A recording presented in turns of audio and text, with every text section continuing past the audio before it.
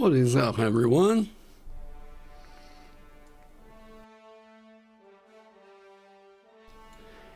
Hey, Pale. Glad you got to come by.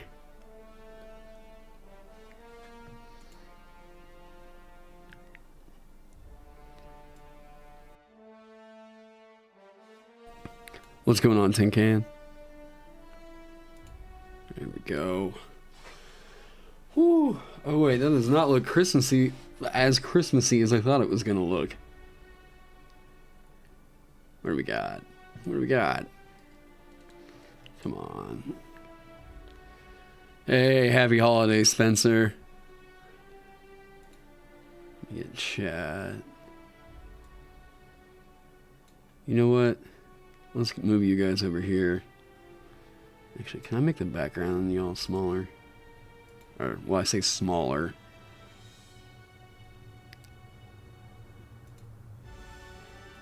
Darker. There we go. Is that gonna be right?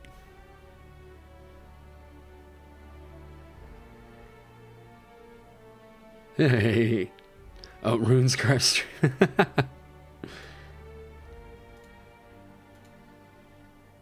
I'm just trying to make sure it looks decent over there. Let's check that out. Hey, Andy. Yeah. We'll get going. We'll get going. I promise. I'm just trying to see if I can't. Ooh. Okay, that's a lot of red. I like that red, though. Let's go with this other one. Come on, give me the... Yeah. Oh.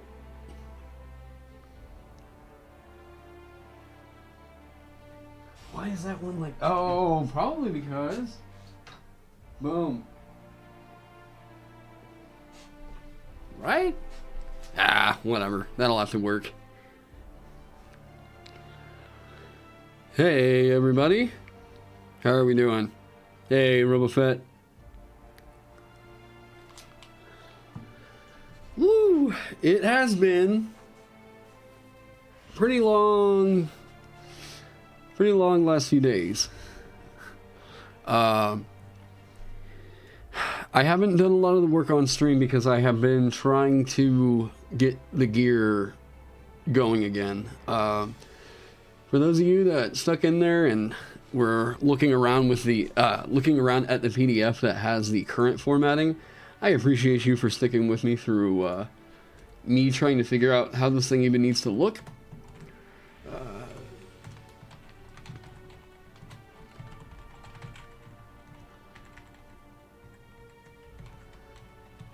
Here we go. Boom. Okay.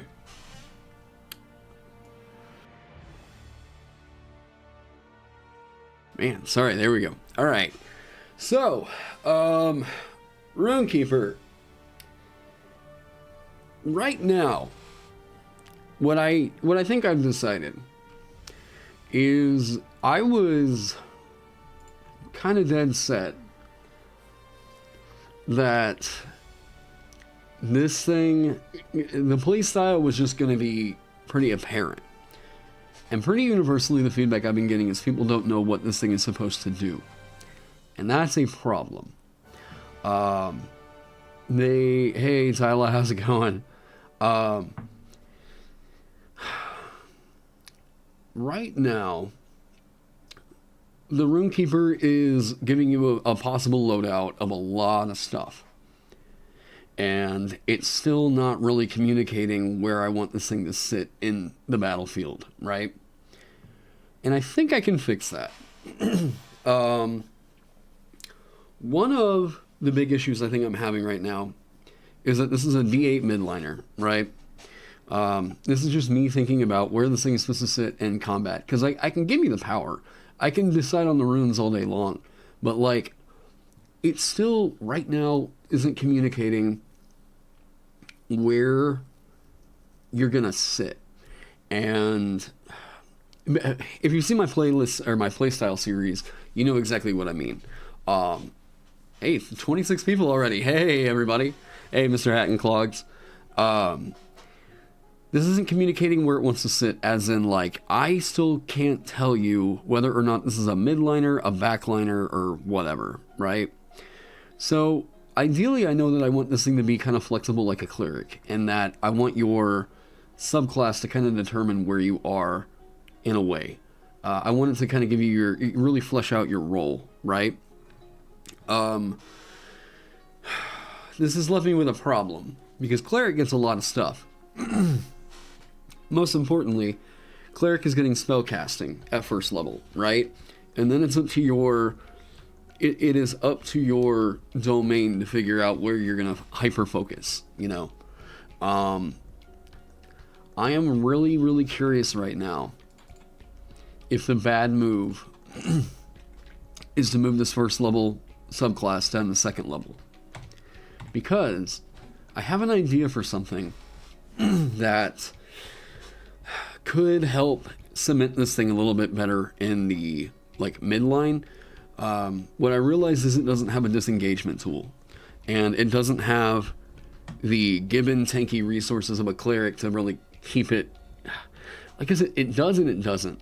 You know that it's like that thing I was talking about in design with the wizard, where the wizard gives you a lot of power, and it seems that the class definitely wants to reinforce this idea of you want to be a backline caster, right? Because that's just what we know wizard is supposed to be.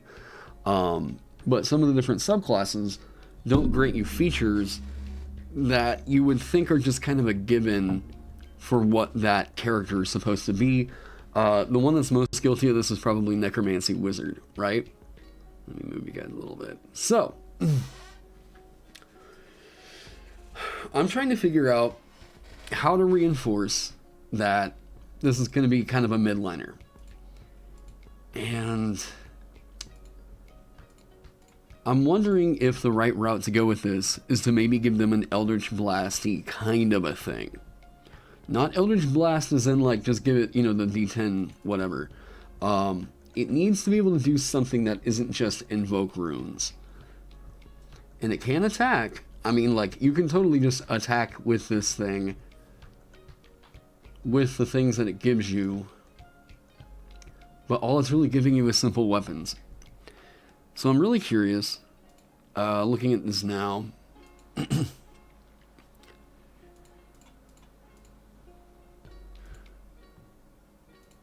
I'm sorry if I sound a little bit congested. I don't know what's going on with that, but I haven't been congested all day. I don't feel sick, so I feel pretty good. I'm really curious, looking at the Artificer, because they only get simple weapons, light armor, medium armor, shields. I'm wondering if it's justified that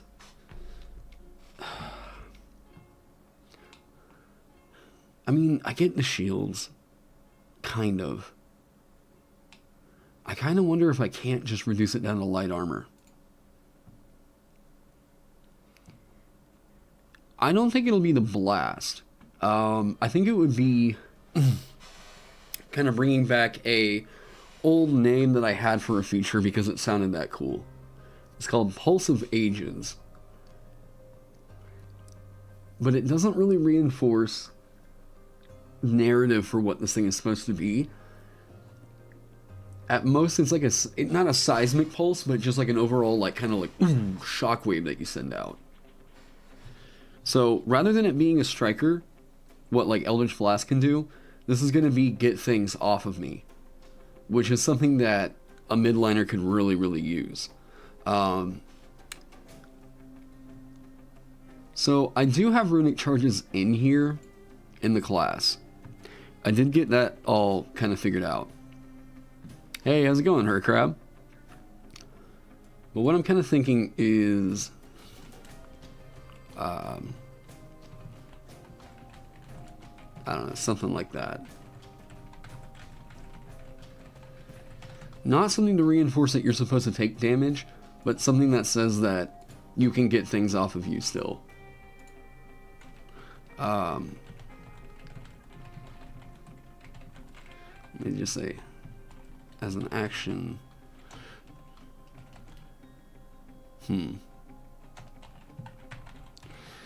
You're kind of on the right track, but like, I mean, most likely the Runekeeper is going to have one of these runes inscribed already on them, right?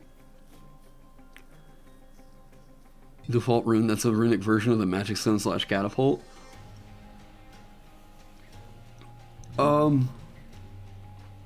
Here's what I'm thinking. Let me... The hit die is a D8. And I realized today I make a lot of D8 classes. I think my next one I wind up going with has to be something a little extreme. My next class, whenever that is. Because the Sovereign being at a D8, I'm like, I'd like to figure out something else.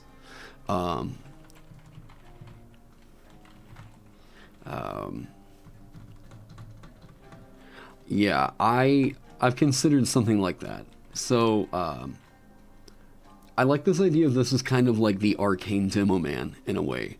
And I think that this could invoke that kind of a feeling in a way. I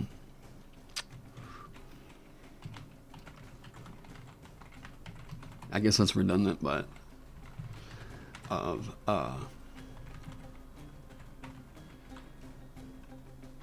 yeah, D4 D4 hit dice. First off, this thing would only start out as a D4 damage at most, because what I want this to do is not damage, but push things off of you.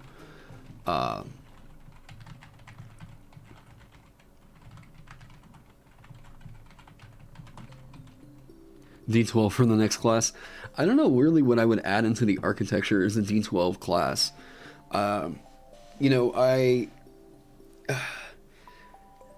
my best thought is I had this idea forever ago that I just wanted to make a this would be a pretty bizarre one. I had the idea to make just undead as a prestige class option, or possibly just a class option, and in that you would get your like undead compulsion at first level, and that undead compulsion would also determine your hit die. I had thought about that. I hadn't. This was such a weird concept like a year ago, and I just never really finished that one out. But I thought that like it felt like a pretty natural fit that maybe some of the bigger, like, you know, with zombie it could get a slightly bigger one, D20 hit dice class. I'm not even joking. At one point I was working on a kaiju, like a monster kind of a class, that was trying to base it off of a D20. That's just, it's still way too good to just go over and snag for literally any character. But I do think there's some classes that could enter the architecture that could like, there's some classes that could definitely enter the architecture that evoke the feeling of like monsters and all that could probably justify a D12 hit die. I'm just trying to think of what else might possibly hit the kind of fantasy expectations that we would want out of something to step in on like Barbarian's toes. Let me move that up. Because, you know, that's a big appeal for Barbarian, is they are the D12 hit die class, you know. Sure, they get a lot of stuff on top of that, but like, I mean, for real, they are supposed to be the big, scary boys, right? So, yeah, I gotta dip into kaiju real quick. Like, I mean, I love the idea of you can become a monster, and the monster would be a new tank idea. I mean, I know that they already kind of want Barbarian to kind of do that. Let me see. I'm trying to figure out where the chat is going to be best suited, because you guys just seem like you're in the way of some stuff that people are going to want to see. I keep getting complaints about what's going to be the good spot for y'all. Let's do this. I know. Hang on. Let's do a little bit bigger. Let's try that.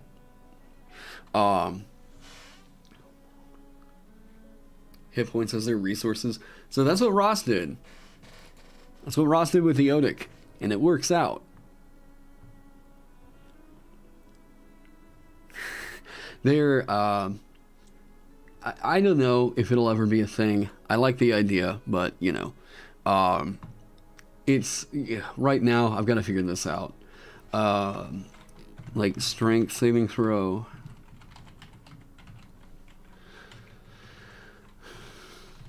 Or be pushed.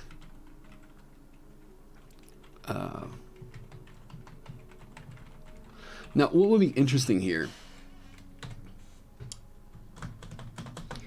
is if you could do this as a reaction to something entering, like getting up on you. But it's no good as a reaction if... And it's no good as a reaction if you're not getting any movement as a part of it, because that's not a disengagement tool. Have I thought about beefing up the hit dice and making it an 8 hit point caster instead? You mean the Rune Keeper? Because, oh god, I am not about to mess with that. The Odic is what style of play? The Odic's pretty flexible. If I could pinpoint one thing, it wants to really be kind of a midline, possible frontline support. The casting evokes the kind of feel of like blood magic, but it doesn't hit like blood magic thematics. It mimics the idea of like what you could do as a hit point kind of constitution caster. Ross is one of the only people that's ever actually like accomplished what I think is a reasonable con caster. The creatures must succeed on a strength saving throw or be pushed 5 feet away from you. I don't know that I really want it to be like your party TPK today and one of them says that he wants to roll up an Odic. It's a difficult one to pilot, but I think that it has a cool narrative that you could really, really get a lot of cool storylines out of. That blocks a square from being entered. I mean, maybe. I need to think about what I want this thing to be in combat. Because I can't just build an entire class around a spellcasting thing and expect the things to just click, right?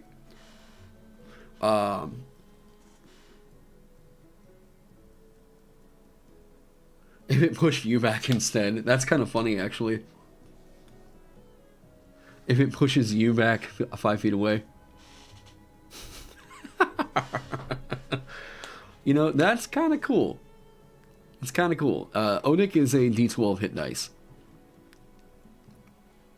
It has to be a D12 hit dice because you're reducing your maximum hit points.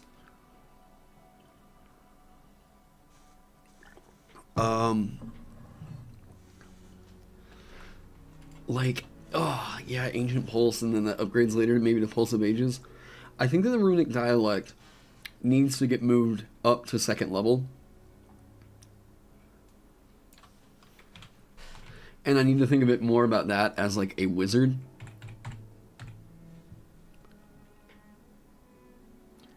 Because, like, Ross is pretty right about... If somebody multi-classes over into it from wizard, it's a bit too easy for them to get like martial weapons and stuff, which like that's not a huge thing I'm really worried about because you can do that with cleric anyways. But it's worth noting that like the ASI investment is kind of preventing that. Pushing and knocking them prone could be useful, but that's let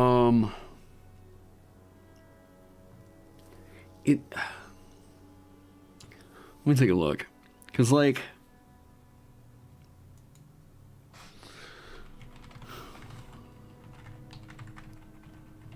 I just want to go back. I want to go back and just see what the... Oh, God. We got a Comic Sans...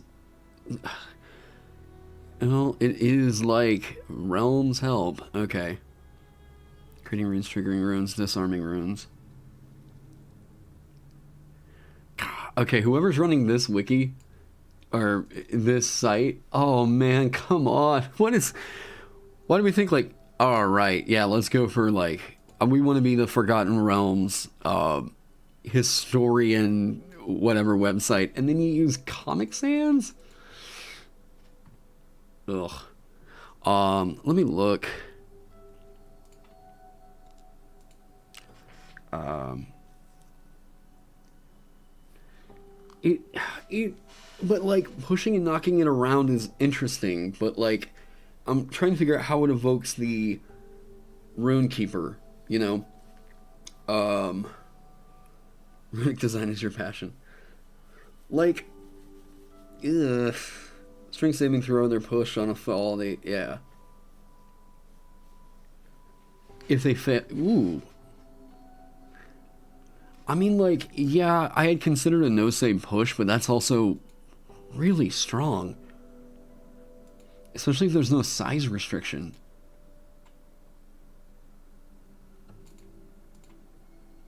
Like, there's got to be something to give them a little bit more defense. Because here's what I'm thinking.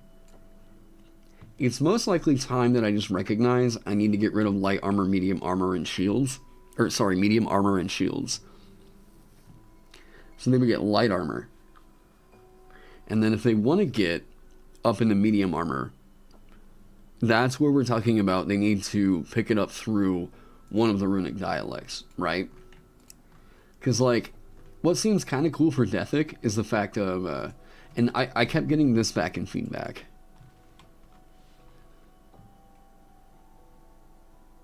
Art and Quinn from Witcher. Oh, wait, you're right. I forget about The Witcher having... Like, we just talked about it the other day, and I was like... Yeah, I need to look at what The Witcher does for rune magic. Because what I think is cool is for the more mid to frontline focused rune keepers is if it's at second level. And I can get a bit more, like, free with the power that I give you if I push the subclass up to second level.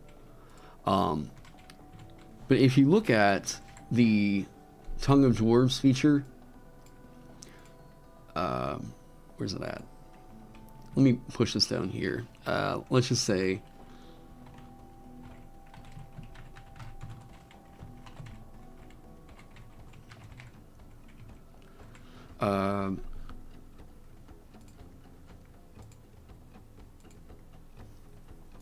if you look at this, okay?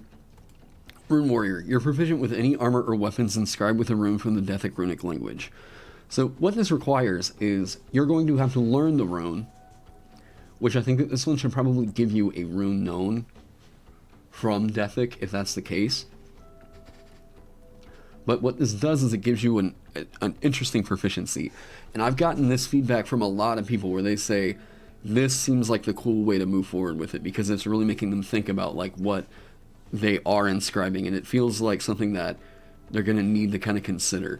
It is a little bit weaker than just a straight up proficiency, but honestly not by much. Like, really, really not by much. And it does play into, later on, one of the big fixes of the rune that I posted the other day. Let me get to that. Oh, and I'll talk about Fiendish here in a second. Yeah, you only ever really need one weapon anyways. This was the big showcase. And I showed it off. Because I had been talking about, I really, really want to make Dethic be able to specialize and get this goddamn runic construct. Make it totally Saturday morning cartoonish, right? So far, I don't know that I can really get super far into where this thing needs to sit balance-wise.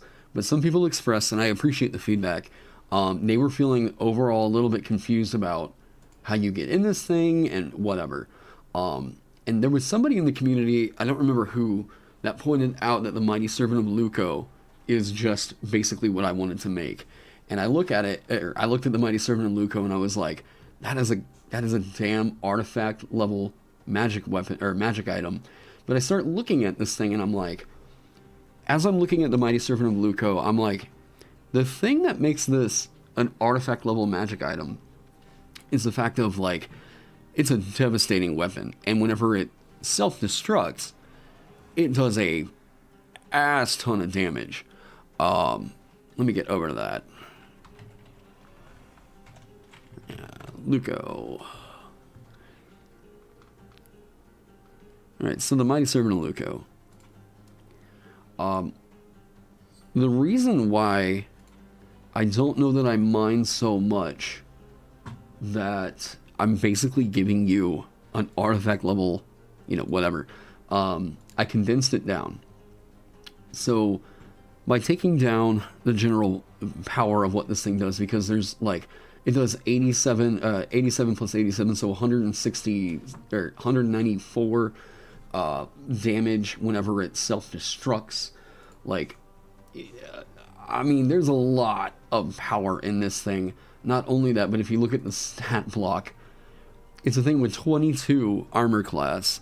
It has its Crushing Leaf action, Destructive Fist, which it can do not only as an action, but it gets to do this as an opportunity attack that does 4d12 force damage on a hit. So for some reason, the fact that it's just hitting you that hard means that it's going to deal force damage. Yeah. This is a remarkable thing to be able to get into. 310 armor class. I think one of the big reasons they wanted to kind of give you this is to give you something to fight a Tarrascan and have that Saturday morning cartoon, you know, kaiju battle kind of a thing. This, I don't know that this is necessarily going to have a real easy time even fighting a Tarrasque. I mean, it's resistant to piercing and slashing, but, you know. But what I did was I took a lot of this right here, Controlling the Servant. And I was like, all right, cool. So if I repurpose this into I give you the stat block, right? I give you the stat block of something that I consider to be a pretty fair companion. I'm trying to figure out if I could possibly reasonably give this to a character, like being able to access this by second level, even first level. Is it even remotely possible that you can justify this being given to you at first level? I don't think not. Couple things on this, right? You have your hit points. You go in, you get your rune, you're able to get this thing, and then you have basically a thing that you can control as long as you hop into it. You get the restricted stuff that's in here, right? Fist, it does 2d6 plus 4 bludgeoning damage. That's pretty sick. The Barbarian's probably doing something kind of similar. The only thing that I might change is like boom and boom. Now, it doesn't have the cool mirror of being similar to the Shield Guardian, and it's still statted above a Barbarian. I think that at this point, I feel like this might be worth it at like, this might be okay at maybe like 4th level. Maybe 4th level. The armor class. A Barbarian that's rolling out with these stats is going to have a higher armor class than this right now.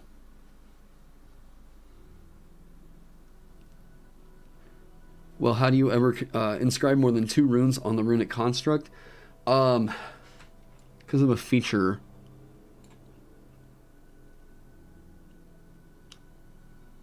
Where was it? Yeah.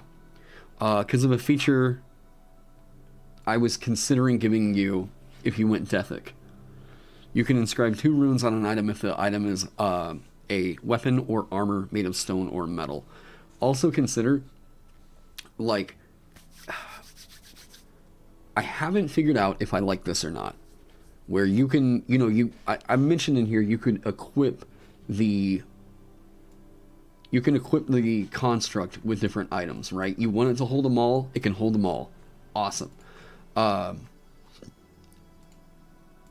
hadn't figured out if I really like the idea of you being able to equip it with a maul, and if the maul is inscribed with stuff, then, you know,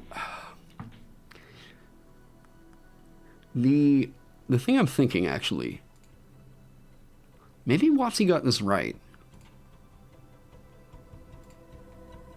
I'm thinking specifically about some wording that they have here in the Armorer. Druids get Wild Shape at 2, and Rangers get a Companion at 3. Wizards get a Familiar at 1. This feels like 5 minimum, I think.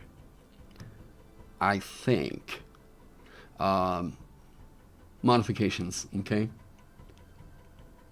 So this is something that...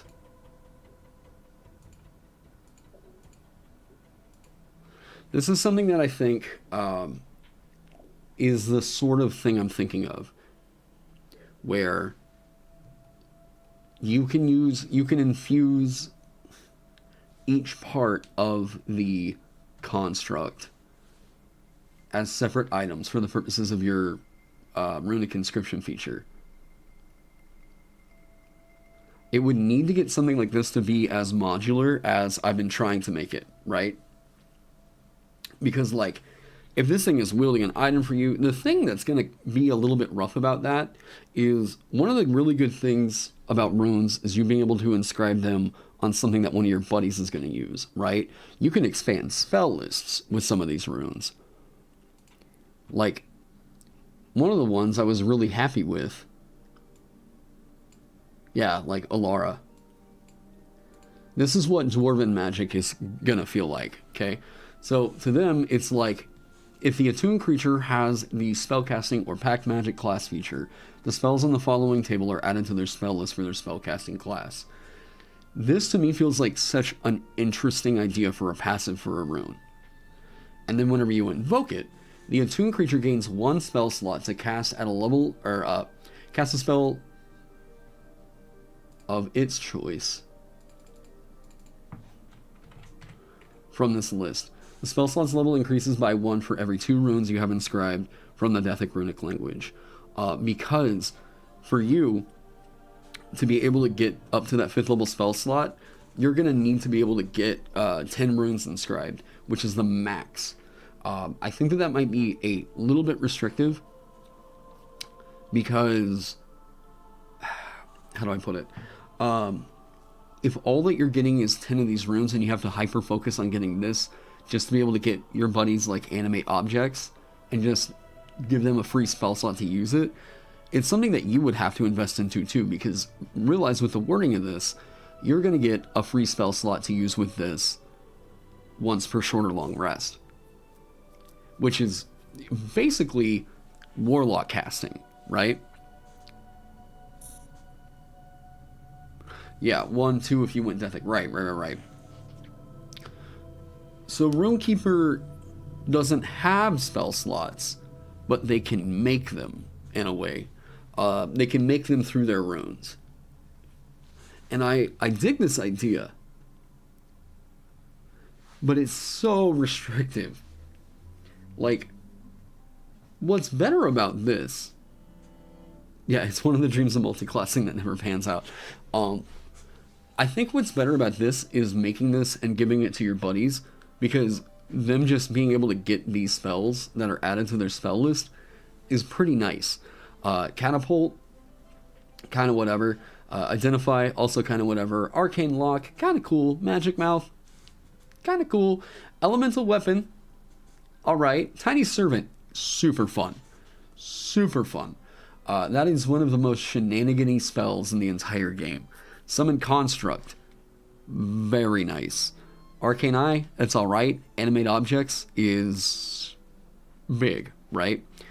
Why not just give the rune spell slots? Because what that's doing is that's shifting the general level of power that I would want for these to be. Because as I currently have it set... Oh, it's all good. Hey, thanks for even showing up. How do I put it? So the runes, once you invoke it, you can invoke it again after you finish a short rest. Unless you get that runic charge feature, which, let me show you. Runic charge, actually, I may have to change that invocation wording because of runic charge. Where's that? Oh, and I'll talk about some of the things, because I'd love to get chat's opinion on what they actually think, or what you all actually think is the fun way to go with Druidic, because I got a lot of work done on this subclass. Okay. There's Harmonic Attunement, where was it? Okay, Invocation Mastery. Some people have said that they felt that this came on a little bit too late. Possibly.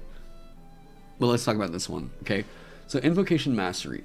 You gain the ability to re-instance your invoked runes, again using runic charges, which allow you to invoke a rune you have already invoked. You have...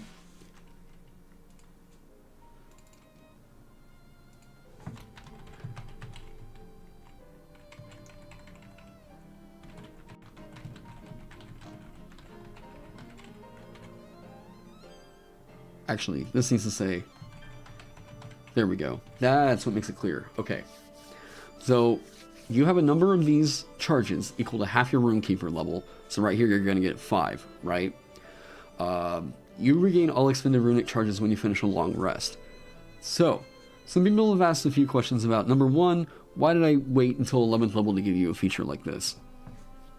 11th level is where Warlock gets their Mystic Arcanum. And Mystic Arcanum is giving you a once per long rest 6th level spell slot. This is quite a lot because of the power of some of these, right? The half level wording needs you to have a higher level before it starts feeling impactful, right? I could even say that, like, it does self-scale if I put it earlier, but I worry about a few things that could happen with this. It's very easy to justify at 11th level because this is where Warlock is going to get their Mystic Arcanum. It's also the point where they actually get a another 5th level spell slot, right? Yeah. So it's a little bit easier to say you should be able to re-invoke your runes again, right? The other portion of this is, if you think about what this means mathematically, this was Ross's brilliant idea. Ross is the one that came by. If you all haven't seen that video, Ross immediately, like, unfucks my system. It's so good. Okay. Another thing. This is doing at 11th level the exact same thing that this is doing at 15th level, only on the Runekeeper, it's going to scale with you.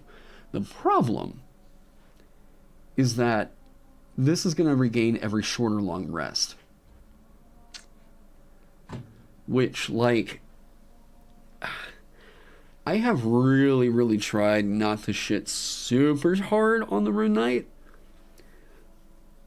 But, like, as I'm trying to make, like Phil said, a masterclass for this subclass, kind of expanding out and doing what Benjamin did with the Magus and the Eldritch Knight, the more I'm just feeling like I don't know that this subclass is entirely reasonable for play. I think that maybe the fact that the runes are so limited might be the reason why, because they don't have a whole lot that they have to really, really worry about. But, like,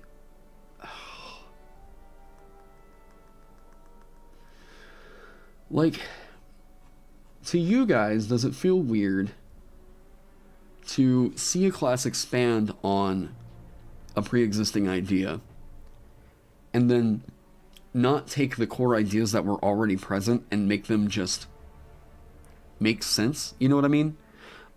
Make them make sense from a sense of scaling. It feels like a mix of Rune Knight and Artificer. It would be interesting to see what comes at 11 in Artificer.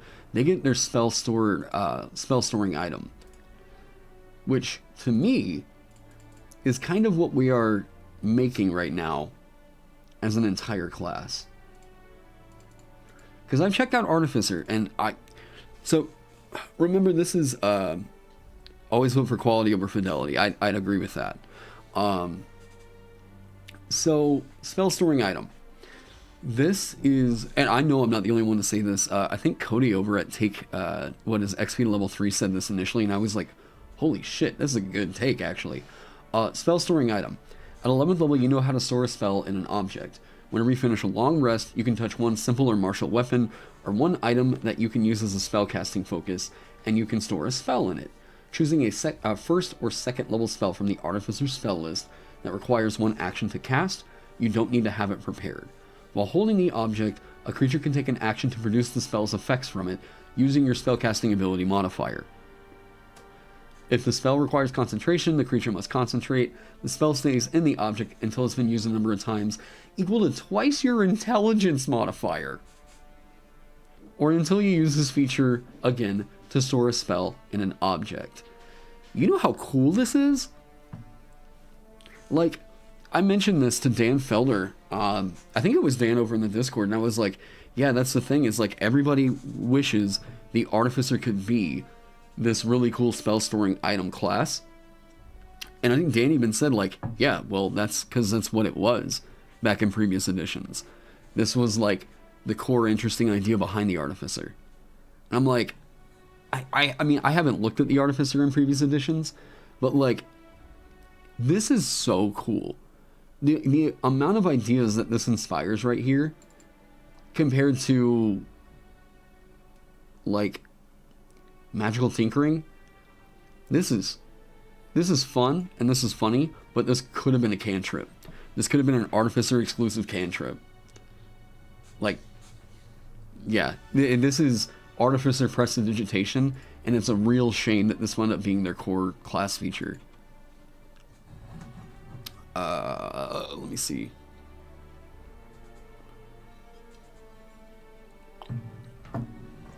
What if other people using your runes was a later level feature, like 9 to 11-ish? So, hey, in case you haven't seen a lot of my other classes, I'm like one of the... Everybody in, like, the homebrew design sphere seems to have, like, their own little style, right? I feel like I am... I like, have a brain for making support classes. I really like the playstyle of supports. It's another reason why, like, Cleric is one of my favorite, if not, like, my absolute favorite classes in D&D 5e. I just see support and I think of, like, what are fun ways to do that support kind of a thing. And what is really cool is, I feel at least, the ability to retool enchantments or, like, give something magical properties. Not just, like, you know, you can make magic items, whoop-de-doo. I like the idea of being able to customize them. Like, one of the most fun things to me, for whatever reason, in Skyrim was the enchantment system. Being able to take enchantments off of a thing and put them onto another. Oh, that is so cool. That is so sick. But, like, could you do that in D&D 5e? Not really. Unless you go over and you check out my merchant who has a blacksmith class that gets that exact kind of thing, right? So I love these ideas and the modularity that it opens up, and I want to make sure that I allow characters to really, if they want to play that support, they can. If they want to go selfish, like, I am the Rune Keeper, right?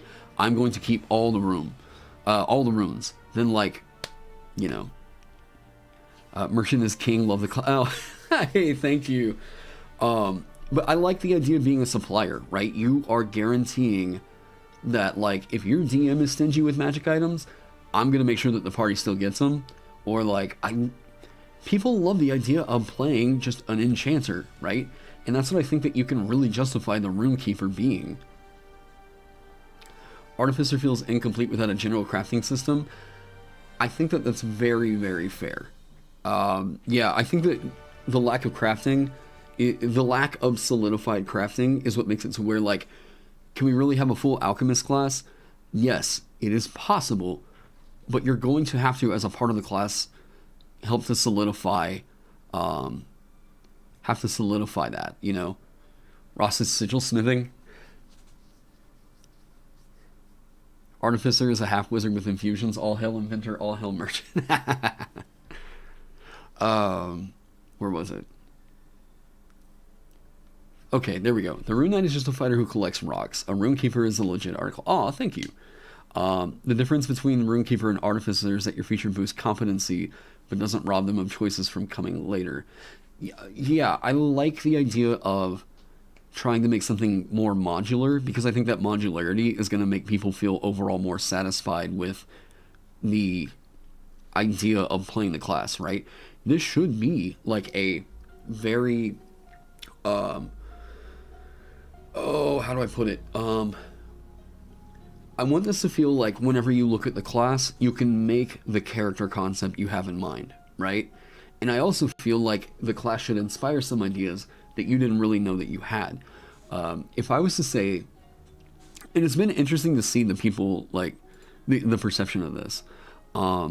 Seth Kramer, hey, first time tuning in? Well, welcome. Where can you look over the whole thing so I can get a more informed feedback? I'm going to get you, because I need to just do this for every stream anyways. I'm going to get you the link to my Discord. If you look in chat,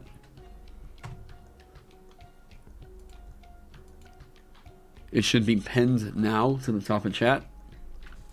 If you join up with the Discord over there, and then go to the Runekeeper version 0.0.0.4, or sorry, 7, that is the current document that I am. That's the most recent version of it that I'm working with.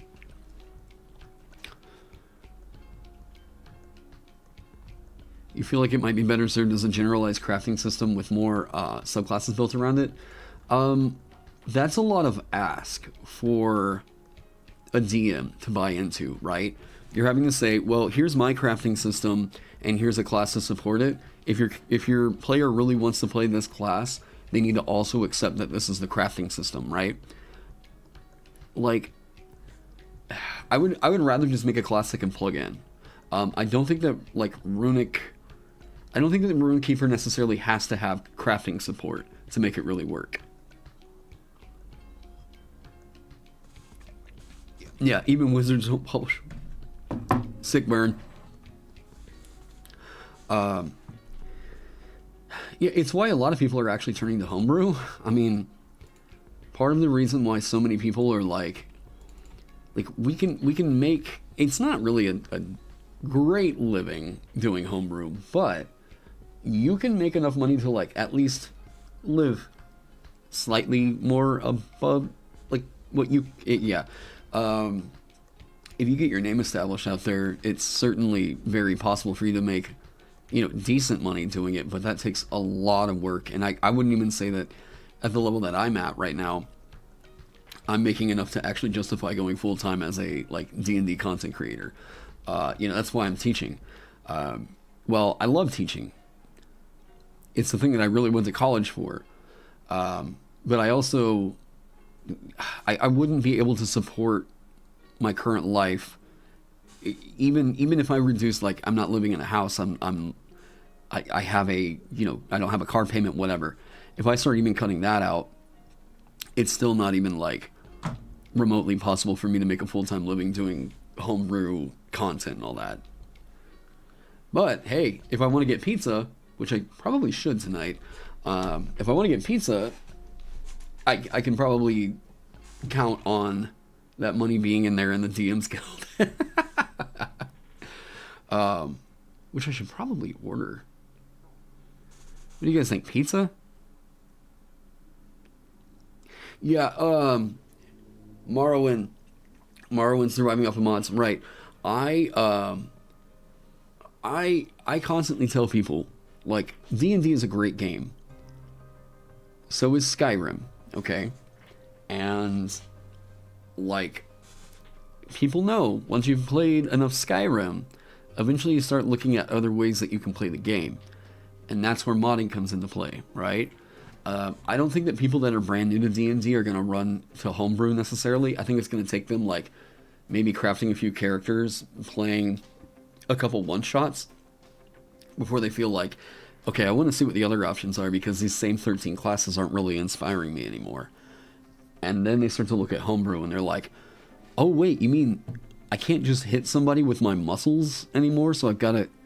Wait, monk can't... Oh my god, I should... What is a pugilist, Or, somebody gets the wild idea that they want to play a character that's a shopkeeper adventurer, right? It seems kind of classic, fantasy. You're the shopkeeper that decided to go out and adventure.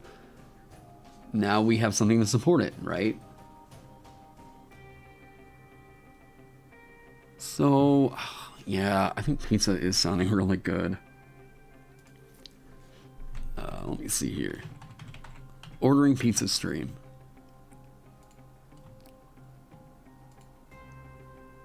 Log in. Boom.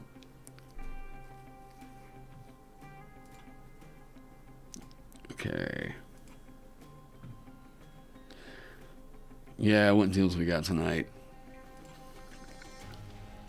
Oh, and you guys get food, get comfy, whatever. It's probably going to be a little bit longer stream tonight because I want to get this core figured out before I keep developing any further.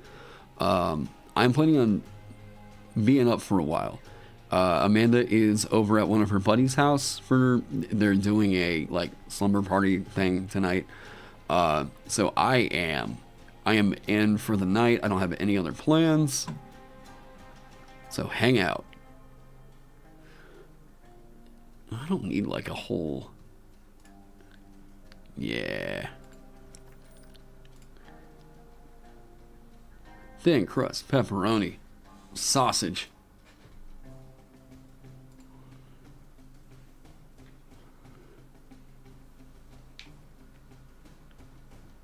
Wait, 1627? Guys get... It is so weird how... it is just so weird how deals work. Where, like, I can get a medium pizza for $14.99. Or I can get two for... what, like... Anyways.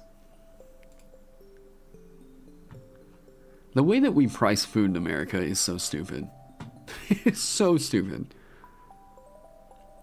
Use the store again. Wait, no, delivery. I'm not gonna go pick that up. You kidding me? I am... That work?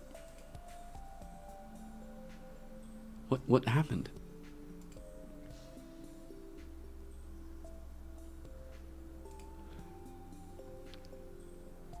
Hey, thank you so much, AOK, for the $5. What resources does it use? Runic Invocation is just...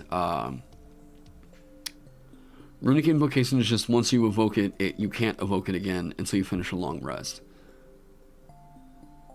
Or, sorry, short or long rest. Okay. Medical facilities, contactless delivery. Whoop.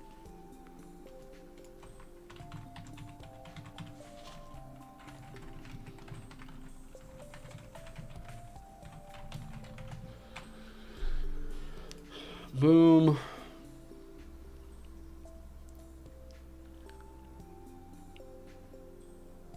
On the way. Cool.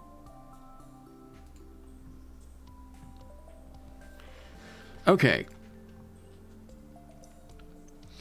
So,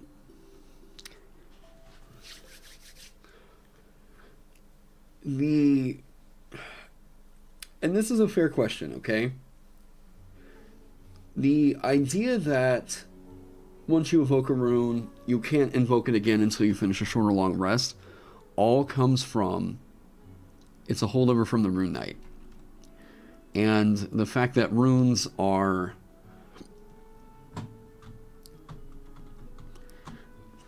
Is that a hard thing to keep track of?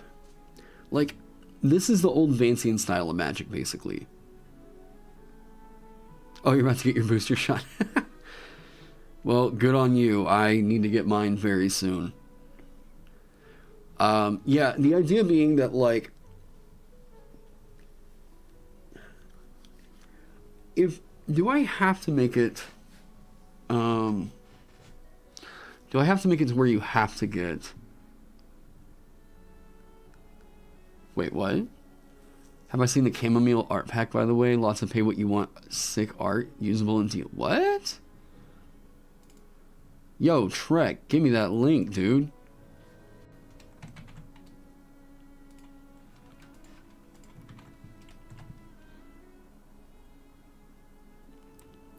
What is this? Is it,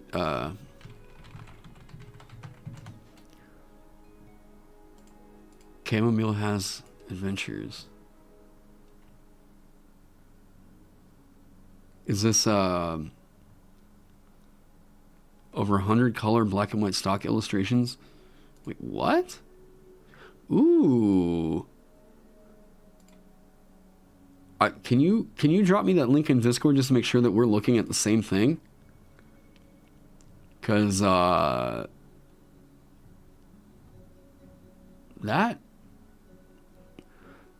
this looks pretty good.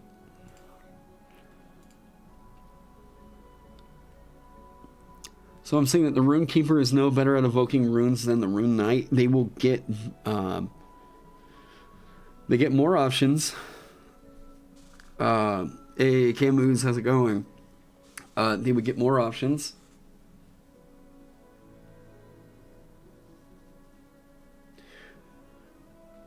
I feel like the, oh, Accidental Hero, thank you so much for the $5. Support your local D&D creators. I love designing homebrew and all the ups and downs involved. Hey, thank you so much. Yeah, it's been a process. This is one I've been chewing on for like the last year. That I wanted to make it churn. How am I today? I'm actually doing really good. It's been a relaxed day. Just kind of kick back. I've been playing a lot of RimWorld.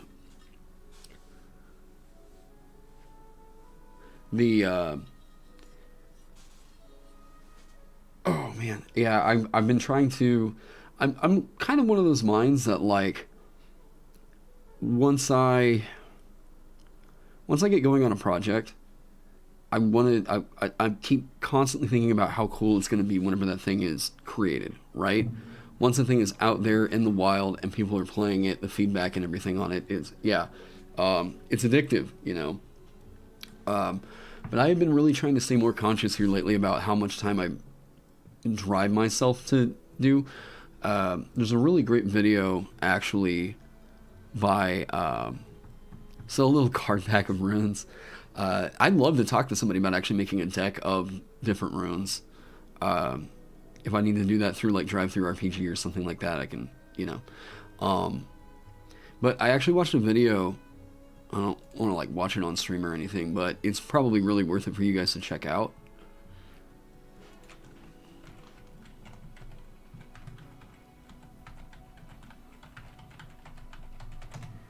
Where's it at? Yeah. Let me pause this.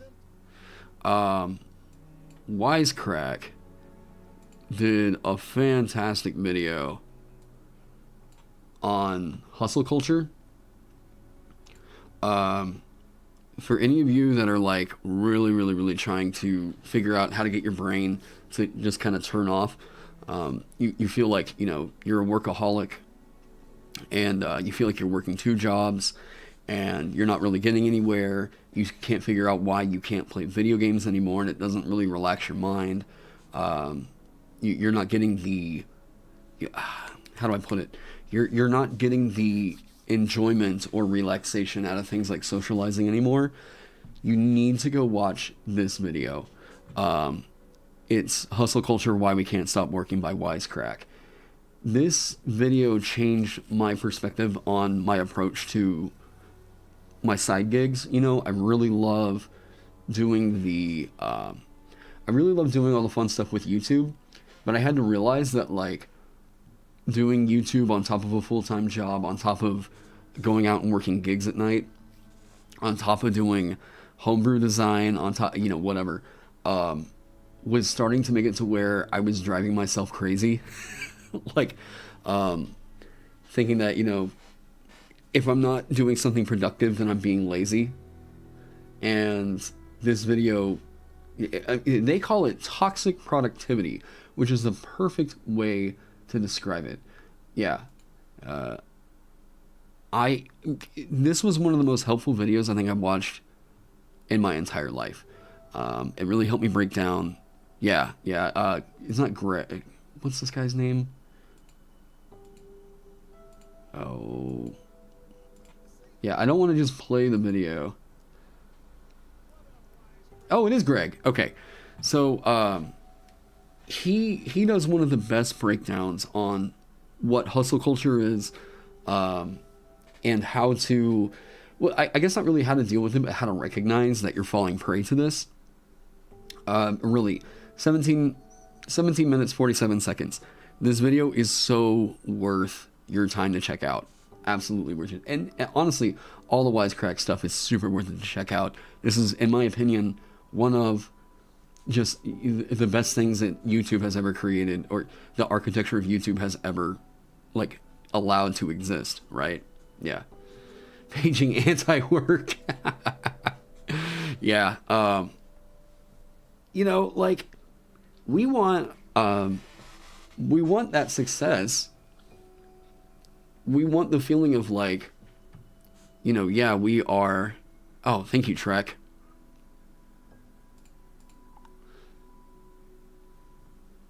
Okay, cool. Wait, what? This is pay what you want?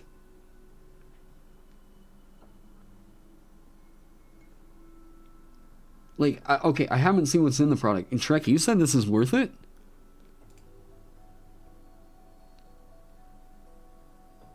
I mean, if they're giving this out for pay what you want, I'm gonna pay the $49.99.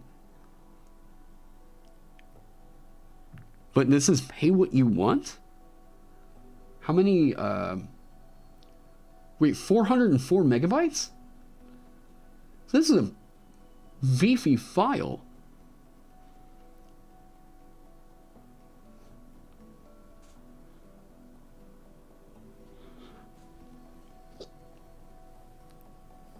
Oh, contemporary philosopher, sick nasty. Okay, hang on.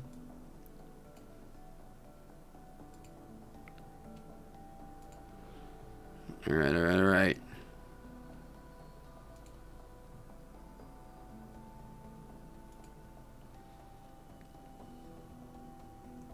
Okay. Let's see what's in here. And if it's for sale on the DMs Guild, then that means that everything had to be approved, so...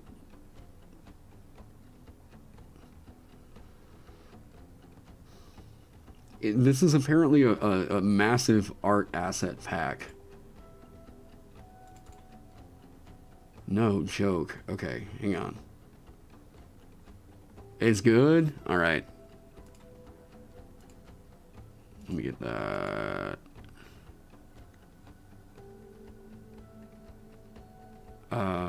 Where do I want this to go? Desktop. Art. Wait, no. D&D. Art. Assets. There we go.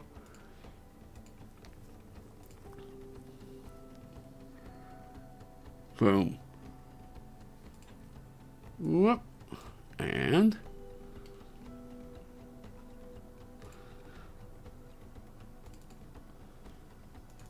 Okay, we're gonna look at this on stream, because, like...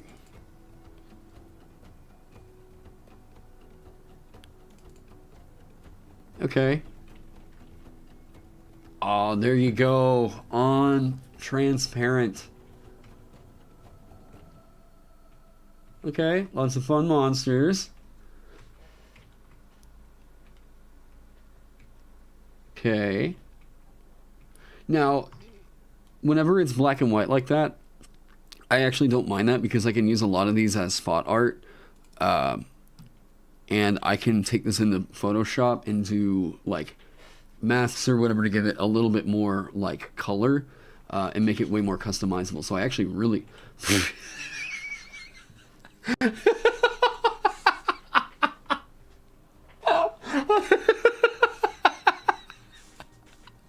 What the...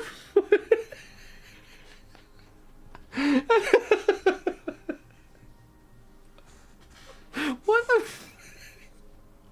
Okay, I mean, I love it, but... That just totally caught me off guard. Oh my god, that's so funny. It's your aunt. Do you want the artificer just drop? Oh, that's great. Oh my god, that was too funny. Okay. I mean, not bad, just a little base dragon. Alright, cool, cool. You said some of it's pretty 1980s, you mean like the, oh, what's his name? Not Vincent. Who's the... I'm trying to remember the name of that artist that inspired the whole, like... Whoop! Is that... Okay. Can't use that on the DM's Guild. Hey, no male nipples. I guess we can use it. It's not bad. Can't use that one.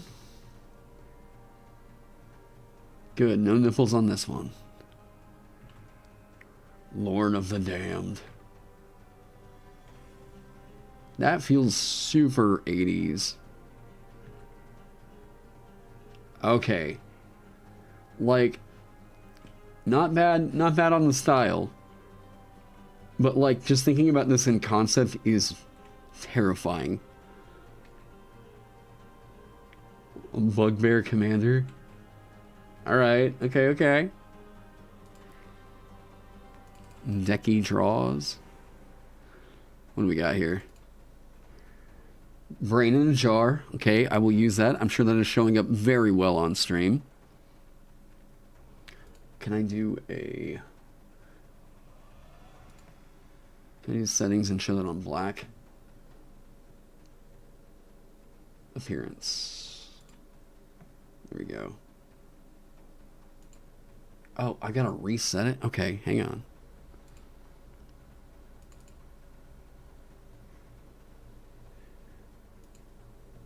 Jim Ward, the artist. Okay, I mean, I can use this. I mean, as a Metroid fan, like, I've always wanted to make one that felt like... I wanted to make an adventure that felt like the first Metroid, right? Like, I mean, pretty clearly you could do reskins of everyone, you know, Ridley, Kraid, whatever, as, like, just D&D mini-bosses and stuff. Like, you could... I really would love to have a whole project that felt like it was just the first Metroid reskinned as a D&D dungeon. Man. Hey, Awesome Soul, what's going on? Very late? Now, I mean, I guess we've been on for an hour, but I'm going for a while now. I dig this. Okay, that's actually a really good slot. Okay. Right. Yeah, I can definitely use these. Definitely use these. You're making a Metroid like TT. Oh yeah, I think you were talking about that in the Discord. Okay. Oh man, yeah, I could totally use these. Good, decent Eric Akira. Okay, all right. Pretty Okay, it's a chess piece. It just has a neck for some reason.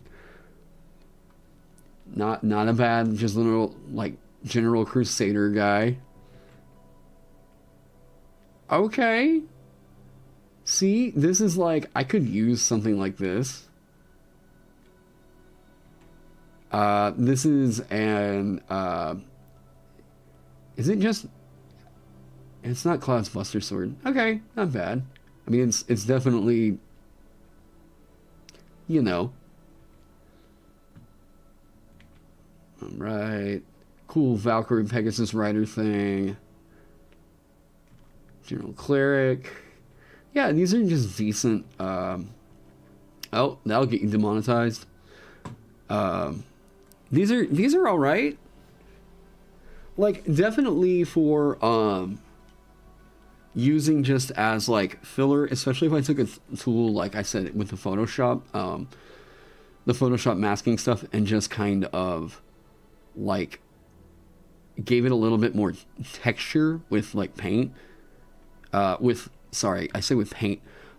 a little bit more texture with varying colors on the lines, it would look totally passable. Cool, kind of like Hell Knight Valkyrie. Okay. Yeah, these are all, I mean, it's a very comic booky look, and if you dedicated to that kind of a look for a supplement, it would be fine. That chess piece plays chess about as well as I do. Curious about that masking process? Okay, I'll show you. Can't use that on the guild. Yeah, I'll show that off. The Rook robot, no.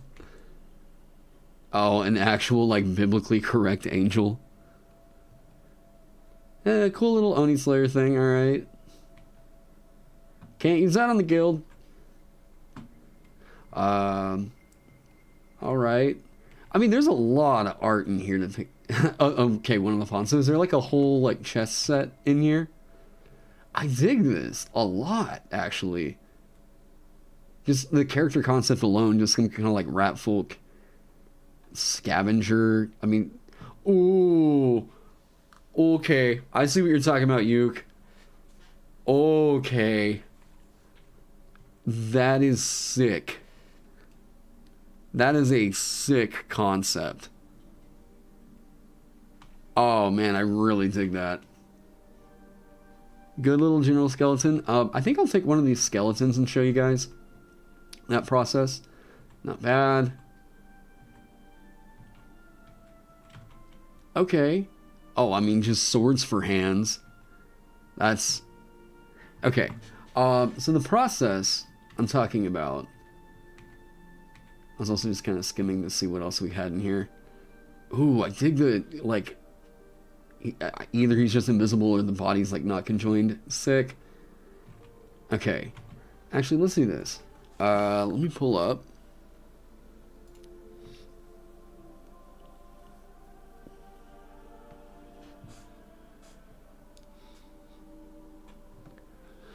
Right, so this is something that you can do to make black and white images just look a little bit nicer whenever they're sitting in your product.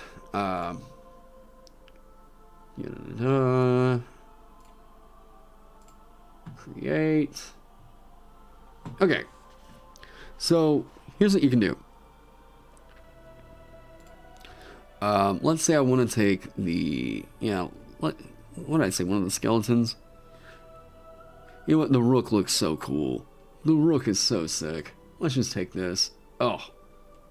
Okay. So here's the process. This will make things look a bit more like some of the art that you see in the official books. Like some of the spot art where it just looks like a darker image on the parchment. You'll see what I mean once I get through this.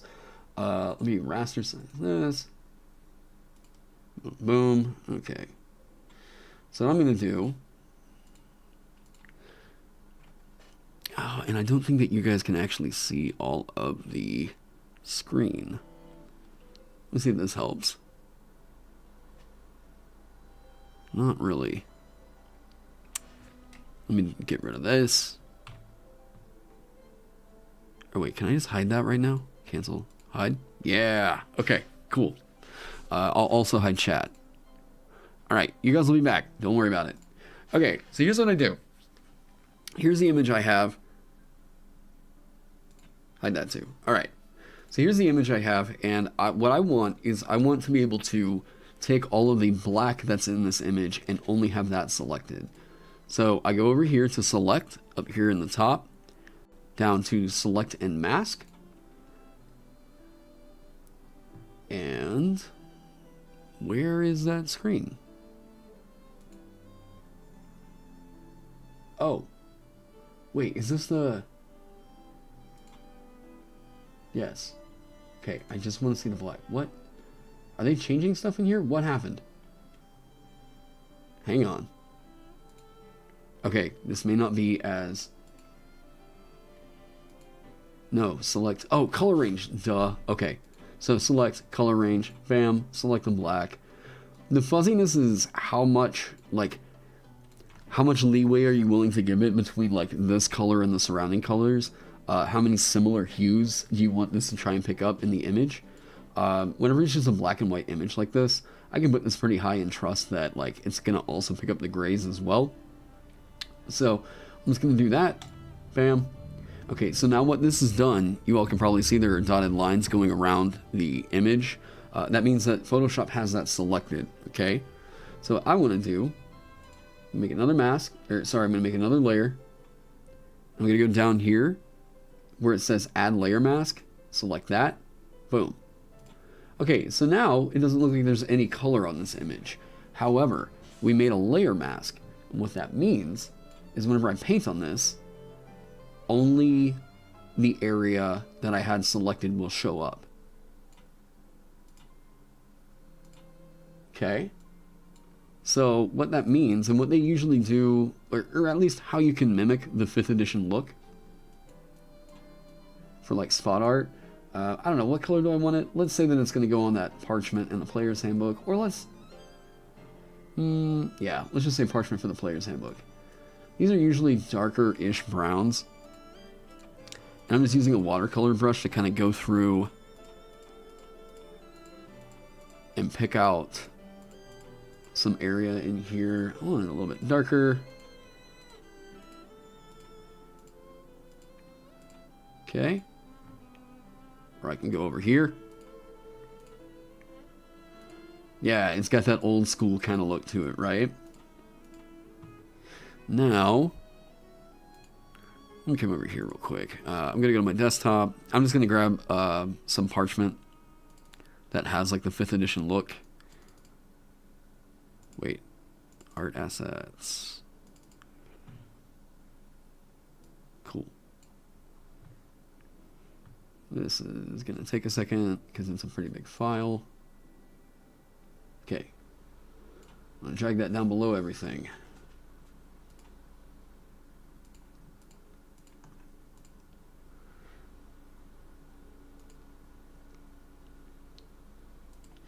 So now, if I do like multiply, or let's say I'm not happy with how that looks on some parchment, all I have to do is I select this same layer. Ooh, I like the blue. Right. And one of the other things that they do is they might do like a light splash layer right behind it. Kind of give it that like, oh, like, I don't know, what is that look? The tastefully sloppy artist look. Let's get down here. Give me these.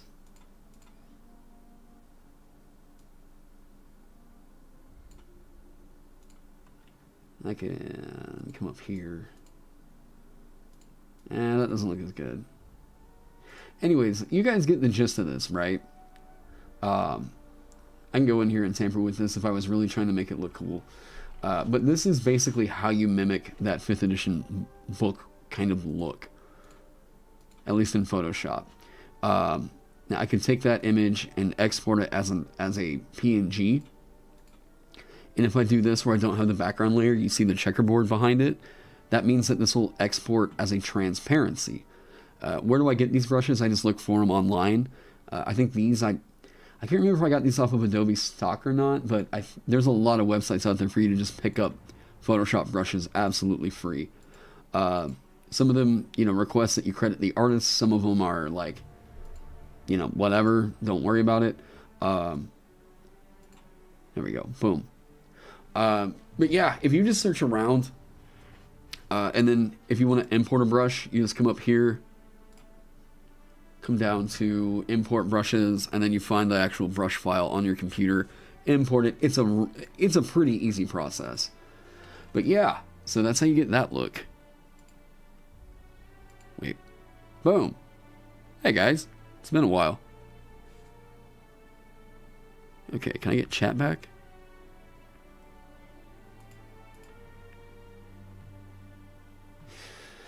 Anyways, so that's what I would do if I was trying to make something, especially a black and white image like that, just look a little bit nicer in a product that I'm making. I figure out some way to stylize it to where it just fits. Let's see. Nope. All right, get all that out of here. All right, I was trying to look at some more stuff that was in this book. This pack I just bought. Oh, you make your own brushes?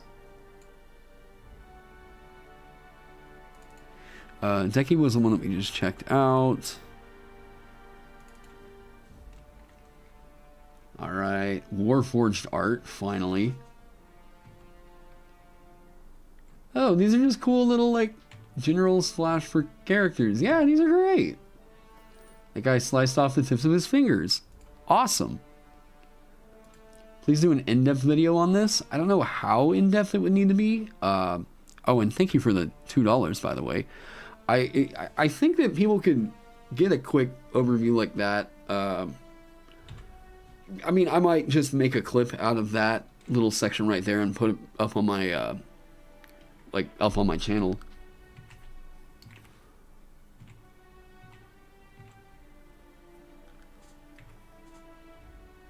Not bad. Yeah, that's alright.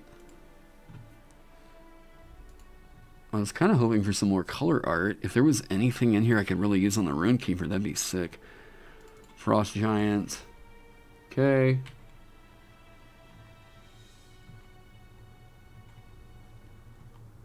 Not bad, not bad.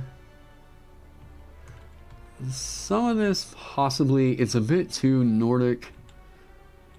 Yeah, that's all too Nordic.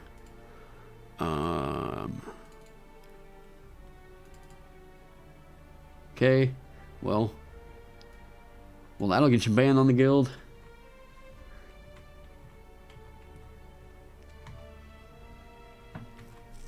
The line work on this one's just not really up to what I would really want to use in a product. Okay, not bad. Not bad.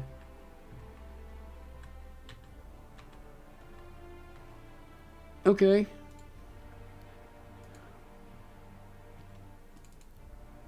Well, yeah, I think I can use some of the stuff out of that book. But not, I mean, there's not a whole lot in there that would really help out with the Runekeeper right now. It has been so hard to figure out what kind of art, or how to do the artwork on this one because, man, like, I'm just gonna have to break down and try to commission artists. Like, it might be one of those things that I'm like telling people, you know, hey, whenever it hits copper bestseller, I can probably commission an artist. Silver, okay, I can get like 2 or 3 pieces of artwork put in here. But yeah, as of right now, I'm trying to even figure out how to get like a decent first cover.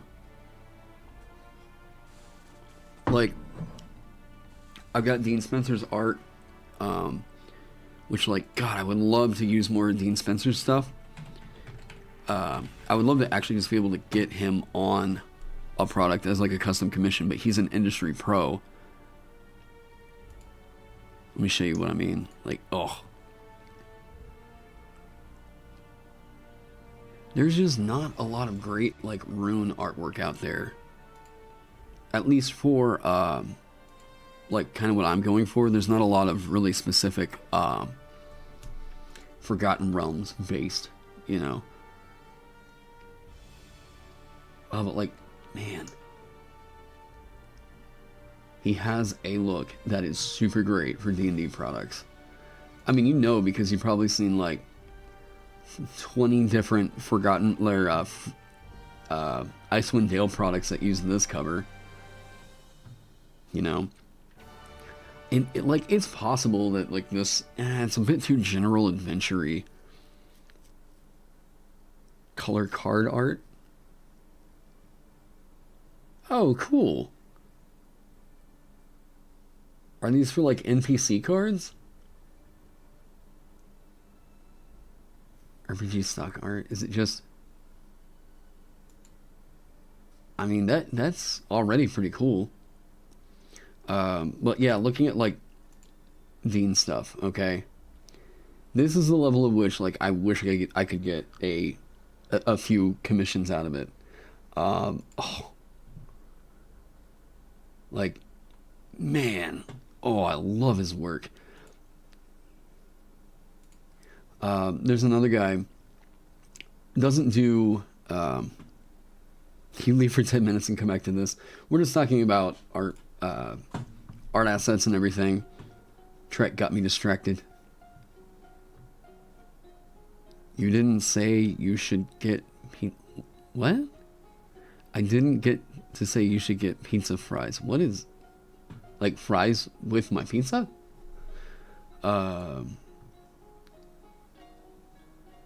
Background color splats. I'm just looking for, like, good, solid... Yeah. Oh. Like, it's clean, and it has that classic fantasy vibe. I love Dean's work. Oh, I thought it was, like, drawing a symbol on there. Sorry, runes are cool, I swear. Yeah, I'm trying to find more that could, like, help support it, right?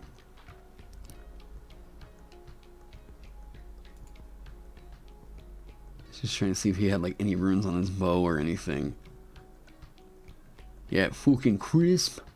I know, I wish I could get Dean on a product, but yeah, he does, like, he does artwork for board games and all kinds of other stuff. But, I mean, I have talked with him on Facebook. He's just, like, he's a nice guy. He's just incredibly busy. Oh, I don't know what you're on. Oh, when is that pizza gonna get here? Like, this is possible to use. This thing is gonna be so full of dwarves. Okay, there's not really any runes on that one. Spectral hand. Yeah, I love Dean's work. Where is...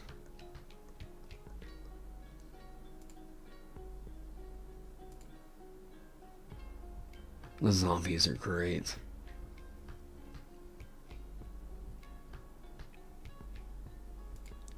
Deep gnome. Man, okay, deep gnomes are like the Snervlevlin, whatever, are actually kind of horrifying. I'm not gonna lie.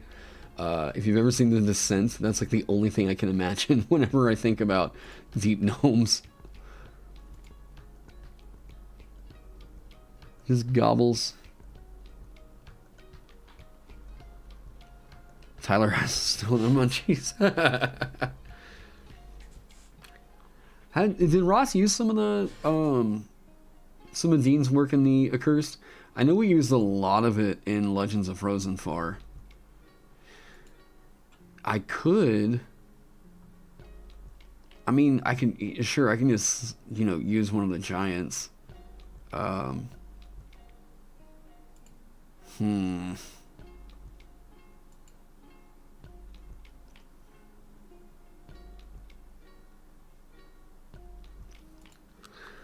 Well, anyways, yeah, I love Dean's work. But yeah, especially whenever you're designing like this, commissioning is... Yeah, you can definitely get... Ooh, hey, we got a rune. We got a rune. That can work. Let's go with that. That can definitely work. Maybe I just need to do some more hunting on here.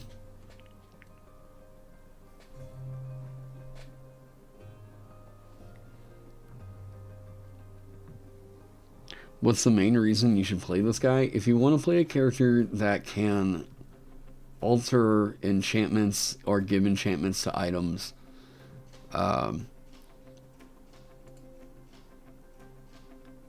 if you like the idea behind what an artificer could be, or you've ever been into the idea of I don't necessarily cast spells, but I can imbue things with magical effects, I would say go for the Rune Knight. I'm still trying to figure out its core combat identity in tonight's stream. I'll probably be on for a while tonight trying to do all that. Because I think the conclusion I've ultimately come to is it really just needs a stronger identity in combat. I need to be able to figure out other than you have these things that you can invoke like spells, they're still restrictive. They're very, very restrictive. And I think that I don't really even need to worry about attunement being a thing that really reels it in. I mean, I still think that they should require attunement in some cases, but I don't think I need to be considering that to be my core balancing measure. That's not the main thing that's really going to keep everything in check. The Horde Golem is pretty cool. Ooh. That could work. Oh, that could most definitely work. That looks like some kind of like an infernal rune.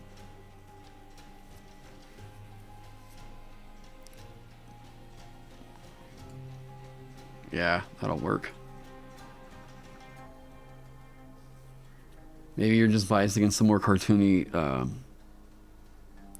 art lines. And I would agree. I'm not a big fan of just the black, like just pure black line work. You know, like, I would rather have the life kind of, you know, help pop. But yeah, it does get to be a little expensive. I'm just trying to figure out if it... Ooh. Maybe? I feel like a lot of people have used this artwork, but it could make sense, especially on some of the more elemental ones. Like, yeah, that could work. I thought I owned this one already.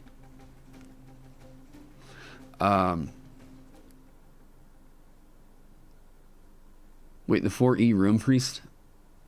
A few at-wills that might serve as inspiration. Yeah, I mean, I don't mind pulling from some, like, 4E stuff if it makes sense for it, you know? Because, I mean, conversions aren't bad.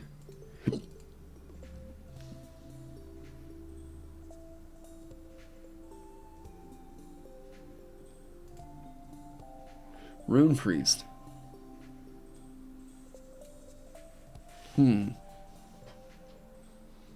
God, where's this art from? William O'Connor.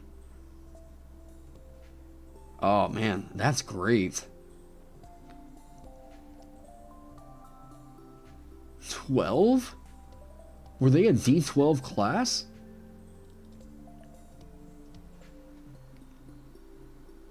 Healing Surgeons.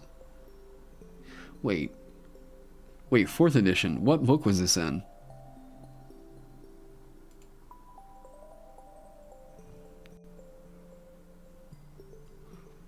Wait, seriously, what book was this in? Player Handbook 3?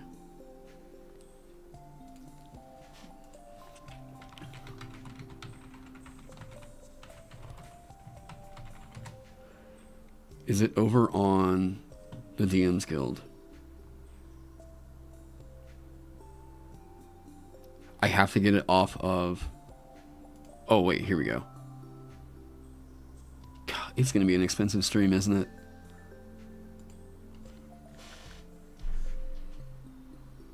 Okay. Yeah,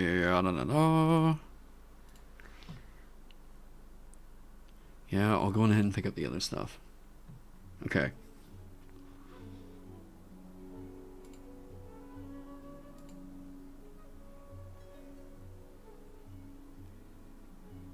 I hope the art's free because it's dope. You mean, what's my favorite design part of the Runekeeper so far? I like the core idea. I like the core idea a lot. But, ooh, what's a Seeker? I like the core idea of what the Runekeeper is. The idea of... I like the lore a lot. And I like the idea that I turned it into... What to me feels like you're kind of a diffuser in a way, right? You are the guy that's going to go in and disarm the bomb, right? Like that feels pretty interesting. But my problem is I don't know that I've figured out the core combat identity outside of runic invocation. And the thing that I am struggling with right now is I'm like, okay, is it just going to be a weapon class? Like, could I say that you're like cleric? Oh, is that pizza? Is that pizza? They told me they texted me when they got here. Favorite part was when Ross showed up. Actually, Phil and I had a great conversation. Players hit like 3. Level 1 character with this new what? Oh, no, don't worry about it. I'm not there yet. Chill. We'll figure it out. Just hang on. Man, that art is pretty awesome for it. Is that... Oh, it's Apollo. I know. Healing surges per day. Oh, healing surge is a thing that, like, basically everyone can do, right? Runic artistry.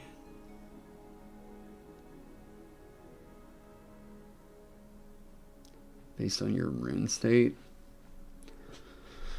Some of your powers have the runic keyword. And this is another problem with adapting something from a previous edition and why I just don't do it. Having to pick up on what, like, some of the mechanic, like, the system words were for previous editions. Yeah, it's predecessor to hit dice. Okay, cool.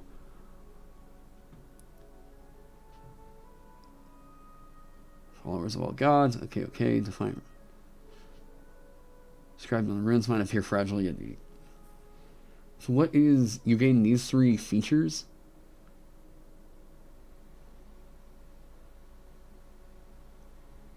Are adjacent to you or any other rune priests who are in this rune state. Rune of protection while adjacent to you, allies. Okay, so ooh. Well, okay.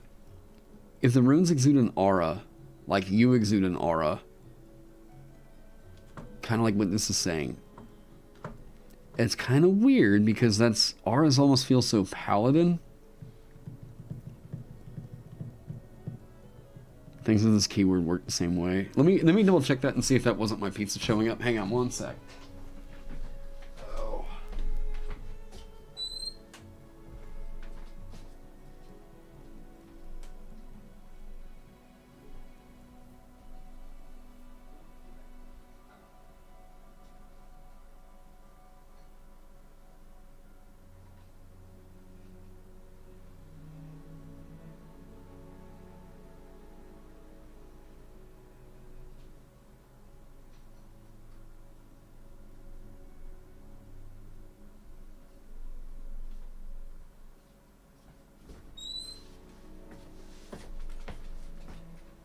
Hell yeah. Alright. How's this gonna work? Alright, mukbang stream.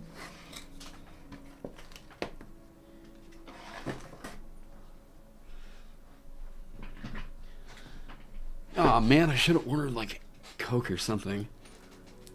Coffee and pizza just doesn't feel right. Okay.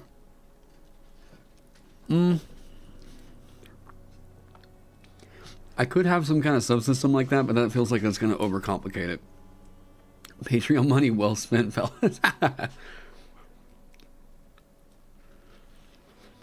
Like, yeah, it would have to feel very different than Paladin. What are you doing, Grace? Go on.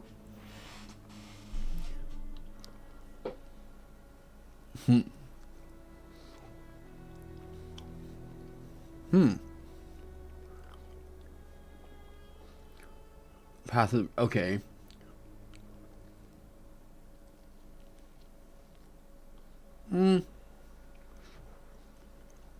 That's interesting.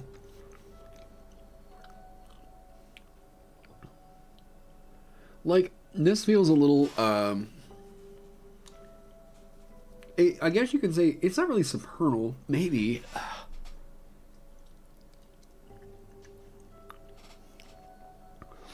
Reading clarity gets a bit late to grasp to 5e. Yeah.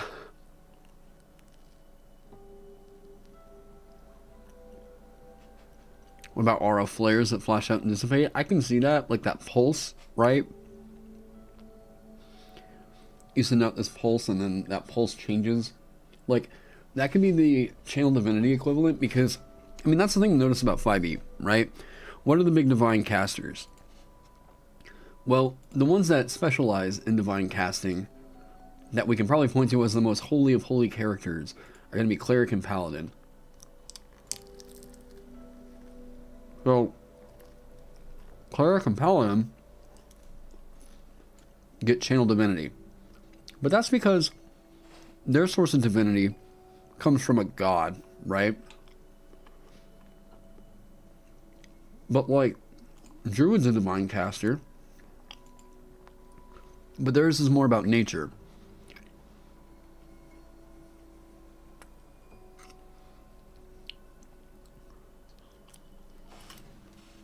And that's closer to our analog, right?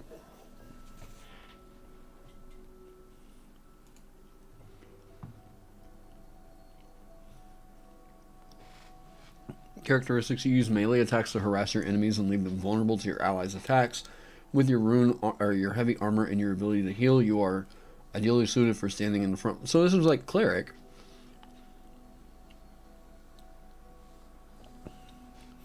I mean, it's an idea.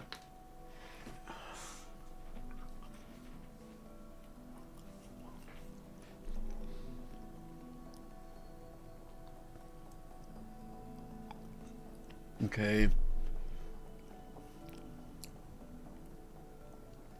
Rune of Mending.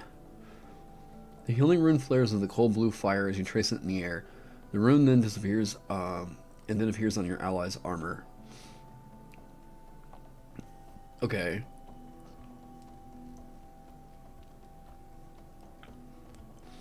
So it has to be an ally within 5. So it's basically like healing word? Or healing... No.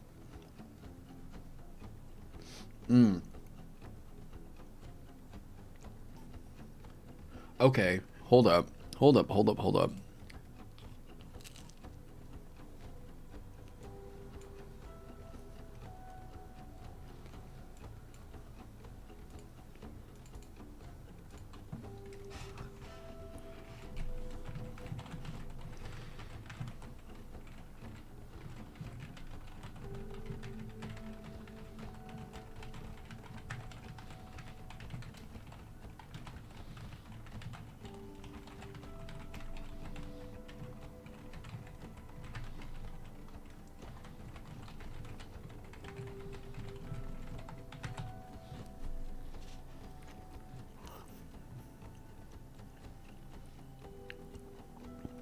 Now, what's the resource that's tied into?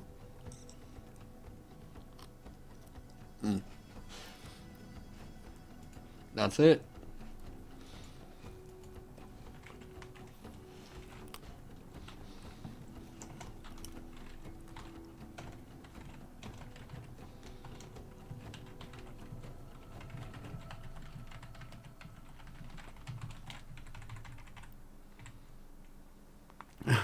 I actually feel helpful. This is why I watch. Yeah, this is why I love designing live, actually, because sometimes I get that live feedback of the idea. People saying whether or not something makes sense really helps out. There's also a lot of you all that catch my typos.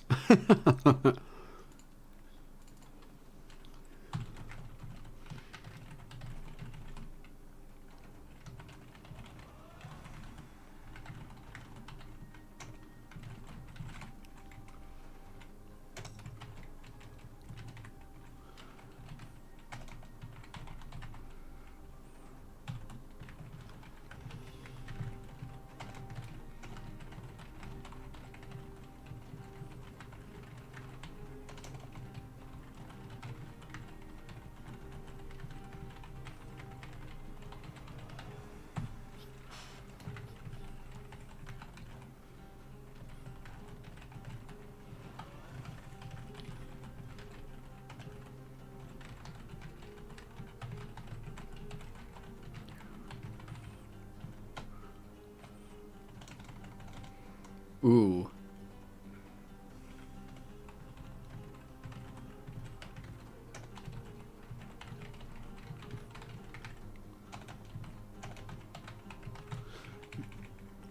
I mean, fair.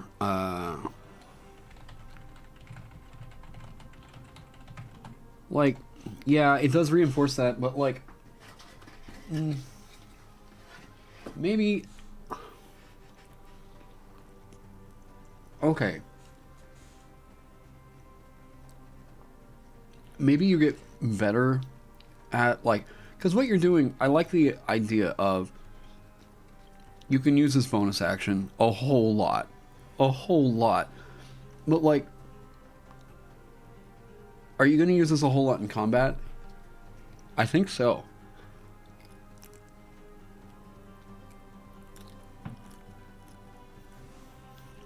I actually really think you would use this a lot. But the creature must be able to hear you.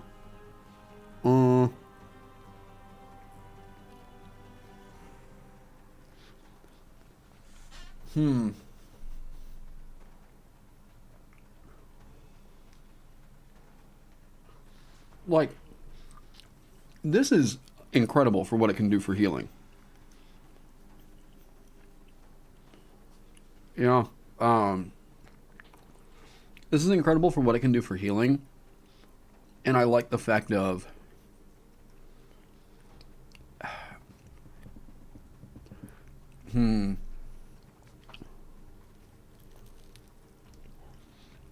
this does feel like it has to be core, I agree. Like, this feels like this has to be this subclass's main bag right here. Like,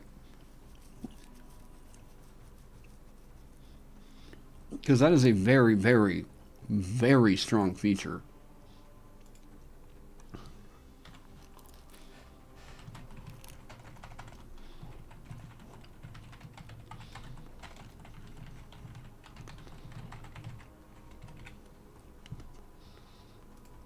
Now, it needs to get more, it needs to get cleared up, right?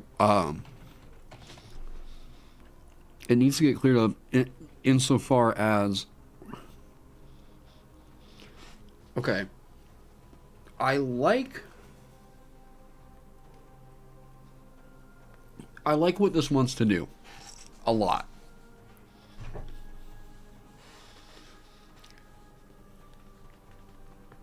I think as long as it's wearing or carrying one of your inscribed runes, that's enough. Because at first level, at second level, who is this?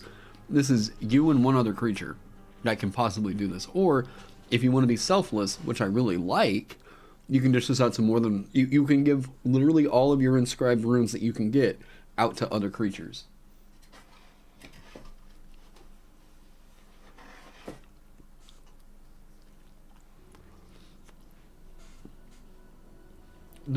I really like this.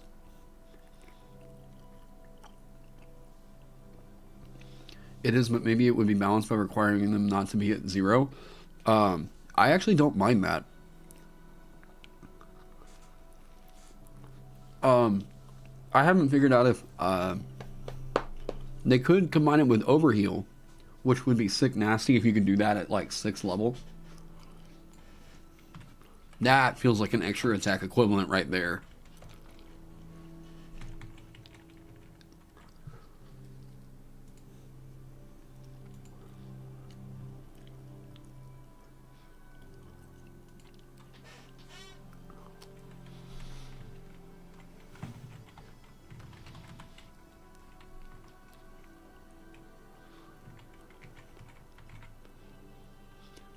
This is so good.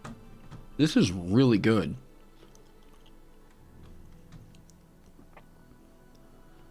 Yeah, that's the thing. I like the cinematic.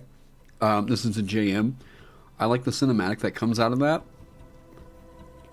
Like, your rune is a defibrillator that literally like helps to accelerate their natural healing. Or you could even make the narration of it reverses the wound back to a time before it occurred. Like, oh, what? Ooh, ooh.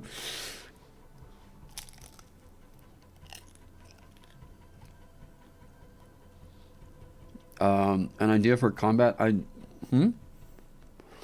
mean, okay, so part of the reason why I'm not worried about the core class features really invoking the idea of what it should be is because people already, like, people know what to do with a cleric.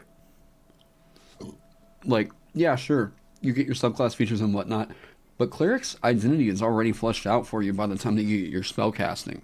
You know, wizard's identity is fleshed out for you just because of the spell casting. At least what they're going to do in combat, right? I think that runic invocation kind of does that. Now, the runes could probably use some cleaning up for sure, but like, oh, hang on. I don't want to get too distracted because this is very cool. Oh.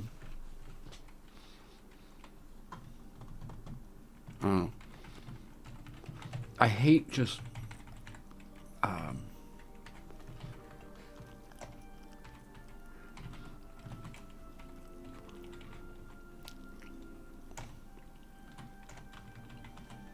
something like that. Sigils of Grace. I don't know. It's something that feels right.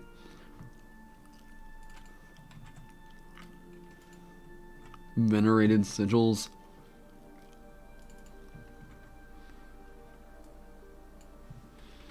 I'm already... So, one of the kind of poetic through lines I'm doing, well, there's really two with all the different subclasses, in their scaffolding, is going to be that everybody's going to get, similar to how Wizard gets their Savant features, everybody's going to get a Savant-like feature, right? Inscribed Grace makes sense.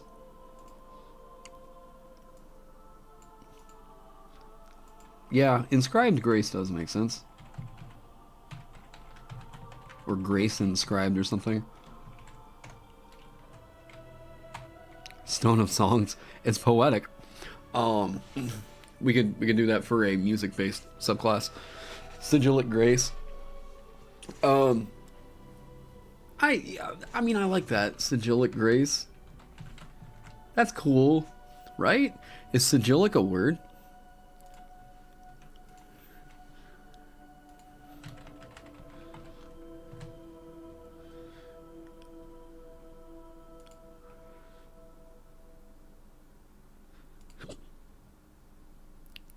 Is it a word?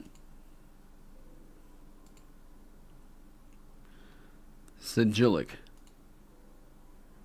Will you say it? Sigillic. Sigillic?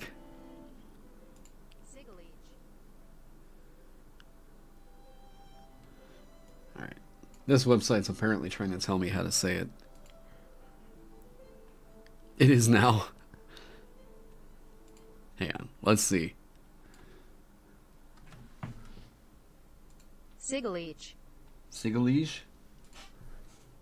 Sigillic. Sigillic. Okay. Okay. Sigillic. Sigillic. Sigillic. Sigillic. Why are they saying it with an H at the end? Anyways. Hey, David. Sigillic. That'll work for me. All right. Apparently it is a word in American English. And you know what? That is God's tongue, so that's what we're going to stick with. It autocorrects the syphilis.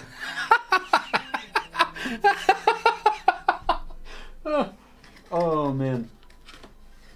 Okay, one more slice of pizza, and then that's all I'm doing.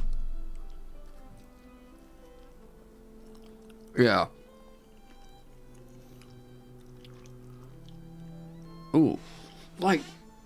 that communicates so much of this.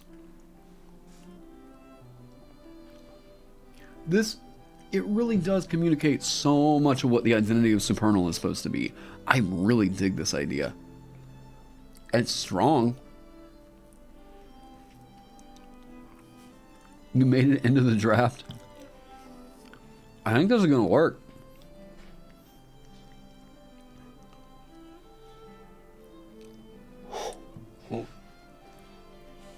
You know what?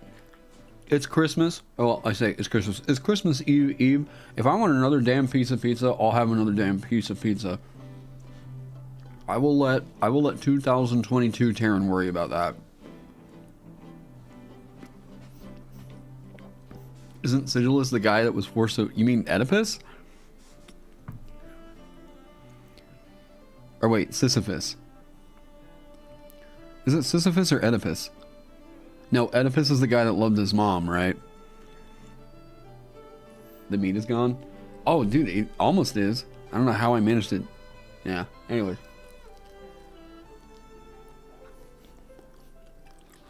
Sisyphus is a boulder pusher, okay. Yeah, Sisyphus is your bro. Oh, man. I was thinking about playing Hades on stream like last year, and it just never really wound up. Yeah. Yeah. I was like, one of these is the right answer, and the other one's... Yeah, anyways. Okay.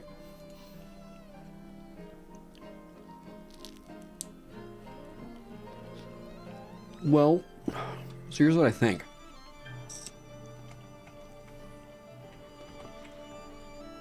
Okay. I think this is remarkably well tuned right now. Because they spin the hit dice.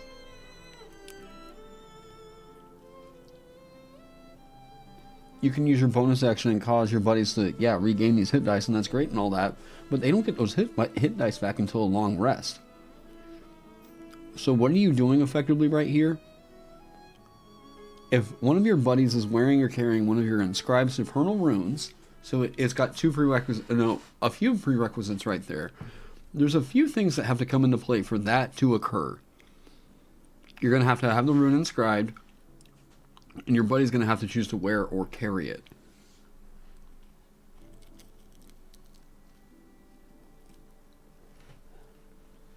Guys, I think this is really good. Right? Yeah, they don't add their con mod, just your int mod.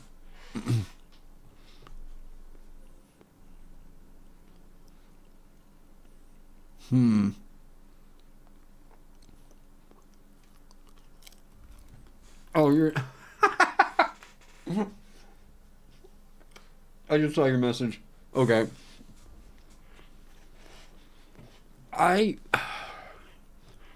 So this is... Of all the different subclasses that are on here, this is definitely the most support. I think if everybody's looking one up and they see supernal and it is anything other than support, it's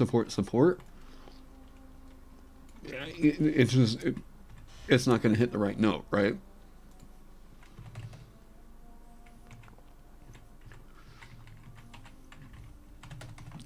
You know what's kind of cool?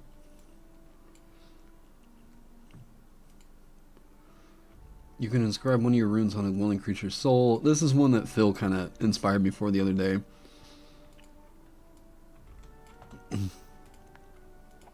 I don't know what this could be, but this could be really, really cool.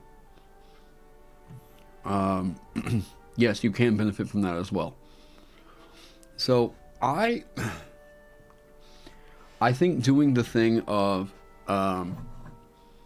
hit dice can only be used on a short rest, whatever. I've had people kind of knock back and say that they think that hit dice expense outside of a short rest is like fundamentally busted because it kind of breaks down what was one of the key healing mechanics of the whatever.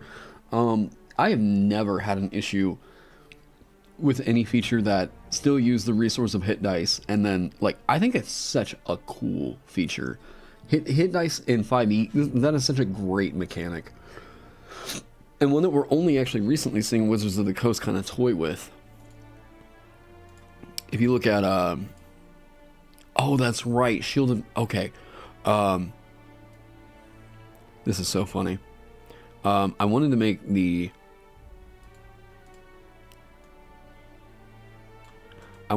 Shield of Missile Attraction into a rune of some kind. I think it makes a lot of sense as like a goblin rune, but I need to look a bit more into that. But what I... Yeah, White Room Theory crafting. Everyone constantly says they want more uses.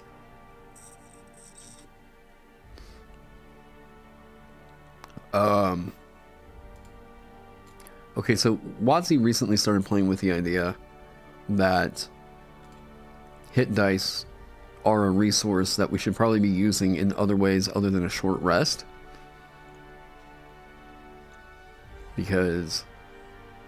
Where are we at? Where is it? Ugh. Spells. Okay.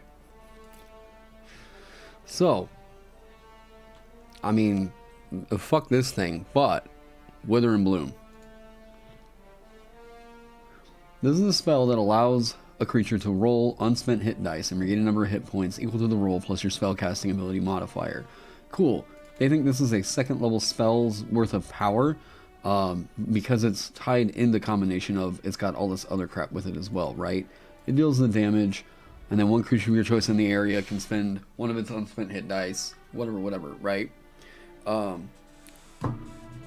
Yes, and the hit dice being depleted faster also makes healing more useful. I would agree.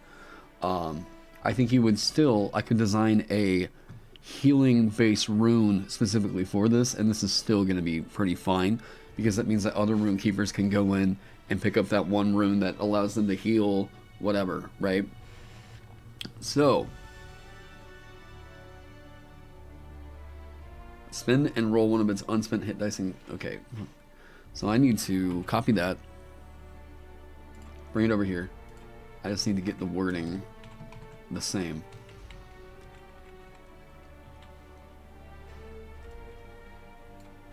Spend and roll one of its unspent hit dice and regain a number of hit points equal to the roll.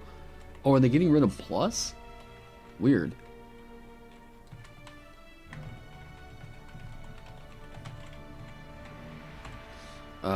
Now, does that increase hit die usage? Yep. So, one for each level, but it doesn't add your spellcasting mod to each one. Which I think is okay for that real scary, like, I'm gonna have to add more, whatever. There's a very good thing from Divine Soul Sorcerer that makes a lot of sense on this. The number of hit dice. Oh, the dogs are bugging me. The number of hit dice that can be spent. Okay, I'm just gonna copy. It's homebrew. It's legal plagiarism.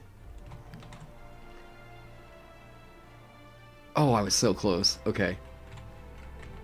That can be spent and added to the increases each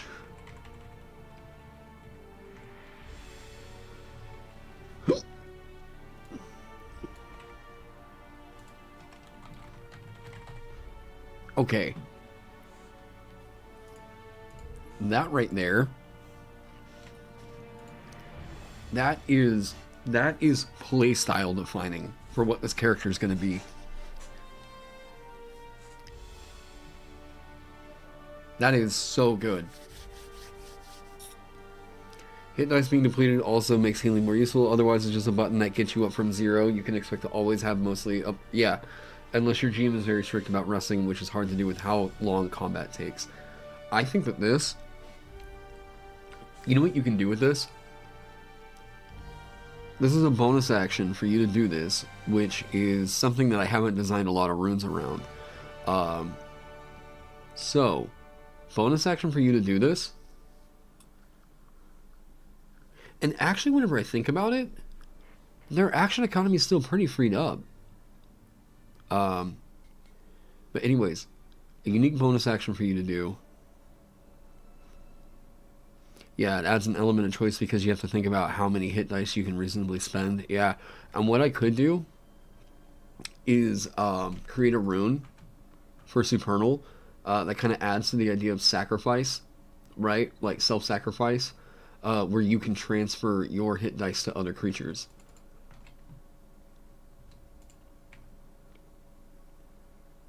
That is so. That is so supernal. Um, Phil and I were talking about white alignment. Well, white alignment, red alignment, all this other stuff. What makes the different schools of magic feel like magic, right? And supernal being the most white aligned kind of a subclass in here of runes, right? Feels like that is so. Oh, that is. Well, what is that to?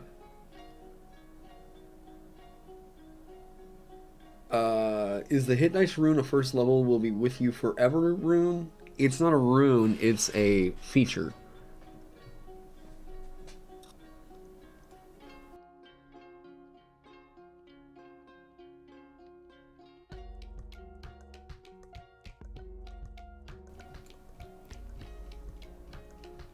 Because, like, second level, realistically, how often are you going to do this? You can do it to yourself, you can do it to somebody else.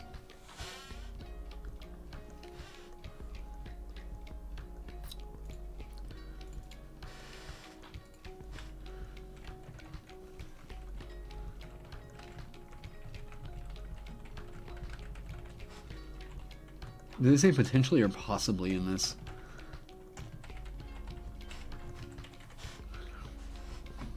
I think that's all these bots. I think that this is actually self-balancing and very, very, very good. Like, I think that that is so. Yeah, life transference, but like a life transference. What could that be the word for? Like, poetically, what does that mean? What is the runic word? Passage? Passage almost always feels like it's a rune that is overcoming an obstacle, right? For the additional hit dice healing, does the creature have to wear those as well?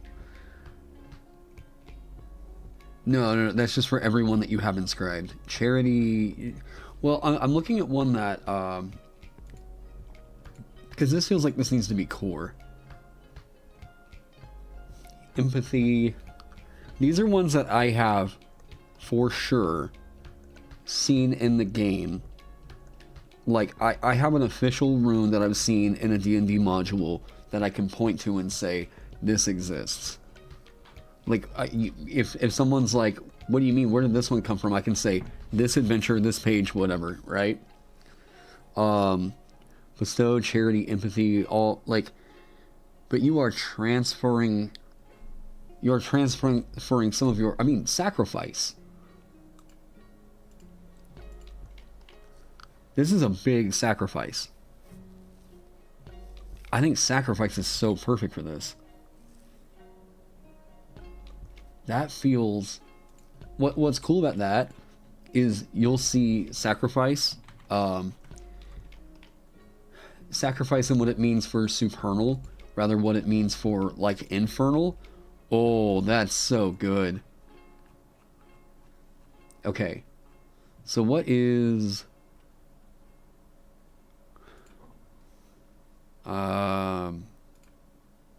No, go away. Thank you, Wither and Bloom. Hey, Strixhaven, you were good for something.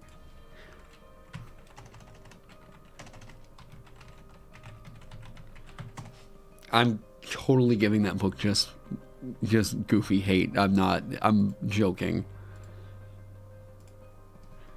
Sacrifice in Latin.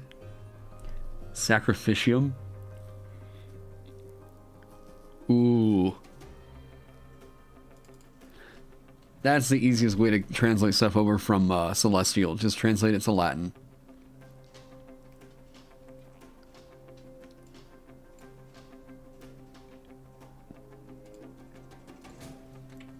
We'll get back on the core, but like, ooh, this is just such a good idea. I've got to get this on paper. Don't worry, you secretly hate it too. I don't mean to talk trash about, hey, Phil, what's going on? By the way, Phil, ooh, Supernal just became, yeah, Productive Spiral. Yeah, like, I don't want to talk trash about, like, the work of other people or anything like that. Wizards is a company, though, so I feel like I expect a certain level of polish from their products, especially whenever they put, like, the world's greatest role-playing game on all their books. If they don't live up to that hype, then, you know. Anyways.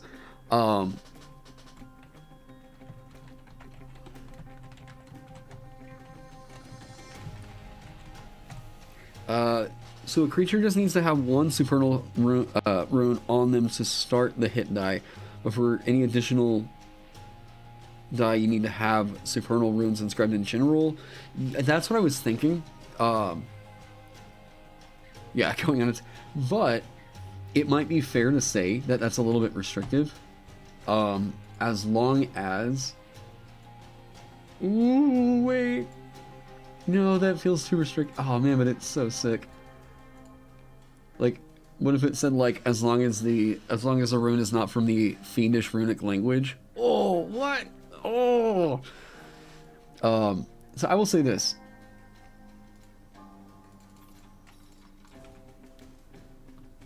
Okay, let's get that restriction out of there.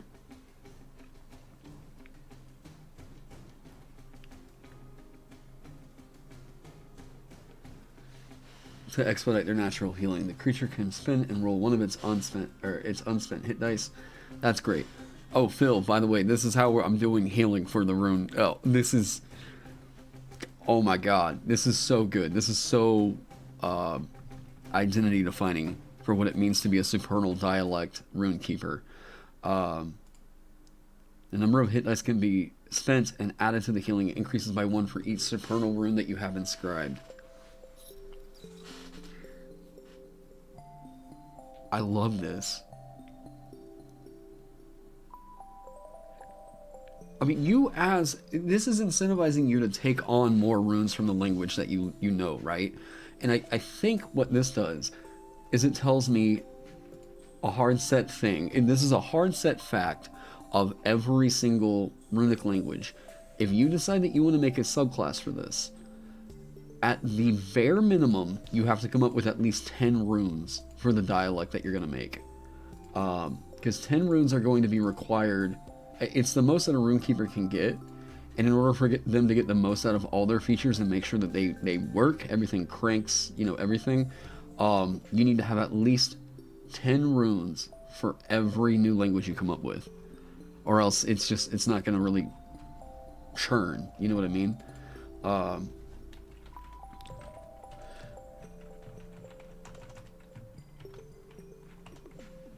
So, with this one, Sacrificium. Flicker reinforcing. Ah, thanks.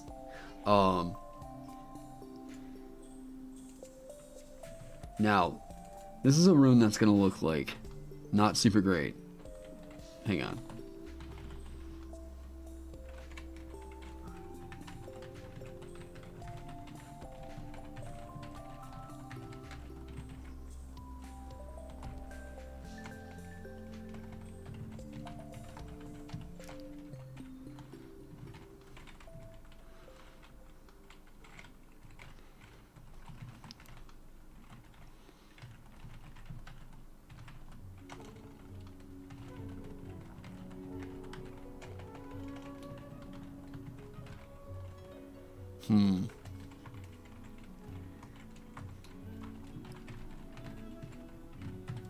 Ooh. This is spicy right here. Well, but then there's no reason for one. Okay.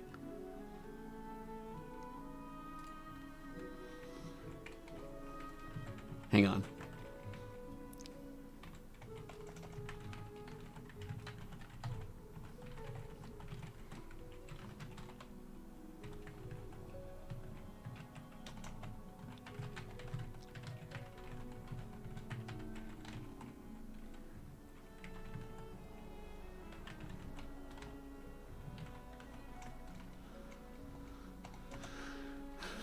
Wearing or carrying the...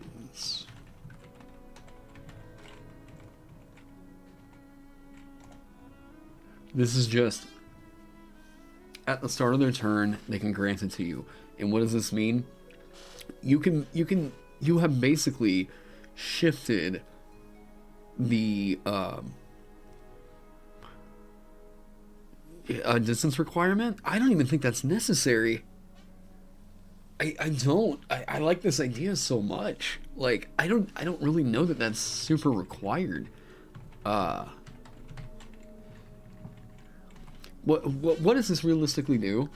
This is shifting around your hit dice. Is this really powerful in combat for literally... yeah, you're already losing a hit dice. Is this super powerful in combat for literally anything? Think of any of the homebrew classes that you all have seen me advertise, right? Think about that. Any of the official stuff in the books. Is there anything that this breaks? This causes a bad interaction with? This is something that I think is like... I mean, I'm going to blow smoke up my own ass here. I think this is a very interesting design. This feels like... what you're basically doing now is you as a Runekeeper can see this rune and think, that's how I'm going to get out my little healing conduits, right? And then invoking time, what does it do? Invoking time. How can this... What does sacrifice mean? What does sacrifice do as an action? Like, oh, sacrifice in terms of what is the character of this thing? You are the healing conduit. What's going to be really, really good for that?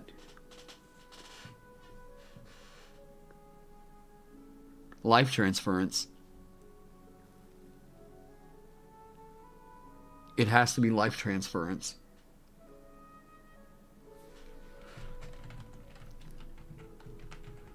You know what is so sacrifice? Yeah, it's the most progressive mechanic that uses hit dice. Exactly. So there's plenty of room. There is so much territory to play with on here.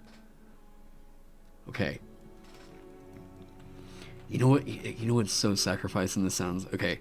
How strong is life transference? At least what does Wizards of the Coast say that life transference is worth?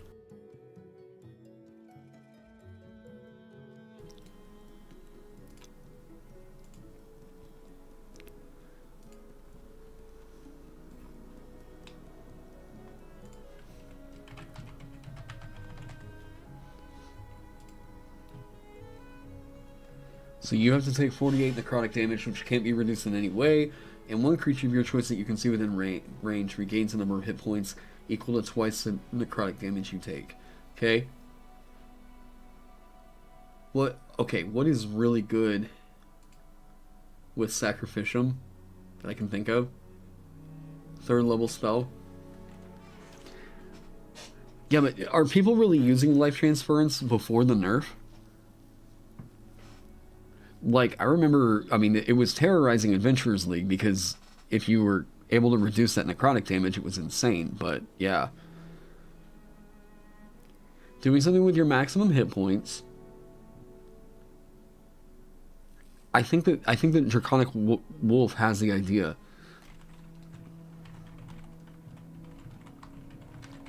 Hang on.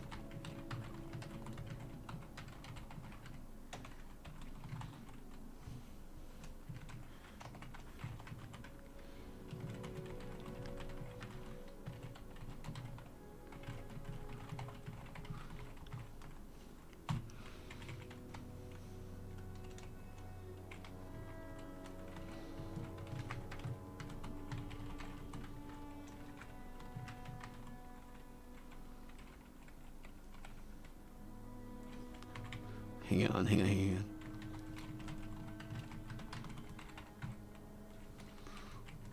How does heal work? What is the phrasing on that? I mean, it's already very good because, I mean, if hit dice aren't really used for too many things, then, you know, whatever. Because heal is you dish out the... You get the pool, you get to dish them out. So how does it say? No. What is it? What's the one I'm thinking of? Is it Prayer of Healing?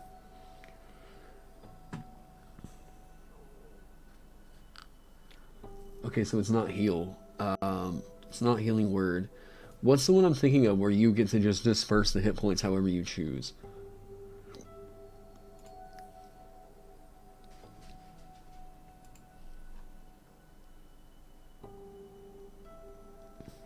Okay, this is it. Preserve life. 5 times your cleric level.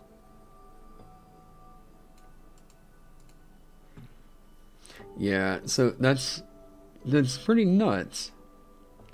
I think the fact that you are sacrificing your own hit dice.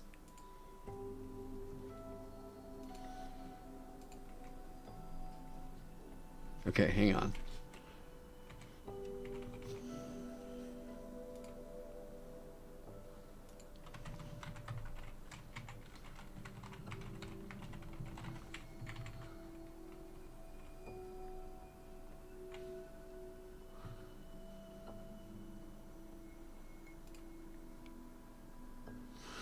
It's 5 times their. You're thinking Dream Druid. For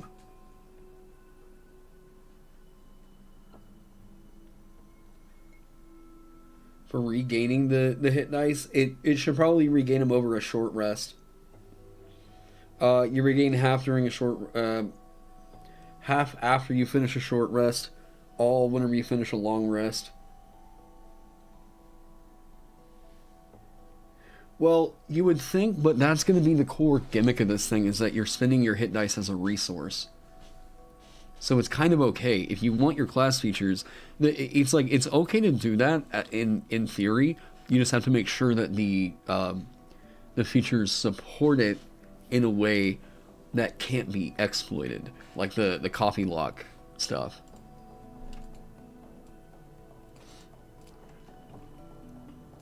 Oh, and by the way, some people were asking about my thoughts on Coffee Lock in the last stream. It should not work that way. If you want my opinion, of course, if a player has a build that can get them infinite spell slots, no, that build should not work. Of course, that's unreasonable. Okay. A pool of hit points.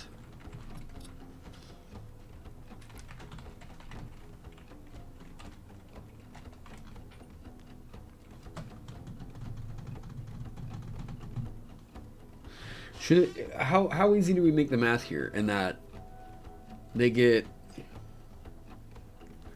what if they get 5?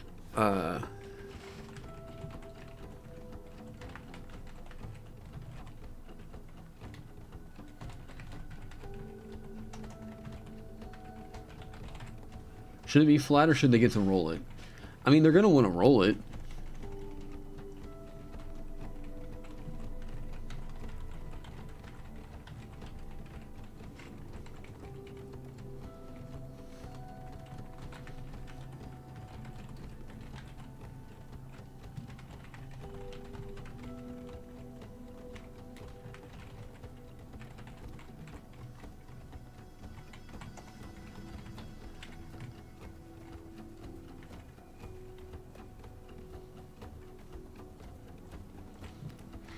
Does it really need to say that this feature can restore a creature to no more than half its hit point maximum?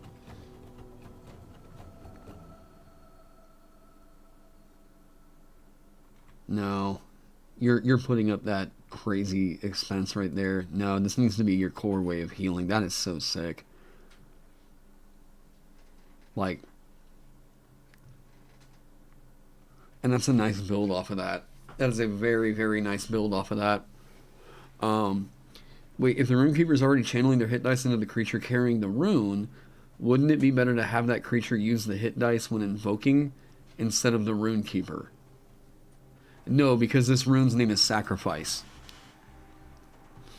It's not about mechanically what's more, like, yeah, it's about the narrative of this, right? Yeah, no, it was good. I'm very, very glad of that. I mean, that one little 4E push was awesome. Can we make it spell sacrifice? How about... Oh, for those of you that have been wondering how I've been coming up with the runes that they get represented, right now I'm just doing something goofy. Can I make it spell rip?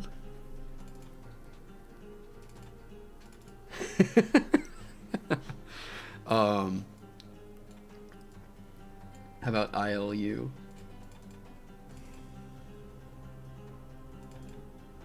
Is there a U? I love you. Like, aw. I don't know. I'm messing around with those. Okay. This is very good. This is very, very good. There is also the design space to do a thing like this, by the way.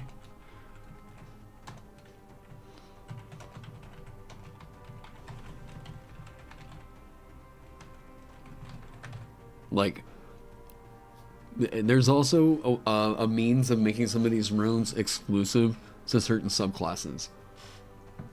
I don't think that needs to be the case here. But, like, I love this. I think that this is one of the strongest runes in terms of narrative. What are associated with sacrifice? What are some items typically associated with sacrifice? What's a...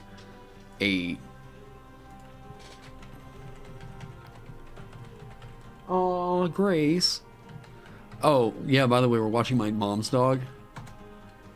Because my mom's in the hospital right now. She's fine. She got a helpful surgery. So we've got a full-blood corgi staying with us. What should be the item that this should be inscribed on? Like, I guess it should be in any armor. Like, I guess that, well...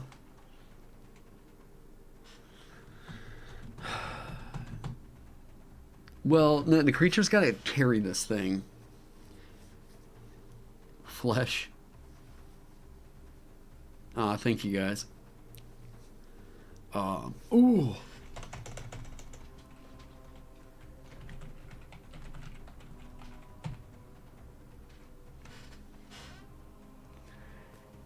What does this mean? What does this mean? This means that, number one, we have a gold piece value attached to this. Okay, number two, anybody can pick this up. Your buddies that can use shields or what the hell ever as holy symbols, bam, this is gonna work for them. This is so good. It also, note that if it's just a creature wearing it, okay, so go get them a rosary in town, have them put it on their like arm. This is gonna be fine. Hang on, let me get Grace. This gonna work? Yeah. Grace, come here. Come here. You want up? Oh, she needs to go outside really bad. Hey, come on. Come on. Yeah. Say hi to YouTube. Come on. Yeah. All right. So this is Grace. Say hey, Grace. I know. She is full-blood Welsh Corgi. She's hanging out with us for a week, so you might see her on some other streams. She is a sweetheart. We have 3 dogs in the house right now, but Grace, it does not feel like a burden at all. No, you don't. No, she is super sweet, but she definitely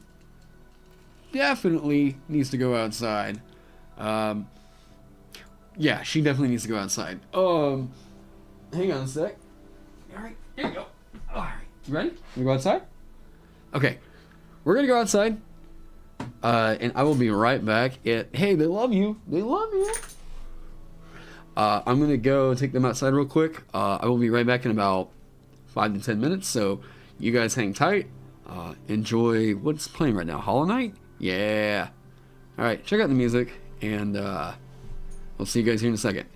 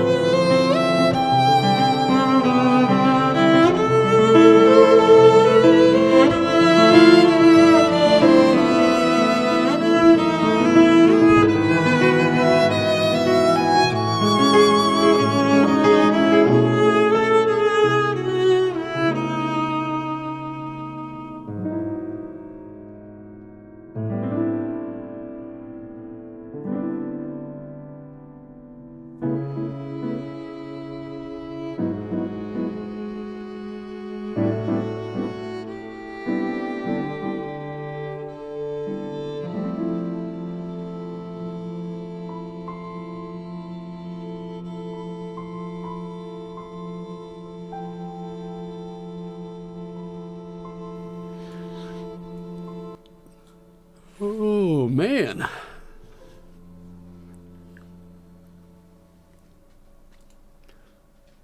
Okay.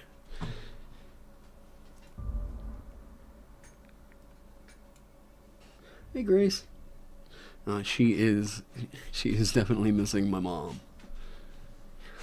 We were coming back inside and we have a porch on the back patio. Anyways, so her little stumpy leg, she tried jumping up on the porch and just like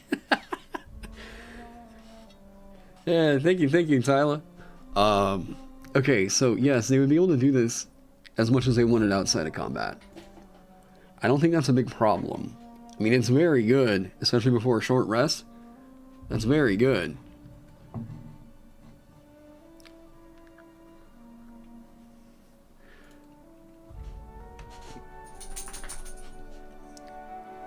Because they can give this, but it's only to the creature wearing or carrying the inscribed item. Now, could your buddies pass this around and dish out a bunch of hit dice? Yeah, sure. Yeah, you're still giving up your hit dice to do that. I think that that's actually pretty okay. Grace, what are you doing? There is a cantrip of Benjamin Huffman's that I do want to take a look at. Because I want to make sure this doesn't break it.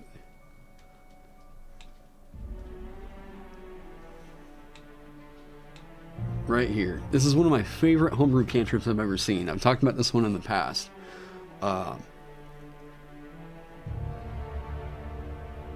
Wait, what? I all want. It's not a chair. Wait, what? What? Do I have some setting click that I don't know about? Or are you just screwing with me?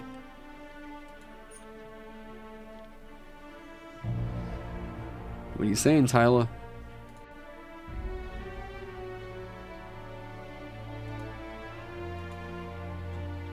Oh my god, I am so sick of the comments on that alignment video.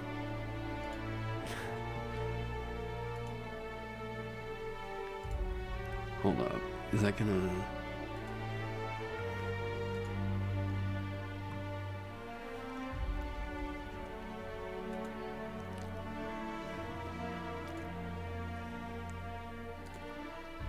I know you're probably screwing with me, but I need to make sure some of the settings are checked.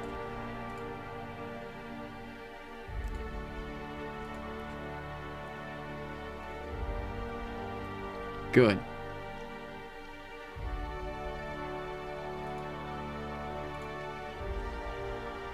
Okay. So, does this break down anything with Give Life? No.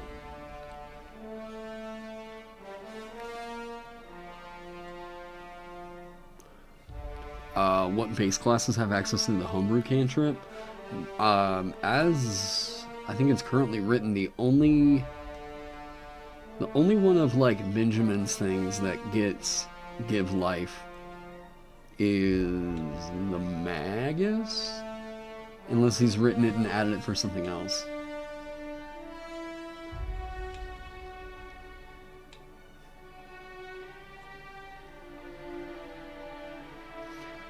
But no, it doesn't really affect Give Life all that much.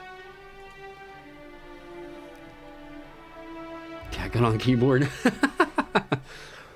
That's why I'm a dog person. Okay. What other good stuff could this get?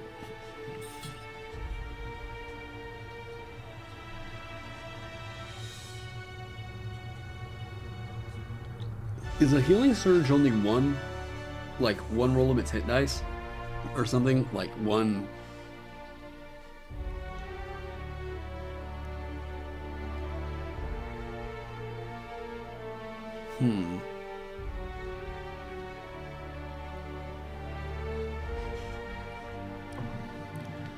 Wrath is very fiendish sounding. Word of Diminishment. The Rune of Endless Fire. Handles the least powerful divine runes. Those that a mortal can inscribe without risking body and soul. Ooh. Only the gods and their mightiest servants can truly master the greatest divine runes. 2 lesser runic silveries are presented here, those of protection and destruction.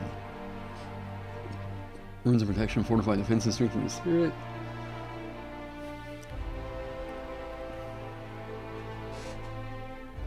At will prayers, anvil of battle. I mean, this needs to be Deathic.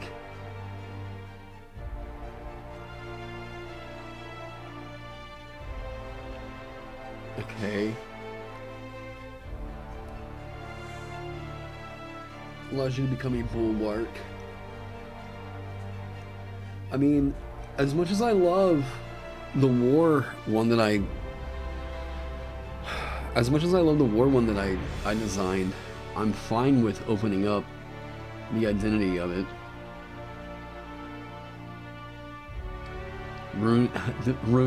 Divine Rune of Thunder.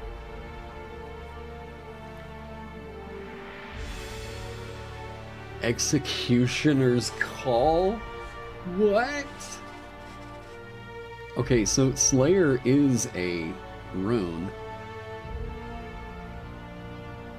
Does WotC have a policy in the names of classes that can only be 1 word long? Not, I mean, you want to say it's unofficial, maybe. Like, it generally looks better if it's 1 word.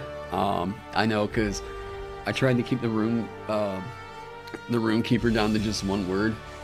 But no, as far as I've been able to tell, no. Because, like, I mean, yeah. And I don't want to call mine the Rune Priest, because Priest sounds like it's tied up so much into Cleric. Jeez. Come down a little bit more. Flames of Purity.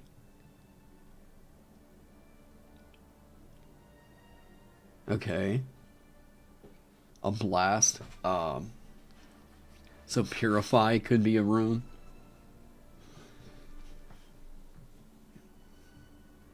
Okay. Whoever, was it JM? Dude, this has been super cool to check out. Diminishment.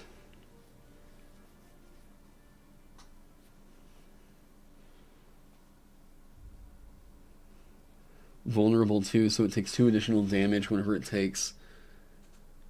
Vulnerable 5 against opportunity attacks. Jeez.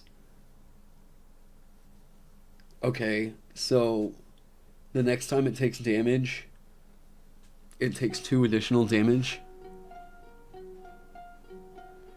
That sounds pretty sick.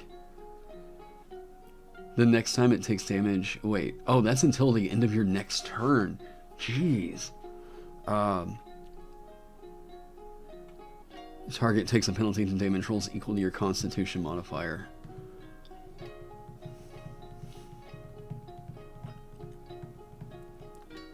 Rune of the Astral Phalanx.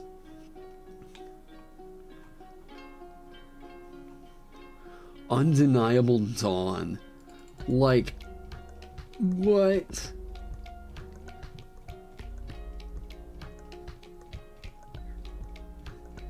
That is so sick sounding.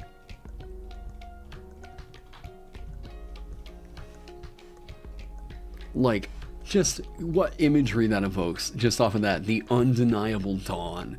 Like, oh, that is... The burst creates burst 3, so I'm guessing that's 3 squares out. You and your allies gain a +2 power bonus to all defenses while within the zone. Minor sustain, so I'm guessing that you must use a bonus action on your turn to sustain the zone.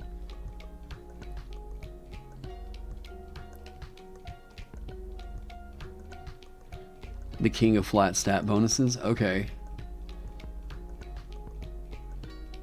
Which is kind of cool. Wrath of Symbol reversed. I kind of like the idea of the Blinding Shield. What? Okay, so somebody tell me first.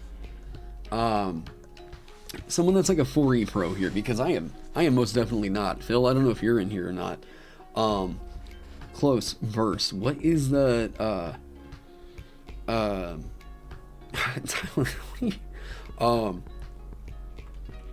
before I ditch it, I check the high level powers. Rune of the... What are these names? These are sick. These are sick. Oh, you guys might hear Apollo. We got some sirens coming. Is he gonna do it? Cage of Light. Unyielding Steel.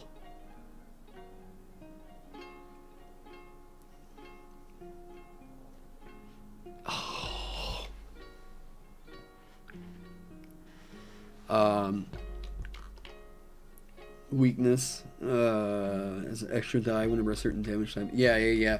That's what I was kind of proposing as a fix for vulnerability. I actually kind of like your idea a bit more, because it's a bit, well, you'd have to implement a bit more into the system, and flipping crit and vulnerability helps, but like, yeah, I do like the idea of a weakness mechanic like that.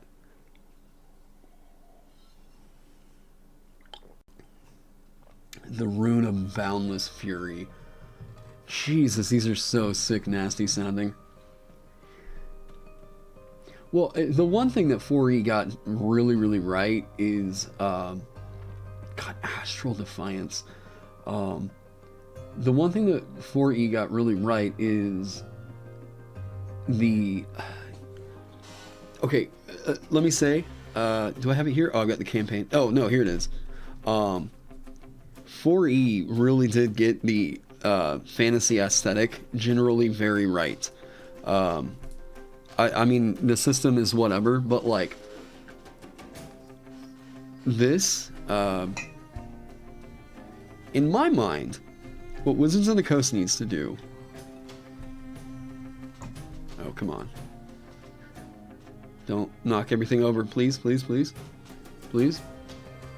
Okay. Okay. If you don't have this already, you need to pick it up. The 4th edition Dungeon Master's Guide.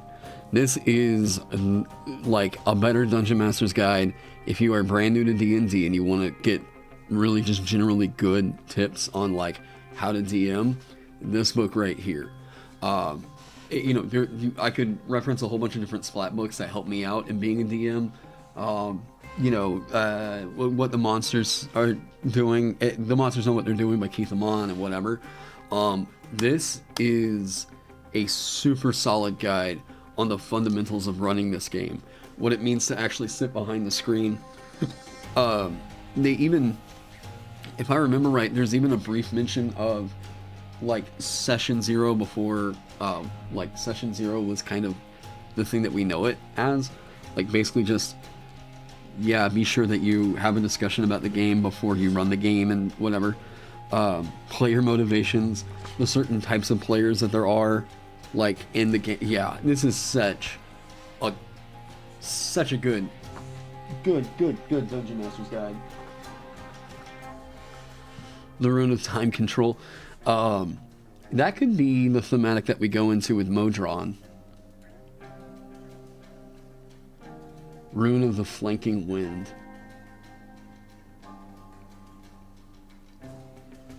So,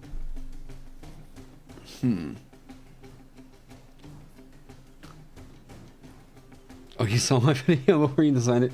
It's a good, because I stole that from Benjamin Huffman.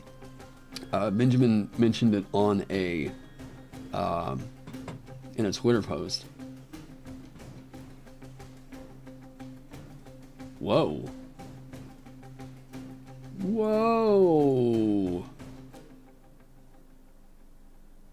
Oh my god, that's really good. Like, imagine this rune in 5e. Here, let me zoom up on that. Imagine Hero's Resolve in 5e. The target gains temporary hit points equal to his or her current hit point total and can take a standard action as a free action. So, like, glory or heroism, whatever you want to call this, like, holy hell. Like, you could call that one glory right there, right?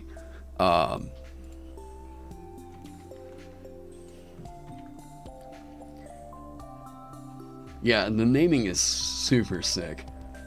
Let's go. Latin. Latin. Give me... Gloria.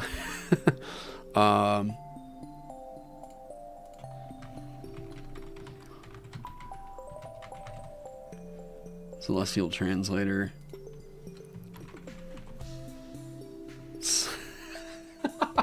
Sklat? Sklat is the celestial word for glory, huh?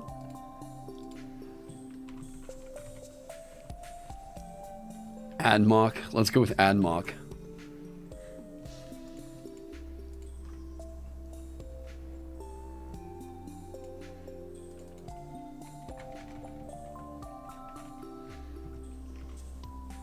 Sure.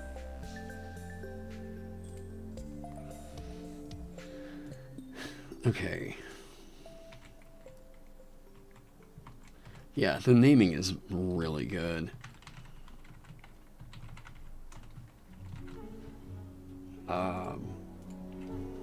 Okay, rune requirements. This needs to be in Supernal. What's the goofy? Do we have a G? Glory.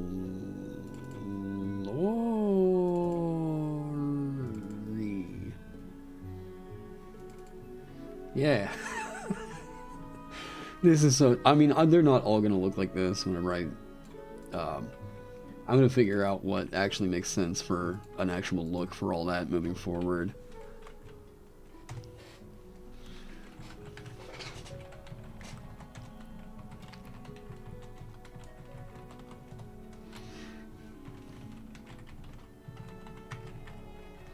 I don't know what that's going to be. Invoking time, duration.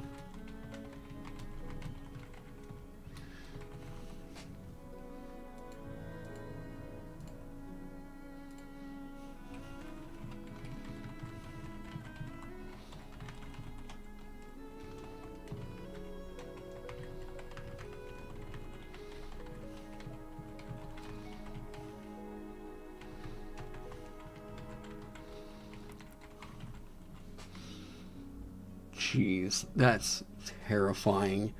The creature gains temporary hit points equal to their maximum hit points. What? Like, holy crap, that's good. Like, already, if I saw this and, like, if I was doing one of my homebrew reviews and I saw this, I'm immediately thinking, like, what, like, okay, what's keeping that held back? Like, what is, jeez, that's super strong. Actually, I think that's probably so good. Hang on. I think we may have found the capstone.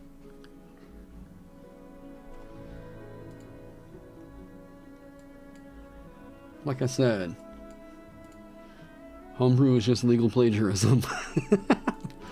I don't know that it needs to be words of creation, words of veneration.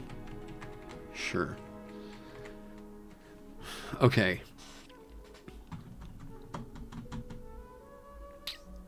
Could it just be carbon copy that? Or was there like a more defining...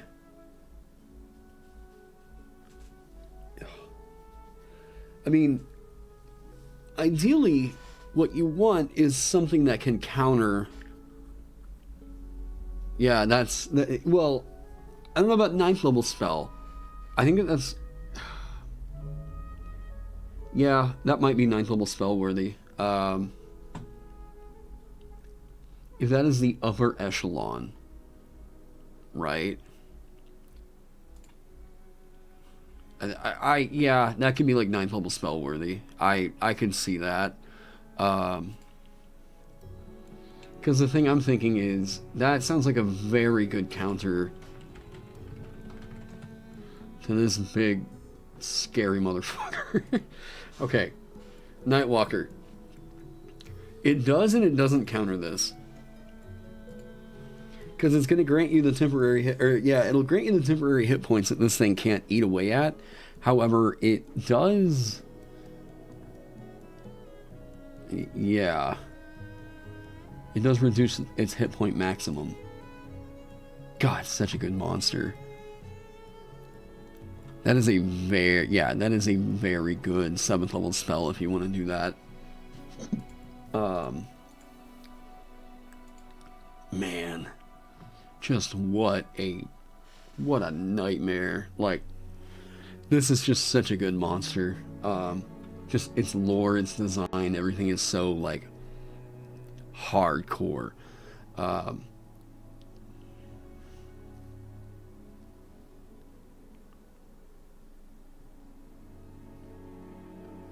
Well, yeah, it doesn't, well, it helps the game to progress, that's for sure.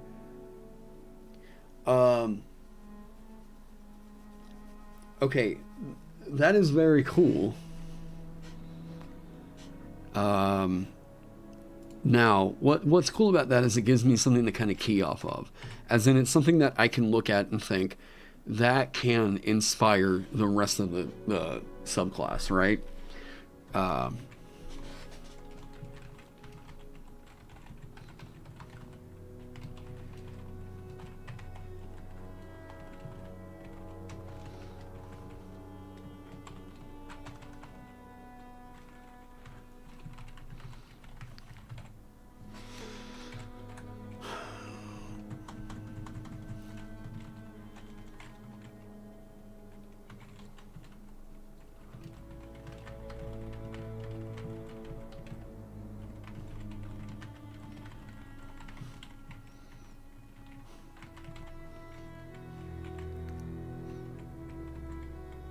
Okay.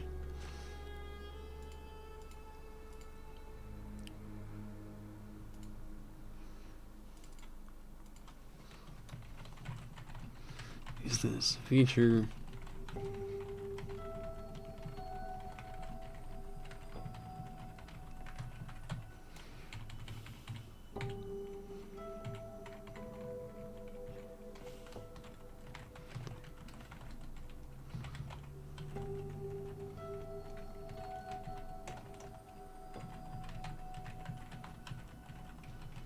Because I got a sorcery point analog. And that is blowing a lot of those charges. It might not look like a lot right now, but that's basically about 10 sorcery points to a sorcerer. Wow. Man, that's really good. Because you can... I'm thinking about this. That said burst, what was it? Burst 3?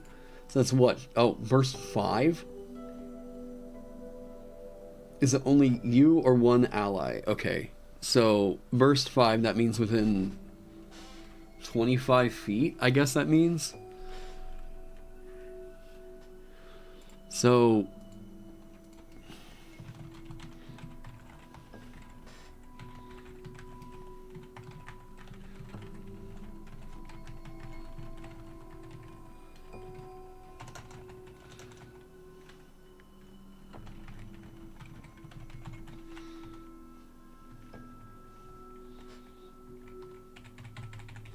Okay, so actually, that's only one creature.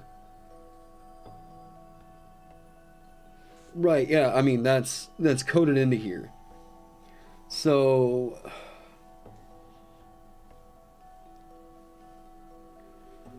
I mean, Jesus, that's big. That is a lot of temporary hit points that you can dish out to that one creature. What was the name of that rune? Because it was so good. The hero's resolve. Man, that is... I mean, resolve is a good rune name for that, probably. If this was... God, you want to play this subclass. If this was...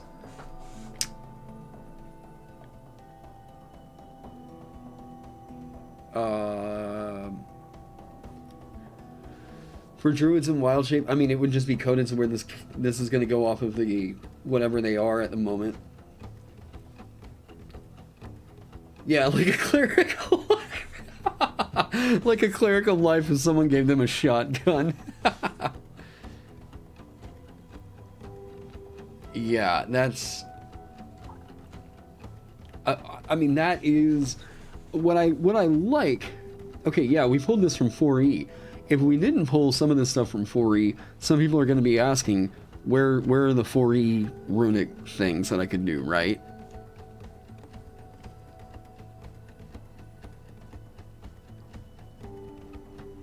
Now, what could be cool is runic charges. Okay. What I don't want to do is build it to where like runic charges are the resource that you can use to just keep popping these runes off, right? I mean, I could do that.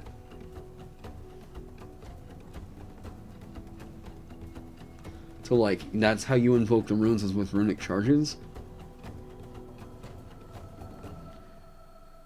And each rune is going to call for a specific number of runic charges. I feel like what I'm falling into with that is basically just spell slot design. And I'm like...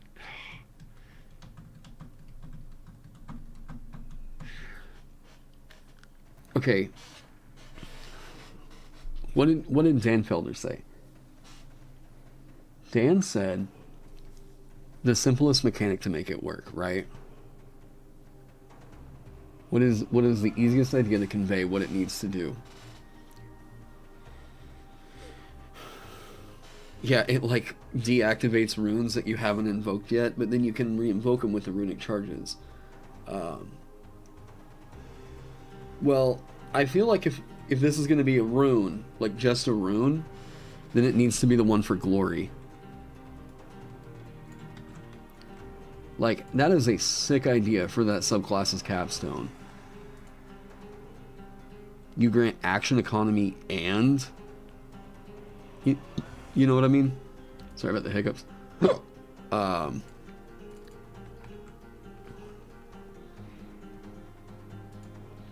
Action after your turn.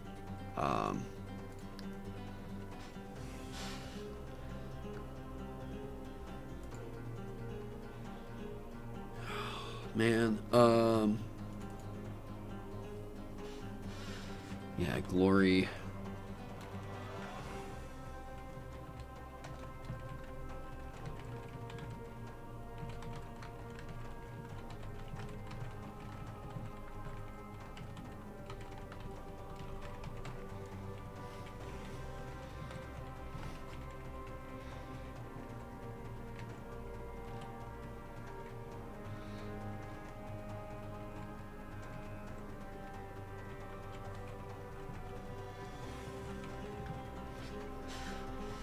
Okay, so what that means is you must have 5 runes from the supernal runic language also inscribed, which locks it out of early level. You can get it at 9th level. Now,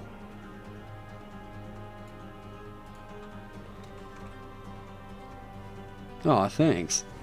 Yeah, the Vancian stuff was the original concept for you prep it, you blow it, and it goes, right?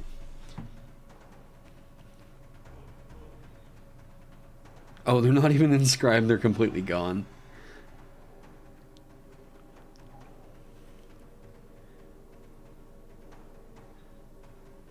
The charge does that you can re-invoke it again. but it does mean something different for a Runekeeper that has attained the third tier of play, right? Once you've hit that third tier of play, it kind of makes sense that you should be able to invoke your runes again, which is what the fighter basically gets as its big capstone, the Rune Knight. So it makes sense that you'd be able to just, like, you know what I mean?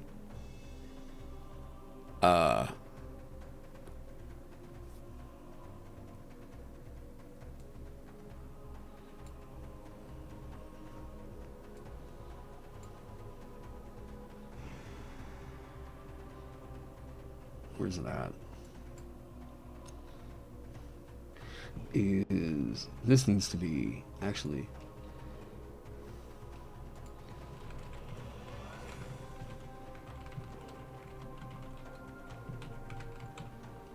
Wait.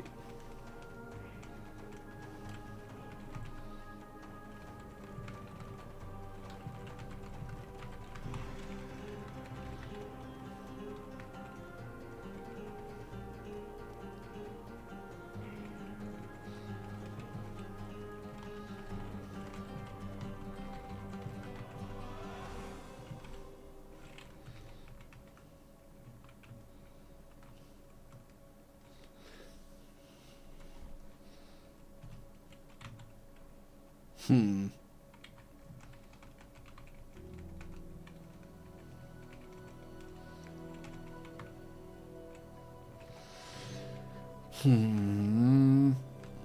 What does it say in...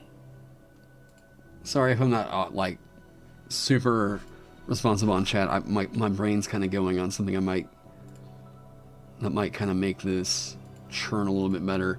I'll try to talk you guys through my process and why I wanted to do this way.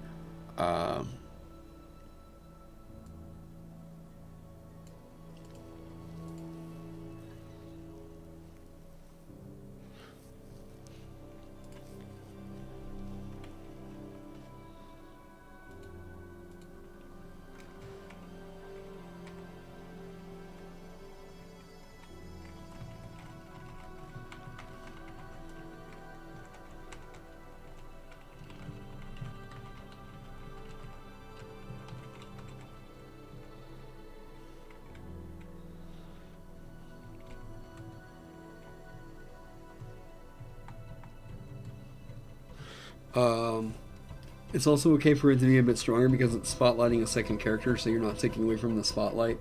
Yeah. And that's why... So, okay, I'll show you.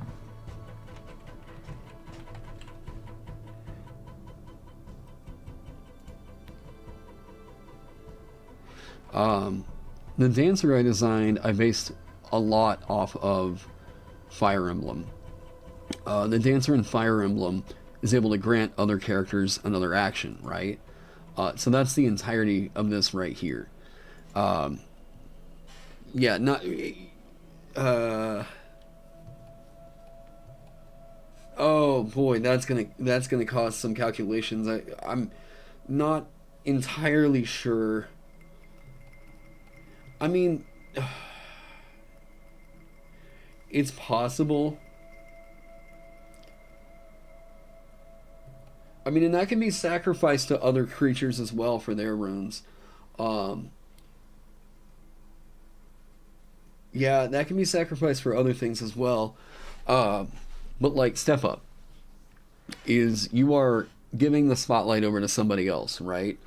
It is costing you your action to give somebody else an action. You are literally saying, like, no, after you, right? But you're giving them the action, and then they can't use it. They can't do that again until they finish a long rest, right? Then whenever you hit 9th level, bam, they can do it a shorter long, and that's sick. The dancer is really good at optimizing your party's action economy. Now, I have heard people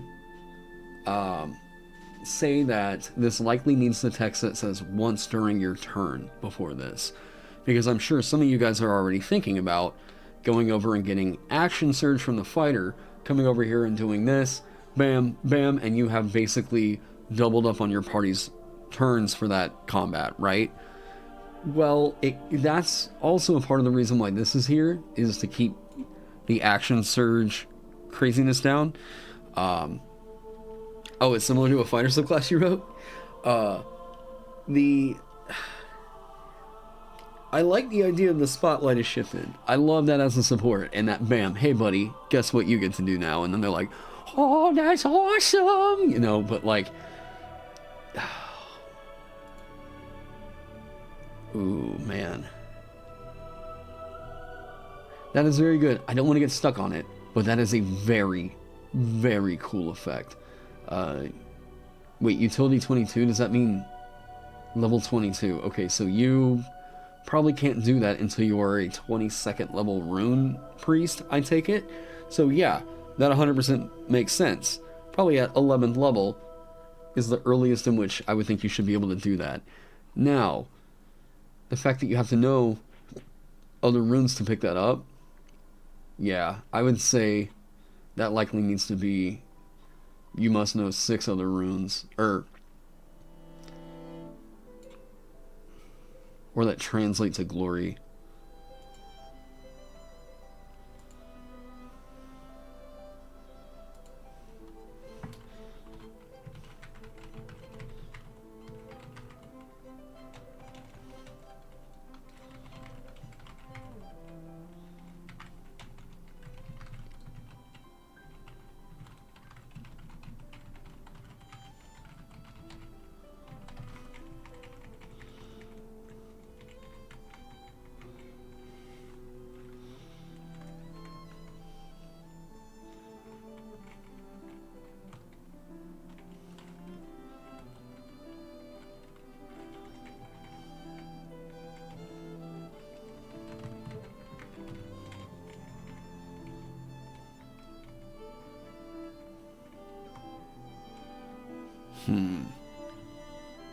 Oh, good night, her crab.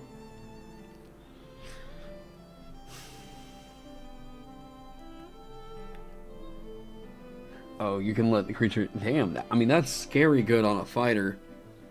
That's scary good on a fighter.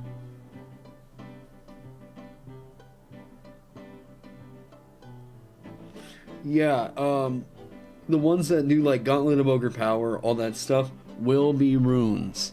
Let me say this. Those ones that do, like, magic item stuff, I will make them runes. I will make them work. I want it to be like, oh, wow. Okay. This thing can do some scary shit at later levels. Something that's associated with glory, right? What? Not like a champion's belt.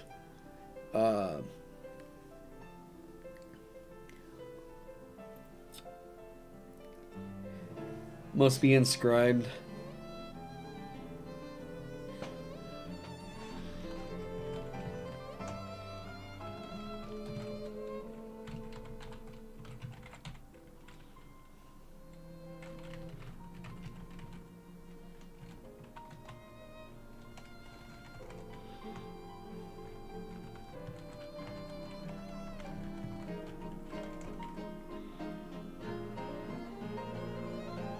Ooh. That, okay. This feels like a quest maker right here. My buddy, hey, look, I've got something real cool I can do for you. There's a power, there's a rune word that I know, but we gotta get you a sword. Not just any sword. There's gotta be, we have to like, oh, this is sick. Ooh.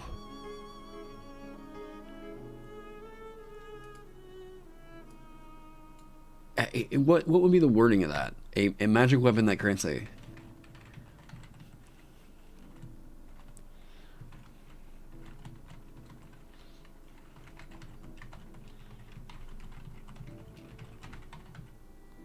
magic weapon that grants a +2 or +3 bonus to attack and damage rolls. I mean, that is a very restrictive rune right now at this point. It's possible for you to get that.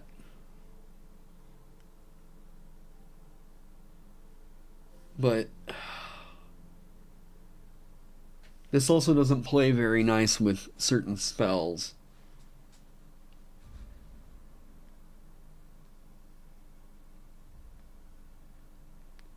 Yeah, it's the old legendary sword tail that one hero can recover. Does it need to be a magic weapon that grants a +2 or +3 bonus to attack and damage rolls? I mean, at that point, like, look, if someone says, "Oh, yeah, that might work,"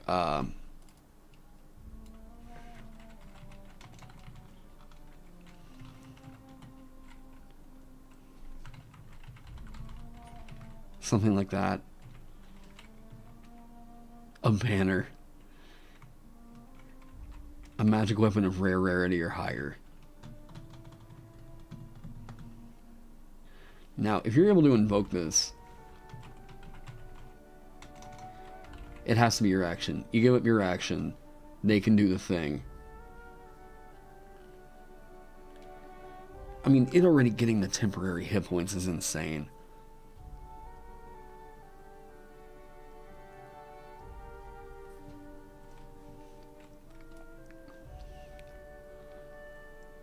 Once you invoke this rune,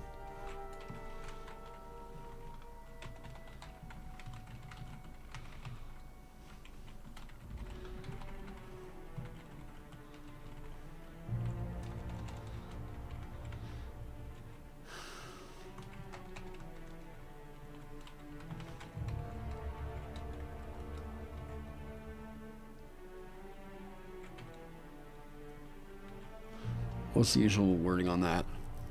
Yeah, it lets the GM do a soft restrict, which is nice, except it's possible. Yeah, the artificer. I was about to say that Blastic Fox, the artificer, can subvert that to hit or higher. Well, I do like the subtlety of 2-hit, right?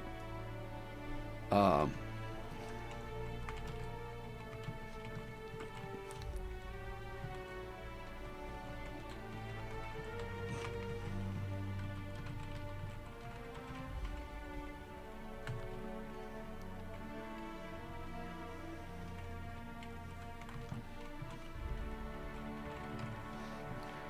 is 2 or higher easier, or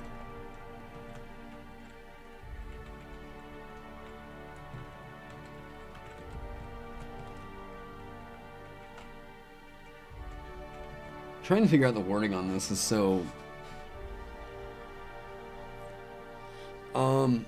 Is adding a D4 of damage too much for a cantrip? I don't think so. Hang on one sec. Sorry, my nose right now.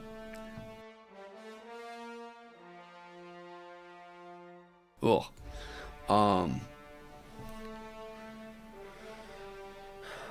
Yeah, but I mean, I'm not trying to design it to where the DM just has a means of always saying, no, you can't get this, otherwise it's a useless rune. The thing that I'm worried about is how this plays with a certain spell. Magic weapon.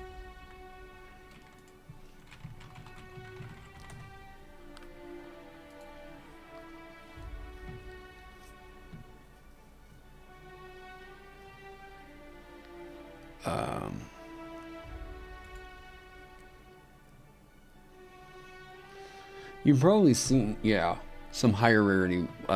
Right, that is a thing that does exist.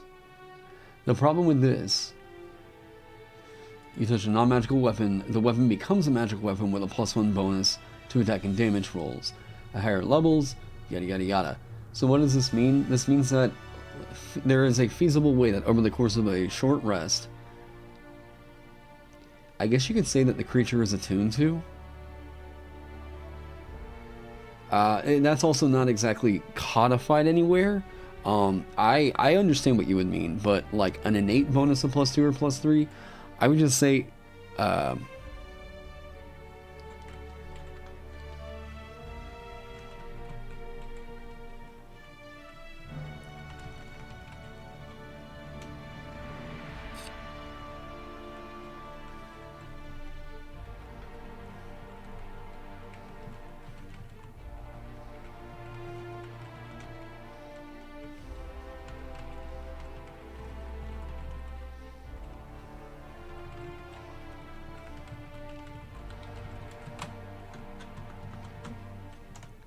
Something like that.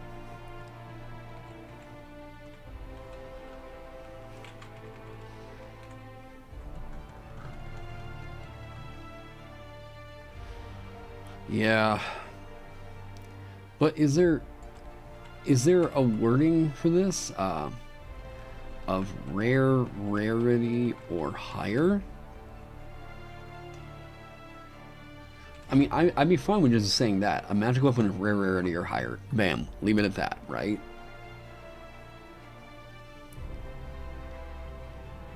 That, I mean, that solves a lot of problems right there.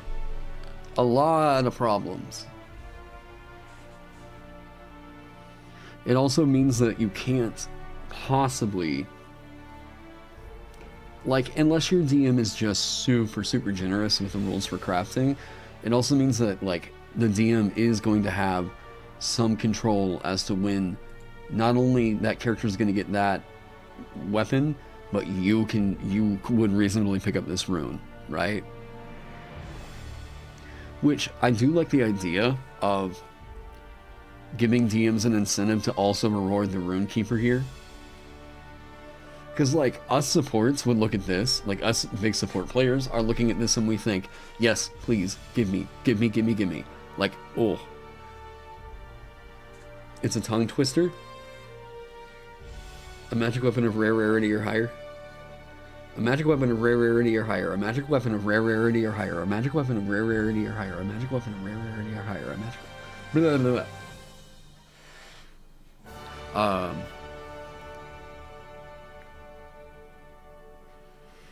Yeah, well, okay, so there... Didn't Ross write a feature... Hang on. Ross wrote something in the Accursed that does this. Armament.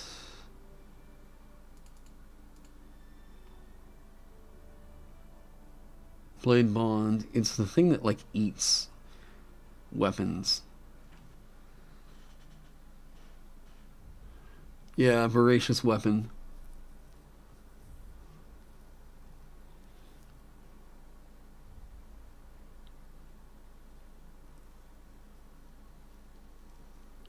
But, like...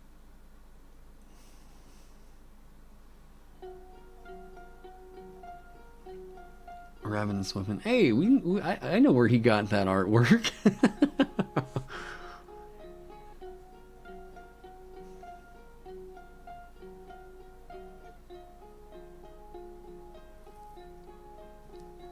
Yeah, Awesome Soul saw it. Of large size or larger is the thing. Yeah, but like rarity or higher sounds weird. Did he... Oh, wait. No, wait. I don't know that it was this.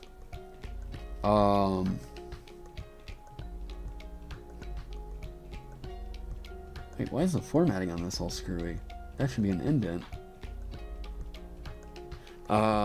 No, Ross did write a feature for this. Hang on. Ross wrote... Are we just doing a big tour of all these different PDFs?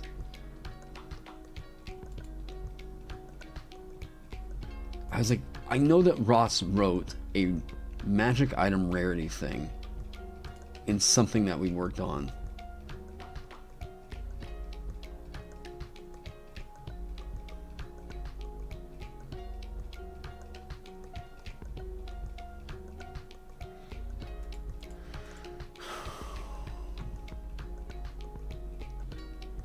If the item is no rarer than very rare.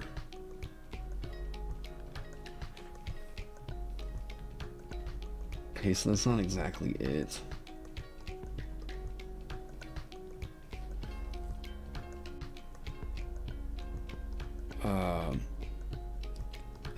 I do gotta say, I did a killer layout design on this thing. Not gonna lie. I should definitely re-optimize this PDF though, because yeah, it's a bitch and a half to load. I can't get Ross on the phone tonight. He is busy doing Christmas stuff.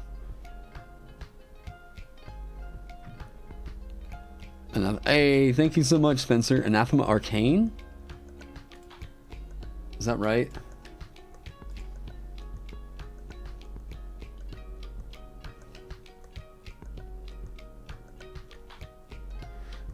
You beautiful bastard.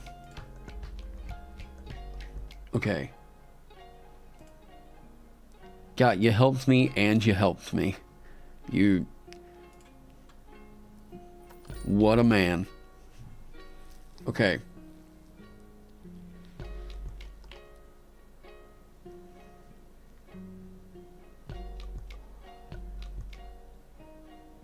Negate.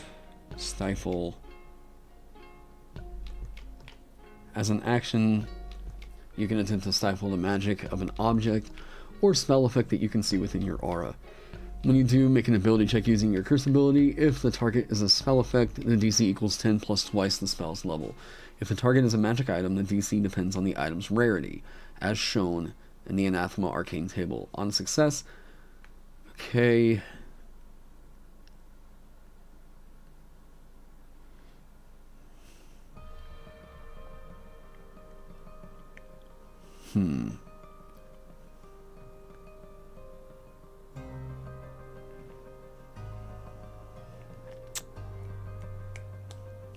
Man. No, this is still tying it into some kind of a check, and that's not exactly what I need.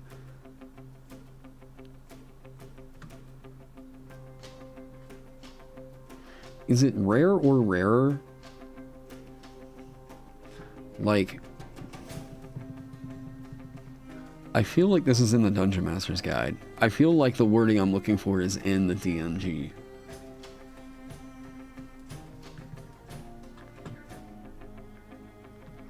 Oh, by the way, if you've been here for a while, haven't seen a lot from this channel, hey, subscribe if you haven't already. Go check out my Patreon for updates on stuff. I was told I need to be plugging the live streams and my Patreon and everything a bit more on live streams. So take this opportunity to go and do that. Find my stuff over on the DMs Guild. Yes, spend your money. Merry Christmas to me. Is it that is rare or rarer? Why does that feel so weird?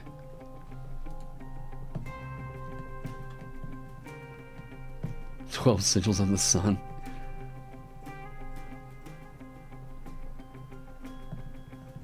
They have rarities common, but like, wow, what is this artwork of? This is super fun. Just goofy, scary thing inside of a backpack. I love this artwork. Is this in the DMG? I don't feel like I remember seeing this anywhere. I love this.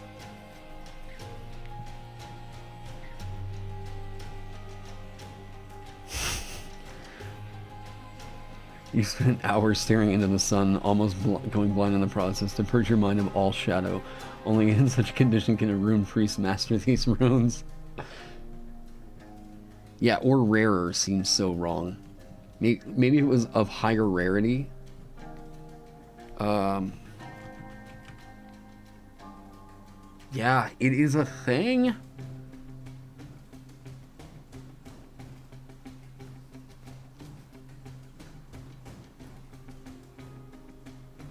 Magic item formulas?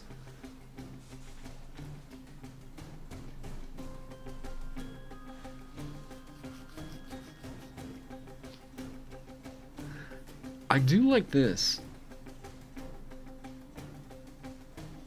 It does say rarer.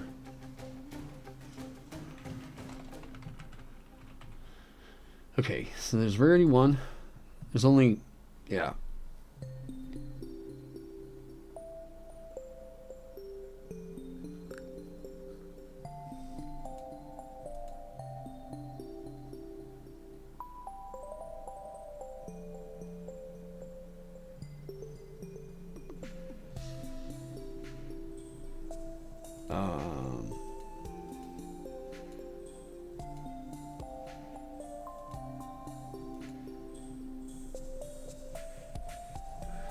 Well, yeah,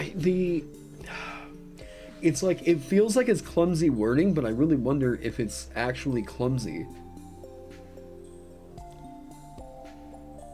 I think a rarity of rare or higher might be the way to go, but I'm trying to make sure that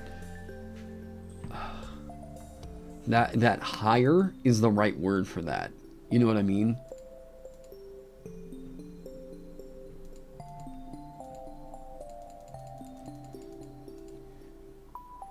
Ugh. Who is on right now? Who's on Discord that I can bother?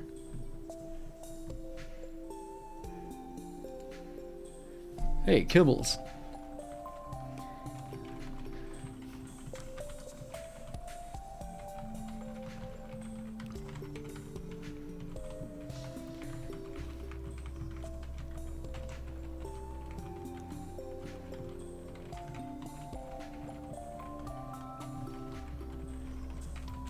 Kibble should know.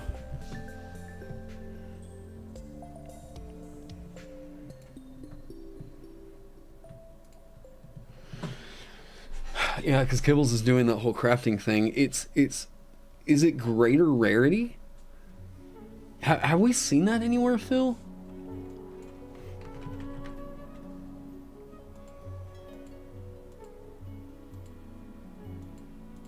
I mean, I don't see it in the magic item section of the DMG. Either Kibbles or Heavy would probably know. I mean, Heavy...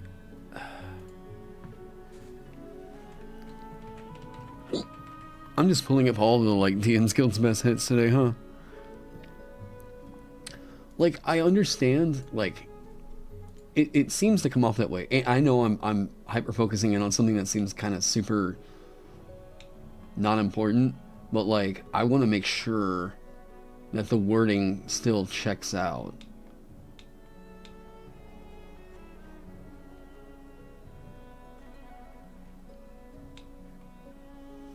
Maybe, like, it increases the item's rarity by 1 stage or something. I feel like we've seen this.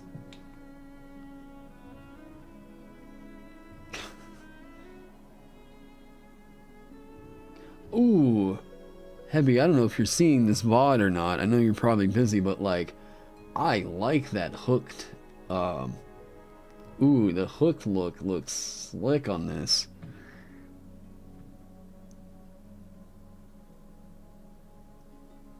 Oh, okay.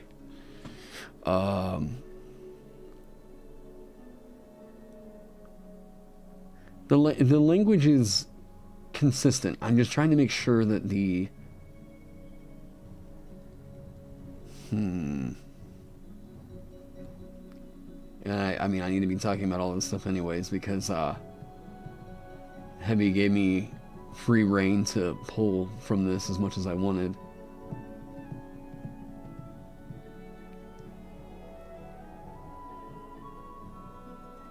Well, I could be overthinking it, but I'd like to know what, if they've ever used an official wording like this, just to make it consistent, because everything I've written so far sounds weird. Make this check. Oh, is this one size bigger than this right here? Am I gonna get to... Oh, do I get to give you shit for this? Is it bigger? No? There's no way that's the same size. Ah. Okay. I'm just curious if he did this at all in here anywhere. Oh wait, find?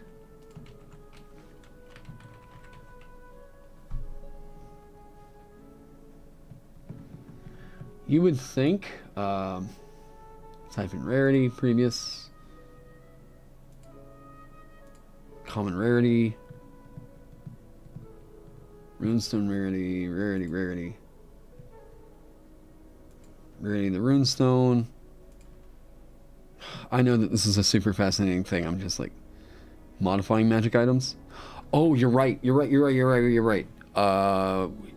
I know that. Where is that in Xanthar's guide?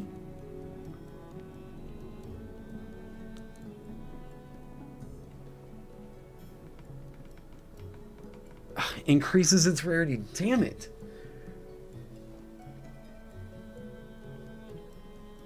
I guess if it's saying increase, then we can say higher. Oh, fuck it. Okay, I'm going with that. I'm going with that. This is...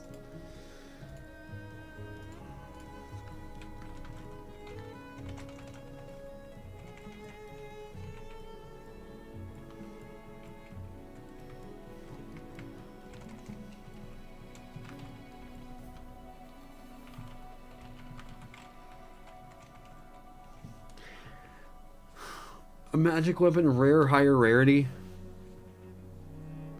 A magic weapon of rare, higher rarity. It just sounds so weird. It sounds so weird. Okay.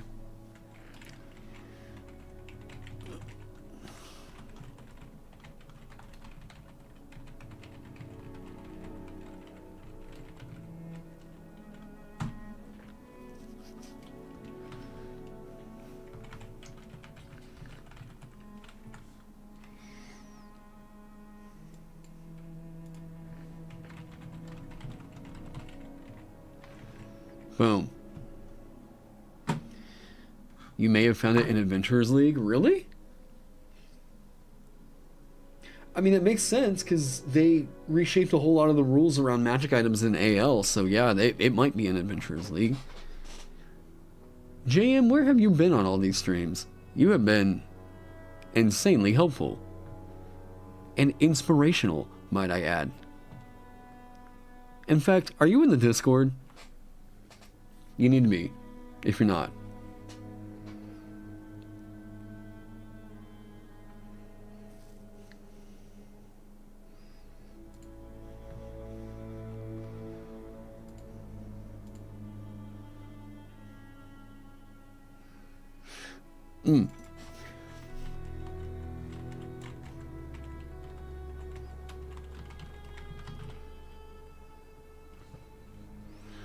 Look at Adventurers League for permanent magic items. Is that like the AL document?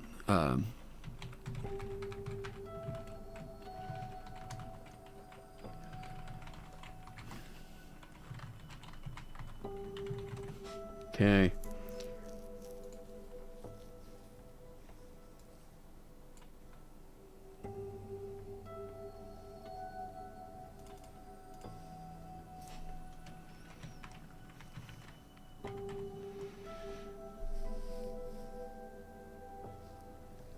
Trading requires significant, okay, certificates.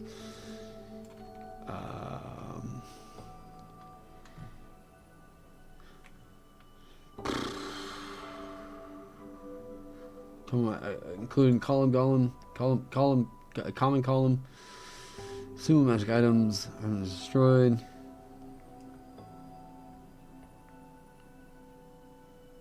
Coins and other treasure magic items, okay.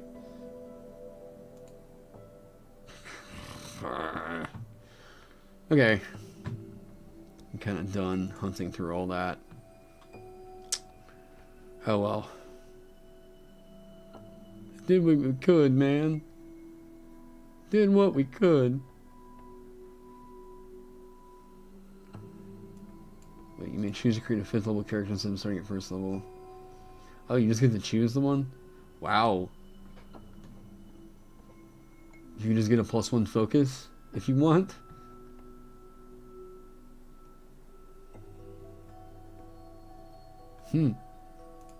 Well, I'm interested to see how that's going. Yeah, Undeads and Fiends makes a lot of sense, and it actually increases the power of that by a fair amount, and I think that that's actually pretty alright. Now, if we're locking that behind 11th level, this has to be 6 runes inscribed. Now, they have to either translate to glory, or they are supernal. So you have to perfectly align yourself with supernal to get that at 11th level, or glory, right? I like that idea.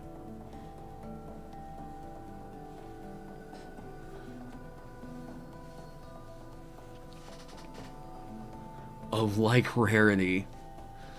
Okay. I'm just gonna say that needs to. I'm just gonna say I'm hoping that that makes sense to whoever reads it. Yes. Okay. God, that's very cool.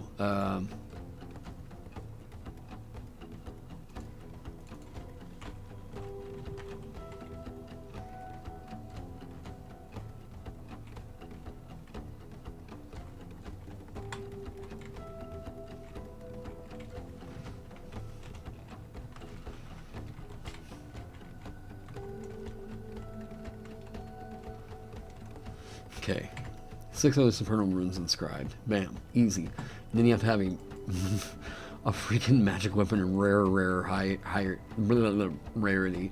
If it's going to require a magic weapon or magic item, I don't know that they can require attunement.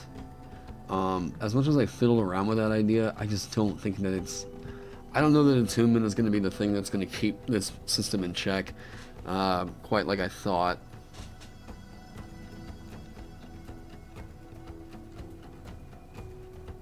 What'd Google say, Phil?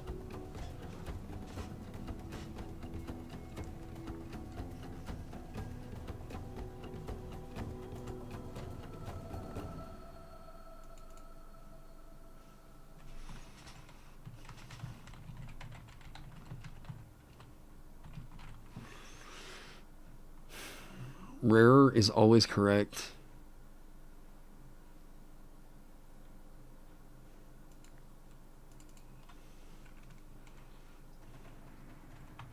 A rare or rarer.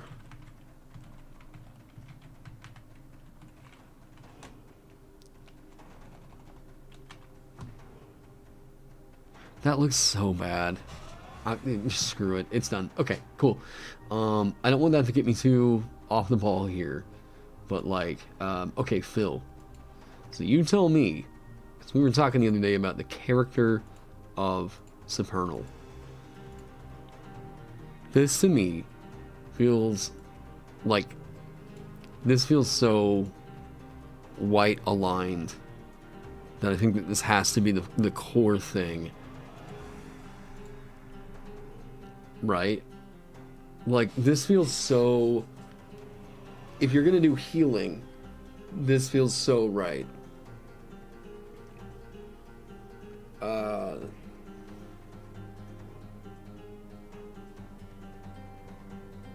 Yeah, the translation on D&D Heights is just not. This to me, as I keep looking at it, I'm just like, this is so. This feels so core. This feels so useful.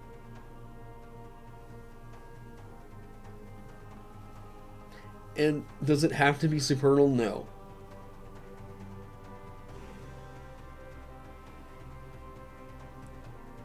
I'm thinking that it almost...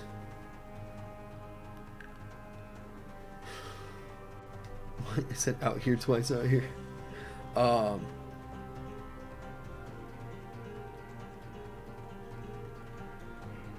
thinking that it also needs a way, maybe at 10th level, to where you can regain your expended hit point or your hit dice on a short, well,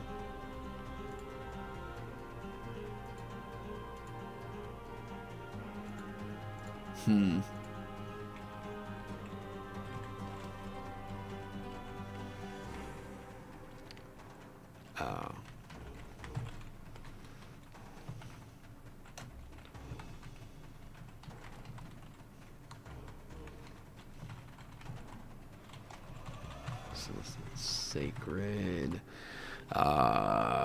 sacred respite, godly respite, divine respite, 6th level.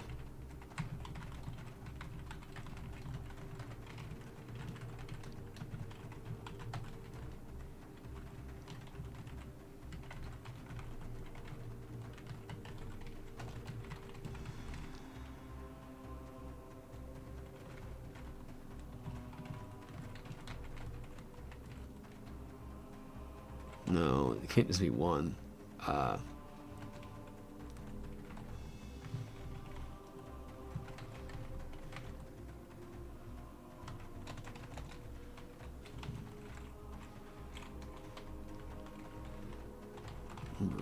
Spent hit.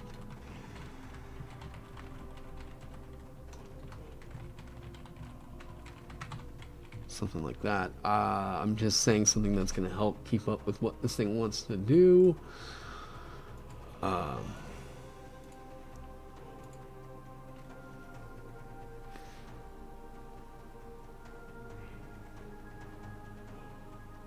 With a minimum rarity of rare? Really? That's weird. Well, and this is forcing you to take sacrifice. Seraphic. Sure.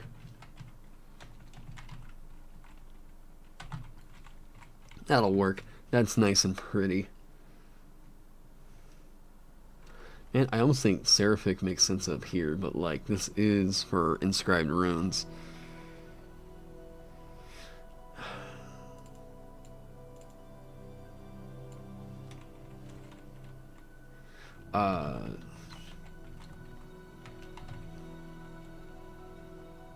Nectar of the Gods is a...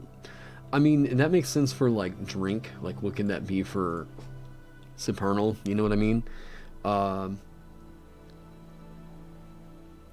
But the thing with this is so keyed off of sacrifice, which we designed as a certain type of rune, right? You are disco infiltrator.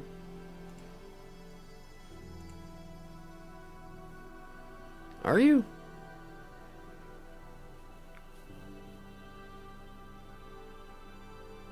Wow, I don't know that I've seen you all that active. How long have you been in here?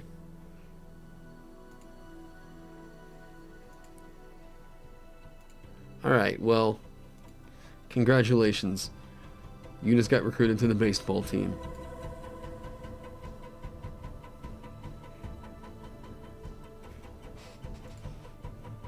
Welcome, rookie. You've only just recently posted? Okay, well, you've done a damn good job. Where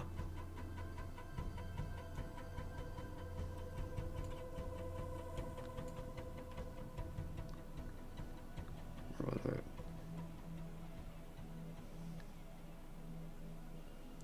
Where did I put all you people?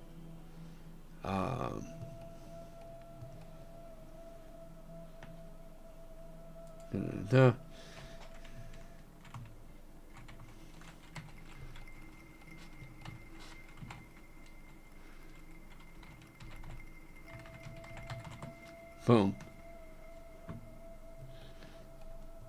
Yeah, have a seat in the base chair. Also, some people have been asking about getting emotes and stuff in the chat. I need to actually get someone that knows how to actually do that in chat to actually do that for me. I think it might have something to do with the way like Streamlabs doesn't really talk to YouTube or something like that. But I've tried doing emotes in my chat thing on here, and yeah, I'm apparently boomer brain on that.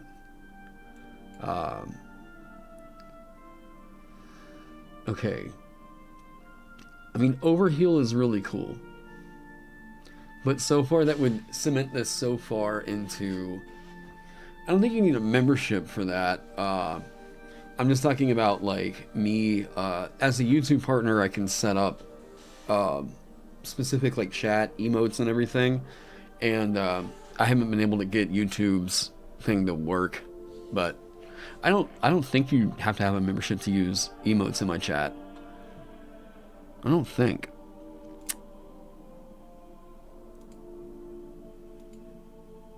I should set that though.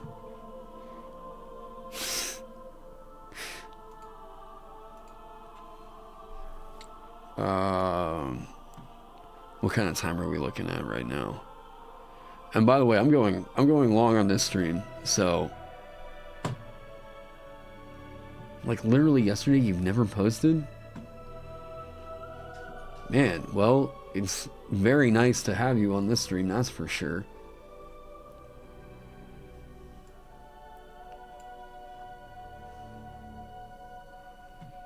Because, yeah, I was not really aware of... Because, like, I thought I had done a lot of looking into what runes were for 4E. Yeah, man, like, glad to have you. Or, well, person, dude, I'm using the royal man there. Morning light, here we go. What do we have? Whoa. Whoa.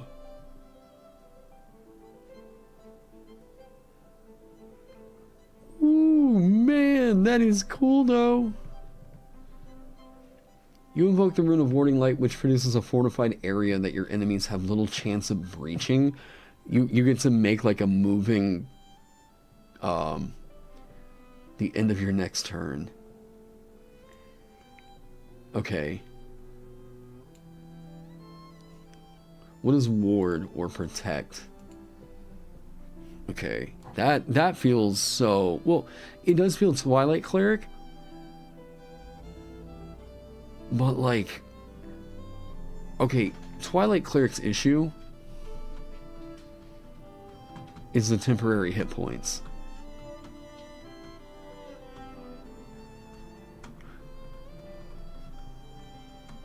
Yeah, it's like a celestial barrier. That is... How do we make that different? How do we make that different? Like... Okay. Oh, this is so good. This is so cool. Oh, you go away.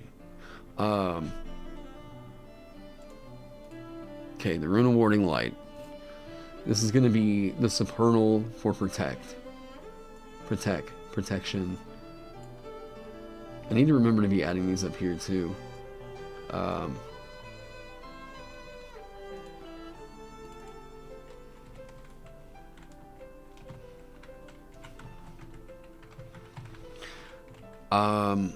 I think it's better than Sanctuary.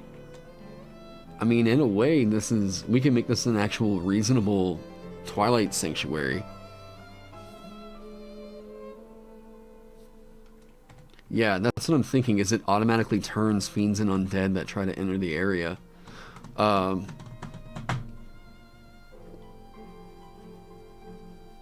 Your dude, well, welcome to the channel, dude. Glory. But like, man, that also makes sense as light, right? But I think that light should be a little bit more basic, possibly. This feels so protection, like Infiltrator Discos.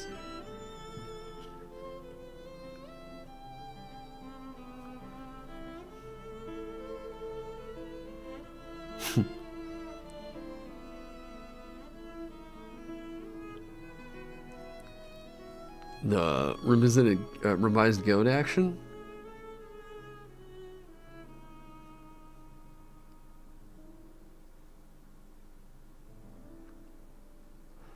Yeah, I think that, like... Okay, what is the... Hey, Kibble's got back to me.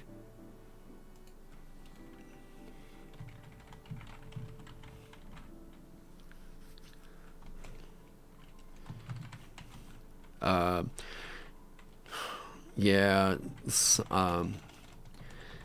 trying to make a rune that is rarer.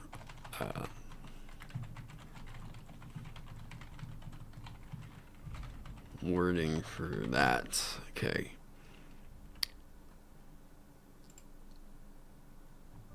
Welcome back, Tyler.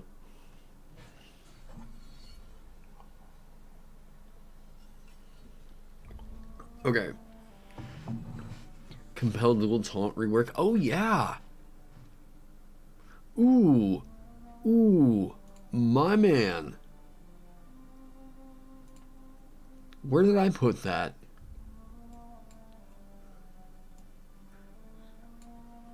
Oh, Phil. Yeah, this is... You know how sick... Oh. You know how sick that is on a rune?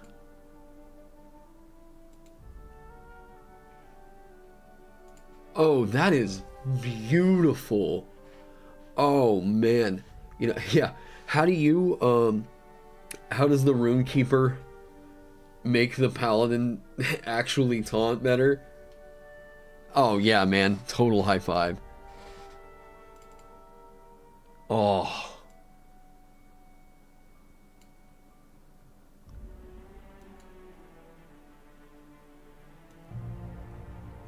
Oh, that's so good. Confound. That is so... that is so cool. Okay. That can be a rune. That could very easily be a rune.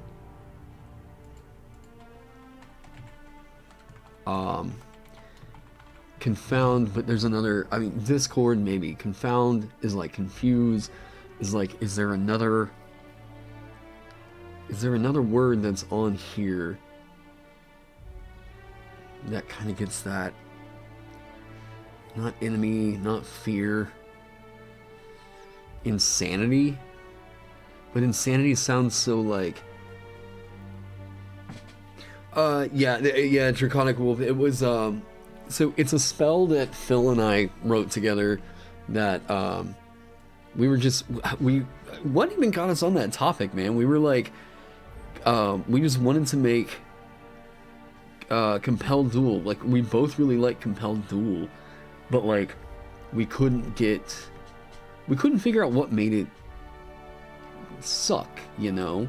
We were like trying to figure out how to make Compelled Duel feel good. And the way that it felt really cool was if you made it a smite spell. And that, doing that makes it feel sick. Was it just us hating Compelled Duel?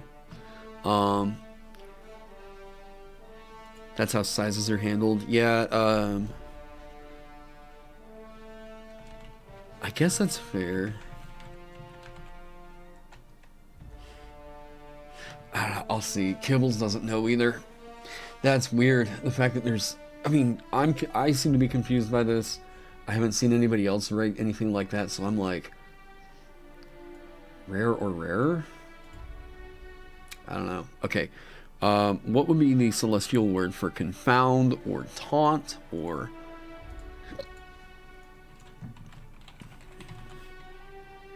Vinci.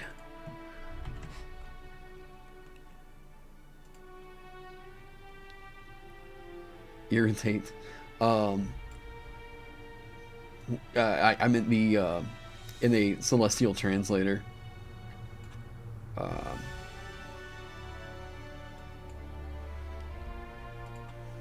just using Vinci.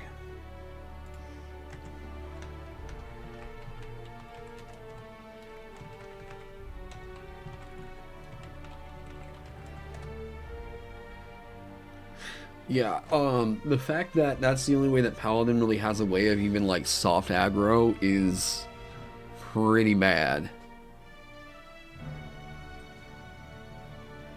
Discord would work. Discord is always about those kinds of, like, confusion type effects. Discord also... Discord has a bit of a darker, kind of a tone in my mind. Like, I guess that sounds... Confound almost just sounds like you are so awesome that, like, you are drawing this thing's attention, right? Discord... Because, like, the thing that I like is the idea of if we can reduce the amount of words that can potentially become runes, it means that we can like, people are going to naturally be stronger as a result of just building off of other runes. Now, sure, it makes sense that some languages just shouldn't have a particular kind of rune in it, right? Hey. Hang on. I know, you went on the doggy bed, I got you. Or do you want to go outside again? Challenge, Challenge almost feels a bit too on the nose from kind of where that came from.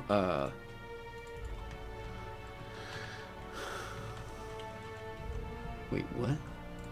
Just without formatting. Cool. Oh my god, really? How do you smell like poop whenever I know you need to go outside? What is that magic? You just smell like farts. Enthrall.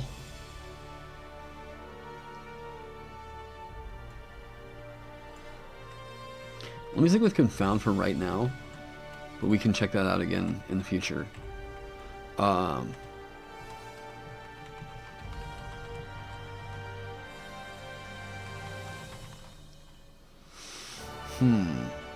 Should this be the invoked effect, or should this... No, it can't be just the passive. That's ridiculous.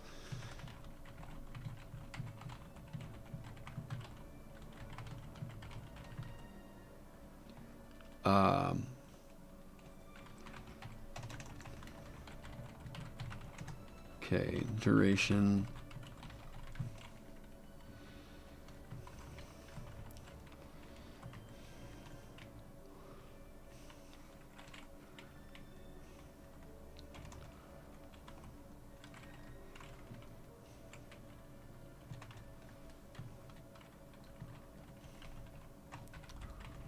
Yeah. Enthrall, enforce, enrage. Challenge.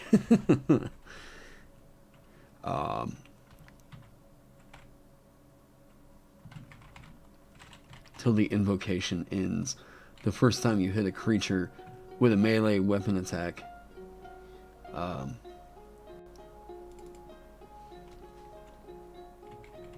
It needs to be inscribed on it, yeah.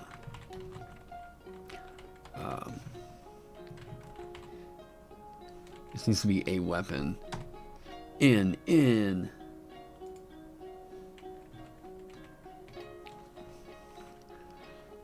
Supernal, what's a cool passive for this one? That feels very...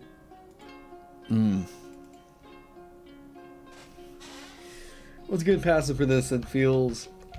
What would a taunt... Okay. What would a taunt paladin really like? Right? We're getting close to Christmas. Let's give out some gifts to some character builds. What if the Runekeeper has got a taunt pally as one of their friends? What would wait, just tuning in. How dare you stream during my D&D session? Hey, welcome. And so that you've got something to check out after you're done. Some extra protection, sure.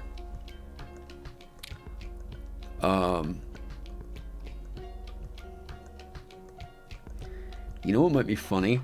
No, that can't be tied in. No, can't do that. Taunter wants some protection, but what else would a Taunter want? Taunter wants... A Taunter wants hard aggro. Yeah, they've got all the hard, like, heavy armor they need. This is like... If I want to build a taunt pally, I'm gonna look at my Runekeeper and be like, motherfucker, get Vinci. Maybe a Thorn.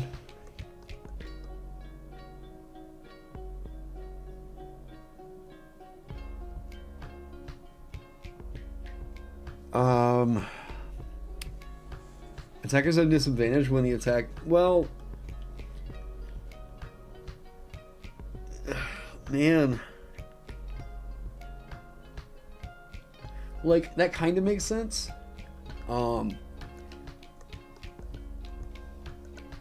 Absolutely. You want, I mean, I could always just scream into the microphone, blue thumbnail.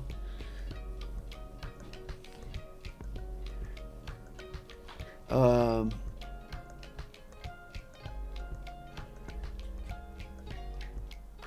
no, that's too hard of that's gonna be too hard of a passive. I mean, it's an interesting idea for an invoked effect. The creature can only take the attack action during its turn.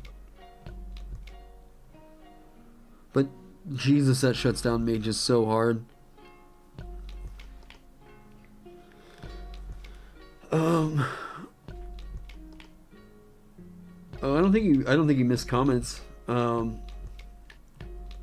think all I really said was it was one that you and I had designed. But basically just that we didn't really like the way that, as much as we loved Compelled Duel, we can't stand that, the way that the spell completely flubs up what it wants to do.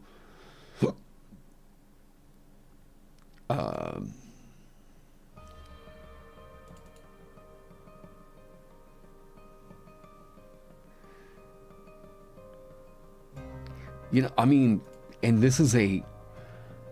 You know what I love about this? You know what I really, really love about this? Is that this opens up the potential for so many characters to get a really goddamn good, really good, and oh man, this is such a good tank. This is such a solid, super solid tank rune right here.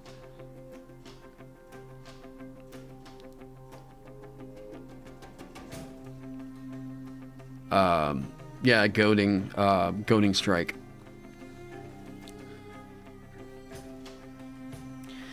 God, I feel like I had it.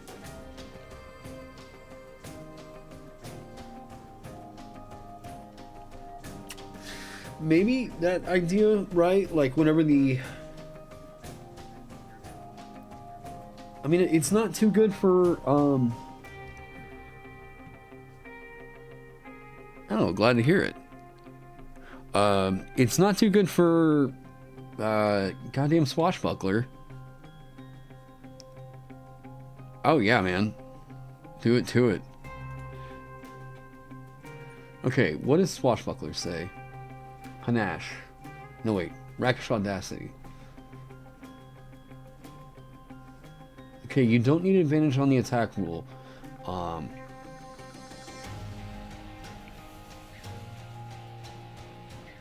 Alright. Watch this. Is this going to be too good? Very much maybe. Especially if it pairs too easily with Rakish Audacity.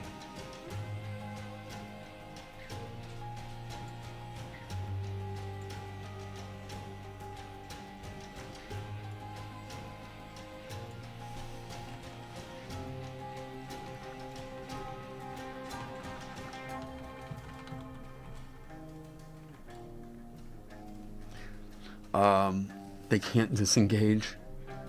Ooh.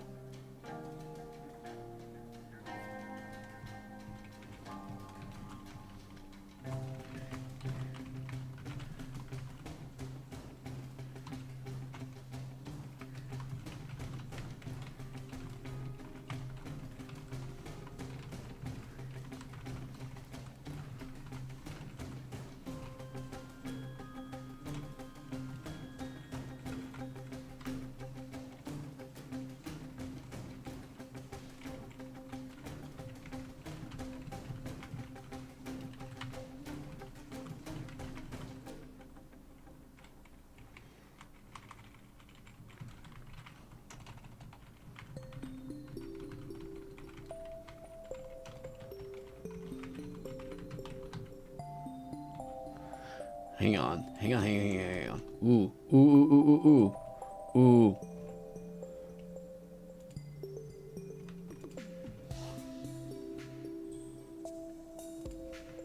Wait.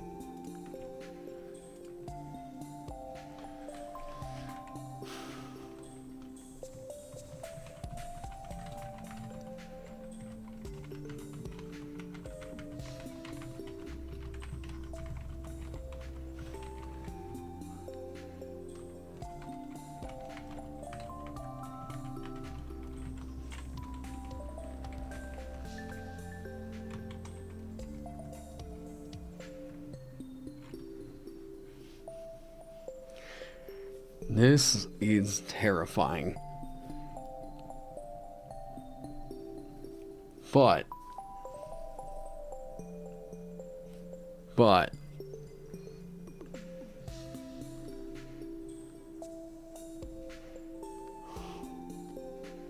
do what? Wait, the wild what?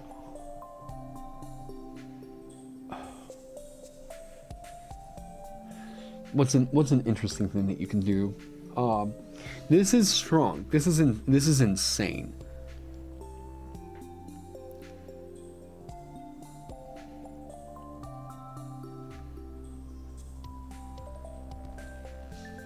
I don't know that it could actually be just freebie extra attack. Like, I don't think it could be freebie extra attack because of the way that fighter's extra attack works.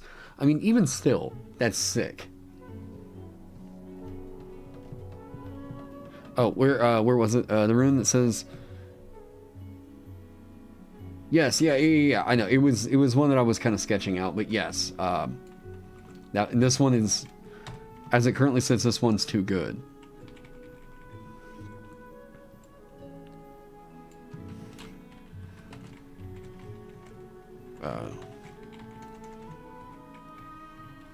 Yeah, Ross convinced me.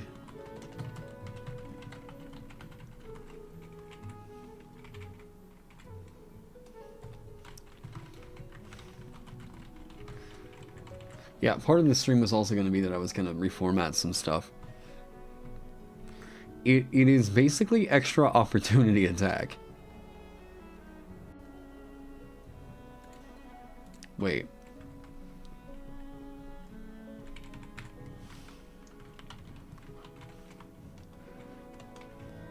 Should it be 5th level or 6th level? No, that needs to be available here. It needs to be available here. Just baseline, you have it, okay?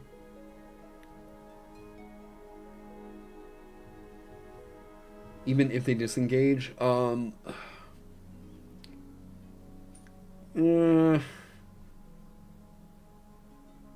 this rune is very strong.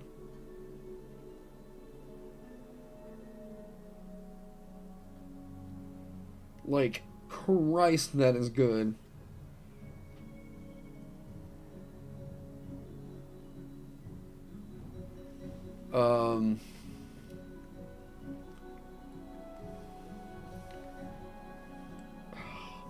Like, this is very good. This is mostly yes, Blastic Pox, I totally got you. I should be thinking of balance right now, not just flavor. Or yeah, no, sorry. I should be thinking about flavor, not just balance, right? But I'm just trying to think right now of what all could this do?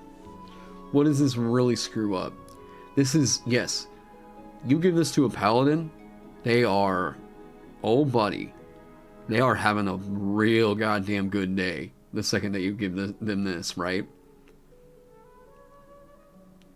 It is everything that paladin wants. I don't know that it should require the additional roll. Generally, whenever you're calling for that many checks that slow down combat like that, that's a fun killer.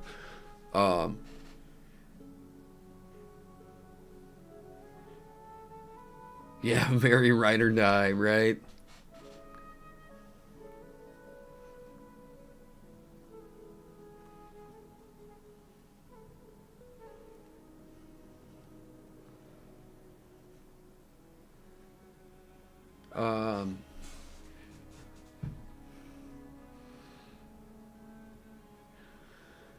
First time you hit a creature with a melee weapon attack on your turn, it compels the attack creature to attack you. Until the start of your next turn, you and the target have disadvantage on any attack roll that isn't against the other, and you cannot willingly move away from each other.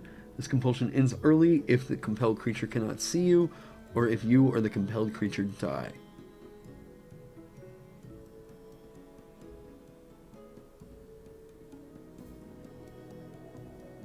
Like, that is very good.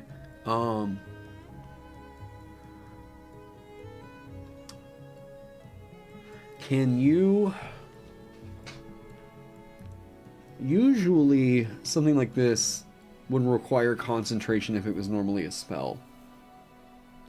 And I don't think it needs concentration. Well, no, because you as the Runekeeper are going to invoke this thing, so boom, this happens. God, that is really good as an invocation.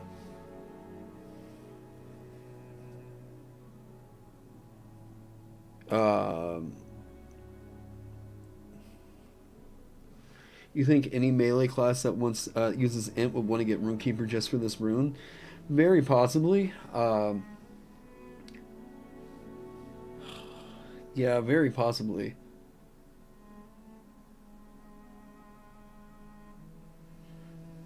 But like, okay, is this twisting reality here?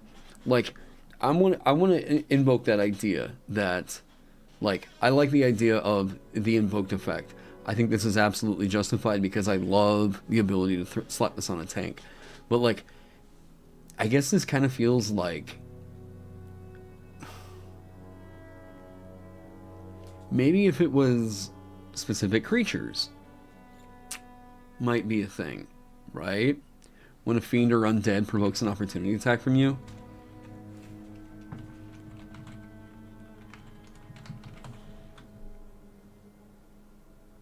Like, yeah. Now, something provoking an opportunity attack from you is like already really good. Like, it's already pretty situational. And like Blasticpox said, any class, like if you're looking at Bladesinger or you're looking at Eldritch Knight or Arcane Trickster, there's a pretty damn good chance that, yeah, it would be worth it for you to go over here, get Celestial, go Supernal, whatever, and pick up Vinci. I like the idea. I think I'm going to leave it for now. I don't think that it should... If it requires attunement, I don't know that it should.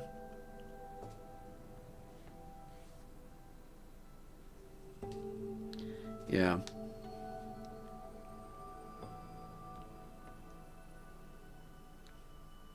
Yeah, I think that this is just an amazing, like, you want to build a more flexible tank kind of a rune. You want to slap a really damn cool mechanic on one of your buddies, well, here you go, man. Like, tank up, you know. Yeah, this is allowing... Yeah.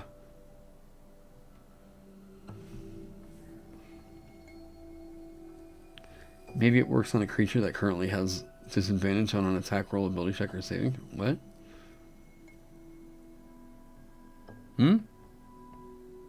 What? I don't know what that's... I don't know what that's in reference to. But... Hang on. Before I get super far... It's been another 2 hours since I let the dogs out. I need to go double check because... Grace is known to have a teeny tiny bladder. So I need to go let them out again real quick. 10-minute break. And then whenever we get back,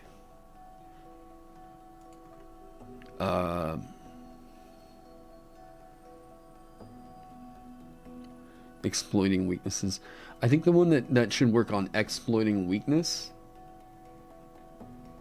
or just like maybe exploiting in general, could be Goblin or Fiendish. Because I like the idea of exploiting something's weakness as kind of a core concept. The passive should affect disadvantaged enemies. Ooh. Wait a minute. Wait a minute. Maybe. But. Wait a minute.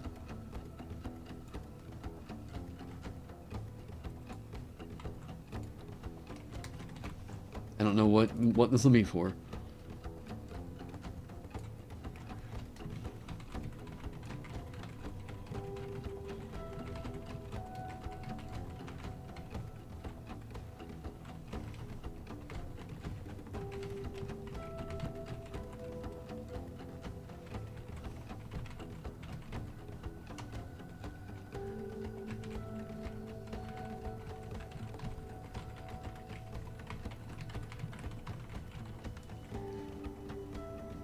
Oh.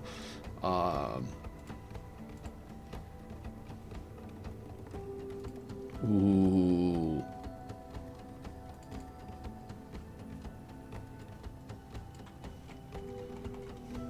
Ooh. Instead of limiting it to fiends and undead. Wait, what?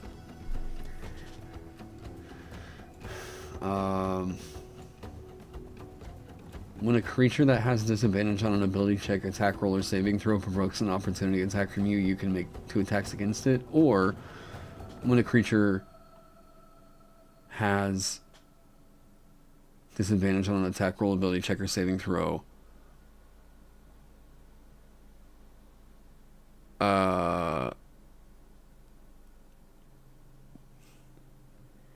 I'm still not putting it together what that was in reference to, or you, instead of limiting it to fiends,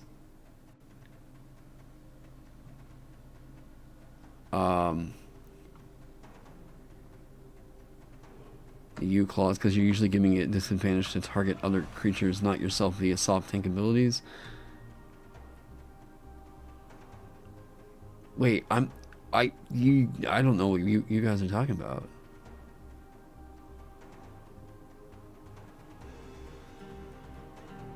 What?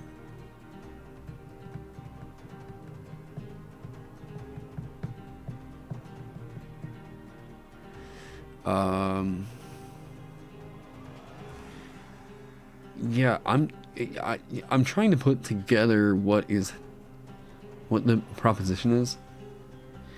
Yeah, if you can type it on Discord, I'd really appreciate that. I'm having a lot of problems really putting together what that's supposed to mean. Okay. So there's confound and then exploit.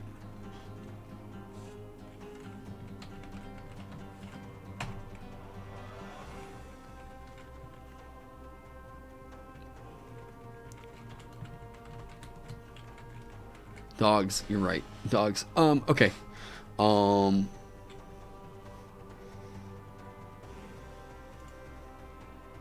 Okay. I need to go let them out. Alright guys, I will be right back here in just a little bit. Yeah, I think exploit as a contrast to confound sounds kind of cool. Alright. Yes, I'll be right back.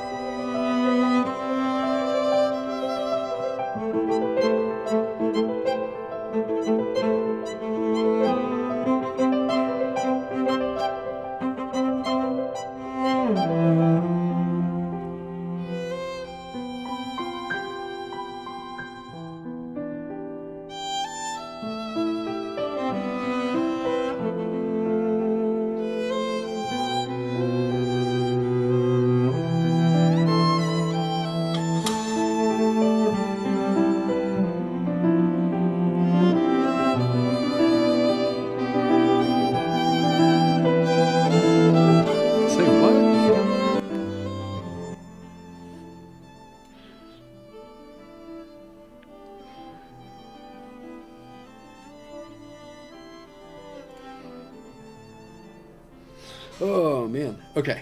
All right. Where were we? We had some runes. We got some cool stuff fleshed out. Okay.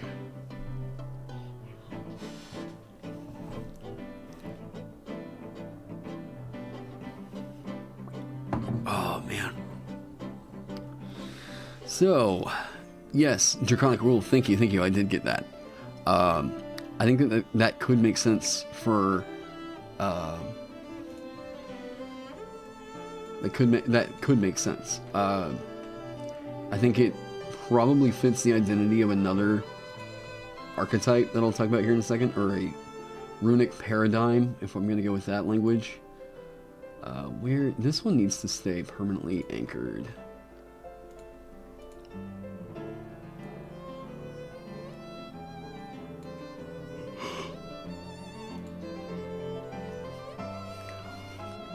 Oh god, do I have an ETA as for when this will be out? And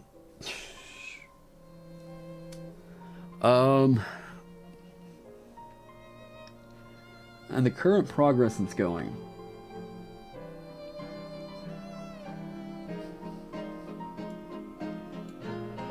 I'm not entirely sure. I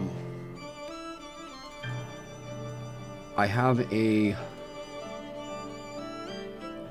thought that, hang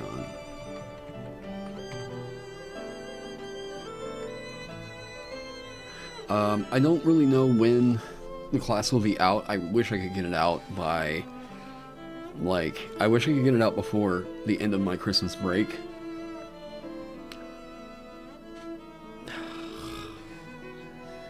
Oh man, I would love to have this out before January, but like, boy, I just don't know that that's gonna happen. And these aren't like tired yawns at all. It's just whenever I focus on a thing for a while, whew. That's coffee. It's not pee bottle, I swear. It's coffee. It's coffee, I promise. God, Spencer, thank you so much for the $10. Call me crazy / insane, but I think what could be cool later on down the line is the supplement that has the full rune / alphabet of all these languages. I know we have some official ones, but eventually what I want to do with this, I already mentioned not just hiring, like, not just commissioning artists for it, but also commissioning a typographer to go through and make a typeface of every different runic language I've got in here. That's a big task. It is a very big task. But it's the kind of thing that I think might be worth it. It would make this a stronger product in the end. As far as I've been able to tell, like, this is just, as far as I've been able to tell, in the official books, in the official 5e books, these are the runes that I've seen for sure right here. And I scoured through a bunch of the 5e books. Now, I want to see, because J input, yeah, while on break, there we go. Eloquence. So eloquence makes sense as like a speech or speak kind of a rune. And I've got several runes in here already for speak. Hope. There should be, oh, I like the idea of hope and despair being like contrasting runes. Oh wait, because hopelessness is in the game. Vengeance.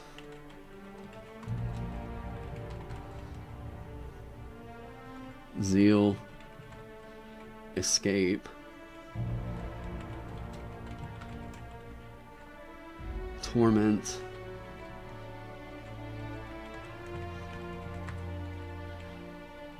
Battle. Battle and war, I think, are synonymous. health, heal. I think that life, you know, I think we got a lot of that territory covered. But yeah, I do want to look at more of those.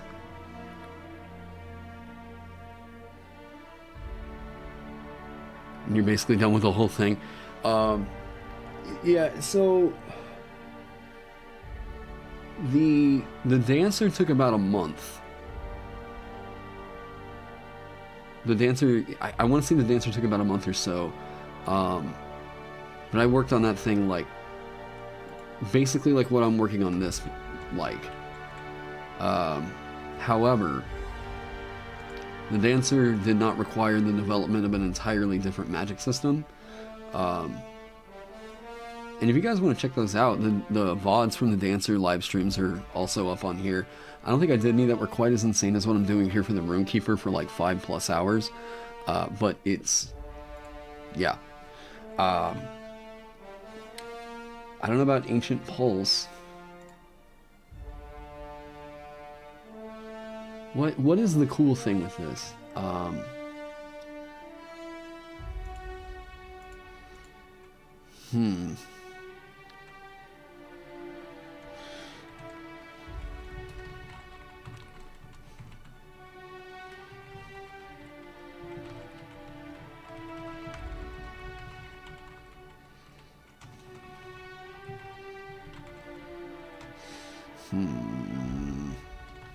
Okay, so the thing, the feedback I got from Legends of Frozen Far, especially on the Runic Warrior I put over there, because this is how unhappy I was with the Rune Knight that I saw, was that I tried to make my own rune fighter that felt like its own. It felt like I was trying to improve on the idea of what a Rune Knight could be.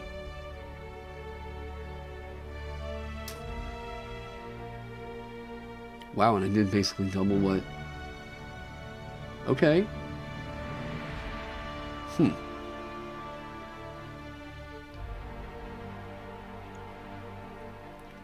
Wow, that started out real slow. See, yeah, here's... Because I wrote Pulse of Ages forever ago.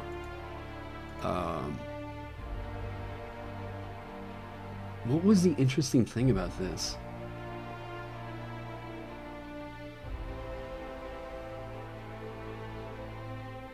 Because, like, it just basically got... Yeah, like, Eldritch Blast, but only out to a range of 30 feet. And that's just not interesting. Because, like, then people are just going to say this is just a... you know, there's really no difference between me doing this or... Yeah.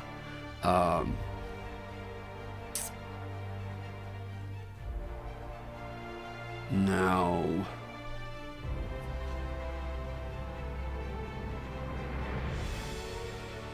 That was the cool thing, was that it felt like the Legend of Zelda BAM energy beam I could send out of my sword. And the overwhelming playtest feedback I got back from that was that felt super right. The place where I got the inspiration for that, and I've talked about this game a lot, but this game is also very, very good at communicating some cool abilities. Smite. So, in Smite, there's a character named Freya.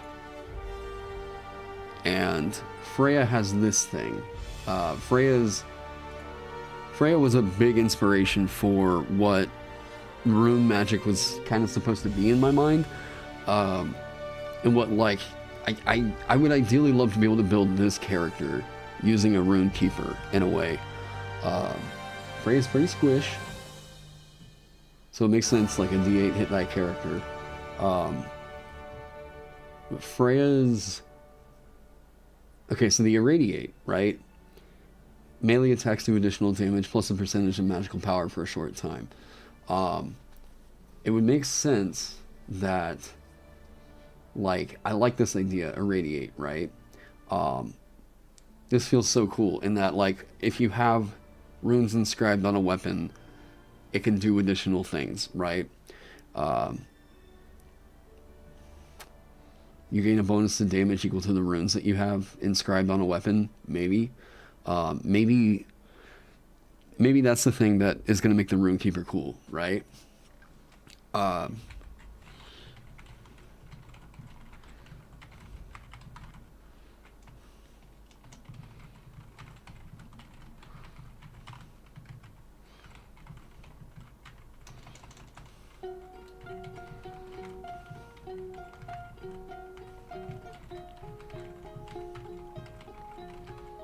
That's going to be insane.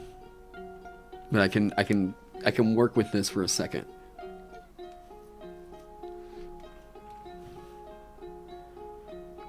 Okay, because that's basically, if that's the fantasy of it, right?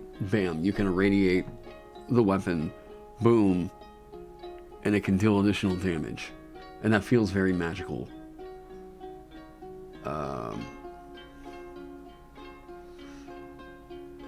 Now this next thing is where I got Invoker's Pulse. And this feels like something that needs to be a thing. Yeah. Yeah, Pulse. See? So, that feels so cool. And it's literally just the runes ignite on the weapon and allow you to, like, send out that blast from it. That's awesome. Actually, Freya's got a cool 3. Yeah. This form of banishment, that as a rune? Ooh. Ooh. Blue thumbnail, hey, thank you so much for the $10. Thank you so much for all the sleep you've given me. I appreciate that. Thank you so much. How many would you be able to put onto the weapon? That's what I'm debating right now. Is like, should you be able to inscribe more runes onto a single weapon?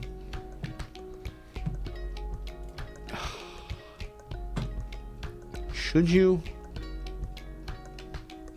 I think you should as a Runekeeper. What's my, where's my art? Okay.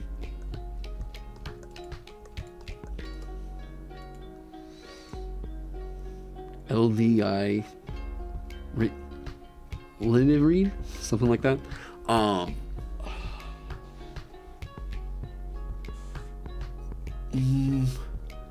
think that the most runes you should be able to inscribe onto a single piece of weapons or armor should be equivalent to half your proficiency bonus rounded up.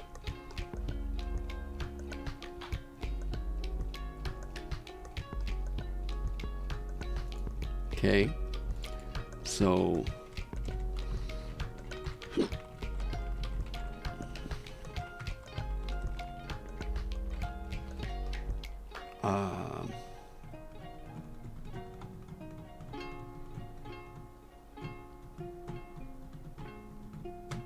does it have that restriction anywhere? Did I write that anywhere?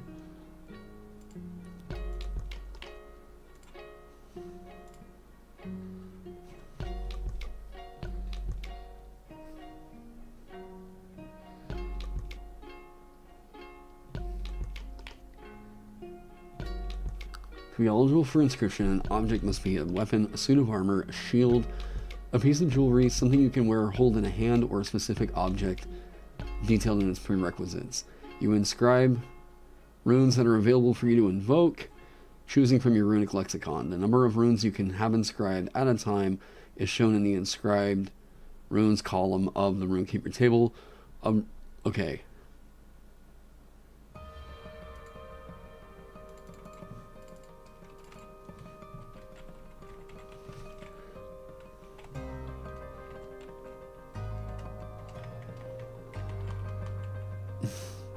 Can only bear up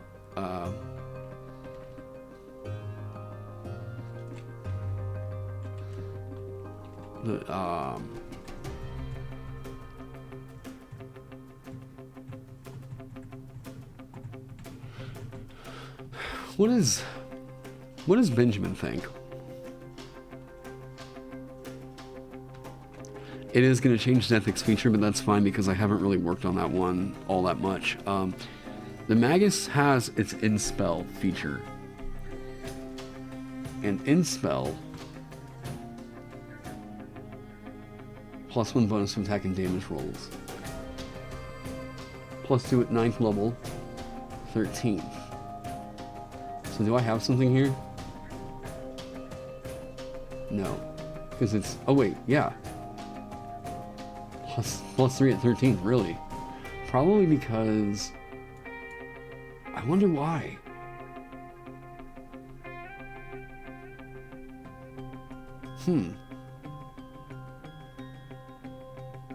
I wonder why. But it could also be that Dethic is just the one that's really good at inscribing them onto things. I mean, I doubt Benjamin is up. Wait. He's in California. What's California time right now? Ooh. Hang on a sec. Let me... Is he in Do Not Disturb mode?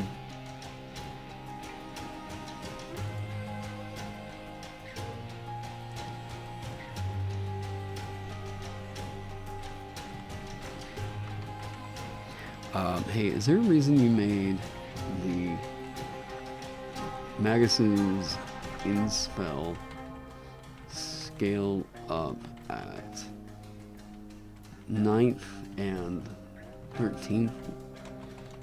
Wait, 9th level. I'm just curious what his reasoning is on that. But I think that you as a Runekeeper should be able to do that. Yeah, thank you. Do I usually play test before publishing? What I try to do is, like... I feel like I get... Okay. I feel like with playtest feedback,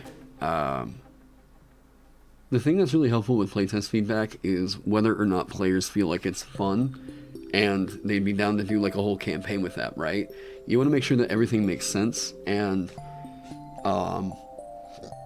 playtest cycles...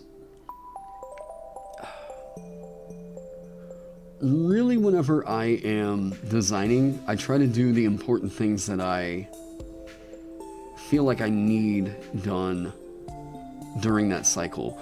And by that, what I mean is, like, I try to make sure that all the exploitable stuff, whatever, is cleaned up. I want to make sure that it makes as much sense as possible. And, like, playtest really tells me whether or not players, number one, had a good time playing it, and number two, whether or not everything made sense. Well, yeah, they might also be with family and all that. Yeah, sure, right? But it's Christmas Eve. There's always a chance, though. You never know.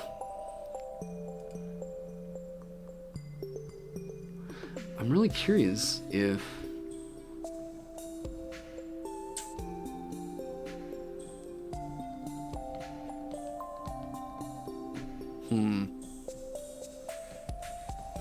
Well, I mean, 9th and 13th level. Why? I'm curious. Was he planning a spike around those levels? Like, it makes sense. Like, you're going into the next tier of play at that point. Not having it scale with proficiency bonus makes... Okay. I guess that's what does make sense. You can inscribe in... it's actual Christmas Eve for you Australians. Well, good day. I'm sorry, I don't speak below tongue. But happy down under.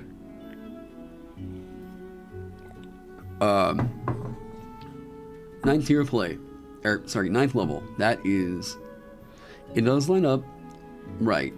Right. You can inscribe more than one rune onto an item, at 9th level.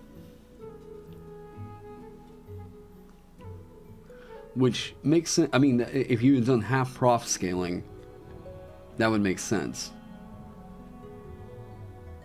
Maybe it's at 5th level and then again at 9th. You're secondhand embarrassed for me. You all hear my neighbor? Wait, can you guys hear? Hang on, let me.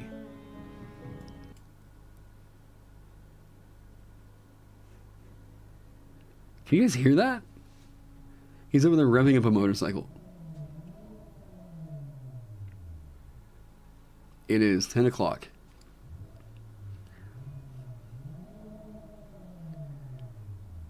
I'm not sure how well that's coming across on the mic, but that is so loud.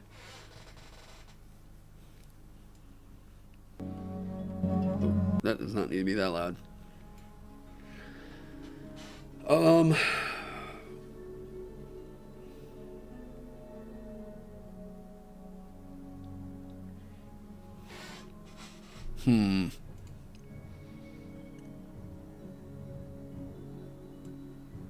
Because, like, you getting a flat +1.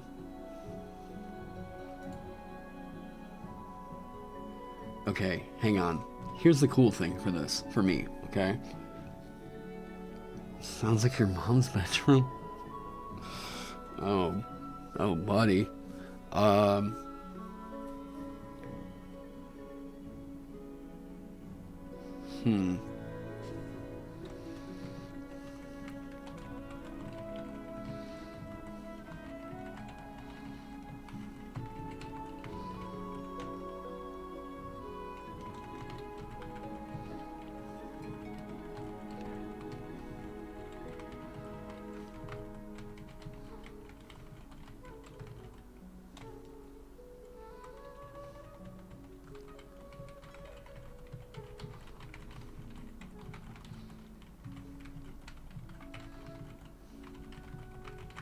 Okay, that's cool. I like that idea of the flat bonus thing that we were kind of talking about being a through line with 4E.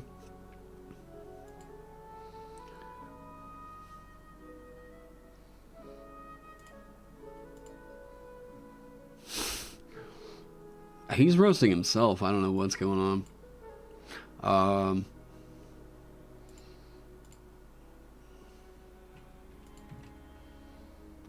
Okay.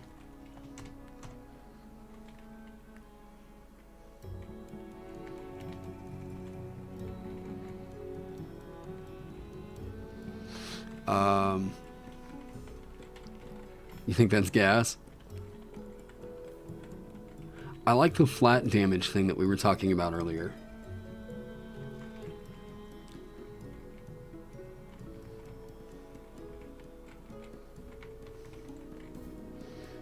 You reduce any damage you take by an amount equal to the number of unscrewing of while wearing the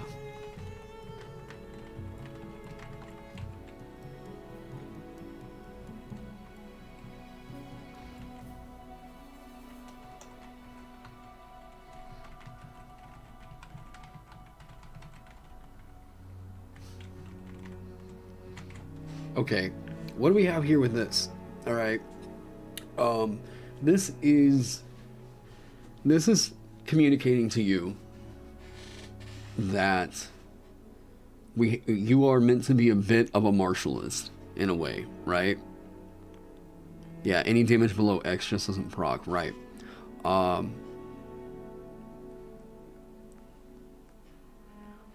And what I like is this theme that we've been going with of like ancient, whatever. Pulling from 4E almost feels like a little Easter egg of like, oh, it is ancient knowledge that's bringing this thing into relevance. That's kind of cool. There's a fun little Easter egg in that. Now,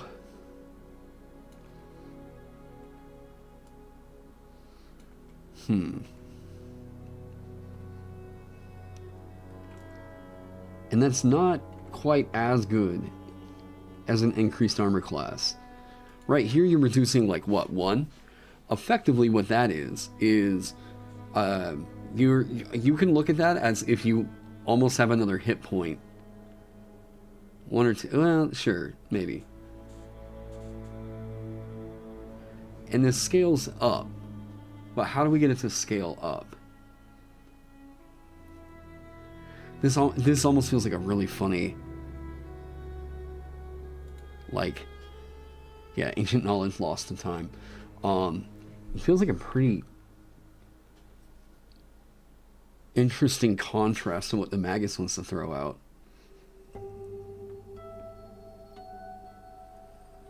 But they can throw this to any creature within 30 feet of them. The Runekeeper is going to be a little bit selfish. In that, like, you get the rune, you can inscribe it onto a weapon, bam, bam, cool, cool. But it's only giving a bonus to armor or weapons.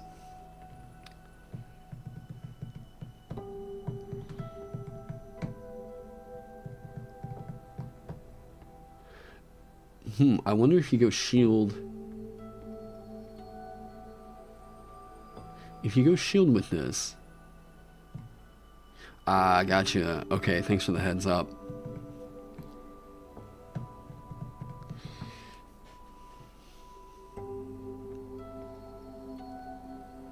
I don't really get what that's trying to evoke, Tyler.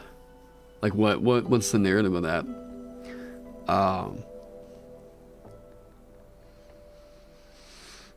Possibly.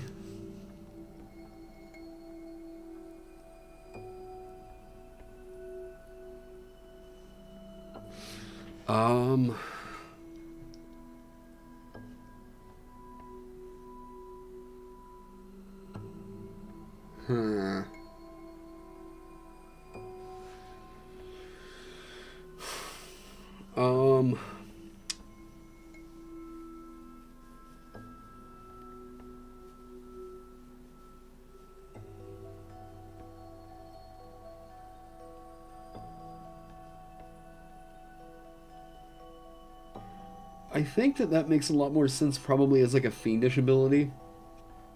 You're spreading pain around.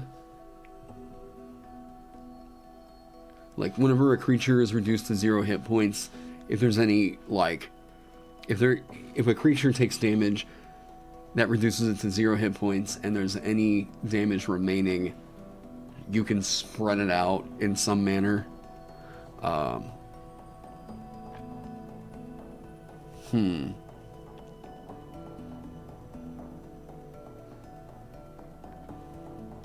And like, I don't know, maybe. Now okay.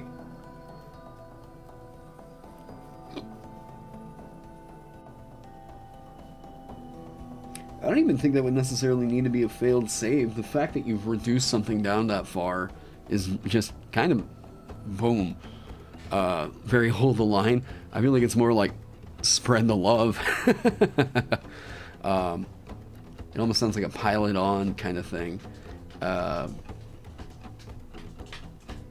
What is the thing here?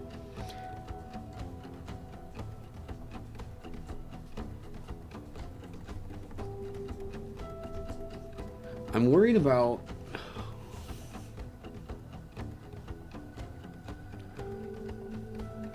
the number of runes you have inscribed on it. Okay.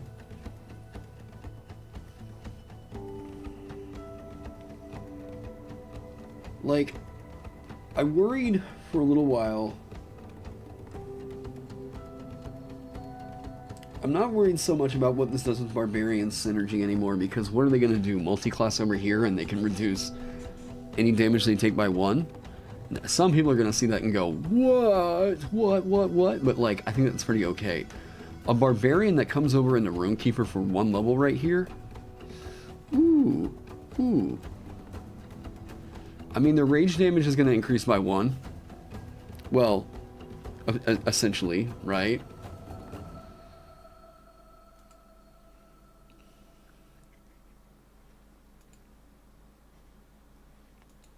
I mean, saying that that's a 50% efficiency is... I mean, yeah, considering they don't really untap that level of power until 9th level... It's too late for me to give it to... Well, okay, other people can there's other ways for the barbarian to get up to that.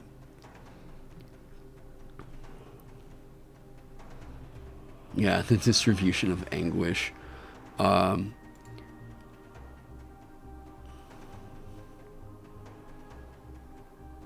problem you see with this feature at early levels, you basically have to decide if you want to give your features, or if you want to use your features or give runes to allies. I think you should be wanting to get your features. Like here early on, yeah, absolutely. And then later on, once you get more runes, you can look at spreading it out, right? Barbarian's main thing isn't rage, it's reckless attack? Yeah, sure. Yeah, advantage on demand is pretty sick nasty.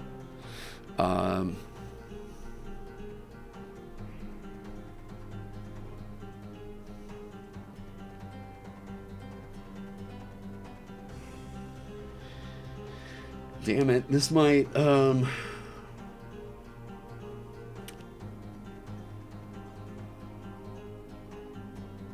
yeah, I think that the resistance is better. Now,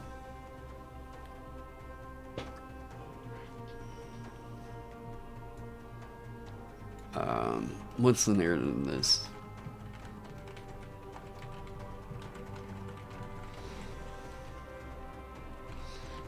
Runes you wear.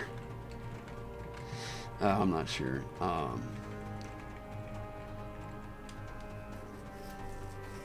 Quietly adds sick nasty to their vocabulary. God,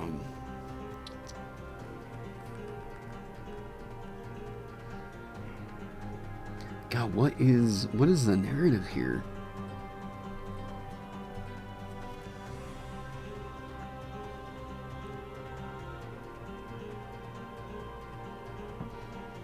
What is the... Because, like, there's supposed to be a philosopher, and I'm not sure I like this.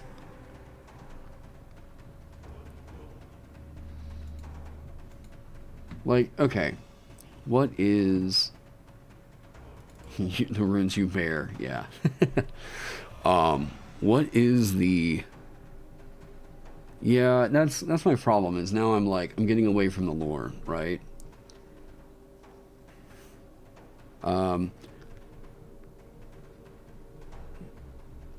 The contagion spell, only good. And no slimy doom.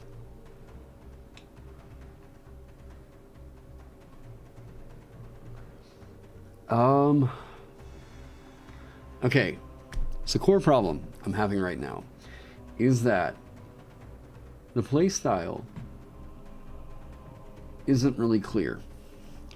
You get a bunch of these runes, yay!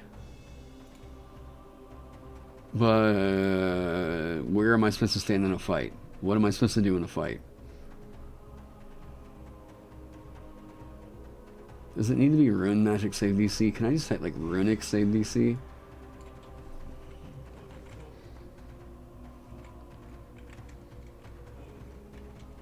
It looks better for runic attack bonus. Yeah, I don't like rune magic as a...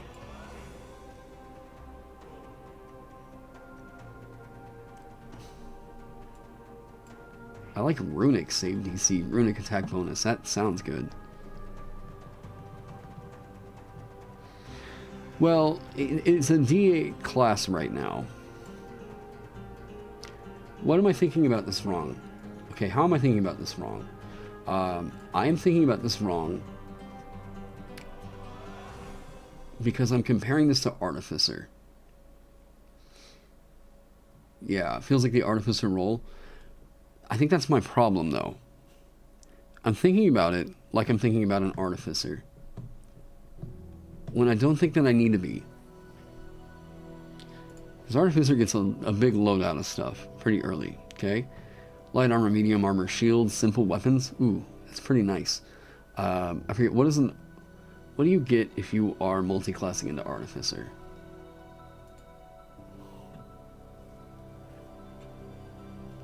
Zach Biddle, hey, how's it going? Thanks for joining me.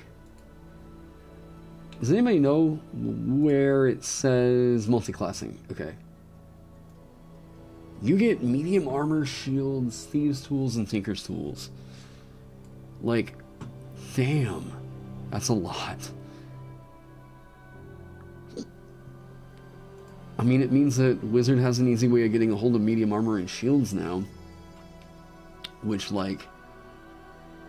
Okay. And that's my thing, is I'm trying to think of what is an average turn like for this, right? Is it just going to be to invoke these runes? Or are the runes good enough to where... Are the runes designed in a way to where you can, like... Okay, so spellcasting, right? Average turn for an artificer. Does spellcasting communicate, like, yes, I'm going to be using cantrips? I guess so, right? Cantrips known, figure damage cantrips. Oh wait, that's wizard. Oh my god, what am I doing? Okay. But I guess it's worth, you know, whatever. Okay. Magical tinkering and spellcasting. 2 cantrips known, 2 first level spell slots that come back on a long rest.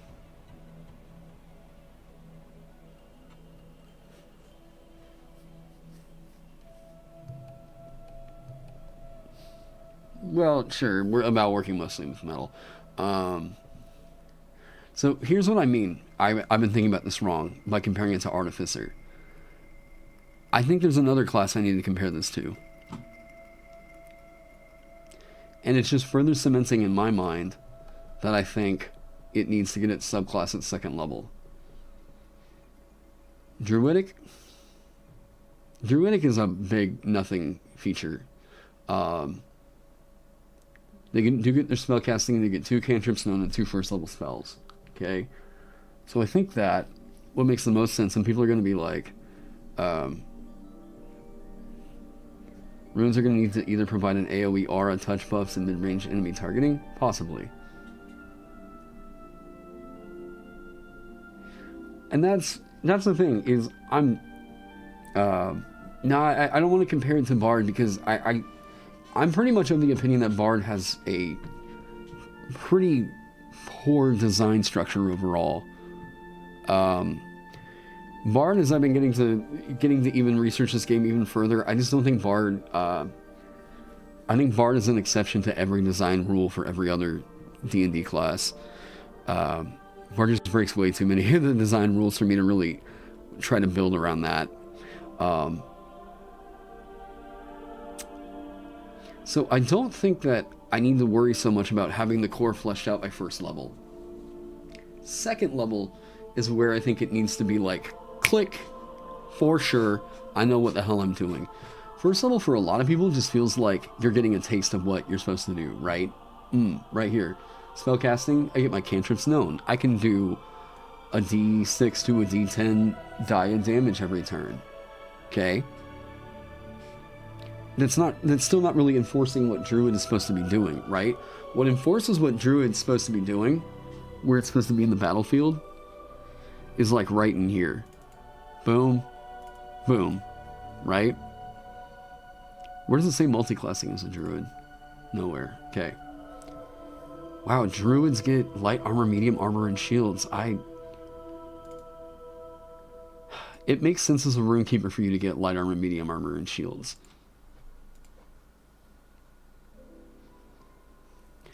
Are there weapons that we can look at that we say, this is what every Runekeeper would use? Like, every Runekeeper should be good with this.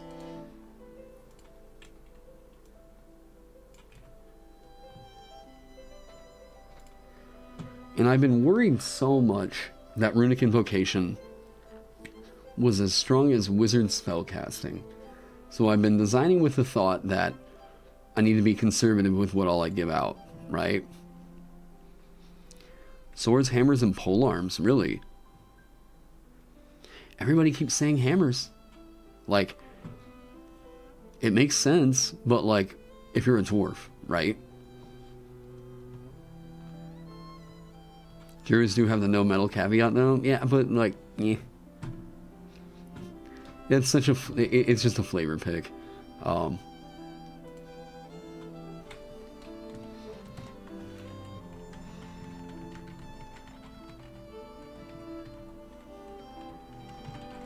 know. It's like they really just, yeah. It's just a hand wavy thing to get you to actually wear wood armor.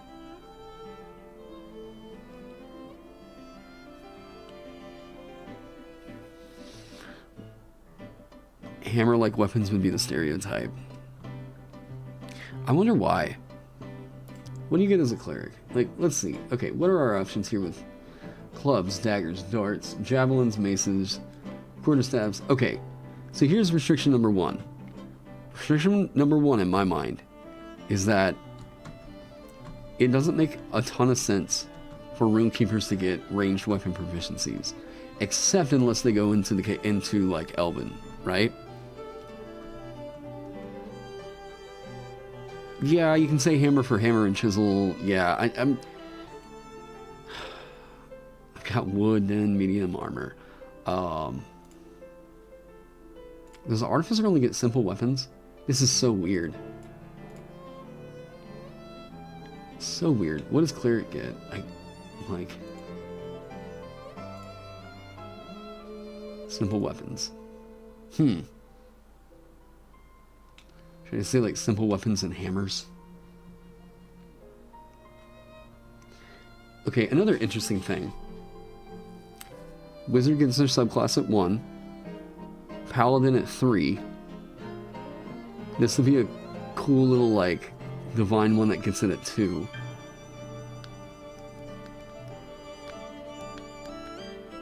But it is introducing a new system. Okay, I think that putting it back at 2 is the right call.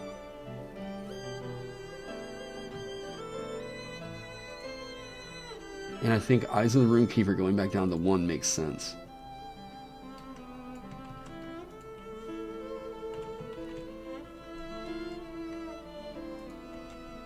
Your runic dialect being at 2 frees up some territory.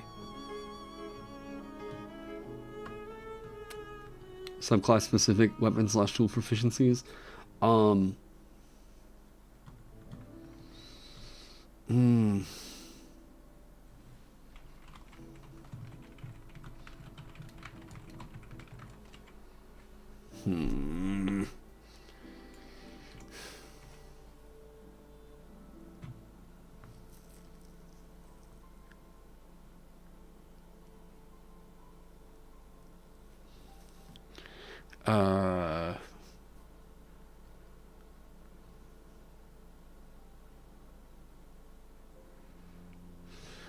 The leveling fits more for the narrative fit. I actually think that it's totally fine for you not to get your subclass here for this one until 2nd level. Whips for fiends. Yeah, you aren't born with it, you aren't martial, right? Runic dialect, it's like, this is a thing that you're going to have to specialize in, right? Like, you are choosing a certain dialect to make the height of your study, right?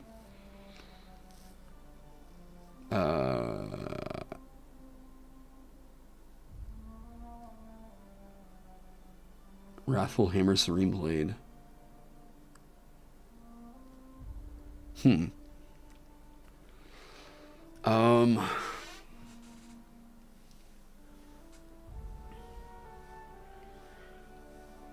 Eyes of the Runekeeper is basically just an invocation repurposed. Okay, so putting it at 2nd level is not a balancing measure at all. It's literally just like, there's a reason why this is, I guess it's an invocation. Like, if I do this, bam, all it really does is it gives you a pretty cool invocation, honestly. I do think it's kind of funny that, you know, with Eldritch invocations, wait, let's see here. You know, Eldritch invocation.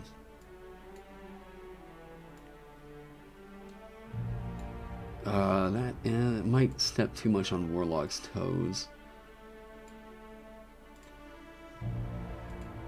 Wait, what'd you just do? What'd you do that for? What'd you get all wonky for? My dude, you messed up all I have no idea why you decided to do that.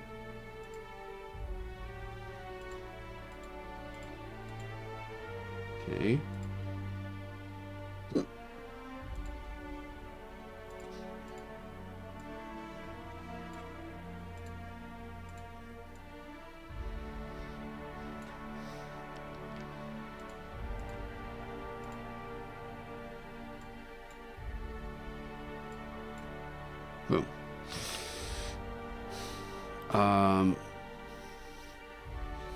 It's formatting Satan.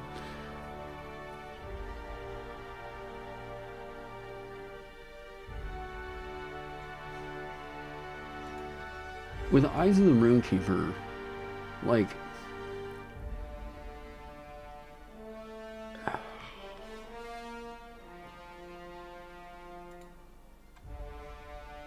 Wait.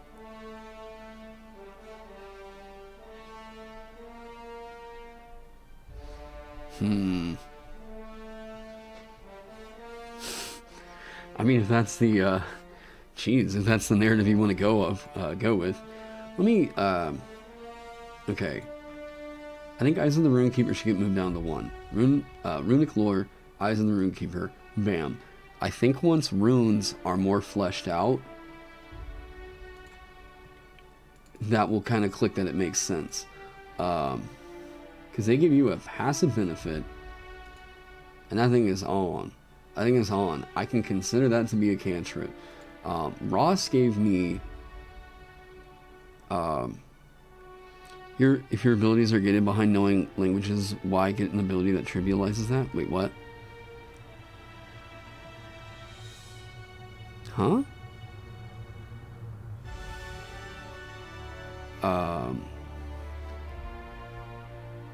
Kind of goes against the learning languages thing? Wait, what?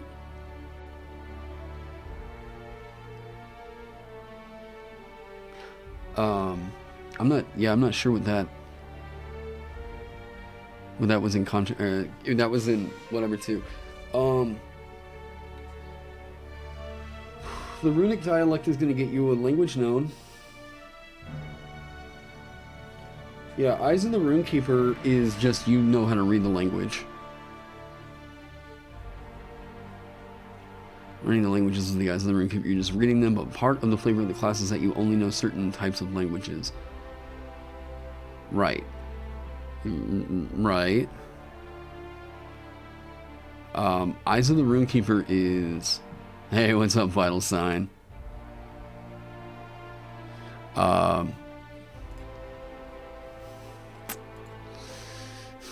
Here's the reason why I put Eyes of the Runekeeper on here, just so it's clear. Okay. Because this exists. It's an Eldritch invocation that you can get, and it feels like such a precedent that boom, it would fit in like a glove. It fits in like a glove in terms of narrative. If the Eldritch, Warlock can get Eyes of the Runekeeper, that it feels like such an easy slide in. Bam. Right? Now, for Warlock, it's an invocation known. So they'd have to, like, to get that same level of power, they'll either have to snag this specifically with an Eldritch invocation, or go take it with a Runekeeper, right? Just need some flavor text? Maybe, like, this is pretty simple. Oh, investment in the Chainmaster is absolutely overpowered. Yeah, Benjamin Ross and I all thought that it's so overpowered it needs to be tied behind an 18th level prerequisite. This is pretty damn busted. Yeah, all because of this right here. If the familiar forces a creature to make a saving throw, it uses your spell save DC. There is a feat where you can pick this up, yes, but you have to have the Pact of the Chainmaster feature, so you have to still have levels as a Warlock in order to even get this, right? Actually, because it has a prerequisite, you have to have Warlock levels to get this anyways. The reason why this is busted... let me get into this. Whenever I say... whenever I say that this is busted, reason for that is because of what you can get as your familiar through Bond of the, or Pact of the Chain. So, where is that? Oh, Pact Moon. There we go. Okay. Pact of the Chain. So, whenever you learn Find Familiar, you can cast it as a ritual, yada yada yada, that's all good. Whenever you cast a spell, you can choose one of the normal forms for your familiar or one of the following forms: Imp, Pseudo-Dragon, Quatsit, or Sprite. Okay?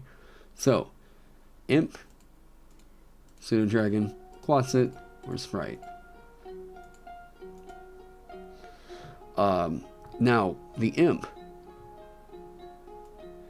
whenever it forces a creature to make a saving throw, instead of this DC 11 Piddly Constitution saving throw, or take 3d6 poison damage on a failed save or half as much on a successful one, sure, if you're dealing poison damage, not super great in D&D, like, meh, just whatever, right? This is not really the big one that I'm worried about right here, but it is worth saying that, like, this is still 3d6 poison damage that's tied behind your Warlock spell save DC, rather than whatever. And because of the Pact of the Chain Master, or Pact of the Chain, this is something you are doing, like, wait, oh, wait, that's different than it was in the UA. Interesting. It used to be you can order your Imp to do an attack as a bonus action on your turn. Okay. Well, you have to forgo your attack. That's actually a little bit more reasonable. Okay. Now, it's still... Would it be worth it for you to go over and snag it, like, extra attack in some way? Possibly. The big thing isn't what you can do with the Imp. It's what you can do with the Pseudo-Dragon and the Sprite. Okay? So, Pseudo-Dragon. This Sting right here, DC 11 Constitution saving throw, become poisoned for 1 hour. If the saving throw fails by 5 or more, the target falls unconscious for the same duration. So, unconscious, there are not a whole lot of creatures that are actually immune to being, or even have saving throws against being unconscious, because that's part of the aspect of dying, really. Whenever you're making death saving throws, you fall unconscious. Sleep works in the particular way that it does to prevent that from being used on big boss monsters, and just the team being able to set everything up to where everyone's going to get, like, advantage on their next round, whatever. This even being a potential at early levels of play is a problem. That's something I would consider to be a pretty damn cheesy strat right there. I think that is way too strong for conventional play. And the short bow for this guy, you don't even have to, like, the Pseudo-Dragon, at least this one has to get up into something's face in order to make this sting go off, right? The Sprite can do it at range. And this thing can turn invisible, whatever. This thing can turn invisible, meaning that it's going to have advantage on the attack that it's going to make with the short bow, which is now being made against your saving throw DC. Yeah. Now, there's a few things in which make this not super terrible, actually probably pretty bad at later levels, is the fact that the creature is going to become poisoned, and if it's poisoned, it then falls unconscious, right? So, at early levels of play, this is devastating. This is real scary for what this can do. Say you want to throw an owlbear at your players, right? Like, it's possible that this completely overcomes that fight. And I get it, because I've heard this pushback about silvery barbs, and people are like, well, I don't mind it because I want my players to feel powerful, right? I don't... Okay. If investment of the Chainmaster... Where'd it go? Is there anything else that this does? Oh, no. Oh, here's where it is. Wait, what was I looking at? Oh, I was looking at... Oh! Okay. This is... Yes. Okay, so it is still the bonus action on your turn. You can command it to take the attack action, okay?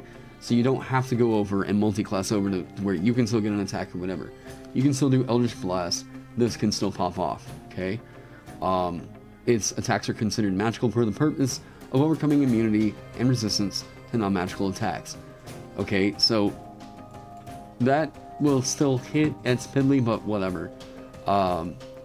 It's really the fact of there's 2 familiars that are on this list that have an effect that against a saving throw against your spell save DC, they could still fall asleep, right? That's a really detrimental condition. Super detrimental. And like, if this just becomes, it's an at-will thing. Think about it like this. This is the kind of power that they would typically tie behind a first level spell slot, and you can now spam it. You can do it at range now. You can do it at range because of the short bow that the sprite gets. If this was supposed to be like a, I don't know, some kind of buff for Arcfey, because then they'll pick up their sprite and do whatever, then like, whatever. This is...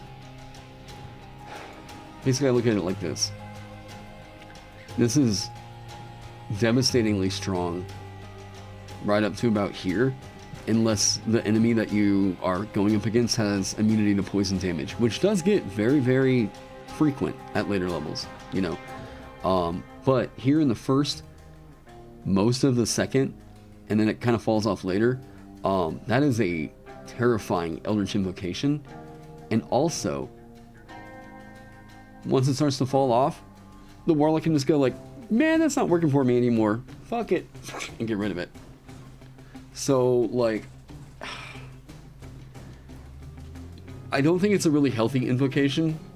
And that it's going to create what I feel is a pretty undesirable gameplay loop, where the players have figured out this strategy that we just want to knock the thing unconscious, wait for the sprite to do its thing.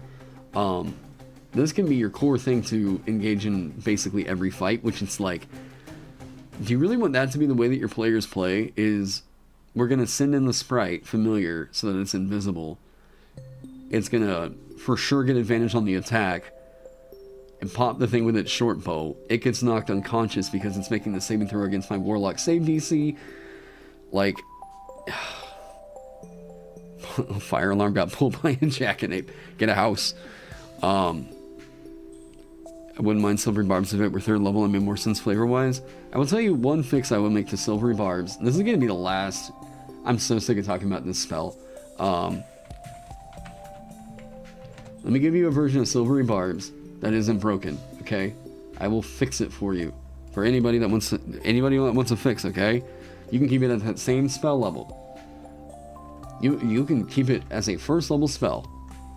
Alright? You can make it to where this is still everything and more. Well, it won't be more. This will be less because that spell is too much already. I'll show you how to fix this spell, okay?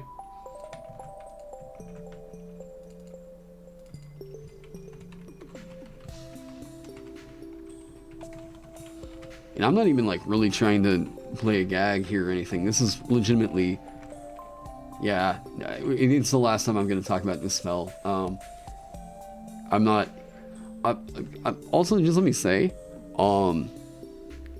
that sprite, well, anybody that's a DM that's used to seeing like what happens behind the screen and how many monsters really aren't immune to being frightened or being put unconscious, you are getting the power of you're getting a better version of the sleep spell at will, in my opinion. That is a very, very strong ability. Range of like what, 60 feet it was? Aw, well, we'll hang out. One reaction, what you take? I'm not even going to take away how versatile it is.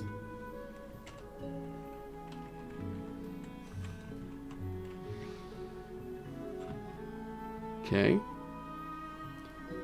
I'm going to make one change to make it to where this spell is not as fucking ridiculous as it is. Instantaneous, and then for the next minute it gets the thing. Okay. You want to see how you fix this goddamn spell? Buff. Verbal. Okay, verbal only.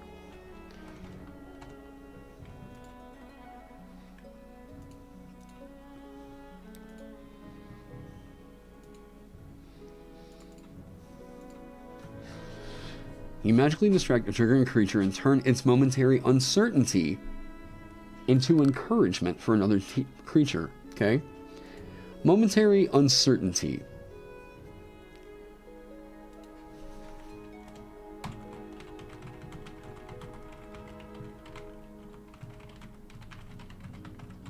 Boom. If the creature is literally so confident that it cannot be frightened, it would not be uncertain. It's confident in what it wants to do. How many things does this fix right here? It makes it to where this spell is not so insanely, absolutely insanely spammable at later levels. Do this one thing, and this is a first level spell. Like, one thing. That's all I ask. Make silvery barbs the kind of thing that is tied to whether or not the creature is immune to being frightened. Does it make the spell worse? Yes. It needs to be made a little bit weaker. The mechanics and everything, fine. I will make that concession right there. Leave it whatever. You want to spam it, whatever? Fine. Fine. At least this isn't going to nerf the shit out of your boss monsters. Like, at least at later levels, this is not infinitely spammable.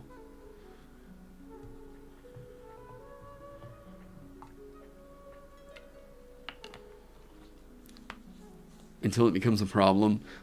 We could tell you, like, those of us that were, like, really heavily in the design sphere, that this spell was going to be a problem. Just from the way that we could see it. And it had nothing to do with the fact of, it could be that there was a misinterpretation of this spell. God damn it. Oh my god. Hey, those of you that just popped in, I promise you I have not just been talking about silvery barbs this entire time. And I promise you this is going to be the last time. I promise you this is the last time I will ever talk about this damn spell. Because I don't even allow it at my tables. I just don't get what this spell does. I don't get the narrative it's supposed to invoke. That, like, you turn its momentary uncertainty into encouragement for another creature. Like, oh my god. Okay, your reaction. Like, I didn't remove anything from this. That roll mod by Level Breakdown I had in my Discord was showing a cumulative 10 die roll always has a condition limit. Wait, what?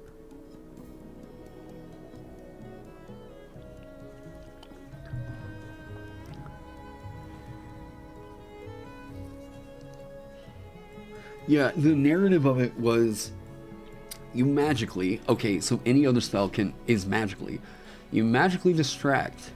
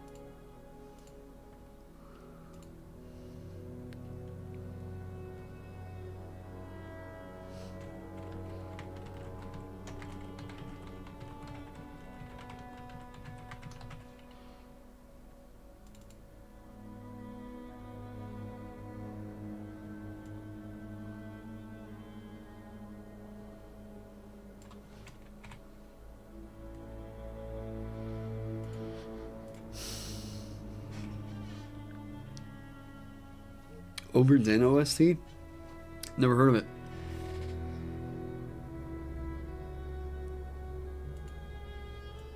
Oh, me. I didn't realize that was there. Oberdin. Oh, that, yes, this pixelated hork. Oh my god, I want to play this one so bad.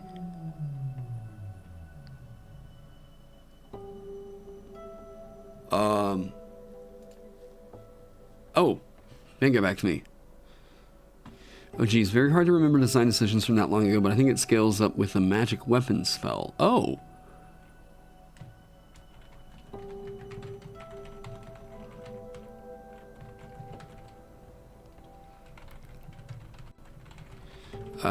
Structure.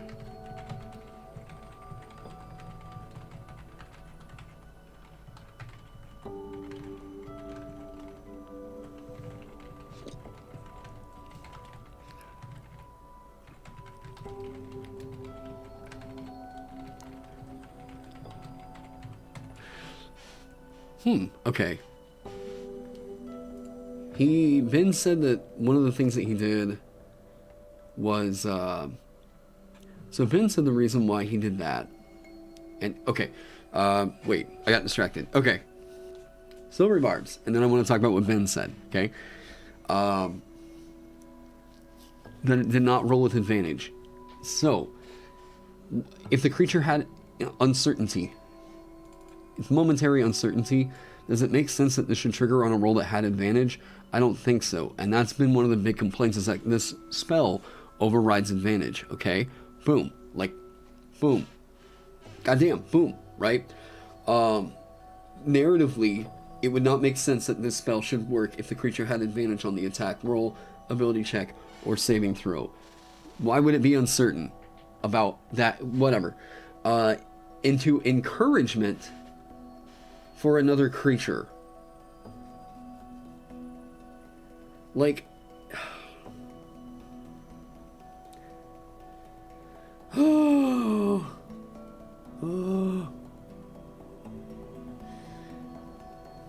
only other reaction spell that mods die rolls a shield, which conditionally requires more than one attacker to be real good. Exactly. Or it has multi-attack.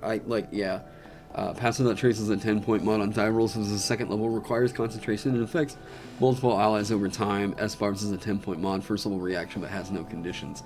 Yeah, it needs, like you said, it needs the conditions in there, right?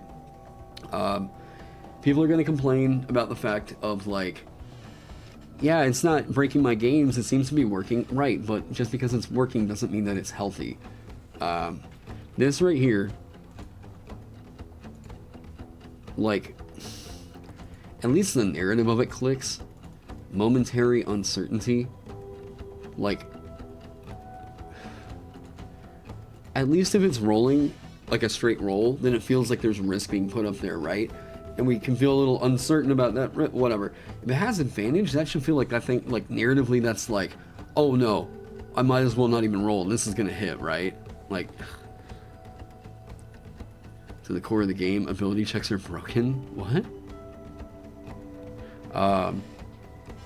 Anyways, yeah, so Silvery Barbs, like, I think it needs to at least have this, unless the creature is immune to being frightened.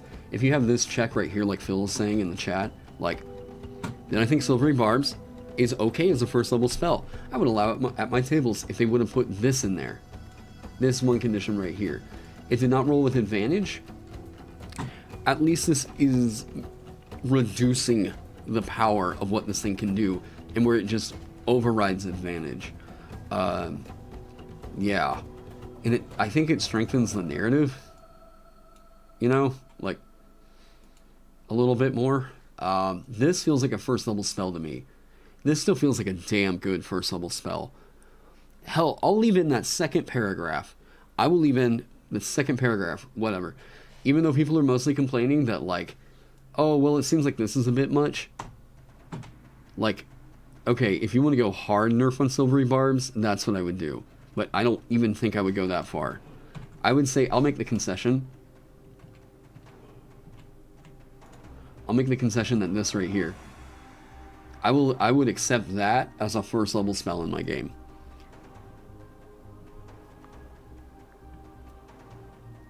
But yeah, that's Wizard being able to get that with spell mastery and spam it infinitely at later levels of play is so dumb. So dumb. Make it to where it doesn't work on creatures that are immune to being frightened, and you strengthen the narrative of it a little bit more. Make it to where that spell can't negate advantage like that. And I'm still like, you know what? Yep, that's probably better, actually, because that's such an insanely strong thing it can do. Like, you know, you are overriding this creature, either exploiting a weakness or a vulnerability here, where that creature should generate advantage because of a narrative reason that's going on, right? And you're just saying, nope, first level spell slot. Whatever. Like, get that out of here. Yep, shield against a single attack is a bad use of shield. Early levels of play, silvery barbs would still be relevant, right? But at least it would be at later levels of play if people are like, oh, the spell feels useless. Use it on minions. Man, for all I care, use it on minions. If you have it at will, you picked it up as your spell mastery feature for, you know, whatever wizard. Use it on the enemy's minions. Don't use it on the big boss. That's so not fun. That's so unfun.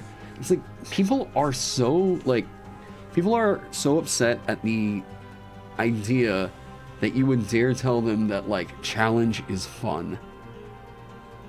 We don't like inherently broken things in the game. Like, we just don't. We know that, like, okay, I'm gonna play a video by someone I've talked about here on the channel before. I promoted the crap out of this one. I'm gonna play a video real quick. This is from Dan Felder. Yeah. Okay. Let me play this real quick.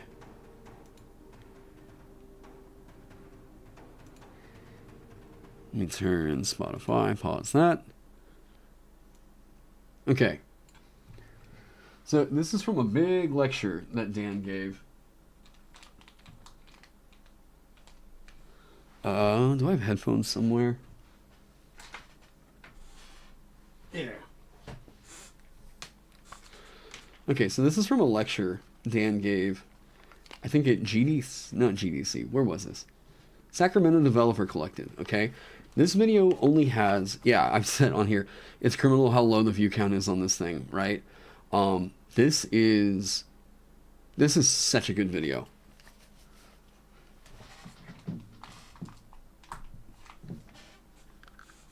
Let me see here.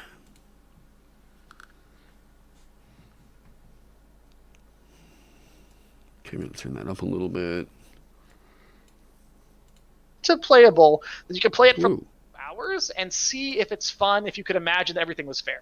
Sorry, like getting close enough to see there from here. Because if it's not fun at that point for 2 hours, it's not going to be fun for 20. And so you just want to get close enough that you can see the fun if you squint. And also, if your game is fun despite being kind of imbalanced, then it's going to be so much more fun when it is. Balance is a force multiplier. Good balance can't replace bad gameplay. It can just optimize and polish it and make it last longer. Water. So, let's talk about it. The first question I run into is, that real quick. I think it lasts longer. Being kind of imbalanced, then it'd be fun for years and see if it's fun if you could imagine that everything was fair.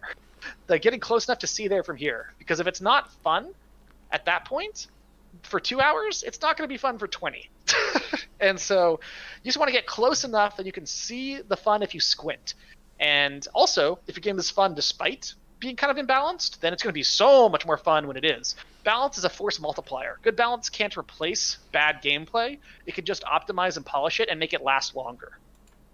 Okay, so what Dan's talking about here, at least my interpretation of it, is what I sometimes call the health of a game. Okay, how long are we going to be playing that game?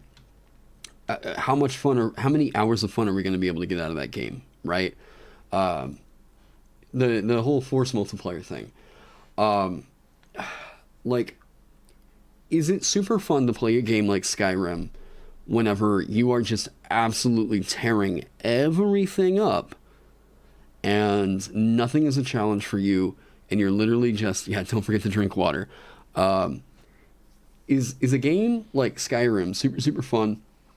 I mean, Skyrim is a very fun game. I don't think anybody here in chat can deny that. Skyrim is a super fun game. Is it still a really, really fun game if, geez, I have really got to write something to get rid of these bots. Is Skyrim going to be as much fun, or are you going to play that game as long if you install some kind of mod that makes it to where, like, everything just dies in one hit?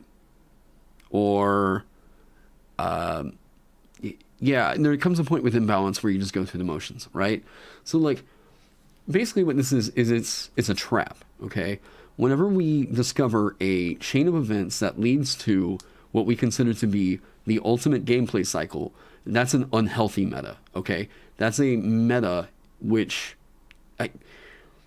whenever we say that, like, there are a lot of people who wage complaints against what munchkins they feel like do to their game, because they feel like munchkins get either upset or they're like power gamers. Let's just say the power gamer.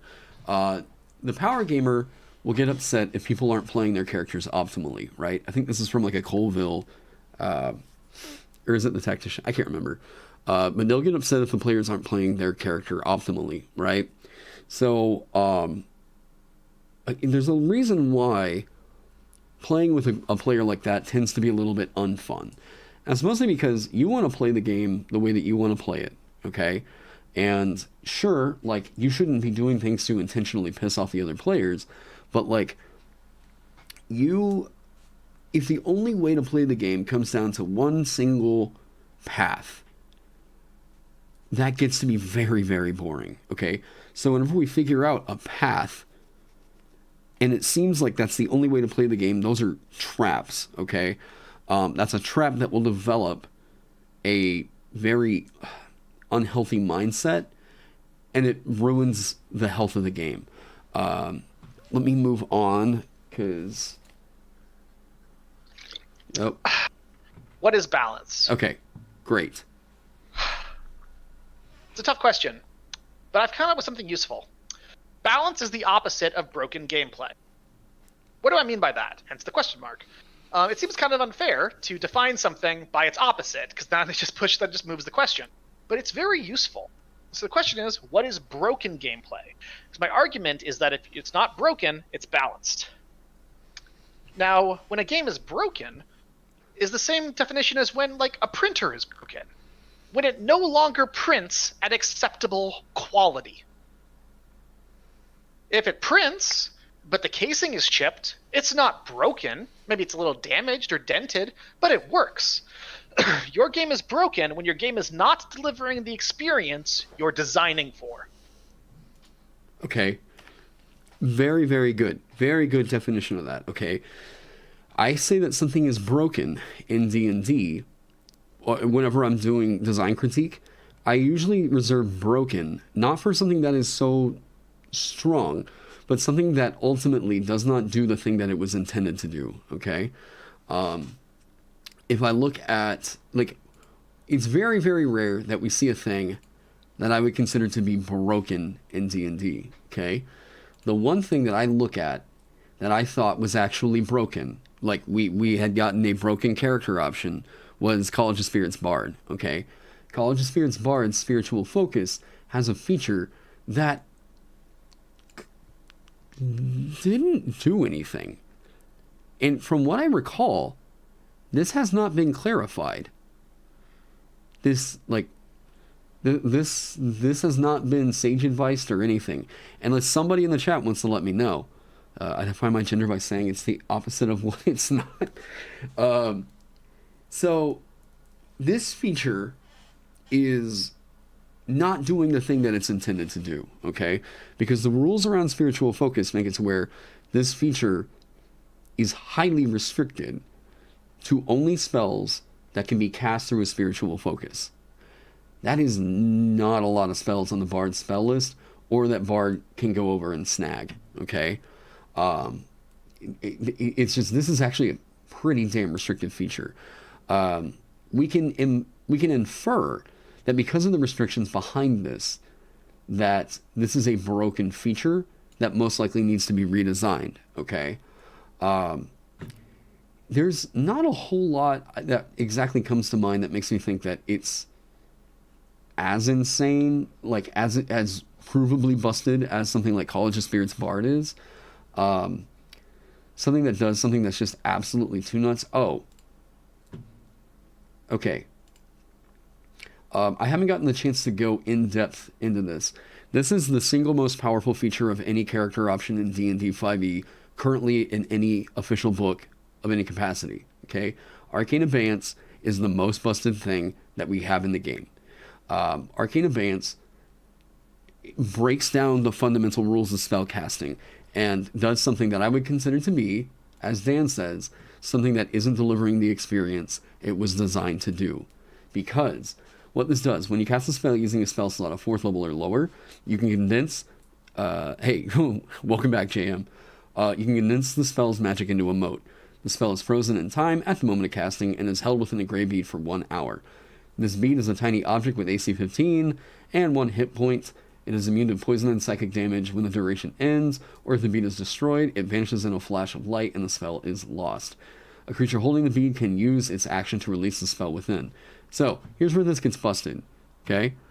Is a creature holding this bead can be, well, your familiar is a creature. Find Familiar is a 1st level spell that you can cast into this bead. So whenever my familiar casts it, oh hey, my familiar now gets a familiar. Cool. Okay. I can give my familiar's familiar a familiar. I can give my familiar's familiar a familiar. And on and on and on. One of the other things that this does, this turns any spell that you cast into the bead as an action casting time. As an action casting time. This is insane. There are some spells that fundamentally break the game whenever you can cast them as an action. Okay. Let's do some filtering. Casting time. Okay? Let's say 10 minutes. Let's say 1 hour. Let's say 1 minute. Let's say 24 hours. 12 hours. 8 hours. Give me everything. Give me everything that can be condensed into this damn bead. Yeah, you guys starting to see the insanity behind this thing? Animate dead, whatever. Let's get weird with it. Mending, who really cares?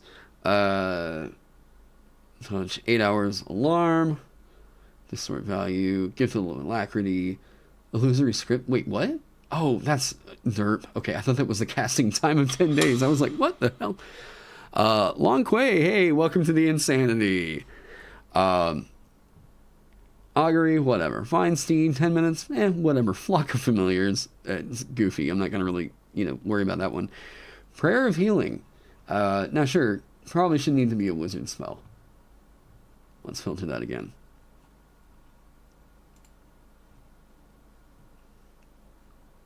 Got it? Okay. Yeah, give me everything. Okay. Animate Dead. Conjure Elemental. Now, we can do Summon Elemental now. So, I mean, it's still like casting time of 1 minute, changing that to an action. That's strong. I don't know that it inherently fundamentally breaks it. Contact Other Plane is kind of whatever. Creation is kind of whatever. Dream, Foresight, Gayish. Like, Gayish being able to be cast as an action is pretty nuts. This is a very strong form of insane control and command that you have over a creature. Imprisonment, 1 minute. This is the spell that everybody points to. Oh wait, it has to be a first to... Hang on.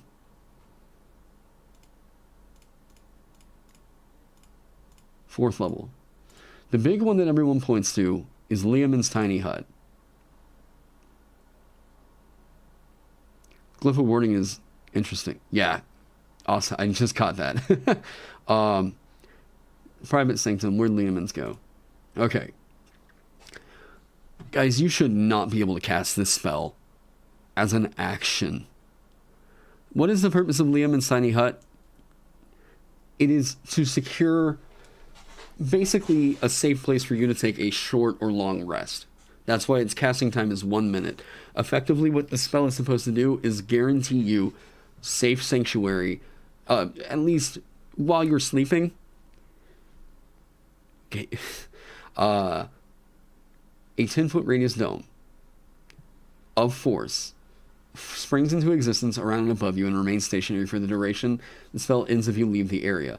9 creatures of medium size or smaller can fit inside the dome with you. The spell fails if the area includes a larger creature or more than 9 creatures. Creatures and objects within the dome, when you cast the spell, can move through it freely. All other creatures and objects are barred of passing through it. Spells and other magical effects can't extend through the dome or be cast through it. The atmosphere inside is comfortable and dry, regardless of the weather outside. Until the spell ends, you can command the interior to become dimly lit or dark. The dome is opaque from the outside of any color you choose, but is transparent from the inside, okay? This is so insane. This is way too insane to be cast as an action. This is why you play Pathfinder. I mean, this is a very, what I would consider to be a very, non-official option. I don't know. So, that Arcane Abeyance, simply doing this, is doing something that I would consider to be a fundamentally broken mechanic, okay? So I think that, yes, this wizard subclass is broken. From 1st to 9th level, not too insane. You hit this breaks. Super breaks. It's already strong enough that another creature can cast one of your spells instead of you. I mean, yeah. You've never known Pathfinder 2 to have crazy interactions with abilities. They have so few options, so few synergy. Okay. So, that's what I mean by broken gameplay, okay? That is what we're trying to avoid. We are trying to avoid broken gameplay, when your game is no longer delivering the experience that you are designing for. It is not some mythical state of equality between every individual game option. That is terrible. We imagined our game as a set of scales, everything has to be in balance. No, not at all the case. We want some things to be stronger and weaker than others in order to make the machine work. Like a fuse box wants a fuse that is weaker than the stuff around it so that it will burn out without burning out the rest of the circuit. You need some things to be weak sometimes, and you need some things to be strong sometimes to create the experience you're designing for. Roguelike games, for example, and I'll kind of stop it there. It's worth it for you to go check out this entire talk, because I mean, Dan even presents a hypothetical Hearthstone card that it is he's using it as an example to show how something could be balanced, something that's fundamentally broken, right? 0 mana in Hearthstone, this can be played on your first turn, you win the game. This is broken, right? But let's look at something else. I don't want to get super loud on that. Okay. So now, is this broken? This creates in Hearthstone, they consider to be they want to design a game in which it feels like maybe win rate comes down to this deck wins 50% of the time, okay? So this is a card that if you put it into your deck at the start of the game, it just flips a coin, and if it lands on heads, you win the game. If tails, you lose, okay? Now, that's also a pretty broken card, okay? Because you should have the feeling that you had impact on the game. You had a meaningful choice, right? And this is a card that is an anti-fun measure right here, right? This is inherently anti-fun. So this is what we're trying to avoid. No, these aren't real cards. Dan worked on Hearthstone while he was at Blizzard. And he's just using these cards as an example of what is stable gameplay, what is busted gameplay, whatever. Anyways, it is very worth it to go check out this entire talk. I won't really harp on the entire thing, but that is a fantastic. If you are wondering what my philosophy of balance is, you should just go watch Dan's video on that, because it is incredible. It's just a great video on design. Let me see here. I've got this pizza I just realized was sitting out for a second. Let me go put this up. Let me take, what was it? 4 hours. Oh, and there's Amanda calling me. Hey, let me take a break real quick. I will be right back, guys. Remember, we're going for a long time tonight, all right?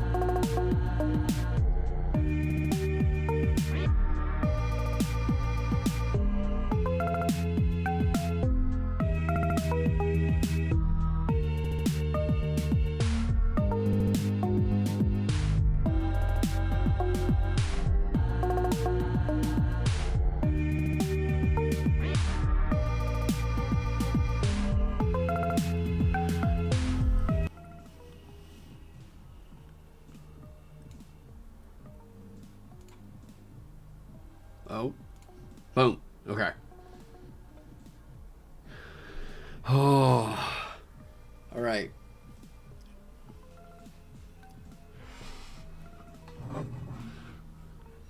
Coffee.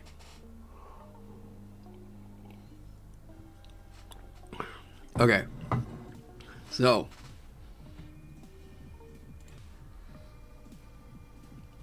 Get this out of here.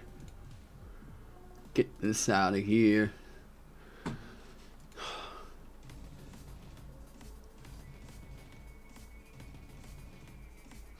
Okay.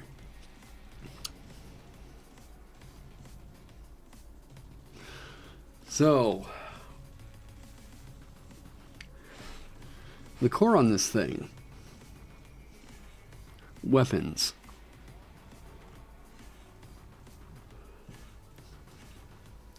I want to leave it as simple weapons right now, I think.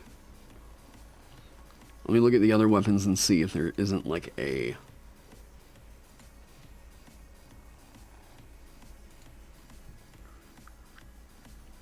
Oh, oh, yes. Oh my god, thank you for reminding me.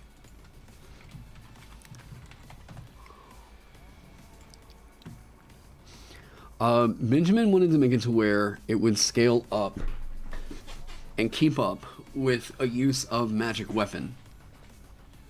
So, you touch a non-magical weapon until the spell ends. That weapon becomes a magic weapon with a +1 bonus to attack and damage rolls.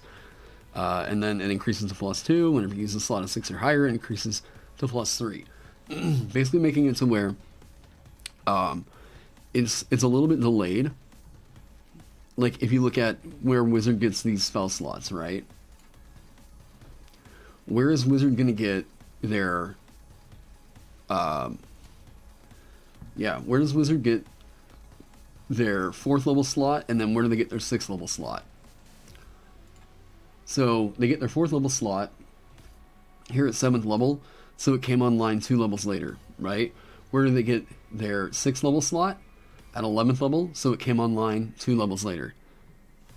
So, because it is a somewhat at-will effect that you can just kind of do, and it's kind of the core thing for them, you know, that's like their main deal. He wanted to make it to where it wasn't like it wasn't an at-will thing that they can still do. Number one, it's specific, okay?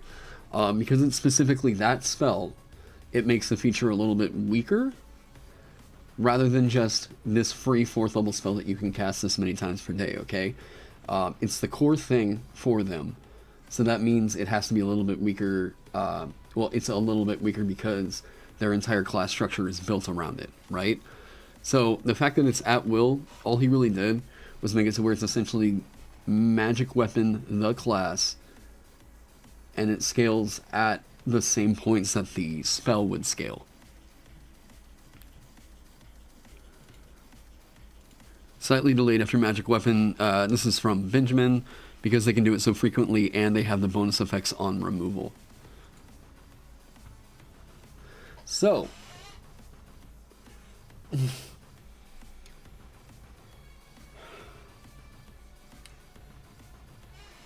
where is mine weaker? It would just be damage rolls, right? For the Magus, it's attack and damage rolls, right? Yeah.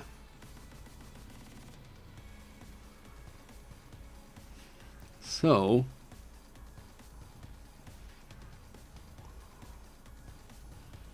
at 9th level, I mean, Rune Chant is super cool.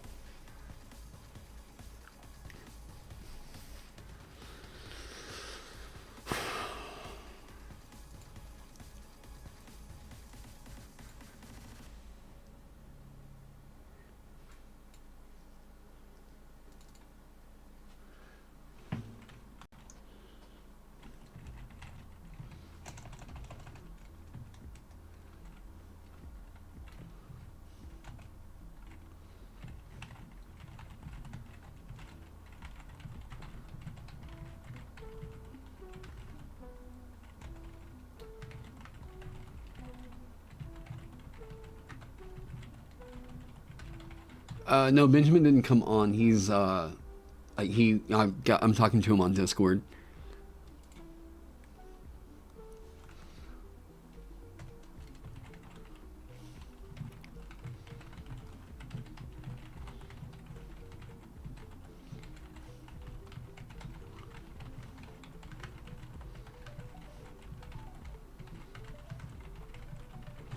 That feels very dwarven.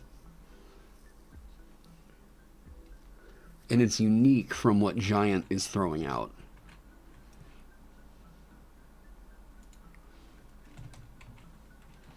God, what would this be? What do you call this? Like,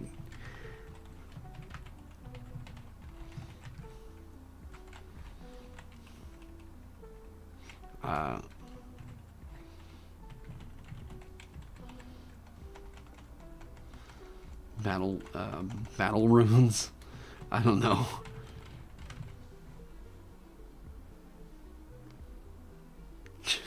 This would have made an OnlyFans video.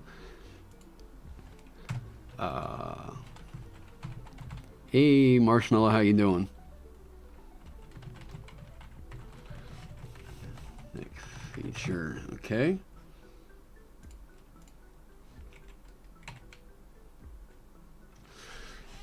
So,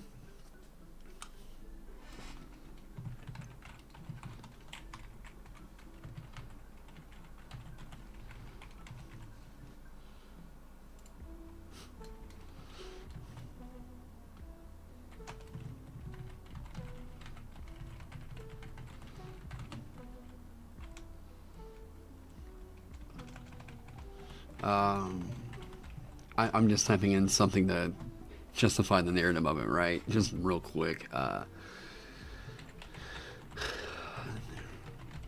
In battle. Sure, that's so bad.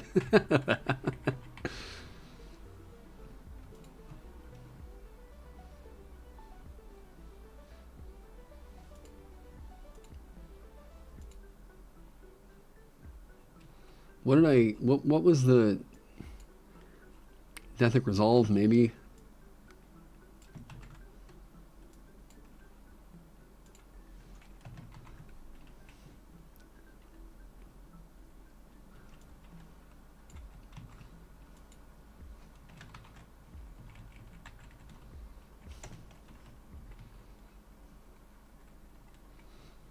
Okay.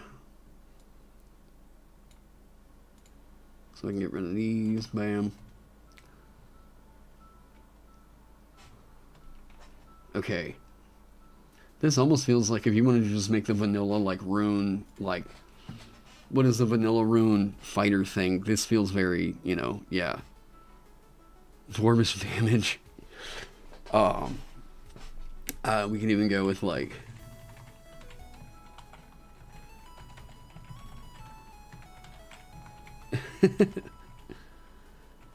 I'm just trying to think of what are some fun, yeah. Tongue of Dwarves is such a lame. Just dwarvish, fine.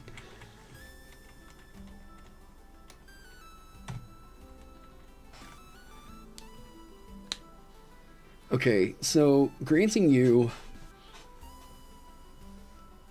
Dwarven runesmithing techniques.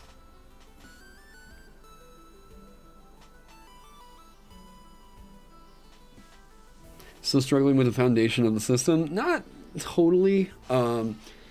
Stout figure. Yeah, not totally. Not totally.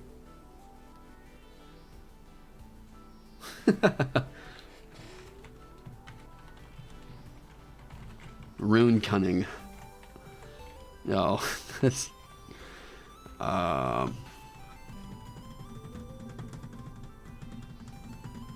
man, what's like the good name for it, right?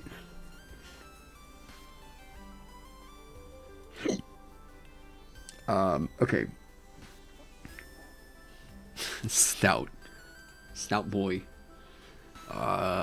Stout runes.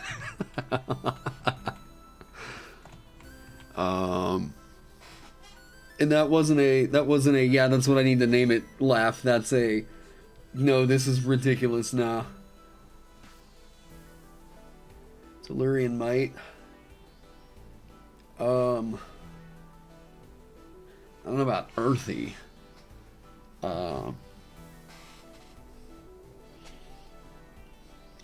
I mean,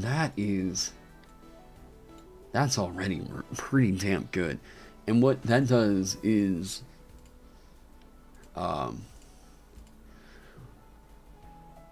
it makes, where'd it go? Dwarven combat training. I mean, that makes Hill Dwarf look real good. Igneous, that kind of evokes the idea of like magma.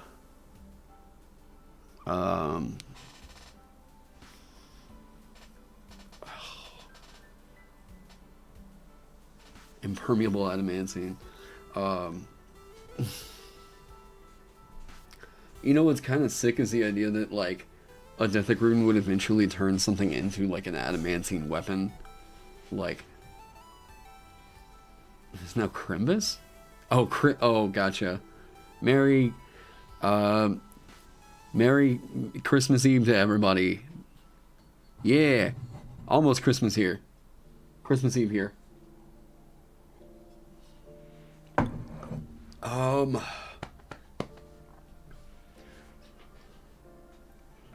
Rugged runes. What were some of the... Oh, wait. Something inscription, right? Because...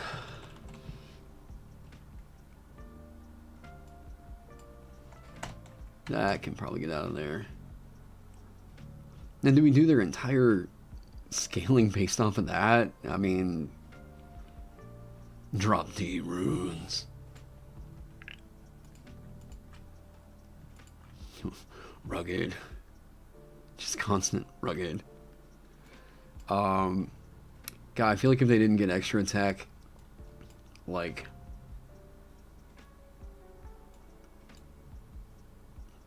Oh, Merry Christmas!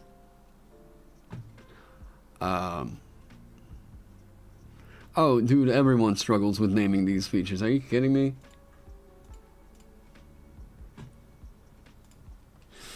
Oh, what is it? Ford Tough. Like a rock.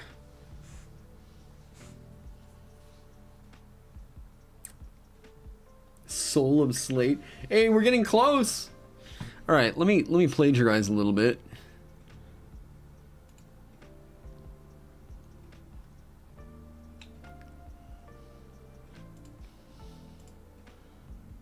Conquering penultimate tide of victory. Oh, you were saying like Astral Phalanx was sick. You invoke a rune that marked the battle standards of the divine armies in the earliest days of creation and that bound angel, god, and mortal together in a unified fighting force. What the hell? Like, oh... that is getting swiped. Come here, my sweet summer child.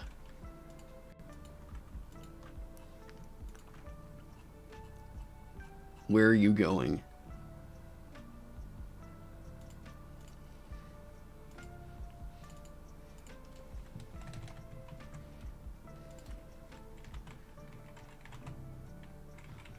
Okay. That is good shit right there. Now, what did it do? Okay. So if I'm just going to 1 for 1, you know what? Let me get these out of here. No wait. Heavy gave me permission to steal.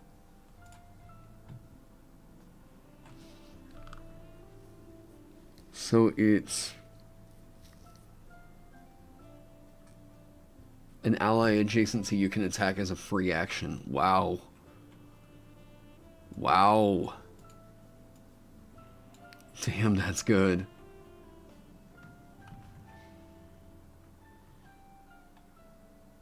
Wow.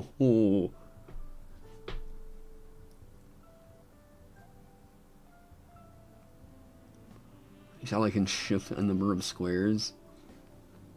Oh, they can move that. Okay.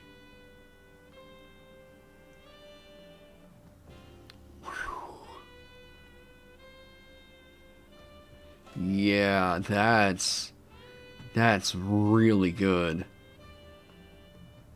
You invoke it, and then bam, your allies that are adjacent to you can also hit with it. Like, man, you as the...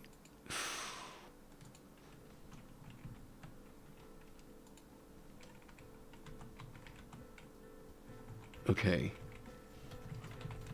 Let's see, invoking time. I need to...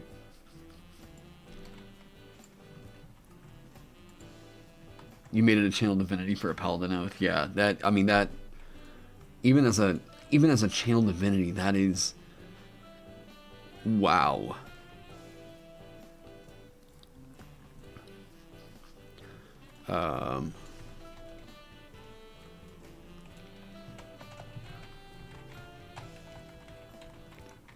Like,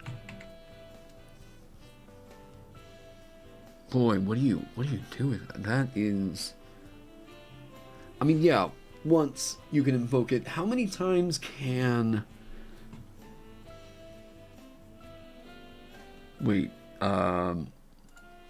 Battlemaster, hang on. How can I justify this rune? Battlemaster. Is it Commanding Strike? Commander's Strike. Can use its reaction, and then it adds a superiority die to it. So when you take the attack action, so you would have to take the attack action, you can invoke it, and use a bonus action. So you would have to, okay.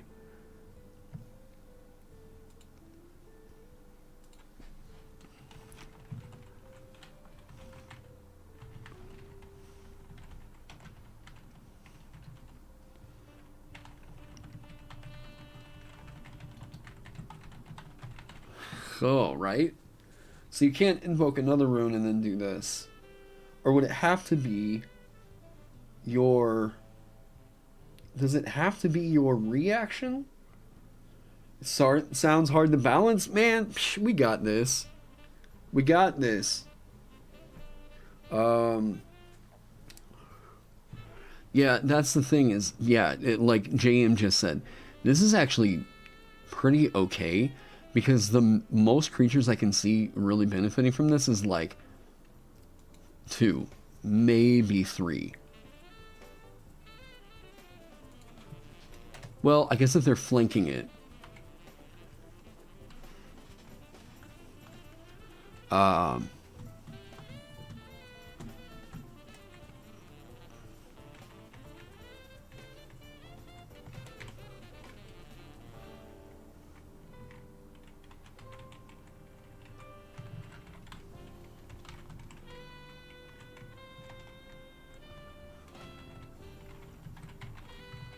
Does it have to be as a reaction from them?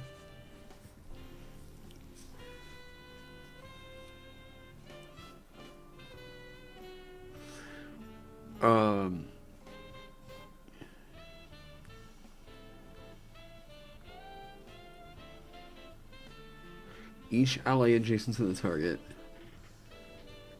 This is a...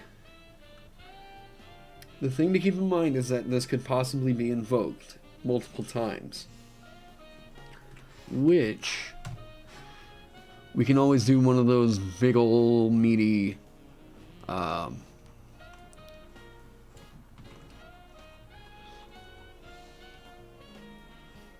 once you invoke this rune...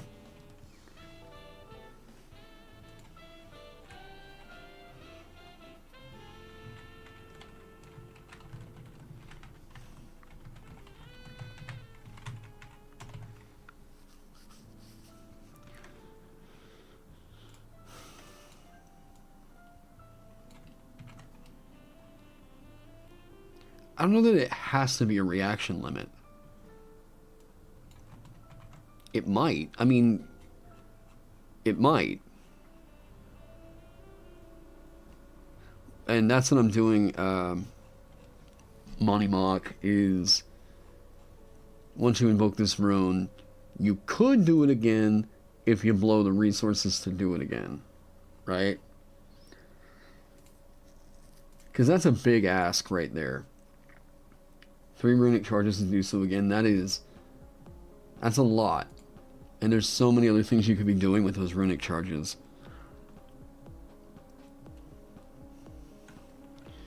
I don't know, whatever that...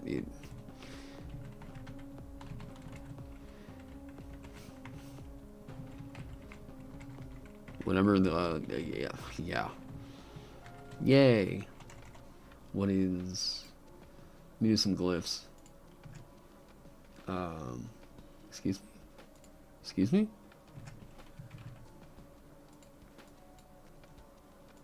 Why are you not... Why are you not... Do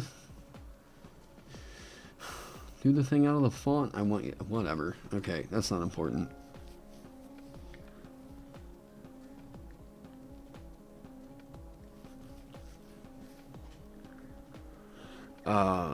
I would call for it to be a reaction maybe, if not for the invocation limit / cost.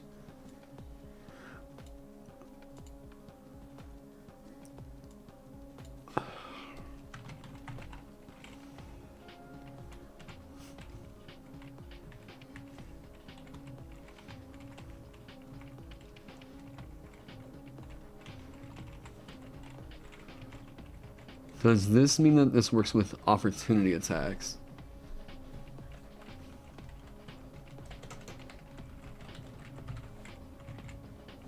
I mean, I guess I don't mind a grand slam of opportunity attacks coming down on the creature, but Jesus.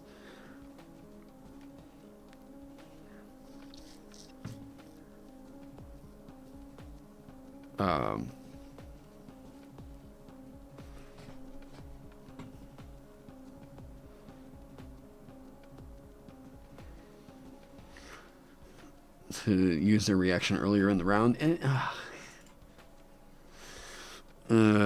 I mean,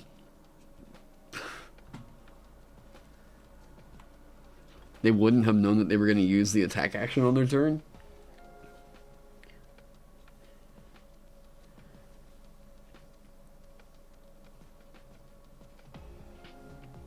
The Skyrim Extended Edition, the mod that overhauls the main quest.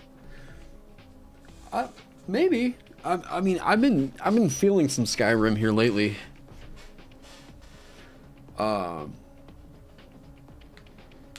It's about, well, sure.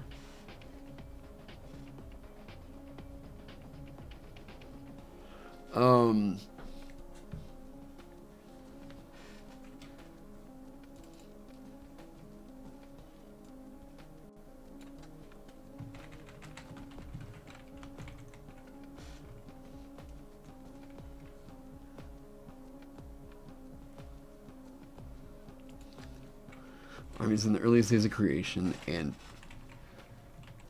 found Angel God and Mortal together in a unifying fighting force. Okay? Boom. Oh, womp womp. Anniversary edition ruined all your mods. Man, I remember loading up Skyrim like, I don't know, 6 months ago. And I was like, oh, cool, there's a bunch of mod updates? Sweet. And it crashed. And then I had to spend the next, like, hour trying to figure out what mod crashed it. And oh, God.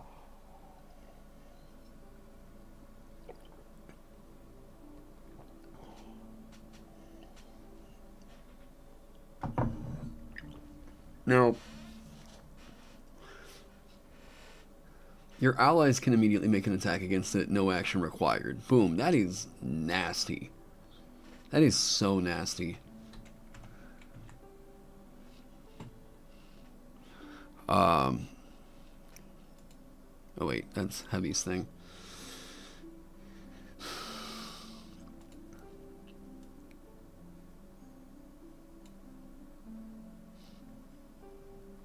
God dang. That is a 17th level. Okay, so hang on.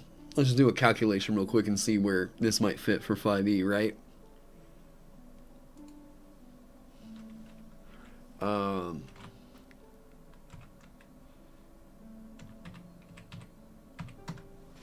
At 11th level.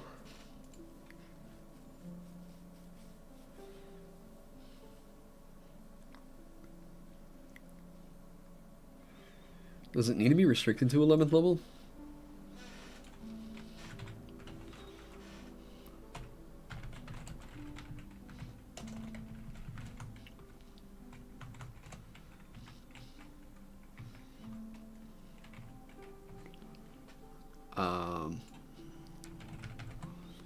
Any melee weapon, because you've got to get up there into the front line and do this thing. Oh, bam! Right? Like,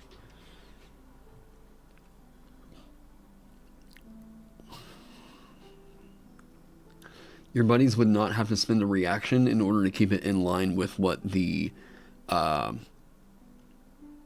version is by default stronger. Hang on. The thing that's more relevant than the level is that a melee basic attack doesn't translate perfectly to normal 5e attack. Melee basic attacks are never used unless invoked from a more potent ability. They're like the add-ons that make other powers work. So your version is by default.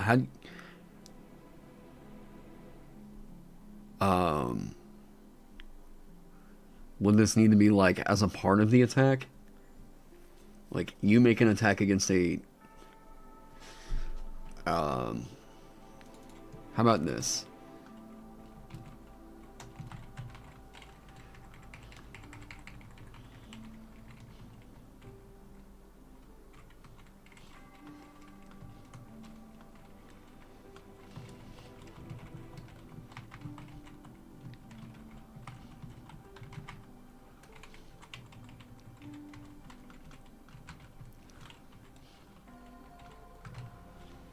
What? Wait, because this means that it...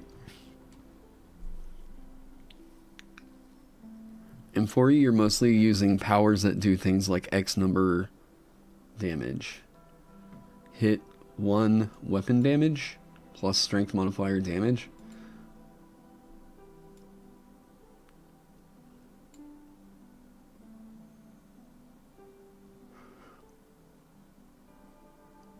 Oh, wait. Wait. Yes, it does need to be... Okay.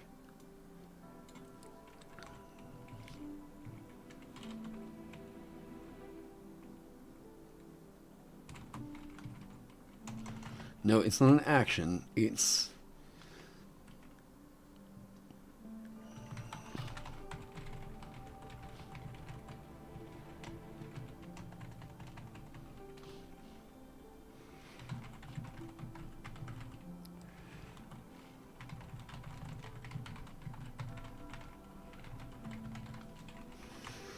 If you take the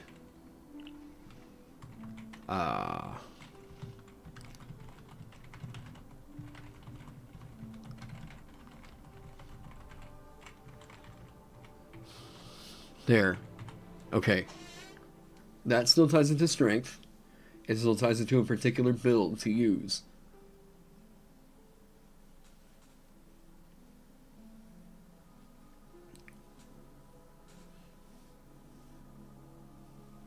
So a power can invoke it after doing something big. It's like a cherry on top. I don't want to get so sucked into this one. But like... The attack is strength versus their armor class. You have to hit with the attack.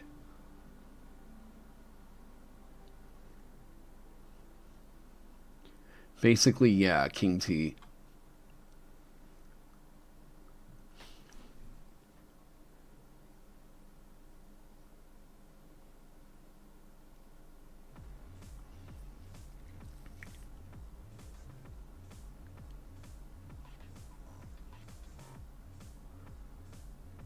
Okay, so it's just because of the system there. Okay. Um,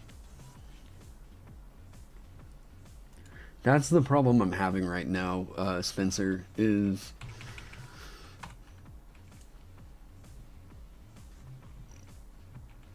with...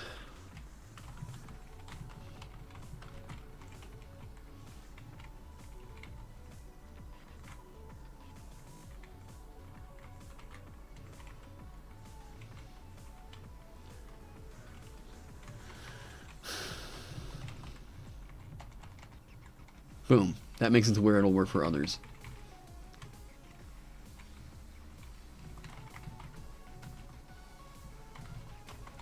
Target can make it.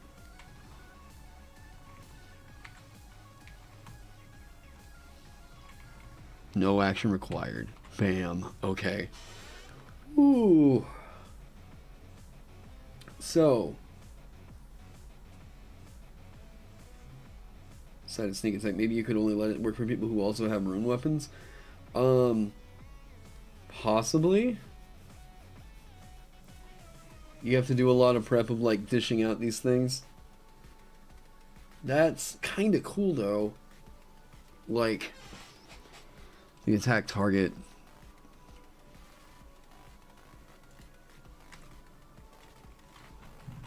Hang on.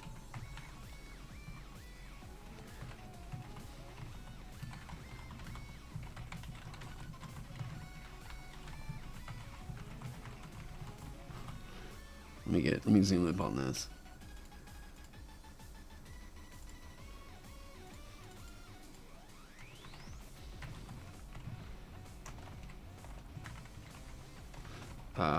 Maybe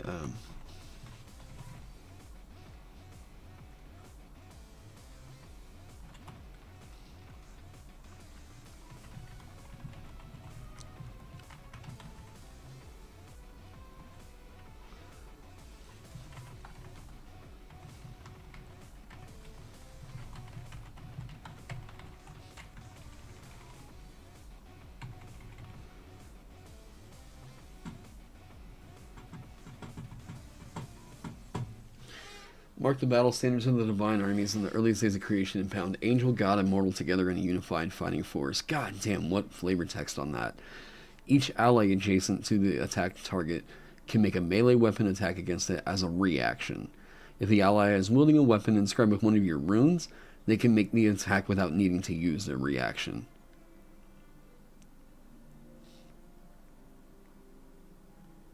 Like, wow, would it have to be an inscribed weapon? Not necessarily, but it does kind of balance itself out in an interesting way. You can dish out a lot of these, and what you're kind of forgoing is, like, your weapon won't always have it. So this is incentivizing you to, like, do the utility, like, I want to dish this, I want to give these out to more people.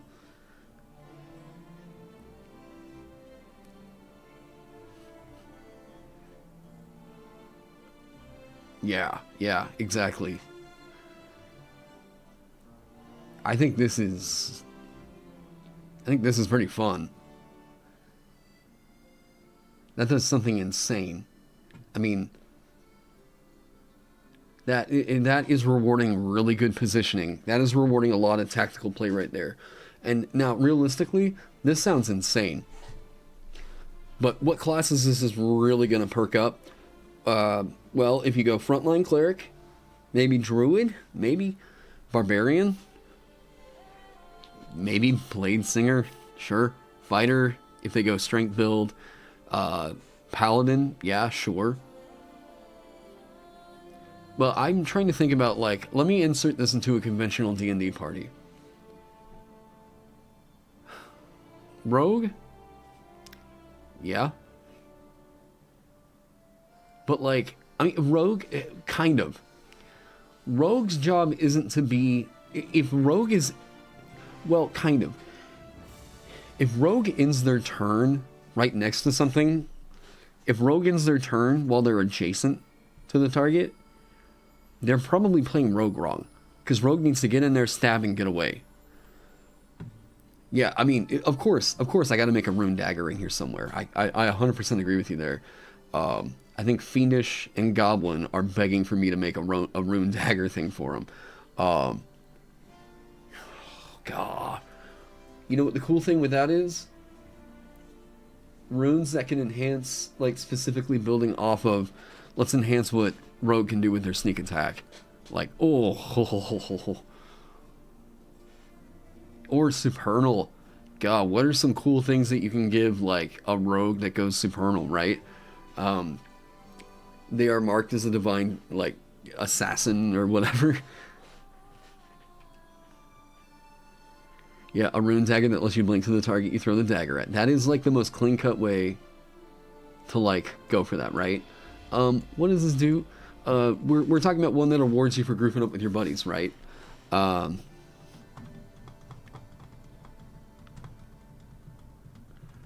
Okay, melee weapon. If you're grouped up with your buddies.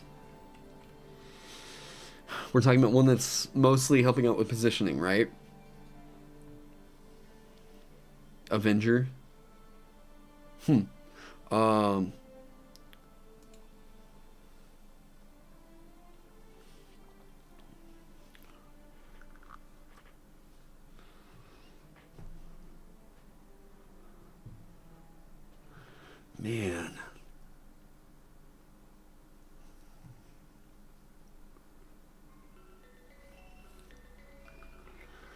The wielder. This is runic smite, right?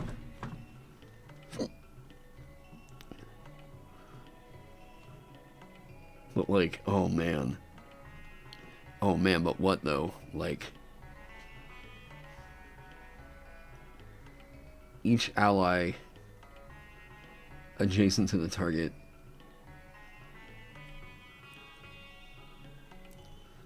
passively something that you gain based on the number of adjacent allies.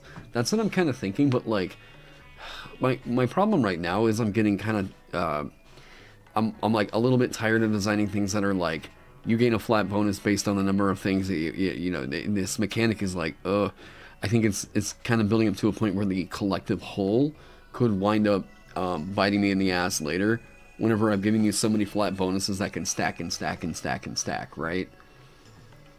Like, we want to be pretty careful about what we do to bounded accuracy with this thing. I mean, we can just hard bake flanking into it. Oh wait, you flank. Okay, so flank. Oh, hey. Oh, because they watermark it whenever you buy. Okay, interesting. Wait, what are their Paragon paths? Hammer of Vengeance, the Lightbringer, Master of the Forge, and the Rune Shield. Oh, Paragon paths. What do they call them? Oh, see, like, oh man, that art though, that'd be so perfect. Look, Eokaric. There's fucking Eokaric runes on this thing. Yes. Oh. Yes. Okay. Francis Sai.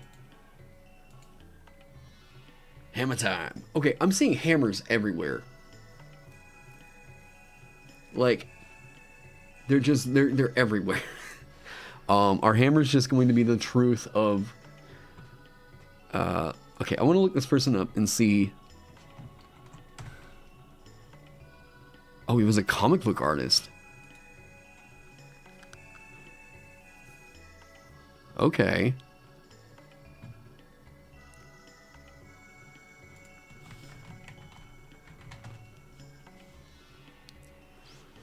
Okay, so yeah, he did a lot of work for 4th edition. Is there a... Oh, man. Oh, that is so good. I'm so happy. I am so happy seeing runes in Eokaric on a character. Like, okay. Let me express this. I have seen Eokaric runes on, like, a cannon on magic items, and I thought that it might have been kind of hand-waved, like, they were runes in terms of like runic letters or something. This is the first time I have seen Eocharic runes on a weapon wielded by a character talking about a character option in a book. This is so... Oh, man. Okay. So what I'm seeing are the Paragon paths, right? So essentially, these are your subclasses. The Lightbringer. I am the Lightbringer. And the... What the... Oh my god, these names! They're like, this is so awesome. Anthem of the Dawn. Are you kidding me? Oh. Like, what? It came in just under the wire before they totally flipped the edition and reset. Man. Yeah, Return to Hammer. Oh. I'm looking at, this is for Robofet. JM told me that, oh yeah, no, you kidding me? Yeah, I'm stealing that. You know how damn cool that is? Just like the poetry of this anthem, you can hear the like, Anthem of the Dawn, like, oh man. Wait, can we get like, let me hear some like, let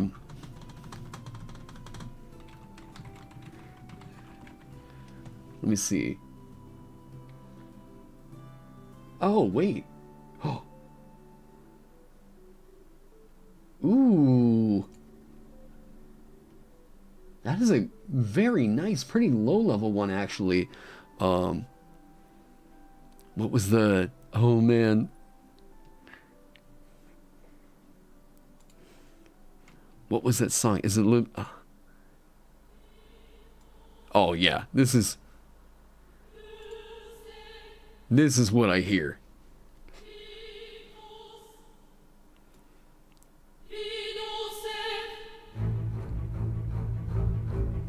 The Lightbringer.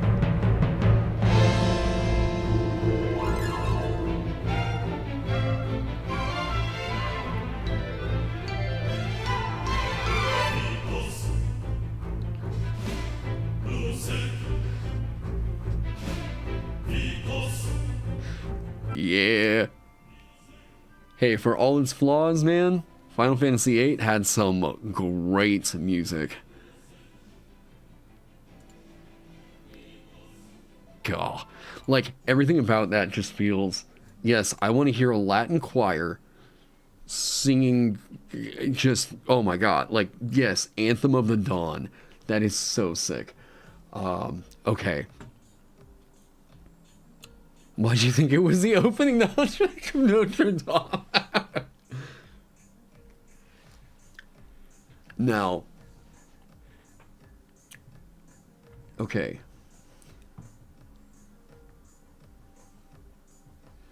Any creature who spends a hit dice, let's translate this, right? Burst 2. So we'll say this is in 10 feet. This is a bonus action. Oh shit. Each target can spend a healing surge. Any target who does so gains temporary hit points equal to his or her healing surge value, and blinding effects end on them. Okay. So, Anthem of the Dawn. We could say, let's be, ooh. Ah, man, I'm like, I want to move on to some of the other stuff, but god damn, all the Supernal Rune ideas in this are so sick. Okay. So, let's talk about converting this. Okay.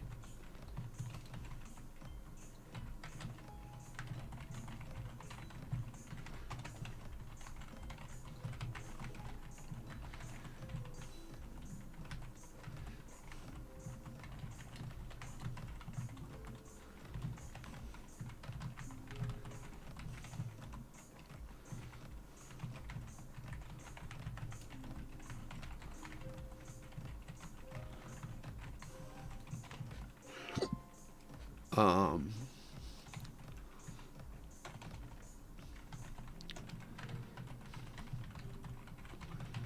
Fear of being blinded. Okay, so blinded is still a condition.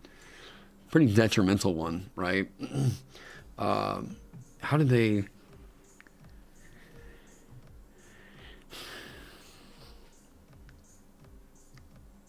That is a one condition thing. You can invoke that multiple times. I'm pretty okay with that.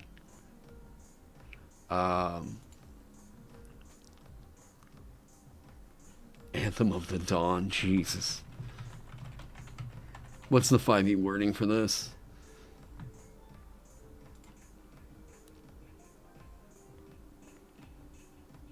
And...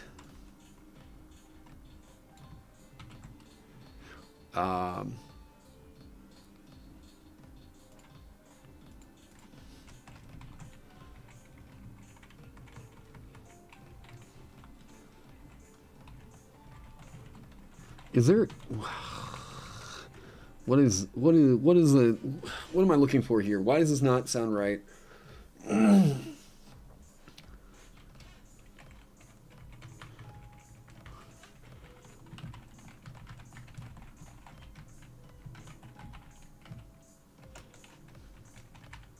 And you can end the blinded condition. What is it?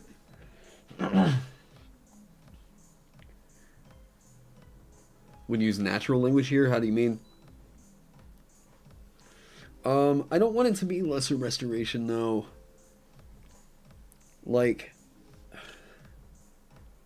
I mean, Warlock can do lesser restoration if they go Celestial. Third level? Right? Lesser restoration. They can do that at third level.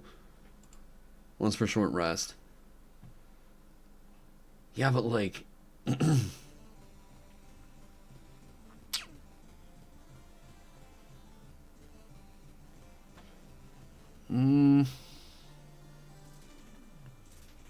Does it need to be expanded out? I mean, the fact that they get temporary hit points makes it already really damn good.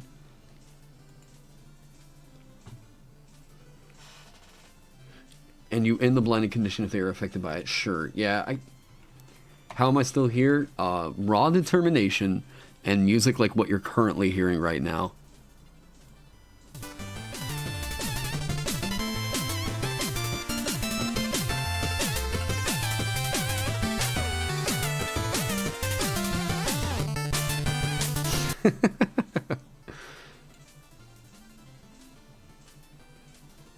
And also pizza. Oh shit, I meant to put that in the fridge. God damn it. Hang on, I'll be right back. Oh, don't be rotten.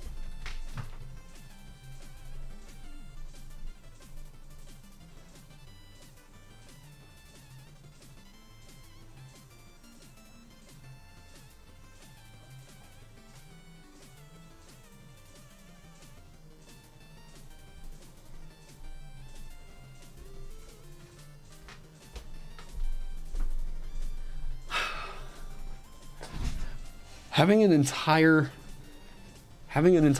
pepperoni pizza go bad would be a fucking tragedy. Okay. Okay, yes, I will play the Oberdin soundtrack. I want to check it out. Never to be heard from again. Hey, I'm here.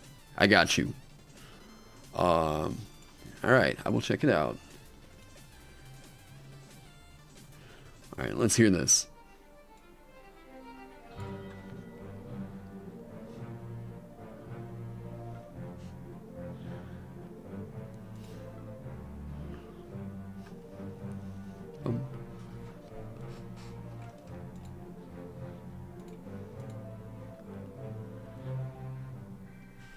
Very piratey so far. Very naval.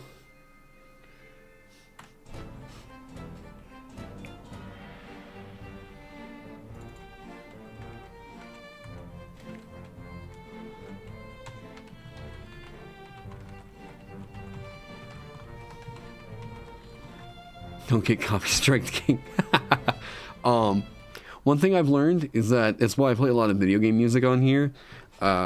Most video game music is actually pretty okay because they know that people are going to let's play it.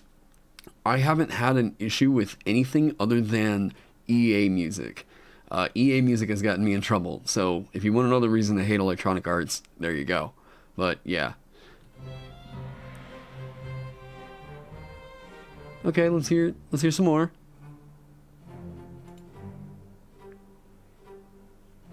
I thought it was going to be a lot creepier. Killer Instinct then.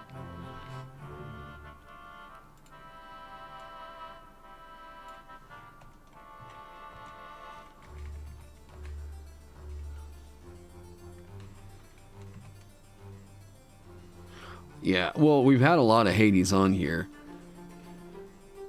AFK, thank you so much for the $5. You rock. All right, Mr. This live stream, by the way, is sponsored by Mr. Garcia.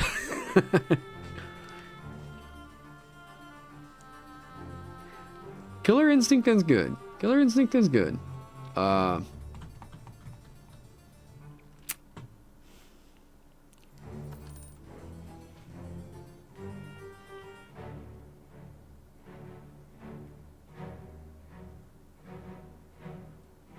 It's not bad.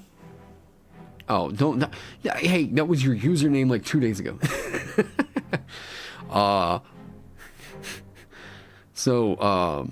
Undertale. I love Toby Fox's work. Toby Fox is a fantastic composer. Until the hit points are lost.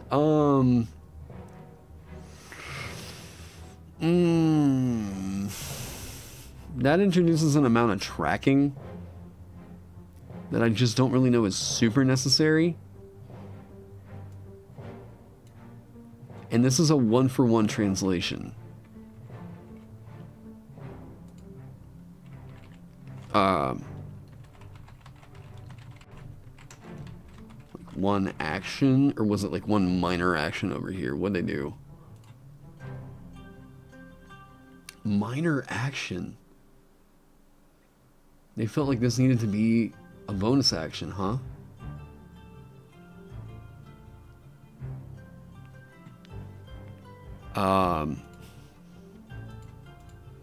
They felt like this needed to be a bonus action? Hold up. I mean, kind of one of the cool things about Supernal is that we've kind of developed a through line if it plays with hit dice, right? Which I'm down with. Hit dice are limited. Hit dice? Hit dice.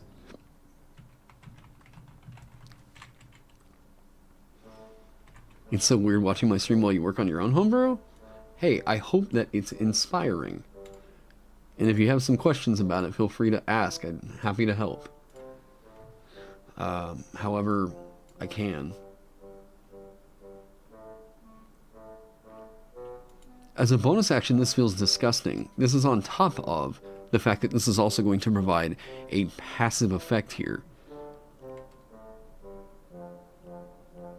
While you revise your Seeker class? They have a Seeker in... Heavy, get out of here. There's a Seeker here in 4th edition that you should totally check out. Roll control. I wish they would have done this more often. God, I wish they would have done this in 5e. Okay. The Oberdin's not... it's okay. It's okay.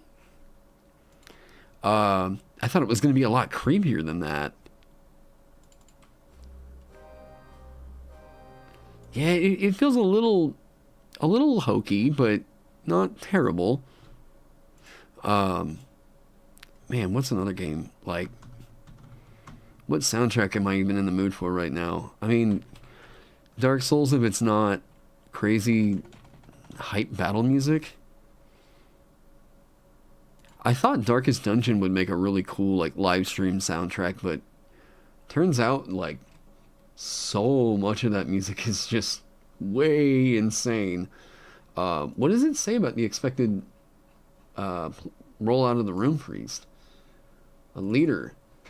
The runes you invoke allow you to impart strength and vitality to your allies while leaving your enemies open to attack. Depending on your choice of class features and powers, you might lean toward either Defender or Controller as a secondary role. Power source is Divine. Key abilities are Strength, Constitution, and Wisdom. Wow. So, actually, this plays a lot more like the Cleric. Transistor's good. Alright, Transistor's good. Yeah, let's go with Transistor. I mean, I have a lot of Transistor on the playlist already, but like, oh man. I'm usually pretty alright with this one anytime. Yeah. Oh.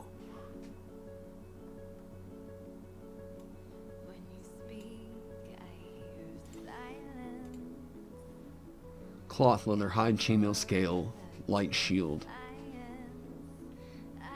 Okay, so all simple.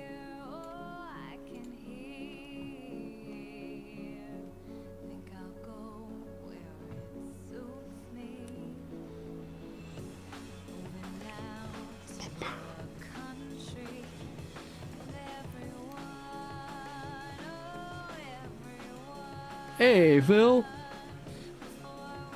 We are stealing as much as we can. So it's been interesting. It's been interesting trying to figure out what we can lift and what we can't lift.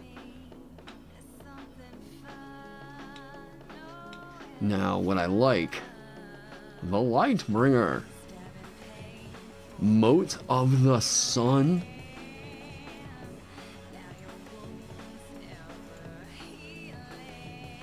Oh. Oh.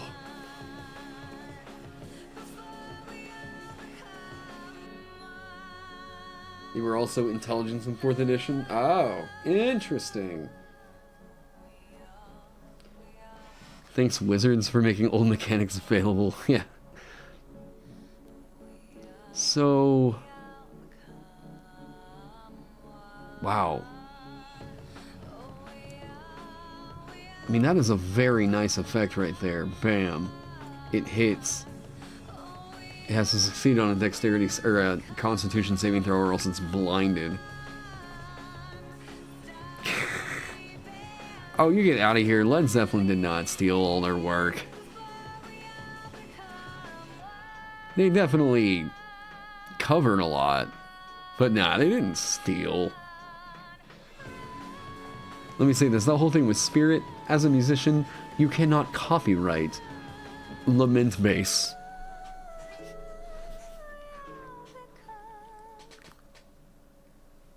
Oof, kinda? What? Not like Pantera did? Did they really? Was that like a known thing? What all did Pantera steal?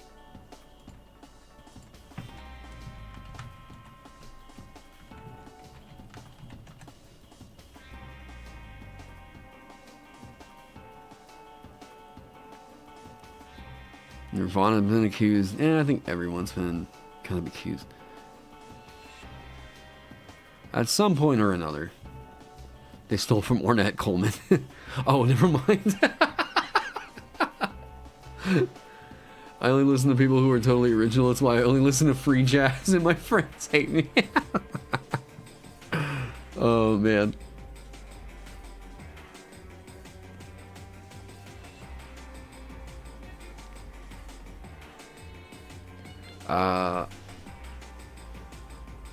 Over to another creature, Celestials is healing and hit dice. It's not going to be just healing and hit dice. I think another really easy theme to lean into is blinding effects, which sounds dope. What are these? Are you an elf? Hello, elf lady. Man? Lady. I don't know, it's 2021. You be what you want to be. What are these celestial runes? Okay, anybody, please tell me if you're familiar with what these are. I will give you a free copy of my merchant and my dancer on the TM's guild. What are these?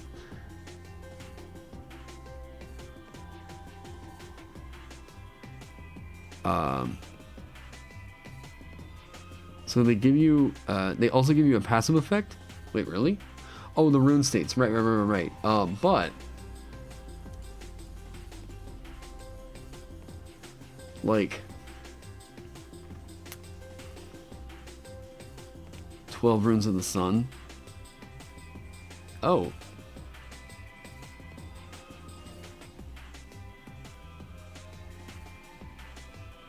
Can't benefit from concealment. Nothing can hide from you. That's sick. So sun. Well, sunlight. So maybe.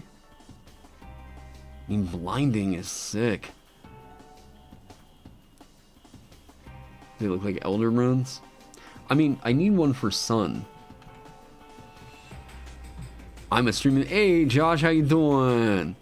I am. I had a night to kind of hang out.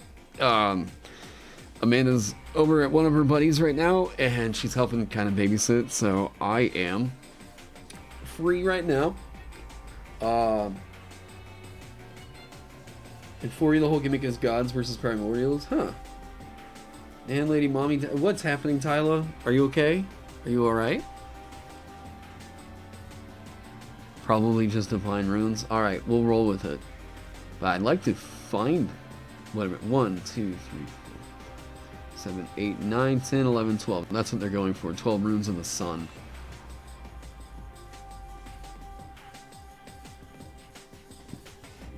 Man. Okay.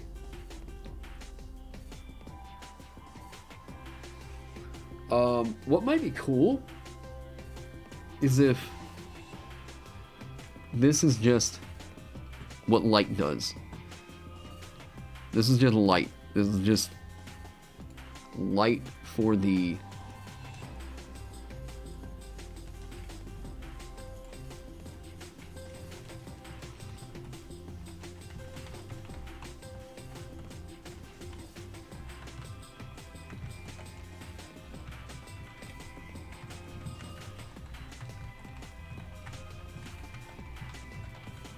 Stop thirsting over 4E art. You don't tell me what to do.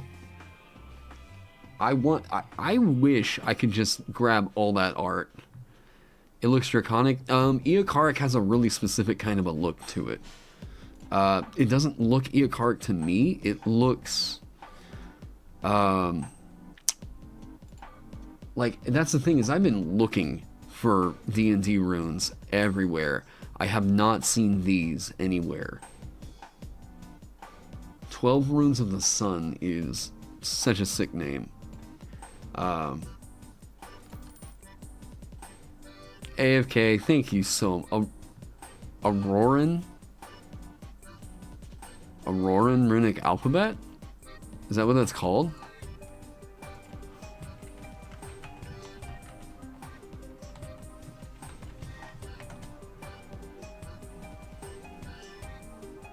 What?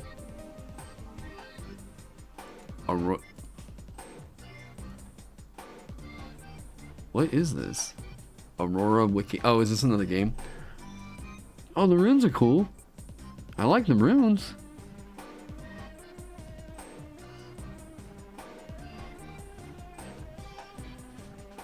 Whoa. What is this? Is it a video game?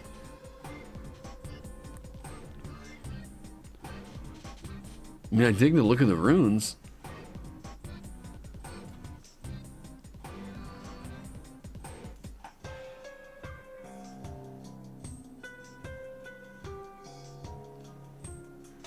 If all I do is post this to my Patreons, you can totally gank all of it. Sure. I mean, sure. But... I mean, that would be fan content policy. Like, I could post it up over on my Patreon. Like, I've been trying to figure out licensing and what I should do. They are pretty sick. It's a webcomic rather than a D&D thing? Oh, okay. I like the runes, though. 12 runes of the sun? What is this?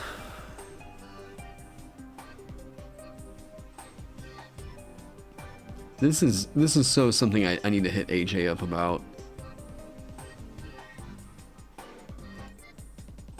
No, that's a Futhark thing.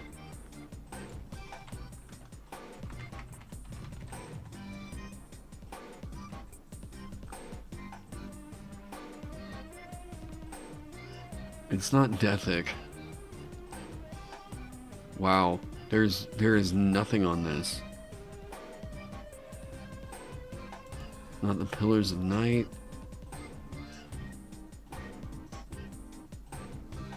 For real, I'm super interested to find out anything on these.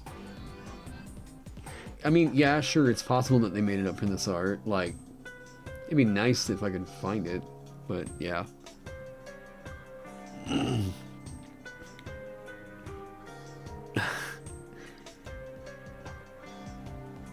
Oh, sick. Okay. You can change this radius up to 10 square. Whoa, actually, wait, that's massive. I just read that it's thinking like 10 feet. That's 60 feet. That's huge.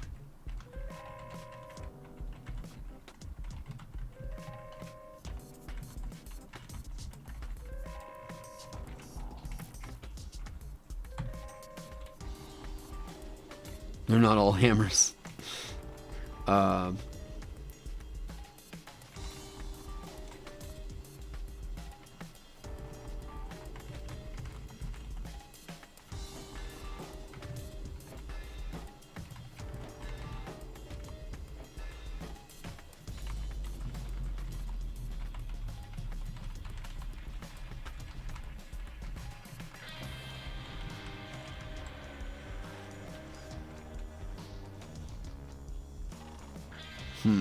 Up to 60 feet. Perhaps it's just a hammer with a point. That's actually just the pommel. On the other end is just a hammer. Yeah. Yeah. Oh, it is a hammer.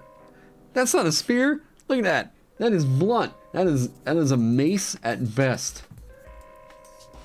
It's a pokey hammer is what it is. Hey, Zandy, how you doing?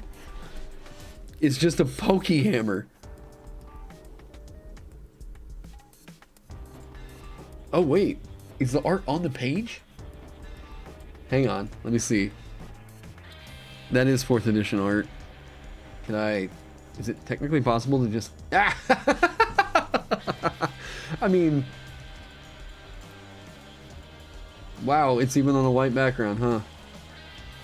Watch. Like...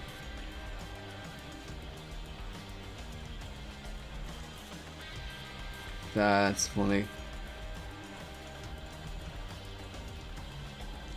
What a piece of art, though. Man, that is sick.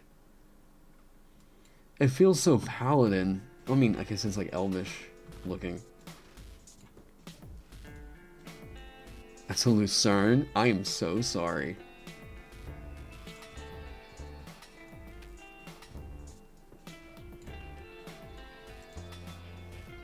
Watch this. What's this? Transparency? Bam! You mine now.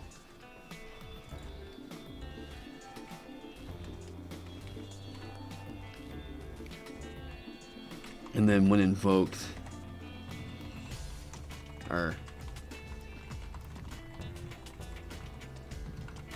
Sure. Okay.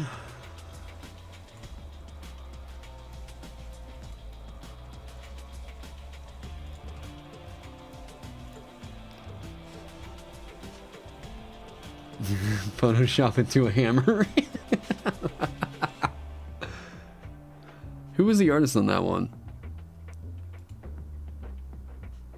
Yo, who just showed up?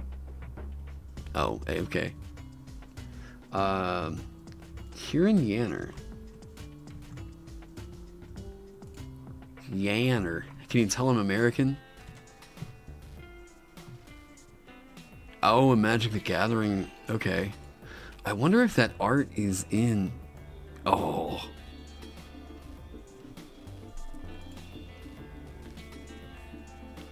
Yeah, it'd be sick. You guys that are artists have no idea just like how enviable that is. Oh, he did the Xanthar's art.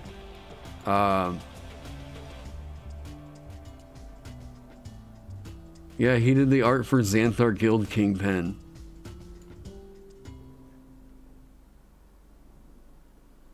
Oh, the like beholder in the tank. Oh man.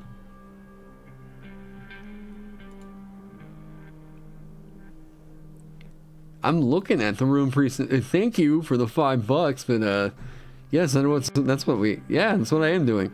No, we can't just use 4th edition art. We can if it's fan content policy. If we don't make money off of it. You can't put it behind any kind of a paywall.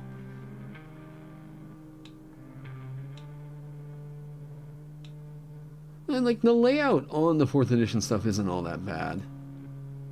Wait, can you grab that asset? What? Wait, did they actually do the... Is this the print run? Oh my god, you can grab the art. No! That means that the PDF that's up on the DM's Guild is what they sent to the print. Like, whoa, okay. Wow. That's interesting. So that means that if you buy the PDF, it's very possible that you can just rip all the art assets out of it.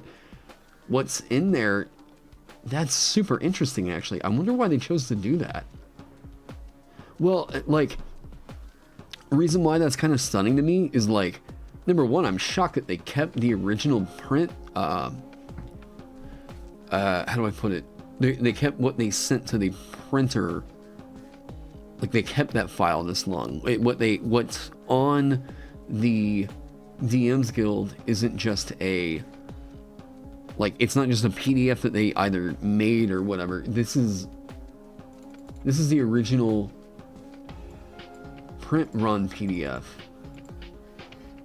Yeah, I'm using InDesign, Adobe InDesign. Yeah, it's not compressed, or is it optimized actually? Because of that, it's possible that this, yeah, wow. It's very possible that this PDF could have been significantly smaller. Yeah, it has layers and pieces. So this is like, I bet you, yeah. Wait, is that, no, okay. So that's probably still got the 2 attached to it. Because the 2 isn't in its own, text layer on top of it, right? Yeah, okay. Interesting.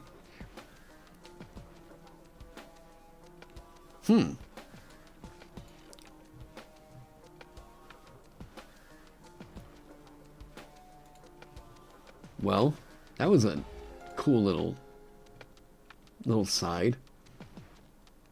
Yeah, it's a pretty damn large PDF, honestly. Considering the fact of, like, everything is kind of stored within the PDF as, like in an image cache, you could probably condense this down. Okay, because here's a spear, and here's, like, what are these? What are these runes? What are those? What are these? What is that?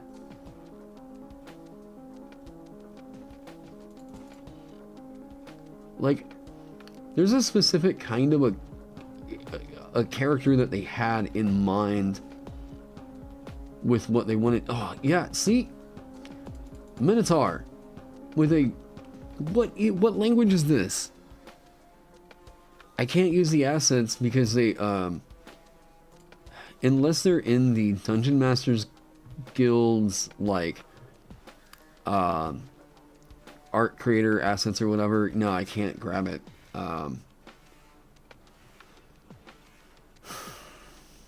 Man, is it worth it for me? Man, I even feel kind of sketchy just putting it up on my Patreon. Yeah, there's Deathic Runes right there on the handle. Like,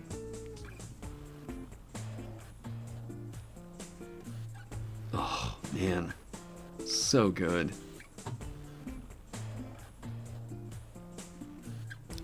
Can I send a screenshot of that shield?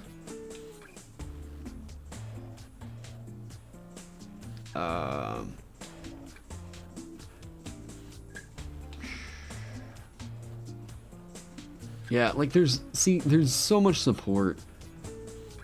Like, there's so much support for other runic languages, but we just don't see it in any of the books. Like, other than here, apparently.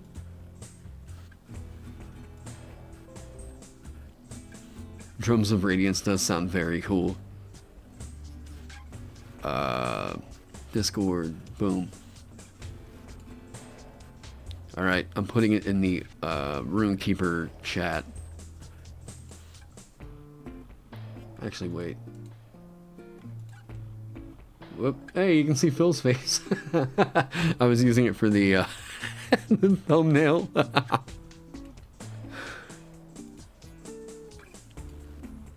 Okay.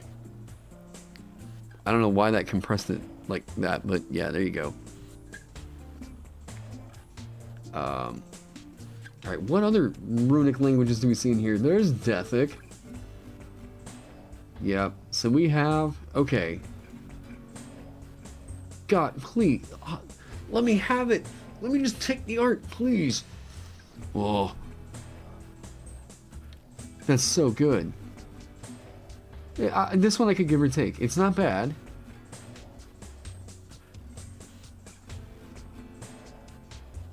Okay.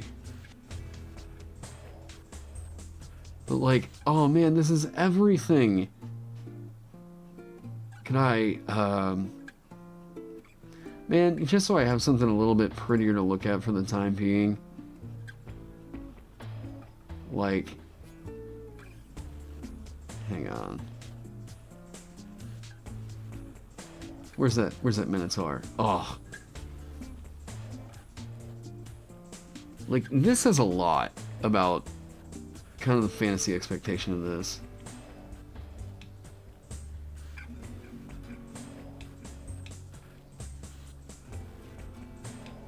Wait, okay. So, question.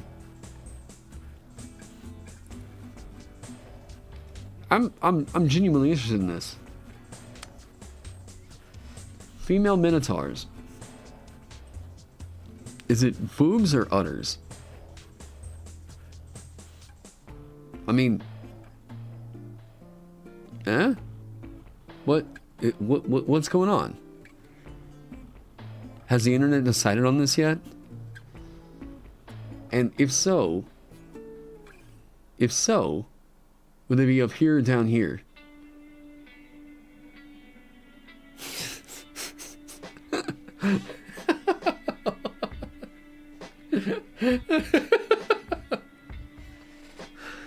Oh man.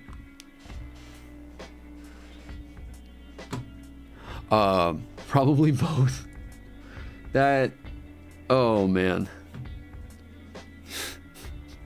You know, I'm sure the internet has answered that, but like, I don't know that that's a Google search I really want to. I really want to go down. I do not want to add that to my my search history.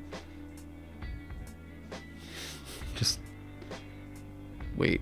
Hands equals what? Let's ask the furries, I guess. Where you at?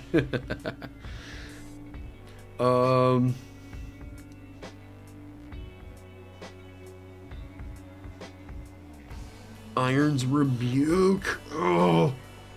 Wait, is that Chris Perkins weighed in? What? Really? Wait, actually? Do Minotaur females have boobs or udders? He actually answered that question?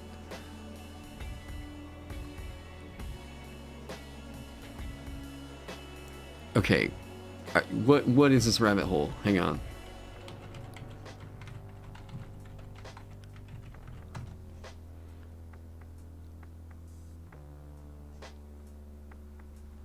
Did he ever answer this?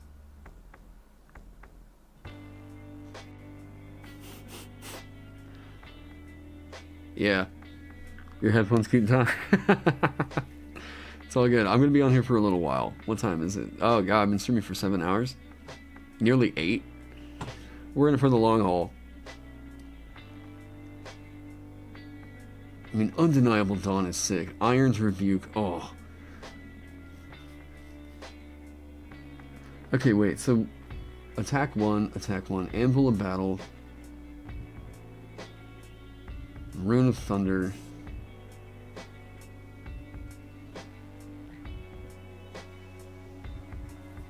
Like,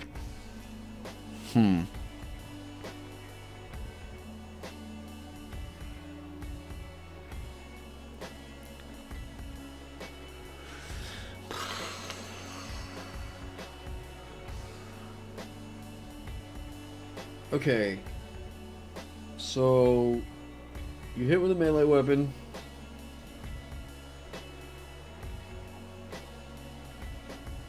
Resist 5 to all damage against... Oh, that targets attacks.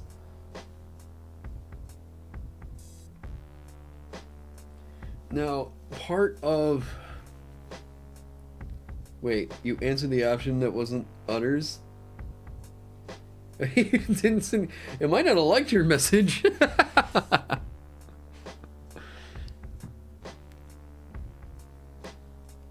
One class and one game system, right? Okay. So what did they think was right for this, right?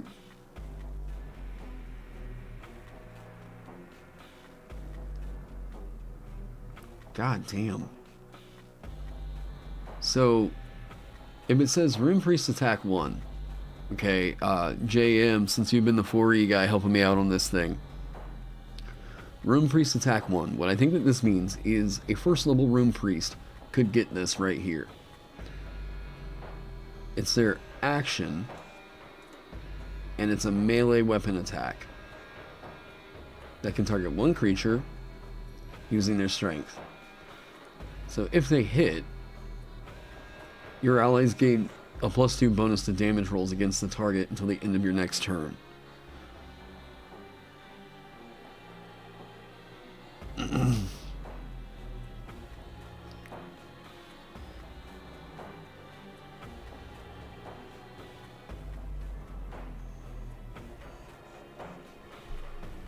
Like,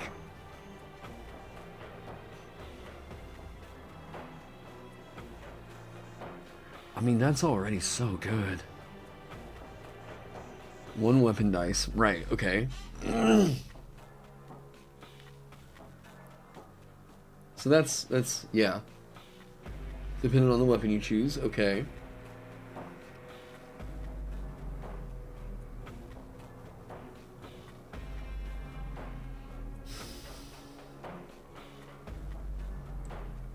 So, you are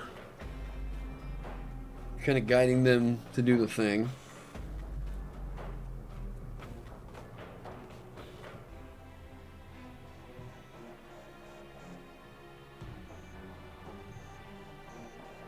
The stuff that isn't in boxes is the class features. Right.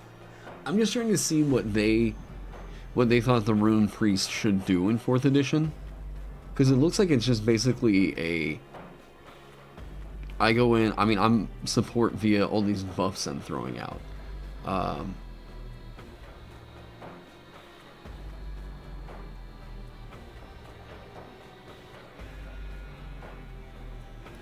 So, Rune of Mending is just a general divine healing power. But you are aligned with one of two runes from either Rune of Protection or Rune of Destruction. And that isn't really gonna gel with my... Oh, you can only use it once? Oh, twice per encounter. Okay, so that's twice per short rest. 3 times per encounter, but only once per... Wow.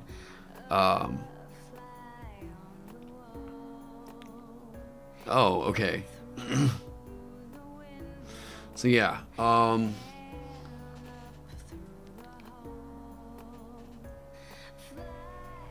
the rune's effects. The moment you choose the rune, you enter its rune state.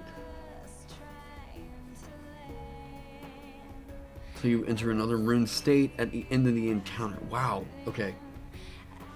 So you are switching between either protection or destruction. At least in 4E. Rune Priest was a stance switcher, which is interesting.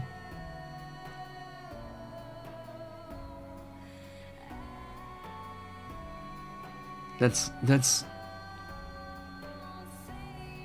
interesting. I wonder if... Actually, that's super interesting. I wonder if that's what inspired... I wonder if that's what inspired the... how D&D changed female Dragonborn designs.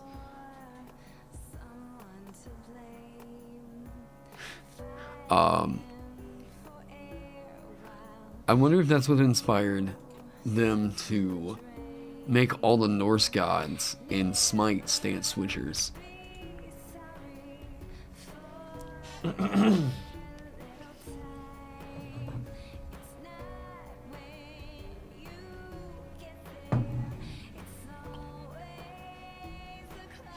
Like, huh, that's really interesting, actually. I was streaming when you went to sleep 8 hours ago. Well, welcome back to the waking world, Rich. We have been busy here. I like the stance switch idea, because I have seen a narrative precedent for that. It's cool.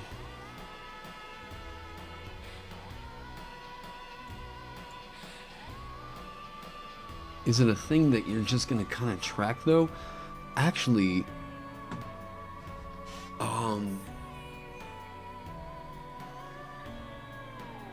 it would give me something to build off of. Ooh. Hang on.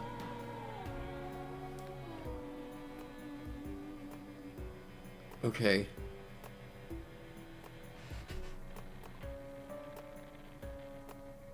Rune stance.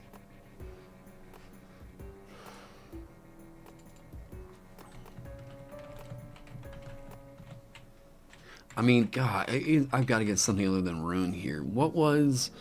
Okay. So here's what I'm thinking. In Smite, I want to make sure I don't pull up... Okay. In Smite, all the Norse gods have a through line. And there's a lot of... For all the really bad design in Smite, this is a really cool design. Almost all the Norse gods, now that I'm looking at it, almost all have a stance switch, or they rely on runes in some way. Actually, Loki is a really good idea for some stuff to pull for, like, the Thieves' Cant runes. Fenrir just accumulates runes. Ratatoskr has an item that can use different runes. Heimdallr just uses Bifrost. Freya is, like, probably the most clear use of runes. Man, a lot of you guys have already been to sleep. What are y'all doing? Yeah, I'm still going. Ullr is a stance switcher. Tyr is like, oh man, Tyr is a definite stance switcher. Yeah, even his like ability icons change and everything.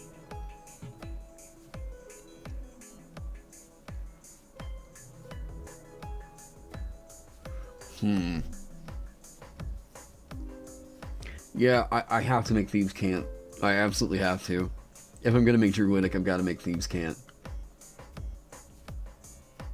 Or Kant or whatever.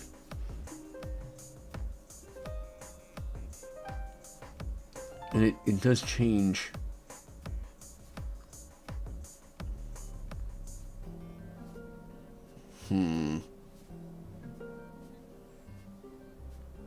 Assault and Guard. But is that,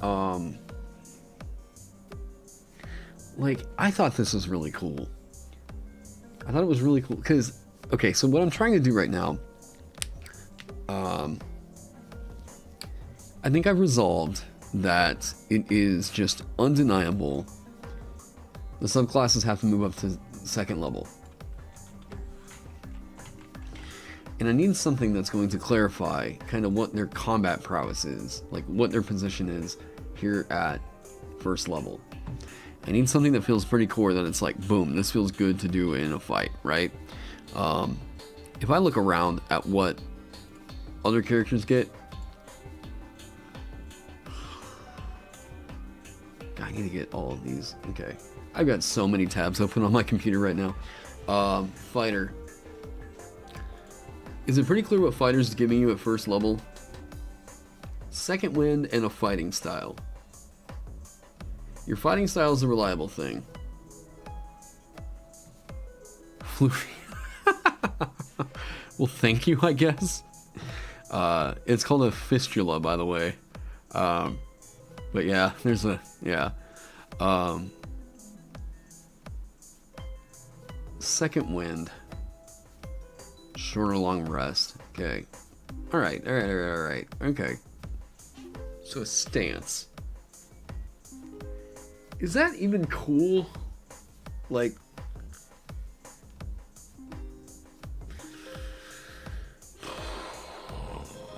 is that me going down a path of headache?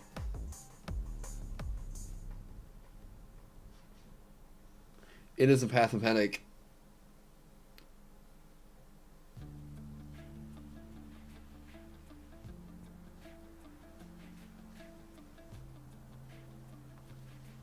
Yeah, it's going to be a path of tracking that's not always super fun.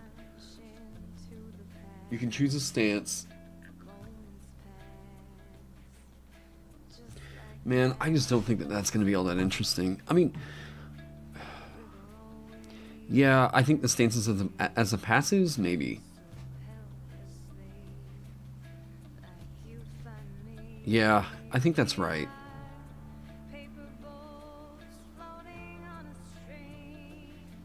Well, that's the thing, is I can't...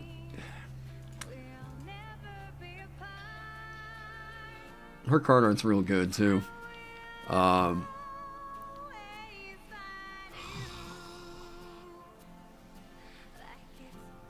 It does seem like it would just be a headache for something that, like...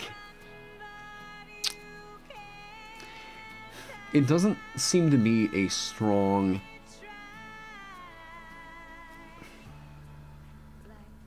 No, I actually just don't like it.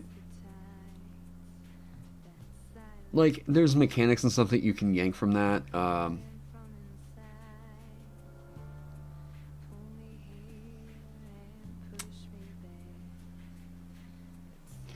Ooh, I should actually probably take a second to look and see what they... Arcana, Religion, Athletics... Thievery. Okay, so basically everything I've already given them. Endurance checks. Interesting. I've actually used I've allowed for Constitution athletics checks.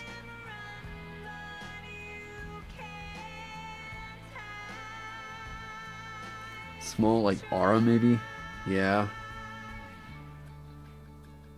Like, one of the ones that's a really clear, like, in Smite, they made it a bit of a through line of, like, yeah, the Norse gods have these different stances that they can use. And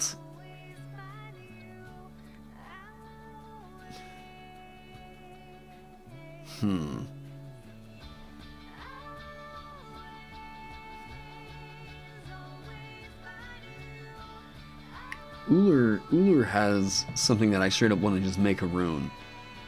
And it's that, like, quite literally, like, his bow or his axes, like, shape into the other one. And it's super cool.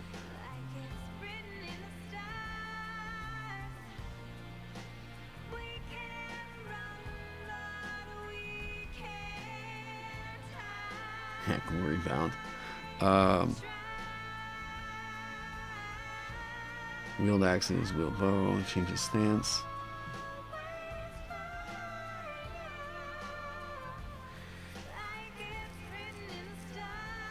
Disarms.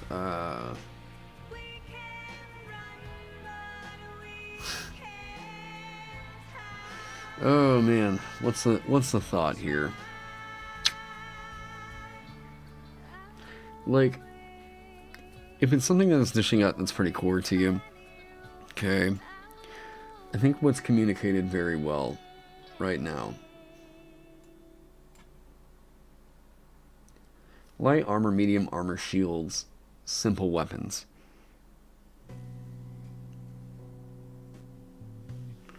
Artificer just gets simple weapons from what I remember. And then they can get their martial weapons through something else later.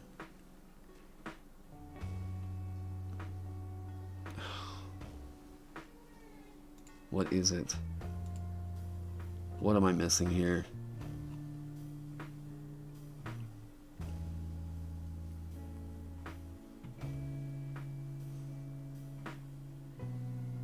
Man, what is it?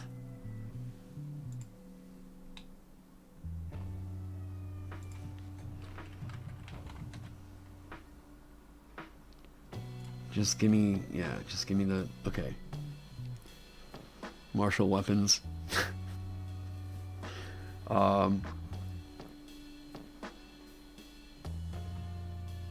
Let you pick a pack of martial weapons.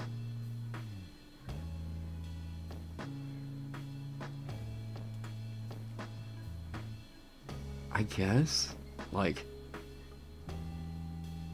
simple melee, simple ranged is all I see right here. Yet, Homeboy is sporting a maul. Like,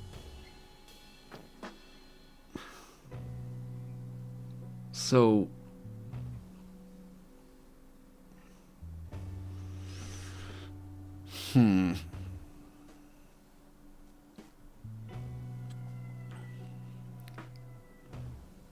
instead of granting it the subclass almost like a janky fighting style and maybe have heavy armor and the other one be weapon,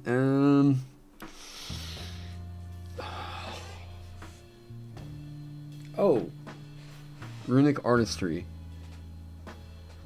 military hammers and military maces.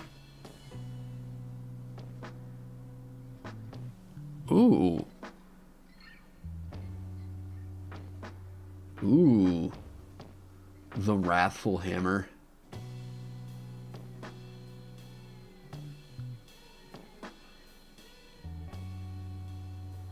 Man.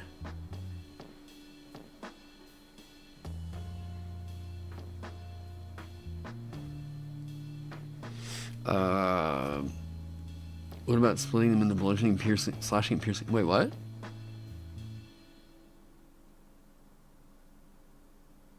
Unless you build choice. I mean, yeah, just make it all hammer. Military hammers and maces. Should it be they end up getting spear support later? Ooh, cool.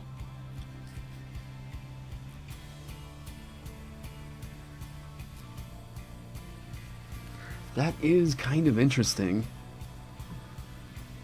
Like an alternative fighting style kind of a feature. That...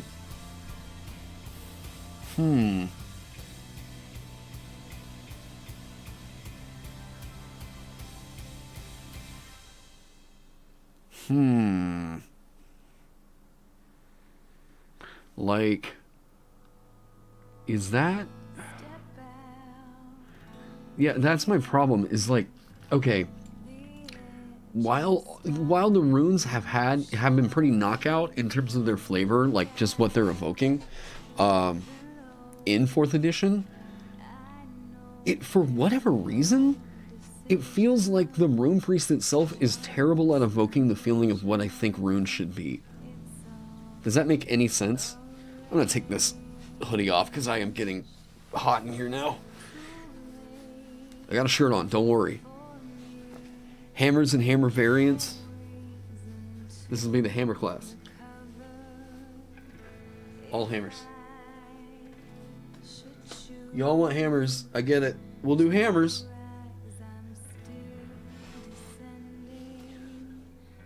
Like, here's my vibe. What I'm thinking. This Rune Priest is good at doing one thing that I like, and that is evoking a lot of flavor out of simply the words that it's using, right? Simply the words that it's using and its powers, fantastic. But, another hammer. Wait, 1, 2. How many hammers we got here? That's a pole. Okay, so 1, 2, 3. That's a sharp hammer. 4. That's a pokey hammer. 5.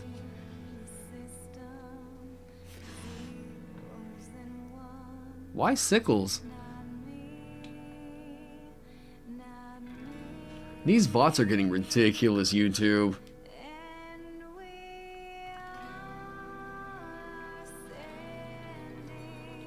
Go up on the pokey hammer? Pokey hammer. And see, what are these runes? Wizards, what are these?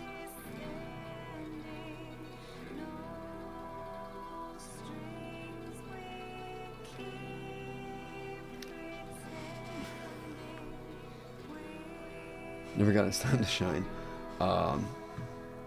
Battering. Like, okay, Rune Shield. Like, this is bland. But what is, like, the Rune Shield supposed to be, right? Like, what... You see runes as a strength greater than any mortal power. And you maintain a stern resolution to bring the power of the gods to bear on those who would threaten the world in the astral domains.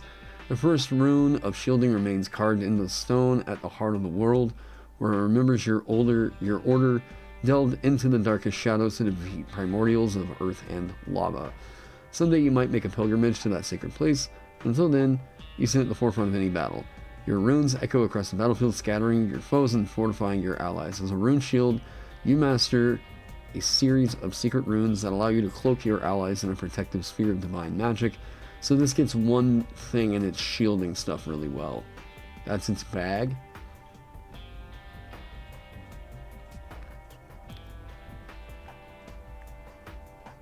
A sickle is a Kirby hammer. You know what? Everything's a hammer. Oh, I want this art. Isn't oh, I don't know that we have any of the I don't know. Are there any DM's Guild pros in here? Isn't that a subclass? Remember, it's an optional menu that you add. What? These paragons? Oh, I guess it is 11. 11th level, yeah.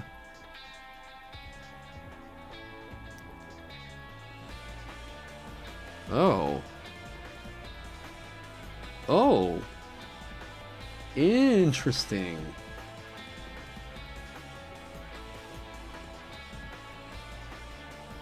Interesting. Okay. Blessing of the Forge. Huh. Yep, that is the mechanic.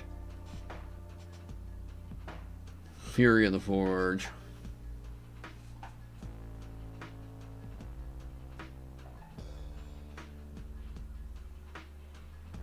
The Call of Iron.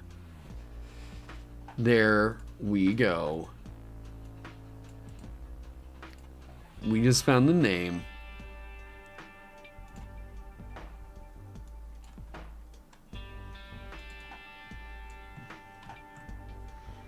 Oh, the Call of Iron. That's so good.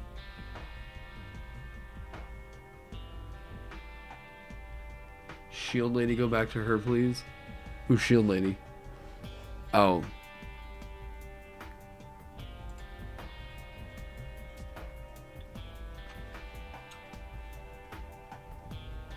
Shield Lady.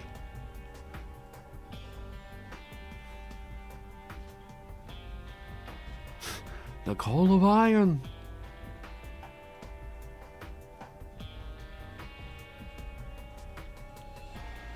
Yeah, Call of Iron sounds sick.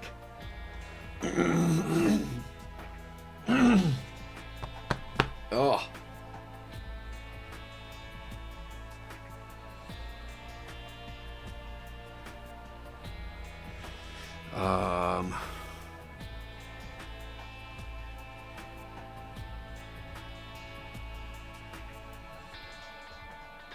+1 bonus to damage rolls until you grant.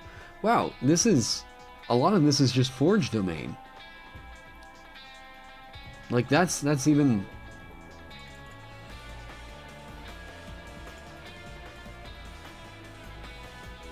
One suit of heavy armor. Yeah, this is just Forge domain. Interesting. Huh.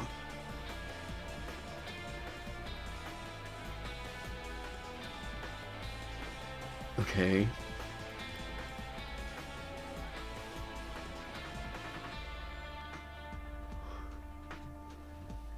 Sure, what up? Hey, so Phil, I remember hearing, like, what's the deal about 4th edition, like previous edition artwork? Is it only stuff that they include in that pack that you can use? Or I thought there was some kind of an exception about legacy artwork. What are we looking at? The 4th edition Rune Priest and trying to see what we might be able to pull to kind of inform what the Rune Keeper is going to be.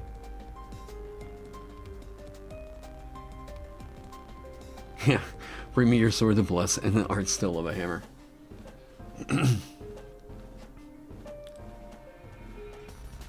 Like, this makes me think of like Dean Spencer level artwork, right? Like, oh, that's so good. I'm curious if there's not something in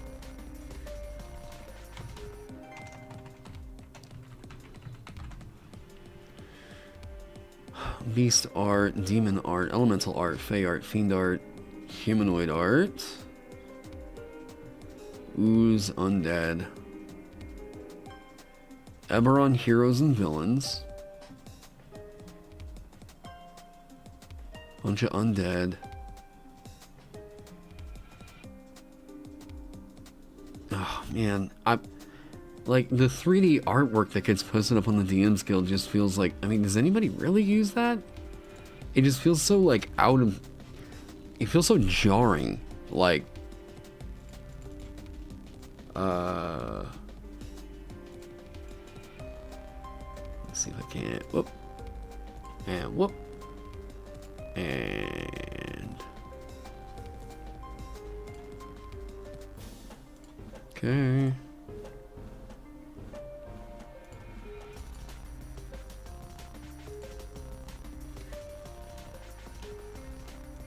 Wait, Phil, wait, what are you doing in here? Isn't it like, I can't escape that one Force Domain Cleric. No, he's awesome. Sir Hammond is a legend. Isn't it like, what? late for you all over there? Humanoid.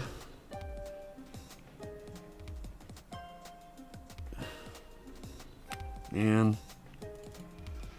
I was kind of hoping that the... Oh, jeez.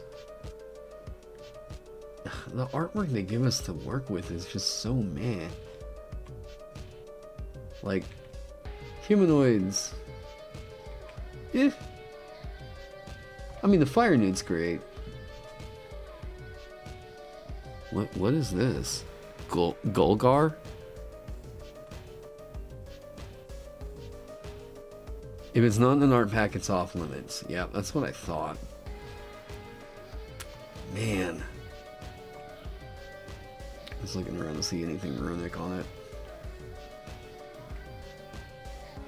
Like, they say humanoid. None of these things look humanoid. Is there just like... I forget if there's just like an adventurer's one. Late 90s Magic the Gathering cards.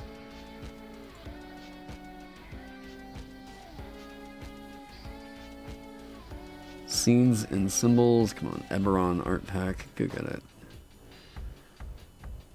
Like, what's kind of cool in Eberron was like they did have the dragon marks that I can like pull from, and those make for decent. Oh man, I just want that art. I want to use that art. That art's good. Is it just gonna be worth it to like not post it on the DMs Guild? Like, not post it up there so I can just have complete control over it?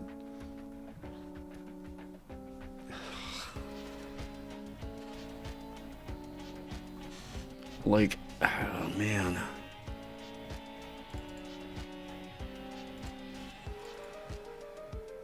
Okay, let's see. Kind of cool.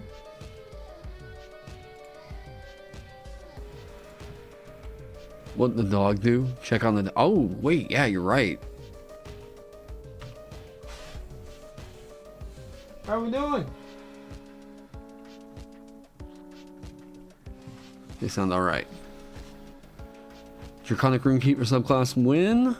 But we just really kind of locked down what Supernal is supposed to be. And that feels super cool. Yeah, like, see, like, they have a rune on their foreheads that brings them to life. Like... that's pretty awesome art. It wouldn't take much to actually make that pretty usable in, like, the 5th edition look. You're not on vacation? I'm sorry. 11:30 in Seattle? Damn. Yeah, I think you and I go back to work at probably about the same time. The elemental key. Oh, nice.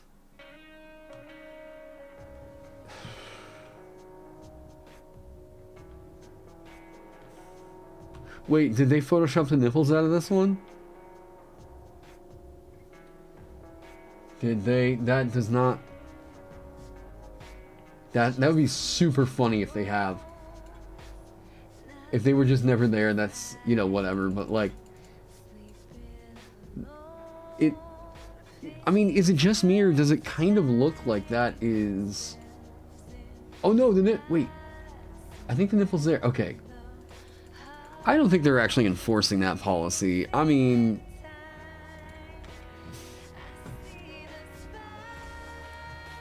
Cave Queen. Well, hello. Wow, is that a troll behind her? Okay. 9:32 p.m. in Honolulu. Well, aloha. That's pretty sick art.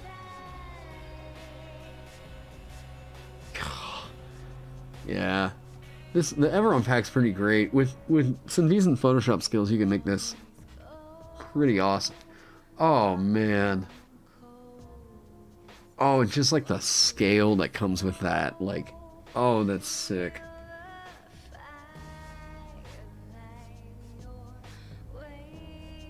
I don't know what's going on here, but it's metal.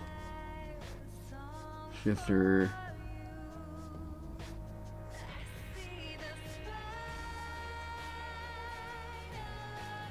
Yeah. My issue I'm running into right now, like, I don't exactly have a place for people to go and buy it. Like, I could post it on my Patreon.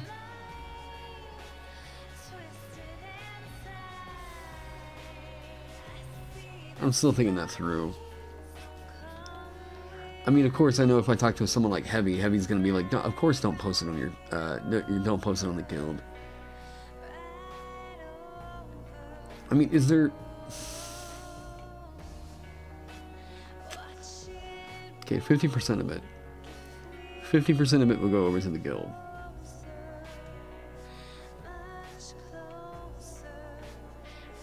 I feel like there's runes on there.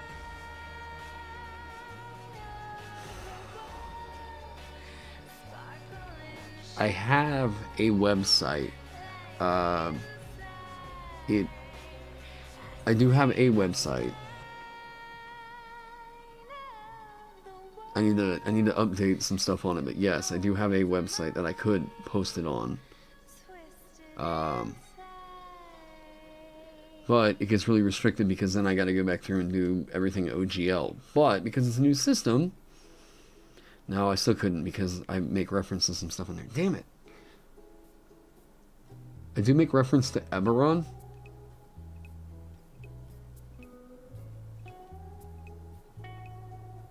You've broken past the level of professionalism, clearly, where it's now them benefiting from you situation, not the other way around. I wish, ooh, that's passable. Like, that could be a rune. That might work.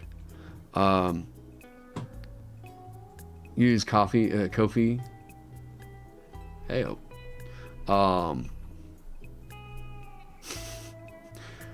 look at my dead hand.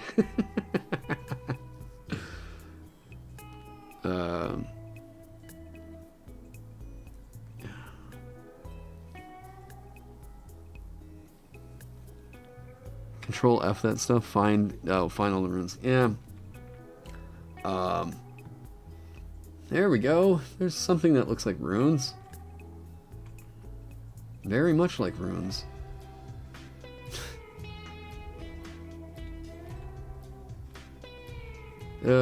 Yeah, like, for all the work that I put into it and everything, it really sucks. Like, you guys are seeing a part of the reason why it sucks super hard to lose so much of the royalty fee. Like, Red is technically a Runekeeper. That's funny. Yeah, no, you're right. Yeah.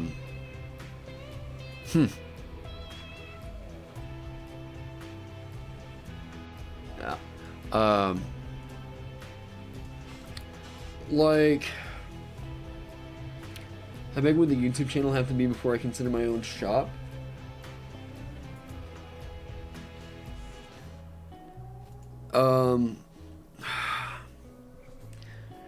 It's not a... Ow, damn it. Banged my elbow. It's not really a matter of... Yeah, I'm still at it, man. I want to get this goddamn class done. So, you guys see how much work people will kind of put into a class. Yes, I've been streaming for damn near 9 hours because I want to get this thing done. I'm not going to get it done tonight, but there's a big question I had that I needed answered.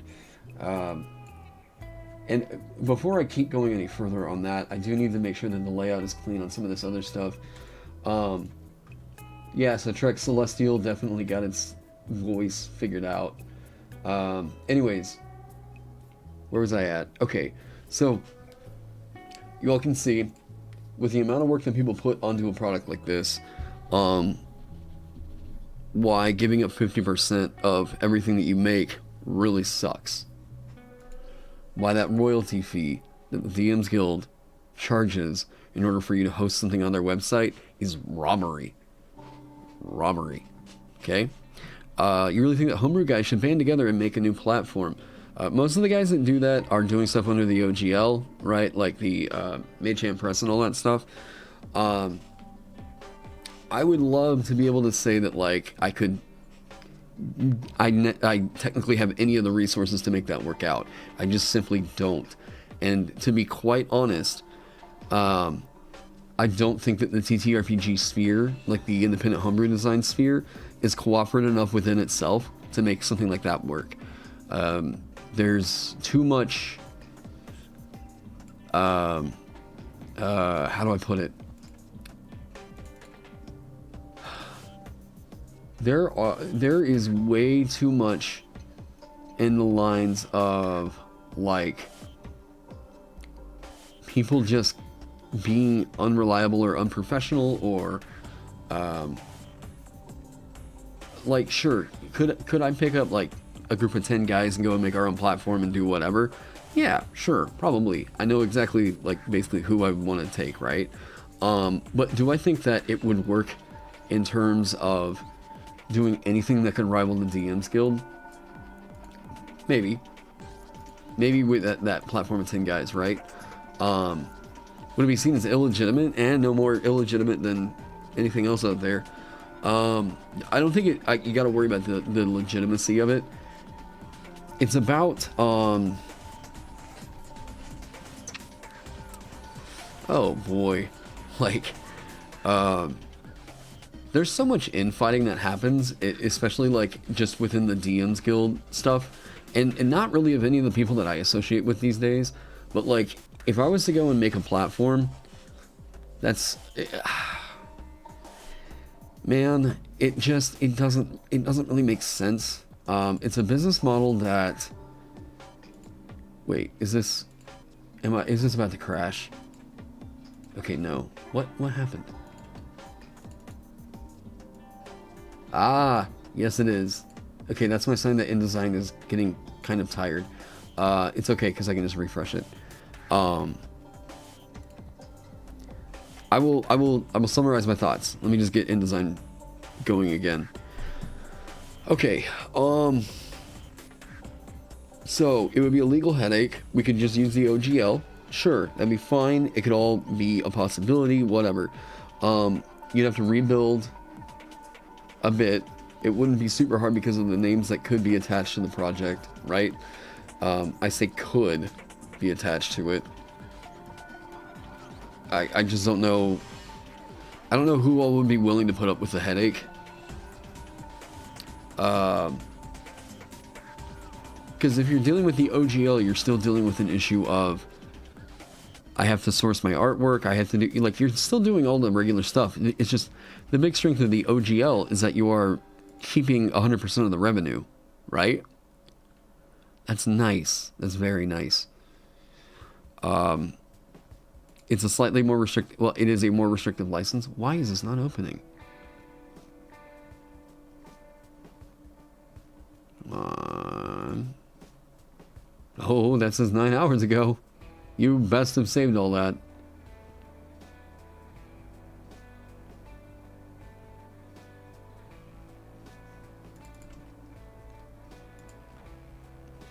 I will more eloquently express my kind of reason why I wouldn't open my own thing here in just a second. I want to make sure I didn't just lose a lot of work. Because that's still anchored over here, right? Yes. It's just anchored to the bottom, which is why it looks like dog shit right now. Boom. Yes. Okay. Jesus. I want to make sure that this is actually anchored up here. Nice. Okay. So if I do that, bam. All right. That's right. Cool. Okay. So,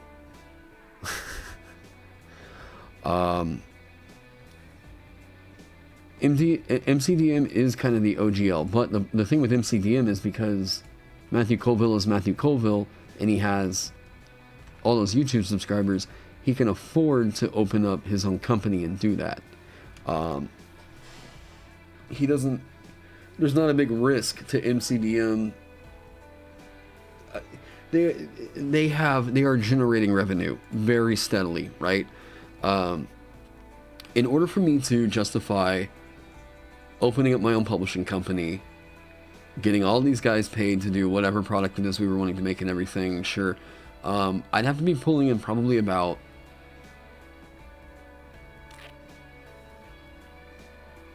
it'd be real hard to say that anything less than $8,000 a month off of just TTRPG stuff. Because what that's got to pay is artists, it's got to pay designers, it's got to pay very, very, well, yeah, but those people that are art, marketing, and publishing stuff, all that, those are people that have full-time positions with them, which means that they're getting benefits, okay? Benefits are, whenever I say benefits, it's funny to say benefits here in America when what we really mean is basics, like insurance. If they're on the MCDM payroll over there, they have insurance and all that. Except if they are freelancers, which is why I bet you they don't really have a whole lot of people that are working full-time as designers, right? I don't really know their business model all that much. I'm just kind of talking about what I kind of see. So they hire a lot of contract workers, is what I see. So they are contractors and freelancers, yes, that are paid a good competitive rate, right? But what that means is they don't have steady income, they have gig income, okay? So they have gig income that comes in. They're probably going to have to file their W-9 or W-2 or what the hell ever it is, 1099, whatever. They have to handle all that tax side for themselves. Starting up your own publishing company, you file as like, I don't know, like an LLC or something like that. Going through the steps of all that, licensing and everything like that, I could do that. Or I could publish with one of the pre-existing licenses, right? Like, at most I'd be able to publish with the OGL and still use the 5e trademark. Which, cool, but again, I'm still like, I don't have the income already coming in from YouTube to justify that. You know what I mean? I mean, like, even with the YouTube subscriber base I've got and everything, like, you guys want to see what I make on YouTube? I don't mind hiding it. And whenever I say I've had a damn good month, I've had a damn good month because I've live streamed for like 8 hours every other day. You know, well, I say every 8 hours, now like 6+ hours, right? Okay. Just so you guys know what like a YouTuber makes. Oh, and some people have been donating like madmen in the chat, giving me lots of super chats, okay? So here's what I'm making this month on YouTube. This is estimated revenue, okay? So that's not what it always pays out. Wait, there's nothing on this screen that I don't want you guys to see, right? No, I think everything's doing well. Okay, I think everything's solid, okay? Cool. All right.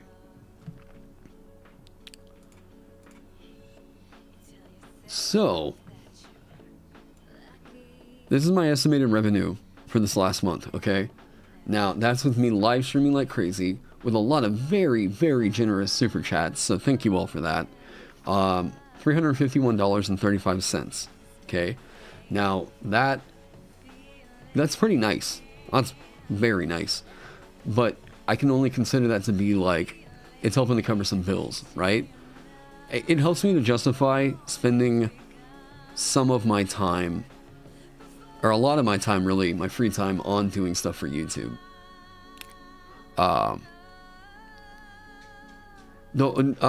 It's a 50% cut if it's made through Twitch, from what I understand.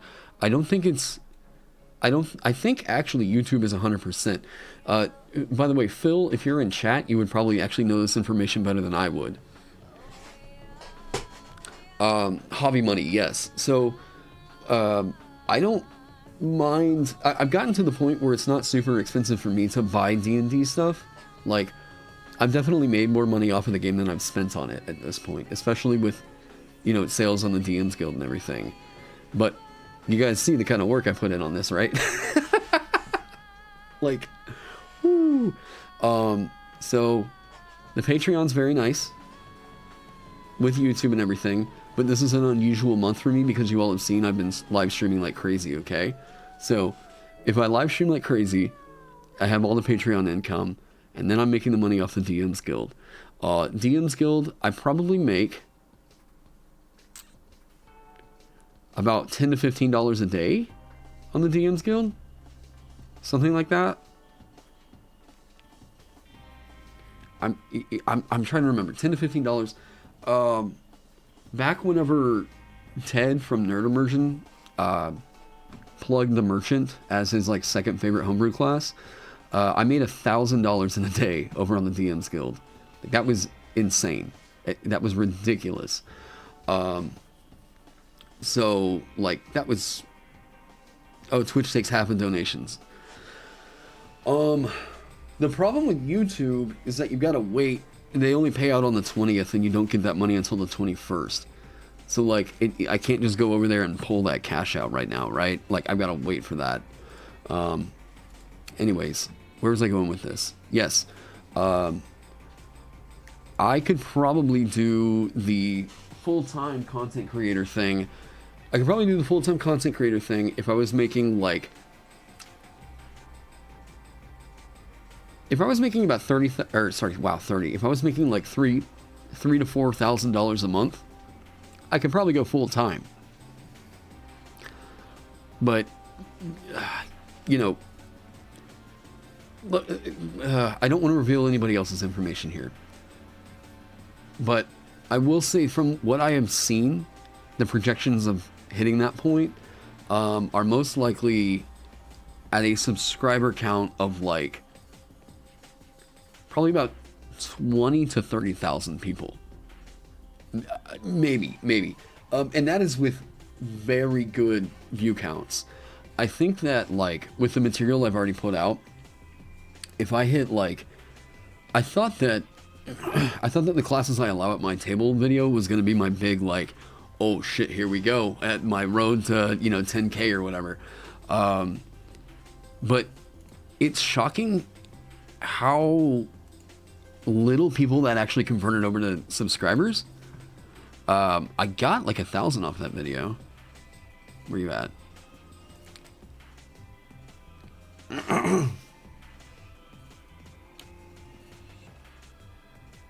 I'm hoping this is actually like interesting information, and you're not just hearing me complain or anything like that. Yeah, classes I allow. This video. Okay. So this video, if you all can see right here,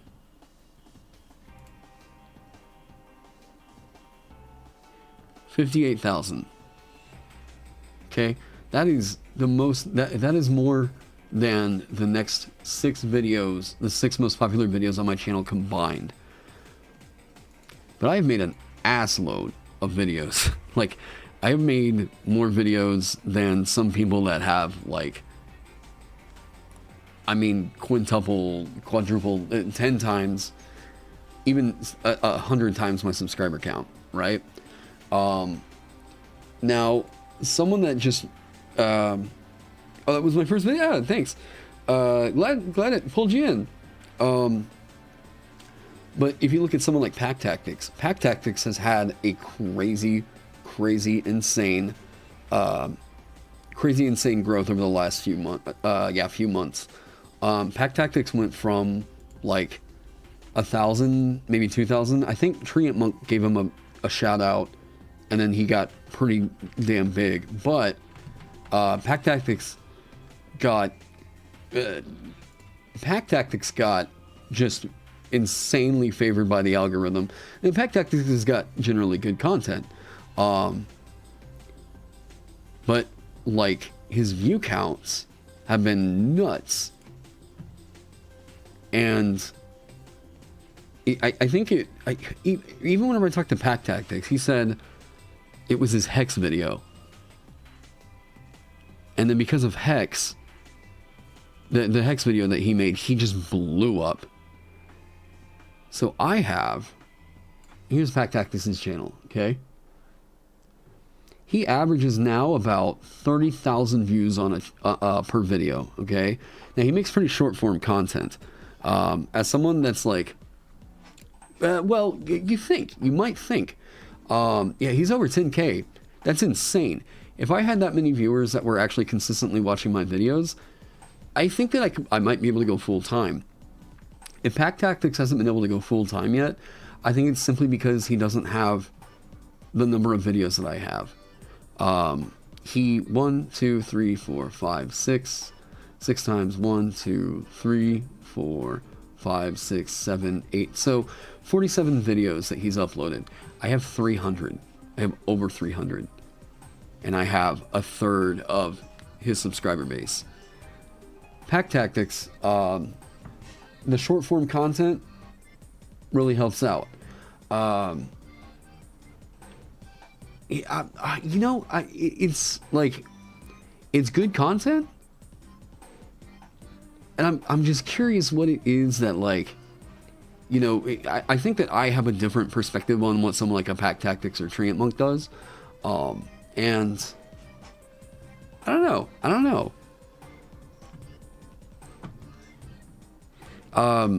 Going to the short form content. Oh, but what I meant to say, okay, so Pack Tactics, the mascot avatar kind of helps. You would think I spent basically $1.50 on my avatar, because, well, number one, it was a friend. Number two, it's sick. I mean, he's an industry pro, and I knew whenever I saw it, I was like, yep, I'm gonna use that for my branding. I want the license. I want, gimme, right? And that helped me to shape my branding. I think once you see my icon, that is my avatar. That is like, you get it, right? That is my, yeah. All clean, simple thumbnails as well. Yeah, I mean, yeah, I've considered that. It's why I've experimented with like kind of a different look on mine as well. But you know, you get into the thick of it with like analytics of what, you know, is there a science to making thumbnails? I don't think so. I think it's like, I mean, what do we have here? Simple, sure, red, text. Yeah, I don't know. Sometimes I think I overthink it, you know. My name is hard to search for. That's fair. But it's also, whenever you're looking at Pack Tactics in D&D, he's gonna come up, right? Naming your channel after something that's like in the game, you know, you get it. It's a D&D channel. Cobalt Avatar gets it. Great branding for a D&D channel. But yeah, he even said it was his Hex. Yeah, Hex, 90K views, right? Uploaded that 2 months ago. What's his social blade look like, actually? We turned this into a Pack Tactics plug channel.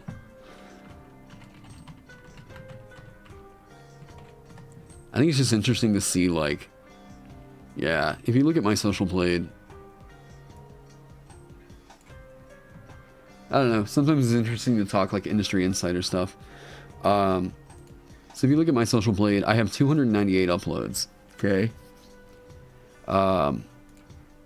This is predicting... Oh, that's just what I would have made off of views. Yeah, I had a really big spike. That was the classes I allow video, right around here. Oh yeah, it's like naming yourself after a genre. And a clickbait title.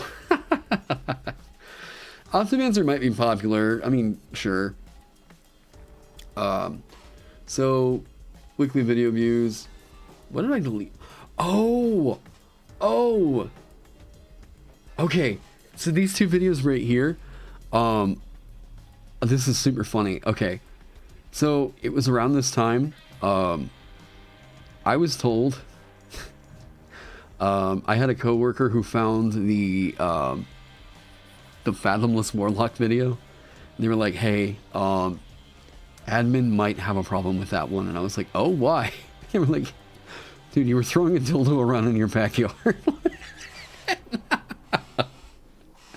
So I had to delete those two. Pack. Okay, 47 uploads. Pack Tactics blew up. Like, I mean, gained video views, right? 7,000 in April. Like, is that when he started his channel? April? That sounds about right.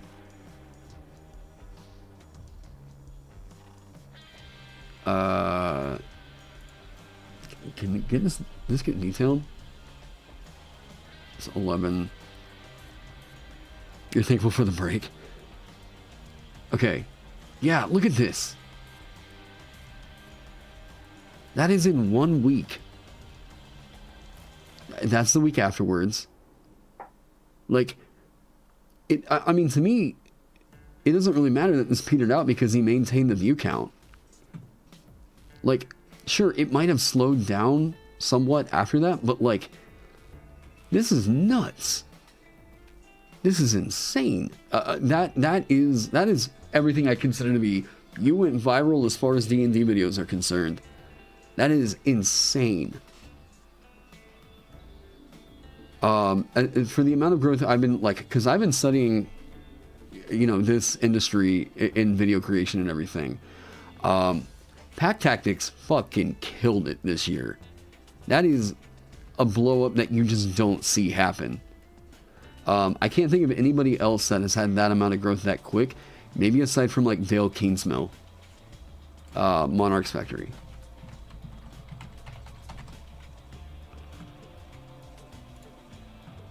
Dale got a shout out by Matthew Colville, like, what was it, back 4 years ago? I don't know how long it'll show back, but you can see, yeah.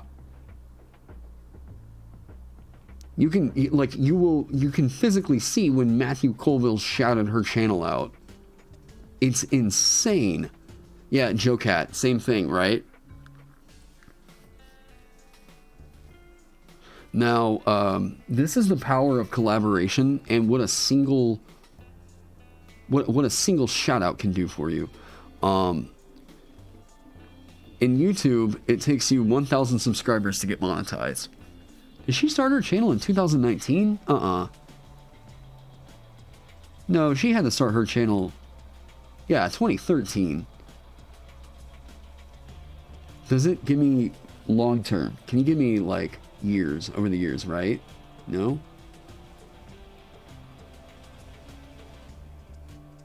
Monthly, no.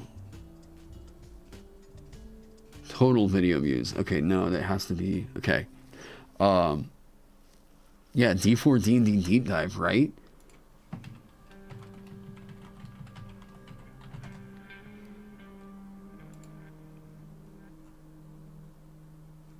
What happened here? Okay. So what happened with D4?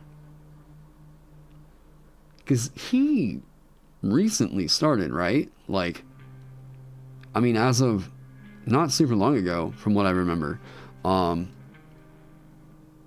That's the thing, is the crazy growth that happens with him is super consistent. Like, you see, per week, I mean, we're talking about 50, 140, 150, you know, this is about what I do right here on a week, which is really nice, but like starting out and having that growth, that takes a hot second. A spike like this right here, that's what it takes to, like, he started around the same time as you, really? Yeah, maybe it is, like, is it just those character build videos that do super insane? I mean, I don't know. I will say though, like, damn, you see that many views in a week, that's a nice week. okay. Having seen the kind of growth that happens whenever you get like 60,000 views in the course of a week. Oh, well, I mean, sure. But having seen what happens, like the kind of growth that happens in your monetization and all that stuff in the course of a week, if you are consistently pulling in about 50,000 to 100,000 views a week, views are what really matters. Like,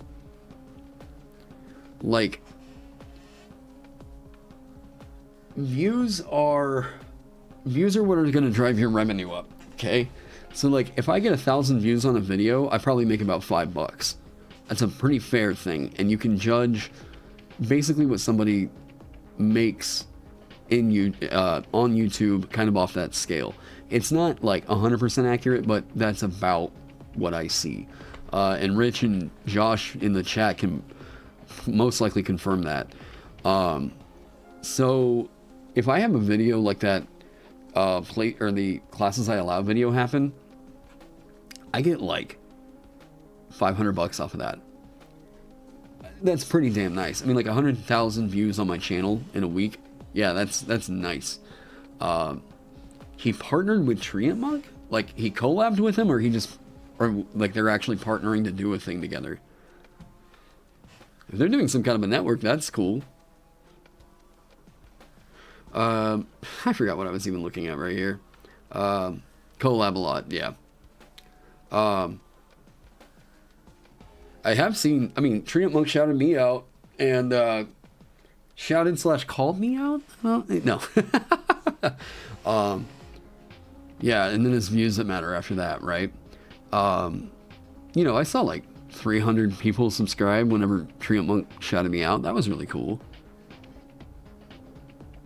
But I can tell that there's some people that might like Treant Monk stuff that maybe like don't understand the way that, like, whenever I say don't understand, I don't mean it like an insult. I mean it like I have an odd way of looking at the game that, yeah, RPM is about $5 for 1,000 views with yeah, that's about what I see pretty consistently.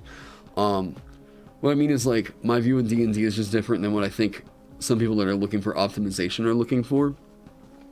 I'm trying to, like, understand the game, not, like, just the mechanics, but, like, what makes a thing fun, you know? Yeah, it'll make, yeah, if I call out something in the game, like, as part of why I hate talking about silvery barbs now is, like, well, of course, I have a different way of looking at this game, where I'm trying to figure out what I think is healthy and what I think might need a nerf or whatever. What I think is going to be character evoking and whatever. Yeah, they hate any, and that's also another thing. You know, oh God, no, all I'm saying,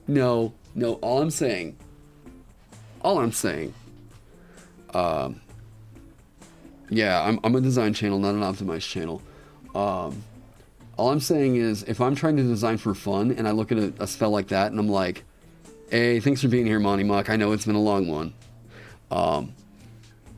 Yes, and I meant this entire stream, not, yeah. So, fuck, what was I saying? That's my cue to drink more coffee.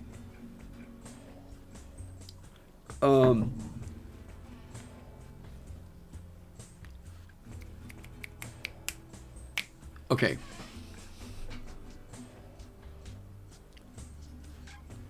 You think designers and partners should designers and optimizers should partner more? It's such a natural synergy. We have a way of looking at the game that's very different. Like, and that was made very clear with the Treant Monk, like, response to my video. Well, no, the legendary action thing. The reason why I called that out was because the ruling is murky, and no matter what, like, no, and I 100% agree with Treant Monk that it definitely should not have interacted with legendary resistance that way. My call out on it is the fact that it's murky in the first place, which is bad design. and people want to say like, actually, or, well, of course not, you should use common sense. No, they can go fuck themselves. The thing is, whenever I'm looking at design, I have to make sure that the thing is clear in its rulings. And the fact that there were design pros that are asking this question tells me that the ruling is murky, and all the condescending crap that happened on YouTube, like, and this isn't on Treant Monk, this is more so on the people that were commenting on my video. There was a murkiness to it, and the fact that other people had questioned it is a problem of the design. Fundamentally in its design, that's an issue. Now, Treant Monk also didn't call me out on that at all. He was just giving what his interpretation of the ruling was. But even still, it takes the fact that it, number one, was a question at all. Number two, required that kind of a breakdown to explain why it may not have functioned in that certain way. Yeah. There's a reason why the Sage Advice came out, you know? So I have a feeling that we're going to see that one errata to get that, right? You like passionate? More so just like, you know, hey, here we are 9 hours in. Here we are 9 hours in. And, you know, how do I put it? There's like, I can make a video that explains my view 100 times. I've tried wording my, like, no, I'm not tired. That's the thing. I'm ready to get some design work done. I could make a video that explains my point 100 different ways. Like you guys probably saw in that redesigning wizard video, right? But people are going to hear what they want to hear. And usually in this sphere, what that means is they're looking for a reason to disagree with you, call you stupid, or explain how they're right, explain a rule that you clearly already fucking know 100 times to you in a different way, because it's what helps them to get some kind of validation and make them feel superior, right? It's another reason why, like, I have such a big issue with, like, the TTRPG sphere at times, because people would rather assume that you're an idiot who doesn't know what they're talking about and explain a rule that is so goddamn obvious, than think that, maybe this guy does just have a misinterpretation of something. I don't know, whatever. But I have never, like, I guess you see it in a lot of different fandoms, you know? But yeah, like, it seems to be the common thread in a lot of the TTRPG sphere. And I could make content like the Silvery Barbs video, where, or, you know, I actually really thought that the Wizard video was interesting because I was bringing up an issue of inerrant design and what a lot of people think is the strongest class out there. But then you ask them, why is Wizard strong? And then they don't have an answer, right? It's just, guys are going to say, well, of course it is. What are you thinking? Like, it's spell list. What I, like, God. There's a whole lot of people just parroting the same crap that they've heard, an internet personality that they like. They're not developing actual informed opinions. They're just saying shit that they heard somebody else say, you know, whatever. Yeah. So, oh man, it is late, isn't it? But on the Silvery Barbs thing, okay? Just fuck this spell. And I've seen people say that, they actually think that this spell's alright. My issue I take with that spell is that it's just, whenever I say it's not healthy, am I saying that it's going to break the game? Wow. Whoa! Hey! Look at that! Look at that! Look at that milestone. Hey, people. 6,400.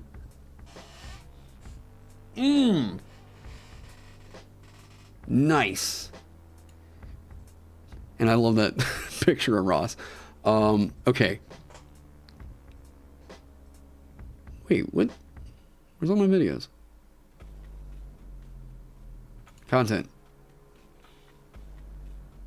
What? Why?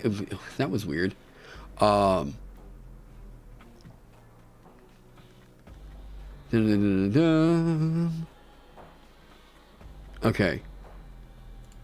You guys should see the comments that are on the Silvery Barbs video.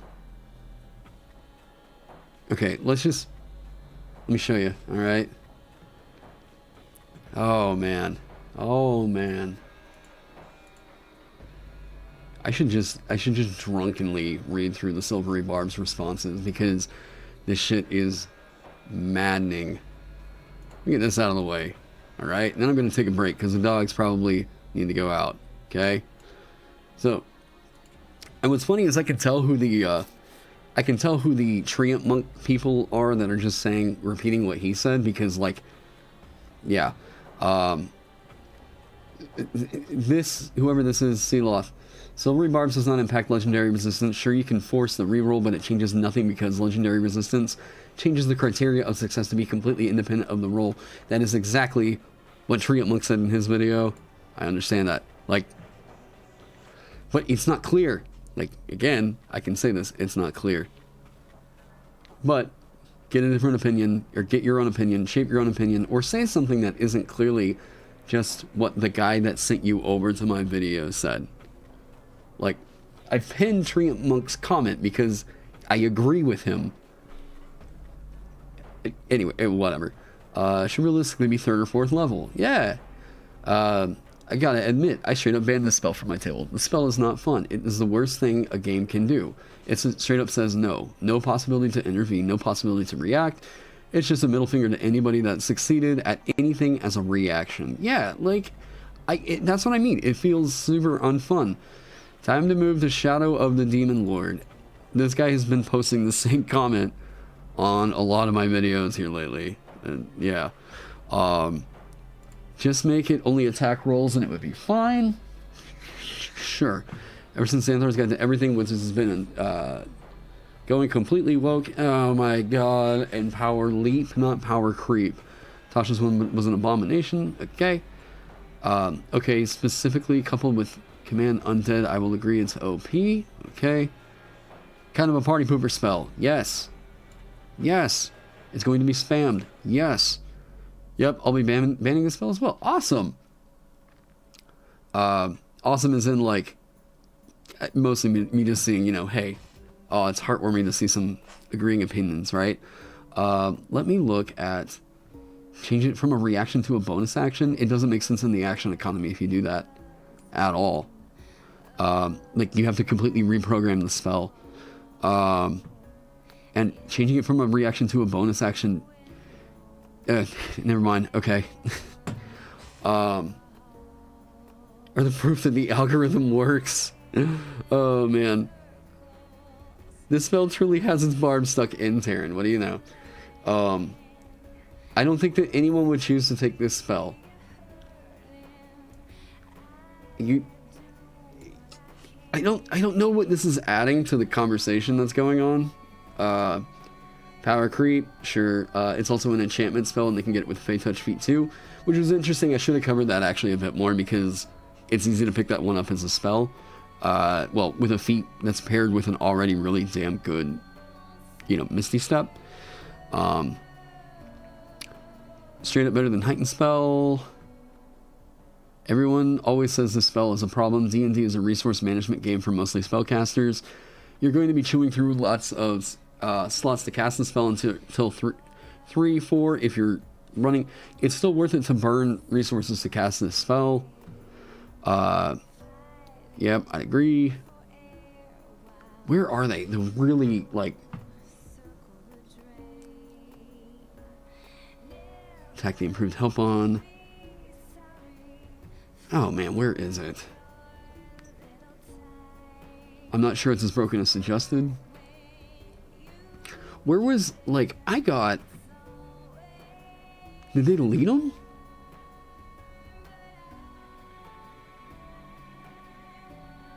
Okay, so looking at something like this. There's a very basic misunderstanding of the statistics that are driving this entire video. Silvery Barbs is not the same. Oh, Aaron, I've seen that Aaron Drew guy on videos in the past that just does not... It shows that they're either not watching the video or like they're coming to it with their own bias and they're just there to use the comment section as a sounding board. You think it got deleted? There are a few that were actually pretty damn toxic on this one. Yeah, I balance it out by making it cost money. I don't know how that really balances it out. Yeah, this is the one that I said this is, yes, I agree 100%.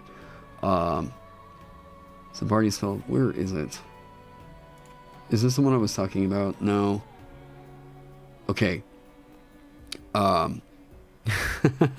Yes, you do, Psychotech. Help the algorithm. There's a very basic misunderstanding of statistics that are driving this entire video. Silvery Barbs is not the same as disadvantage. Those of you that have seen my video on this know that I said this. I said this statement. I made this clear. I said it is not disadvantage. It is better than forcing disadvantage because it can override advantage. I clarified this, but it doesn't matter to people like this because they don't watch the actual fucking video or they only half listen. It's infuriating. Infuriating. It's less effective than giving disadvantage. Bullshit. Bullshit. It's better by orders of magnitude because it can override advantage if it oh my god. This is someone that has a fundamental misunderstanding or they're choosing not to listen to what I'm saying in the video, right? Let's say the target has a 40% chance of failing this particular save. If you give them disadvantage before the roll, they have a 100.6 times 60 equals 60. What? Minus 0.6 times... Wait. Okay, when they... chance to fail when they roll... What, what's the watch percentage graph on the... you mean watch as in who's been watching that's subscribed versus who's not subscribed? If you use Silvery Barbs after they've already succeeded, they still have a 40% chance to fail. Like, I don't want to dox and say the user's name, but yeah, the main toxic one, you and it did get okay. Yeah, there was someone that got straight up, like, absolutely needlessly mean. Absolutely, like, because I dared to say that the spell was fundamentally broken. Or this spell provided more power than something like Shield. And this person really clearly showed that, like, they were not actually listening to the video. Or they didn't actually watch the video. Where Silvery Barbs is good is when someone makes this... okay. First off, oh, man. Sure, I'll give you this just because I don't want to do the damn math right now. Sure, whatever. Where Silvery Barbs is good is when someone makes the save they shouldn't have, in quotation marks. A spellcaster with a +1 con save rolls for an 18 for Stunning Strike, for example. Yeah, Silvery Barbs that, but using Silvery Barbs in the Adult Red Dragon's con save of +13 is probably worthless. Not always.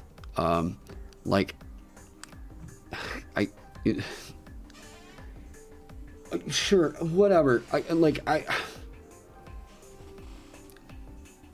Oh man. Like, that's not really the strength in this. The strength of the spell is the fucking flexibility that it offers and how often it can be used. And what it can do. Like, Adult Red Dragon is not really the thing that I'm super concerned about. It's the 1st to 9th level bosses that the DM is trying to use to help drive the narrative at early levels. Because, like, the spell at early levels is absolutely insane. And it's still, like, whatever. By the time that you're at that level, it's still probably worth it whenever they make a save that they shouldn't have. Yeah, and then you can oh, God, okay. Silvery Barbs is also good because it seems like it negates advantage. Seems likely that it negates advantage on a save. Yes. Did you... Wait, what? If you give them disadvantage before they roll, they have a 64% chance of... Wait, what? Is he arguing against his own point here, or am I just stupid and tired right now? I don't think it confers uber disadvantage. What it does do is it overrides advantage. Like, that's what's driving me crazy with this, right? Oh, AFK, thank you so much for the $10. So you think TC is woke, but I don't think that's a bad thing. To me, it's errata. TC? I'm not sure what that's in reference to. To me, it's errata. It's lazy storytelling, and I want new adventures to challenge the very flawed paradigm. Tasha's Cauldron? I don't think Tasha's Cauldron is necessarily woke in terms of like the lineage system. I think that it's fair to decouple ASI from lineage. I think that it's more interesting if you put it into background instead anyways. It makes more narrative sense if you do that. I don't really know what Tasha's Cauldron is doing that's woke per se. Yeah. So is it good? Yeah, definitely, but I think you're overrating it. No, I'm not. Me and like, oh my god, like every YouTuber other than like, I think even Treant Monk said as much as to say that this is probably the best first level spell in the game. Like, I mean, and Treant Monk is pretty reserved into what he gives that kind of a designation to. There's still opportunity cost to using a reaction, especially offensively on your turn. Not really. Like, are you foregoing using your reaction to use shield instead? Shield or, absorb elements or counterspell?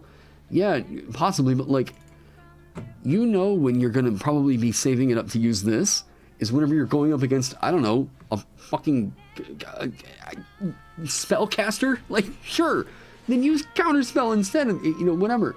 But still, if you know that there's a thing that you want to shut down the mage on, like, you have other combos that you can use to cause Silvery Barbs to be better than counterspell.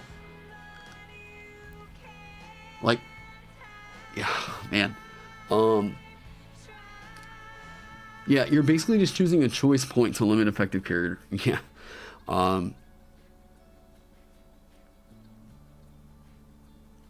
There's no benefit to putting There's no benefit to putting ASI anywhere but free floating?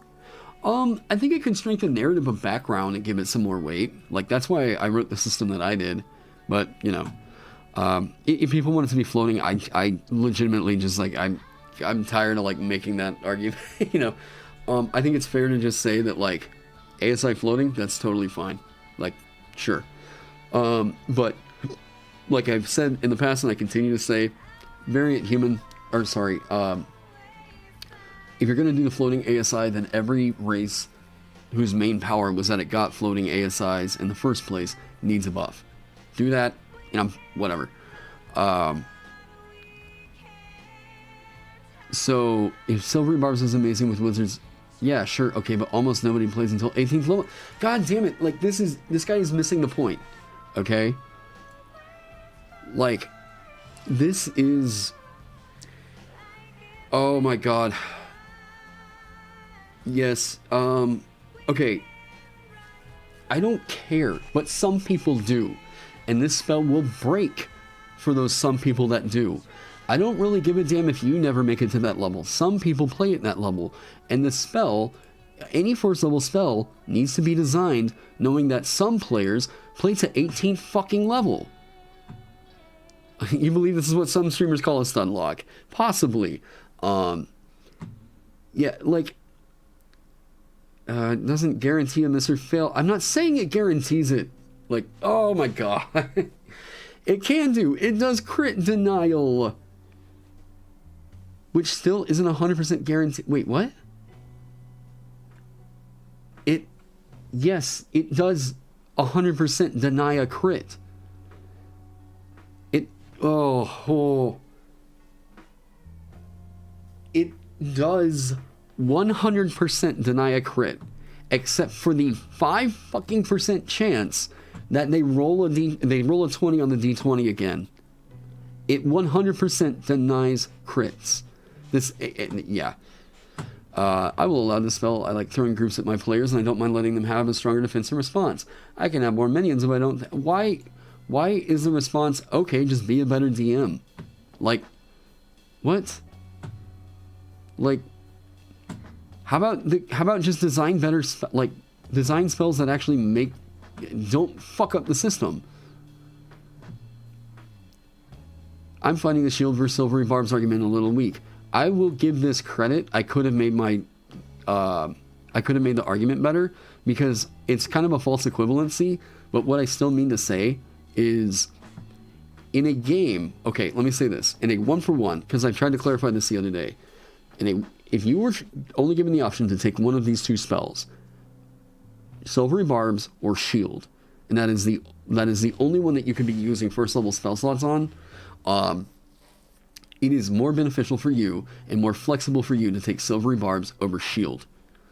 Silvery barbs can be used defensively and offensively as setup for your teammates, setup for you, whatever. Shield is pure defense. And the only thing that shield does better is handling minions and handling multi-attack. Those are the only two things. Only two things, okay? Those are big, nice things, sure, but silvery barbs is still not only the defensive thing, but also a buff on top of that. Like, oh my god. Yeah, different needs and different opinions. So, like, what could I have done better on that? Probably present it as if you were only given the choice of one of these two spells, then yes, like, I should have reinforced that probably a little bit more. Silvery Barbs is infinitely more flexible than Shield, and it can still step on Shield's turf in a sense. It doesn't entirely, but it can against a triggering attack, okay? Better for self-defense, right, better for offense and team support. Right, it does more. Like, I'd rank Silvery Barbs to be about as game-breaking as Shield is. No, it's worse. And then look who agrees. Anyways. Yeah, they can reroll on the attack roll. They can still hit me. It's not a guarantee. Shield isn't either. God damn it. I mean, it kind of... Whatever. So, yeah. Hey, thank you. So, like... And yes, I consider this me not talking about that fucking stupid spell anymore. Silvery Barbs is so dumb. I could clarify points until the day, whatever. Look, like I said, I'll make that concession. Like, make it to where it can't, it doesn't affect creatures that are immune to being charmed, or just make it to where it doesn't affect rolls that have advantage. Sure, you can keep it as a first level spell, whatever. I will not say that in its current design that thing is okay. Short rest, you got it. Short rest. I'll be back in 10 minutes. Thank you guys for sitting with me, actually, for those of you that have been with me for a while. 25 viewers concurrently. We're at 9 hours, 14 minutes into the stream. What do we say we go for 12? All right? I'm up for that. Ready? Good night, y'all? Hey, I'm not going anywhere. All right? What are you talking about? No, we are on that Sigma stream mindset, okay? Spencer, you are a beautiful human being. All right, I appreciate you so much. I'm going to... Yes, that's the last thing I'm going to talk about with Silvery Barbs, I swear. If that becomes a clip that I need to just say, like, boom, I'm done talking. I don't even think it's going to be fun to make a clip of, because that, yeah. I just don't want to talk about that goddamn thing. Anyways, so...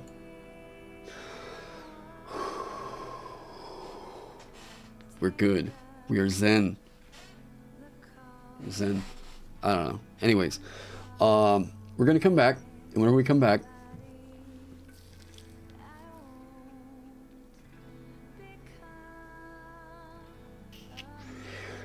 back, yeah, I am. I'm going to go stretch. That's actually a really good idea. I like the idea of the stance thing. I don't know if I want to develop on that one. Maybe a stance switcher is like an entire class and something? Nah, fuck that. That's more tracking. Nope. That's gone. Eyes of the Runekeeper. Move this down to first. What did I just do? Cut. Space. Paste. Boom. Boom. We need to go to first. Boom. Okay. After he's at the second level, I can play with that a little bit more. I'm going to see what Wizard and Druid gets when we come back. And hey guys, hang out. I appreciate you all. Those of you guys that have been super chatting are amazing. You all are making it pretty easy to justify these kinds of crazy streams like this. If you haven't already, go check out my stuff on the DMs Guild. Go check out my Patreon. You see the link over here and somewhere. It's going to pop up. Anyways, go check out all that stuff. Hey, Awesome Soul, thank you for hanging out so long, man. Also, Awesome Soul's got a channel of his own. Go check out Awesome Soul as well. So, I'll be right back. Yes. Also making coffee. So it might be about a 10 to 15 minute long break. I'm going to say 10. I'll be back. I promise. Don't go anywhere. Unless you say bye. Smooches.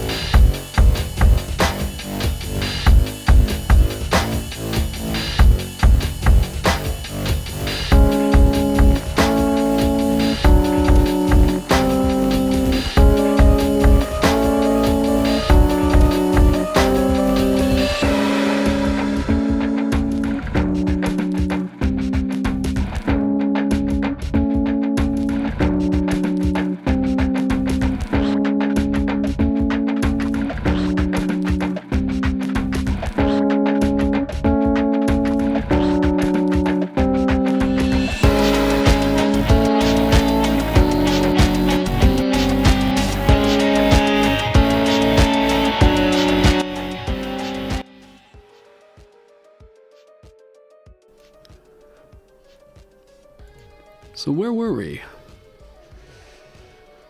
Oh, okay. So your runic dialect. Okay. Let me take a look. Because... 2 is pretty standard. Defining core, bam, and then you get your arcane savant, okay? This makes a lot of sense. For...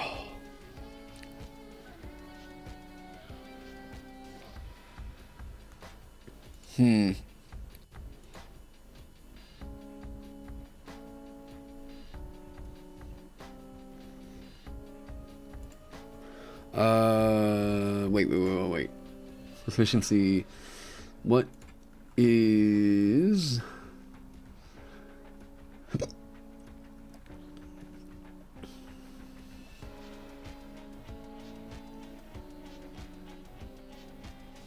Okay, so this doesn't grant you any proficiencies. One-handed melee weapon of your choice, which could get you martial. Okay, so...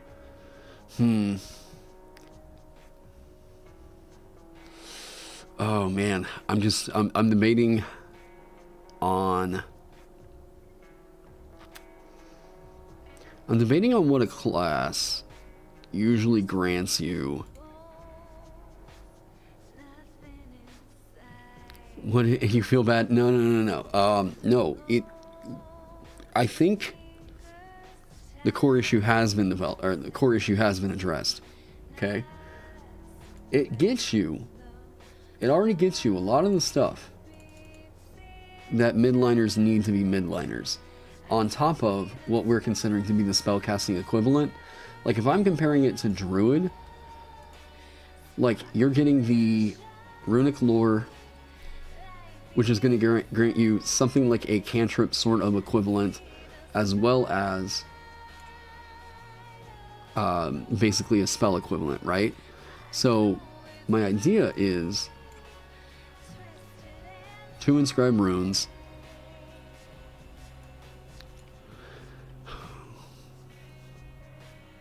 Eyes of the Rune Keeper. Let me look at...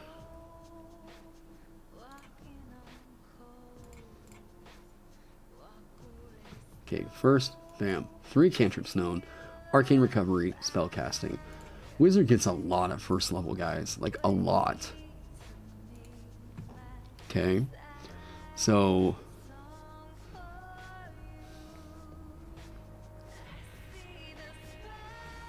God, you hate Warlock.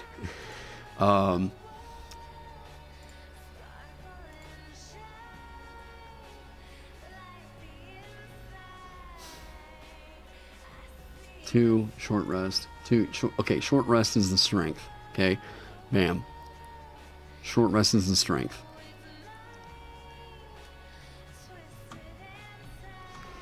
I mean, I feel like it communicates pretty well what it wants to do, about as well as the Warlock. Light armor, simple weapons. Bam. Okay, this gives you the loadout. This gives you a pretty good loadout right here. Light armor, simple, medium armor, shields. Simple weapons for weapons.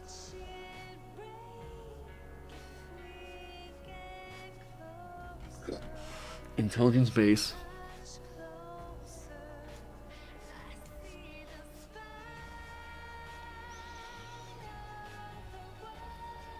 Warlock is a little clunky.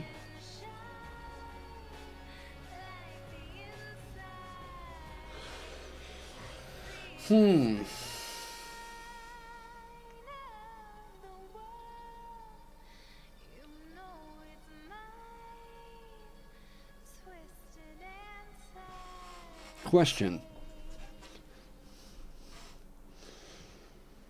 Is there a reason this can't be Constitution? Other than the obvious?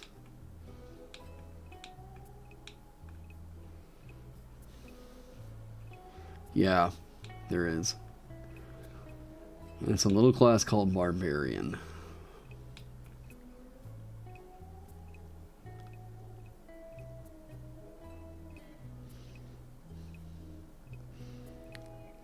Tiefling Warlock has been the most successful thing to come out of 5e.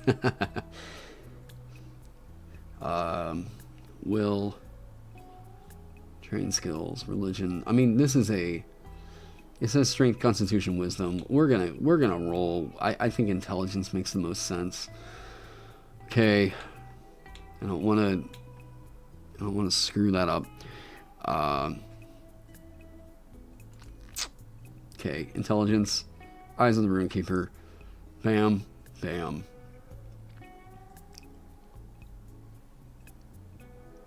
And then whenever you get to second level, you select your discourse, which is what kind of defines you as a Runekeeper. Now, does the Runekeeper get anything that's very easily snaggable?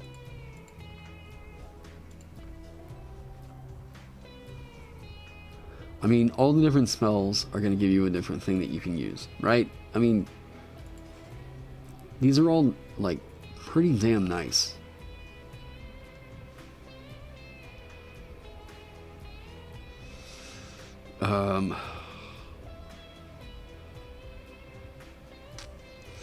I need to solidify what the... Let's just say this. If I went nothing but grab the...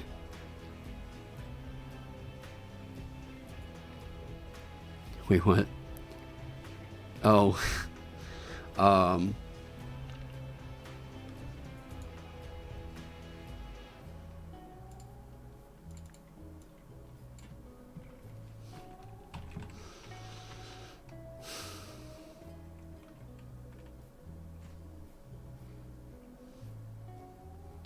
Like, that's... Okay, 2d10 bludgeoning damage.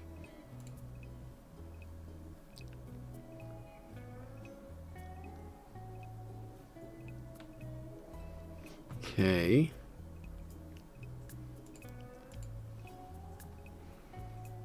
Religion seems to be the general idea. History also works, but yeah. And I think I actually just remembered I'm supposed to wake up early. Not early, but I'm supposed to wake up and go to Amanda's parents' place for Christmas brunch tomorrow. So I will probably not be making it to the 12-hour that I said a second ago. But I don't think that that's, you know, crazy expectation.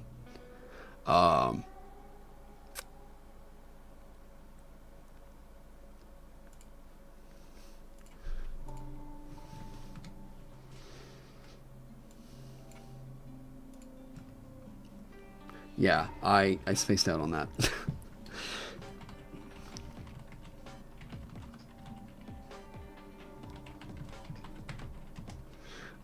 Duration.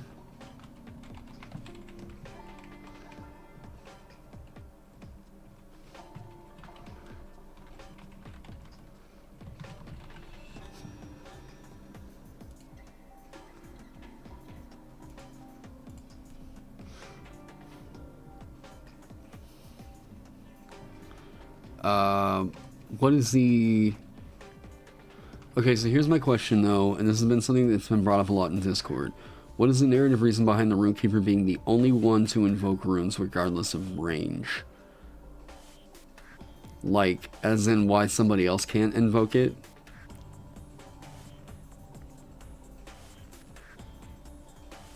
Or... I mean, you're the one that inscribed it. If other people can invoke it, that implies that, like, other people could cast spells of other spellcasters?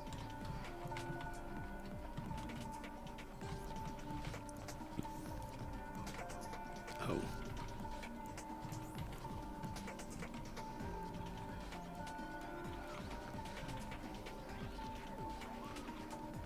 Hey, well, welcome to the, It's a good community, I promise. It's going to be positive and constructive. I've been very, very happy with the general discourse over there on my Discord channel. Discord server, Discord. Discord.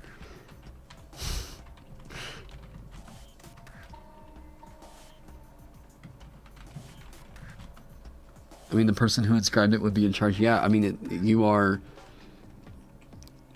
It's like when a spellcaster casts a spell.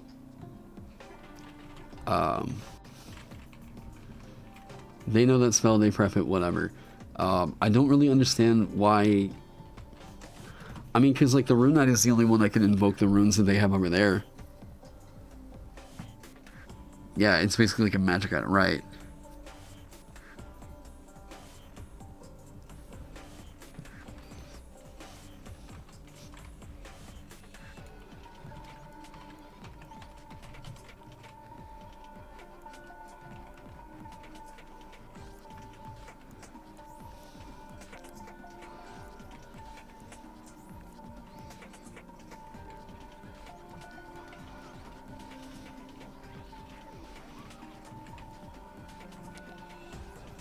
Hey, thanks so much, Ridge. It's been fun having you. Yeah, when you cast haste on the fighter, you still maintain concentration for the effect.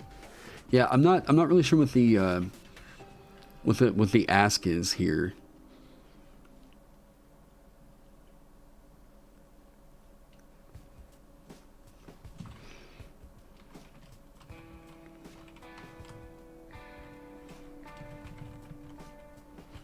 Well, you want it to... Yeah.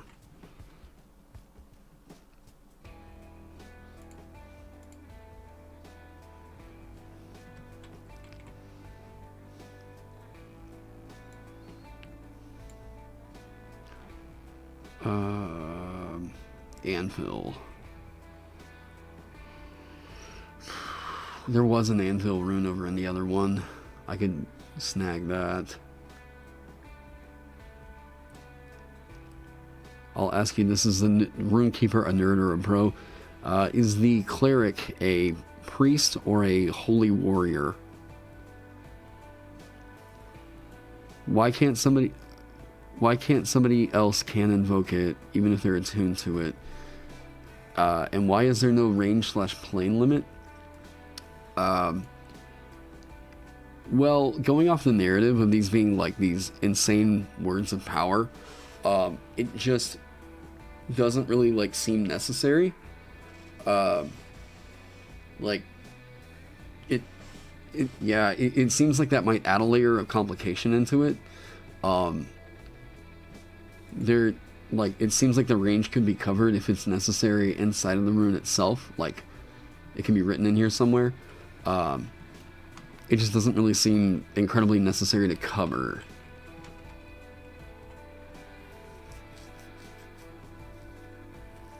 Priest for sure?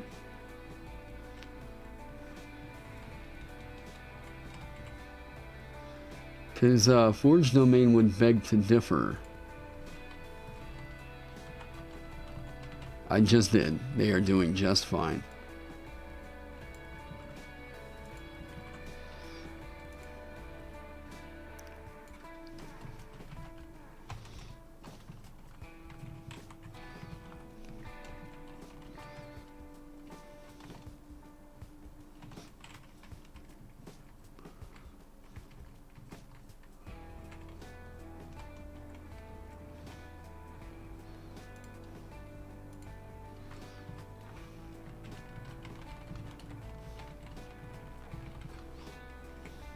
Okay.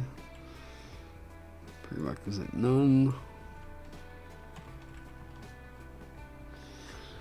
Hard time understanding the narrative for a player to use an attunement slot to give a to have a rune only for the Runekeeper to get to invoke. Could just totally be a me thing. Think about it like this.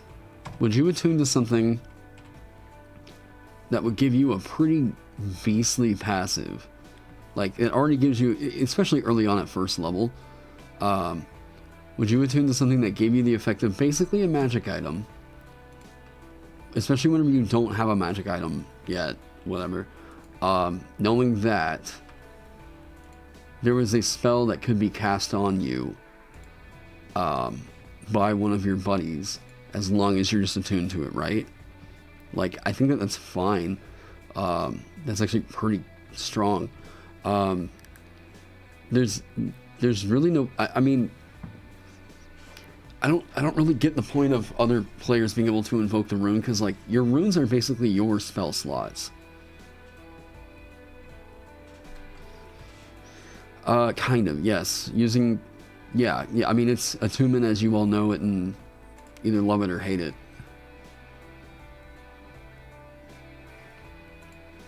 But as it's currently sitting, they're not all requiring attunement, and I'm trying to figure out how I can clip attunement or require it.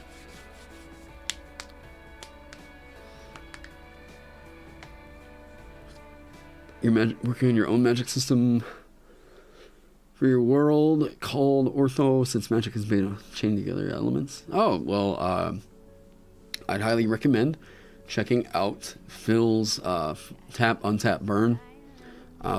He has a great narrative for like aligning yourself with different elements and everything over there. So yeah, I'd highly recommend checking that one out.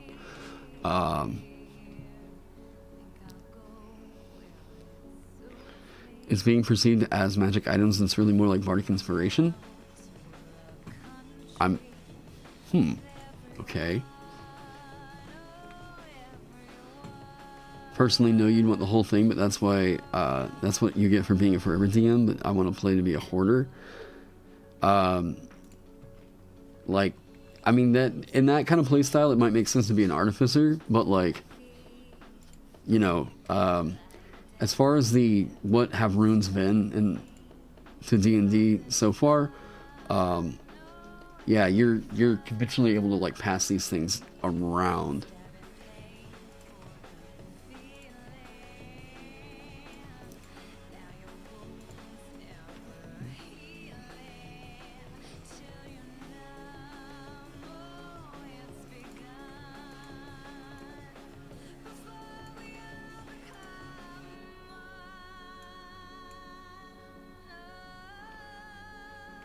Players expect to control the triggers of items they carry. What? But a bard or caster is bestowing effects upon allies. I think there's a flavor misread. Yeah, I'd agree. Why would somebody else want to get one of your runes for some shit like this right here? Like, why would somebody want to carry it? Well, if you can add spells to their list of prepared spells for the day, yeah, I'd be pretty happy with that. I'm going to take the trade-off of, like, if I can get access to certain spells, because, you know, hey, how's it going, John? How are you doing? I'm just probably going to close up this stream on, like, the 10-hour mark, because I just realized that I've got a Christmas thing I got to get to tomorrow in 7 hours. So yeah, I'm probably going to plan on taking a little nappy nap.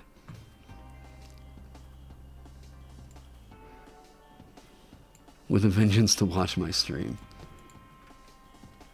Well, I appreciate having you.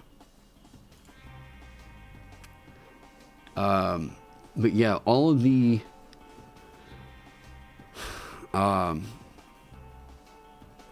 a corpse is technically an object. That's correct. Ooh. Oh, Spencer. Spencer.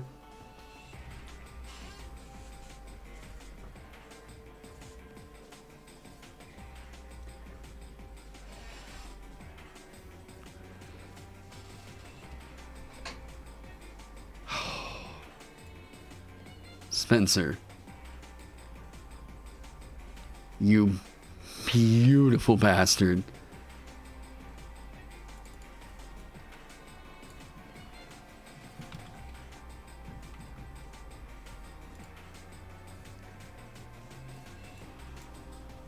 Oh my god.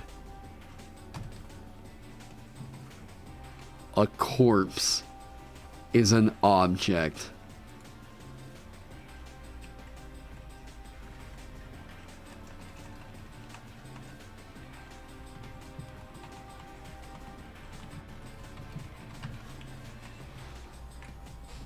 You know who the big badass of basically all necromantic power is in D&D lore.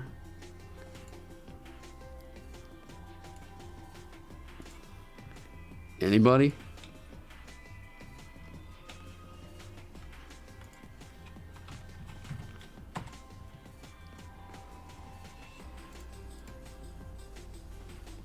Oh, okay. Orcus. My mom. And she is looking great. Ooh. Does anybody see what I see on his tum-tum? Is it anybody? Is that? No. Is that a little rune on his tum-tum?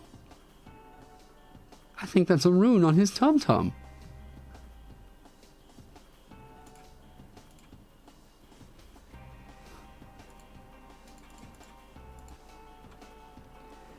What do we got, Orcus?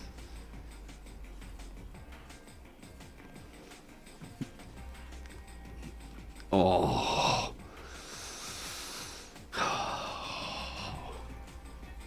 All right.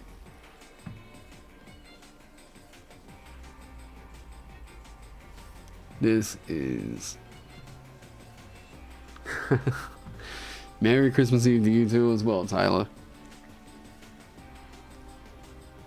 Ugh.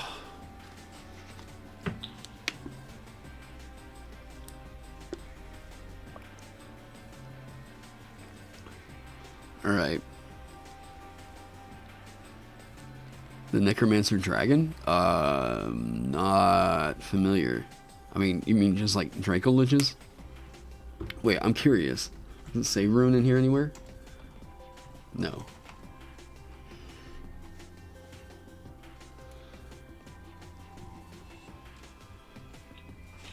Okay.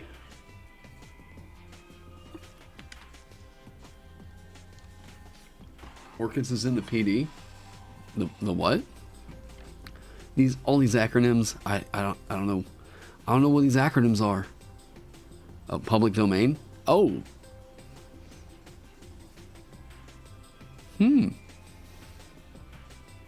Interesting. I wonder why.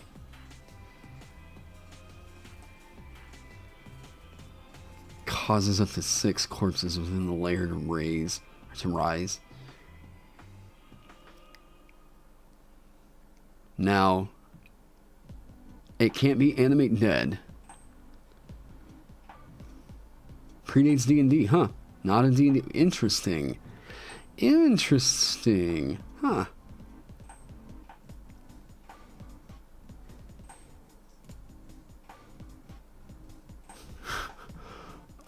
Okay. Is this the way that you can just get, like... Yeah, like the one that works right? Okay.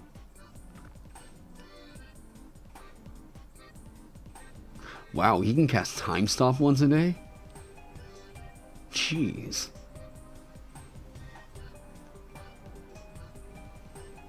Yeah, have they made an Orcus Mini? I'm just curious. Oh, they have. That looks more like a Baylor.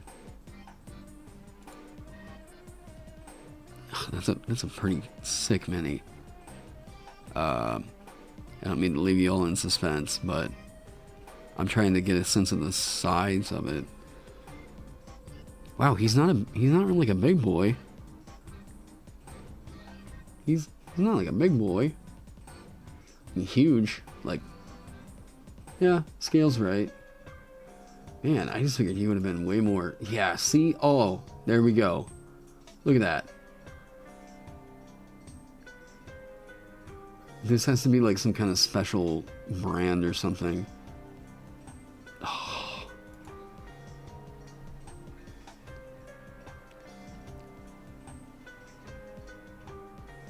So...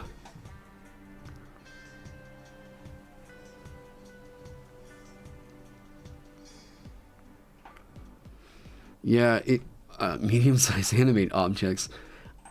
So the reason why it can't just be animate dead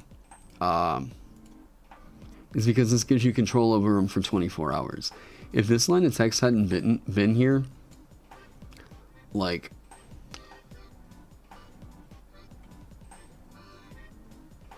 casting time of 1 minute. It's an ill rigger seal.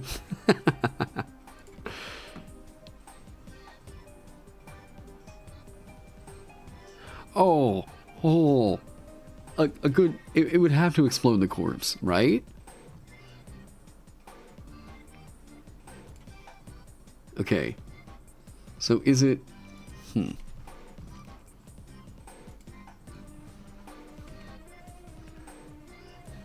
Oh, you know what's so sick? Let me write this, and then we'll get into how this has to work.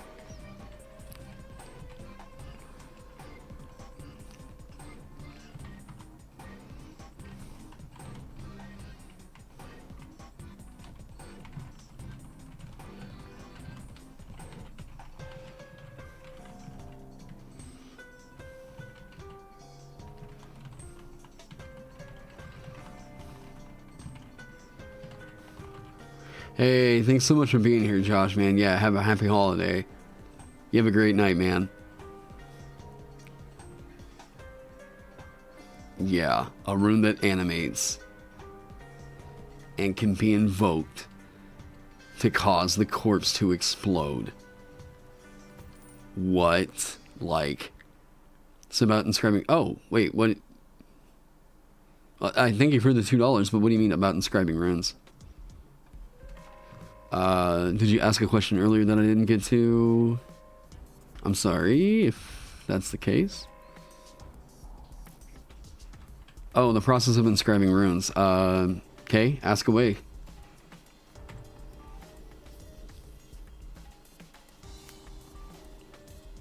You're right, it needs to be abyssal.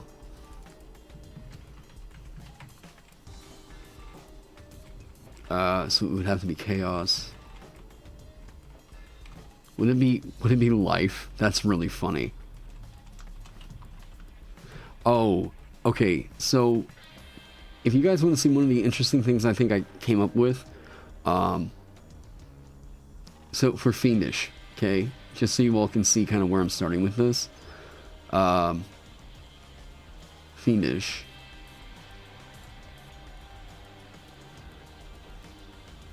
Yeah, so I gave this sidebar because, yeah. I wrote this because I was just... I kind of had ideas for what the subclass needed to be, and writing the... just kind of giving the lore behind it is something that helps me sort of plan out what I have in the future. So for Fiendish, the runes of fiends carries with it the essence of the evils that shape the lower planes.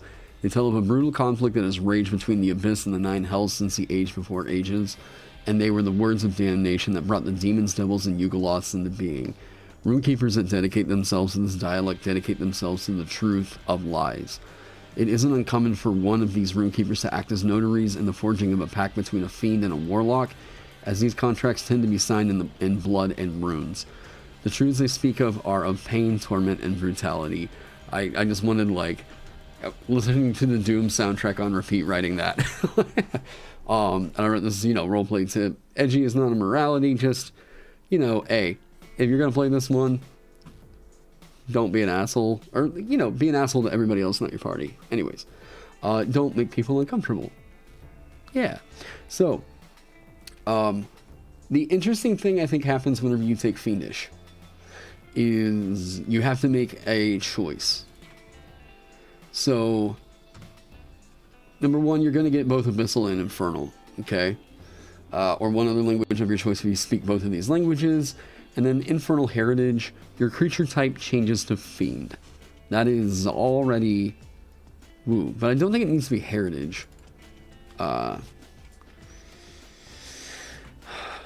Essence?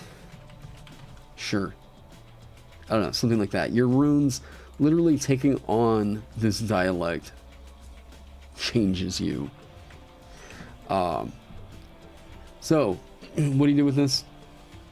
Art of the Blood War. Okay, so this is this is it's something of a detriment in a way that it's going to prevent you from taking certain runes. You align yourself with either the Abyss or the Nine Hells. You choose which expands the portfolio of runes you can choose from. Abyss. You change your alignment to Chaotic if it was previously neutral or lawful.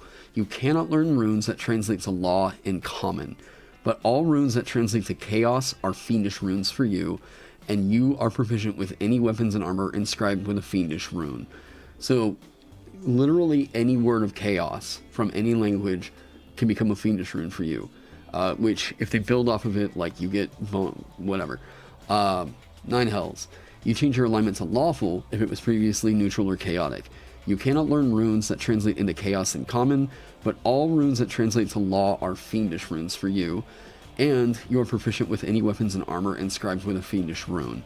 So, I'm hoping that people see this as like, oh, this is what the expanded spell list kind of thing is going to be, right? Sadistic Tendencies. When a creature takes damage from a rune you invoke, it has disadvantage on the next saving throw it makes against that invoking of the rune. So what this means is there are, and I'm not sure that I want to go in this direction, but I like the idea. Infernal Corruption. Yep, that makes 100% sense.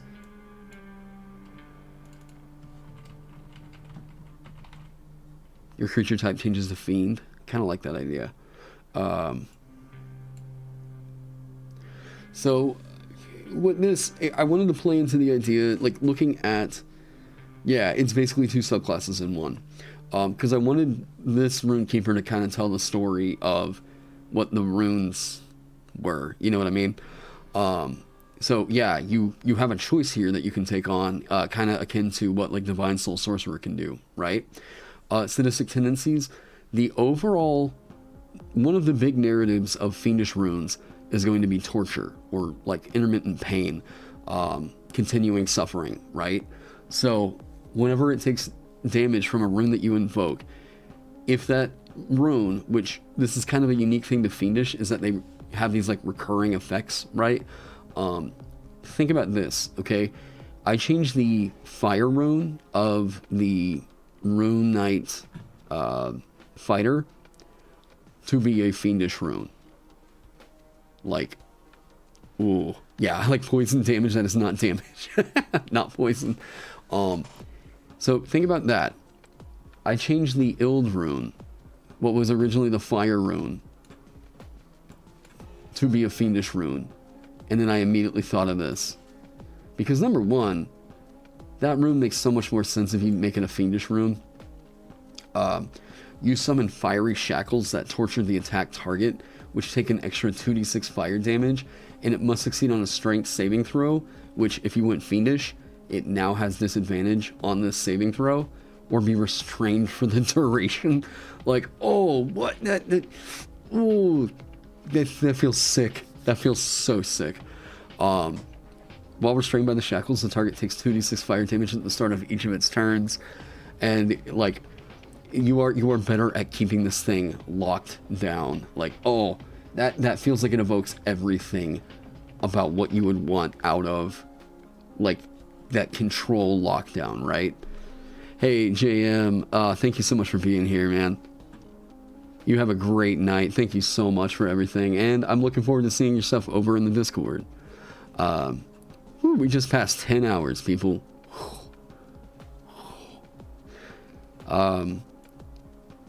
Ooh, it is...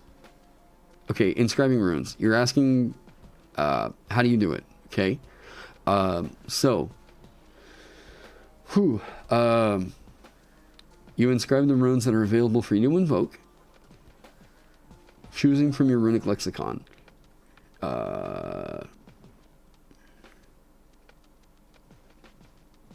Yeah, you can change the runes that you have inscribed when you finish a short or long rest. Inscribing a new rune requires time spent in contemplation and dedication to the rune's ideals and truths. At least 1 minute per each rune that you inscribe. AFK, feel free to pause it here. You get it, but how long does it take? You have to do it over the course of a short or long rest.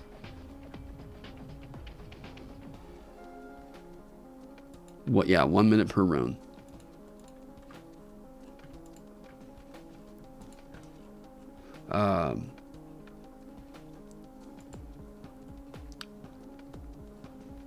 Why 1 minute? Because cleric can prepare their spells over the course of a minute.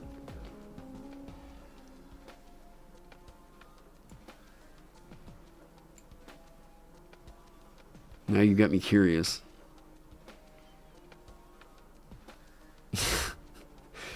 I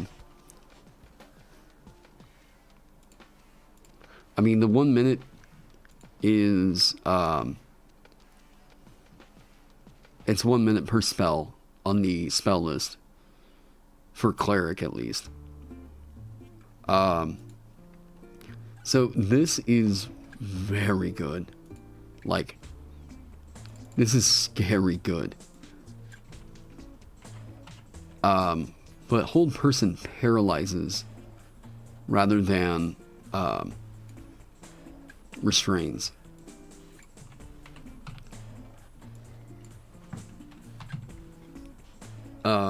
And then there's I was going totally like what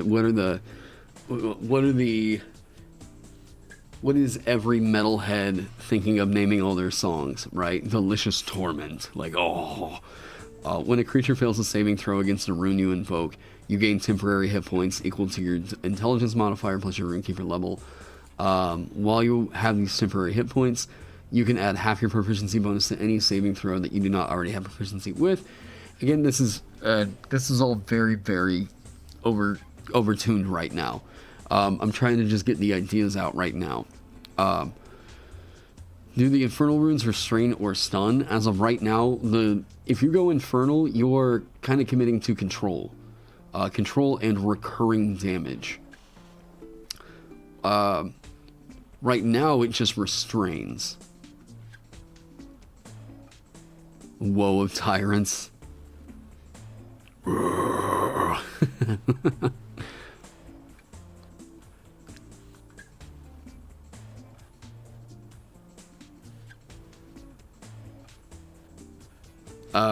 No, this is all about selfishness. One of the things that you forego whenever you go Fiend is you forego basically all the angelic kind of stuff of Supernal, right? These two are at war.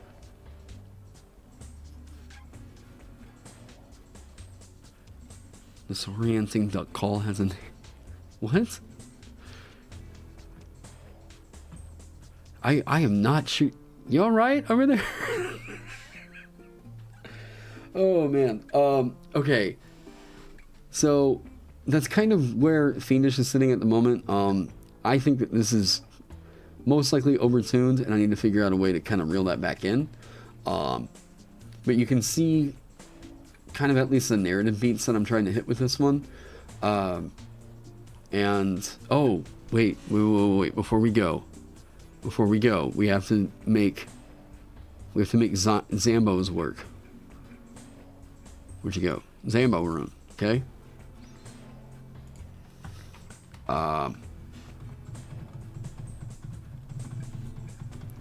One minute, name us. Oh, okay. Okay, so you inscribe it on the thing as a part of a long or a short or long rest. The act of inscribing it is what raises it as a zombie. Okay. Now, that is quite good. I like the shuffling of what this is making me think. Why it's so long? Wait, why what's so long? The time to inscribe it? You touch the object and inscribe it over the course of a short rest. I mean, it's the same thing as what's on the rune knight. Doesn't make sense for a Runekeeper? You can change out your runes as a short rest. That's super good. Super good. Yeah. For each spell on your list. It feels like we're kind of hung up on something that, yeah, writing and scribing takes time. I'm not sure what we're really hung up on. And if you were just able to, like, You're talking about the 1 minute? I mean, that's all just flavor anyways. Like, realistically, the meat of it is that you change it out during a short rest.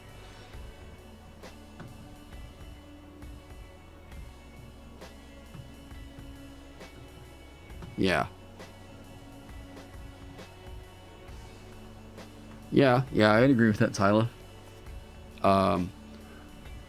Okay, so the fact that you have this inscribed, it's a thing that you have to... I think that you can do this.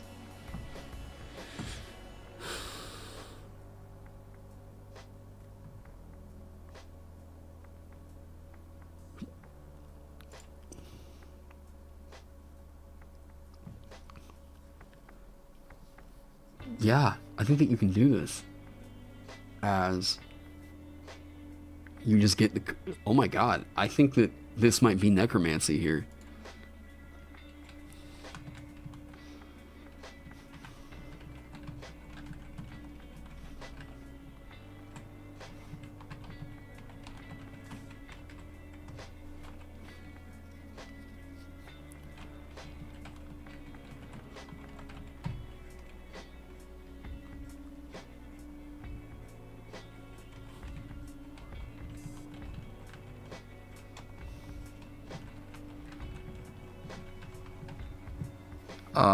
You asked on the Discord, do I want to lean more into the idea that the feature comes from failed saving throws or the idea that just forcing a saving throw regardless of results? Because if it's the latter, that could be a more interesting path to take it, as most features focus on either success or failure. More into the idea that the feature comes from failed saving throws? Right.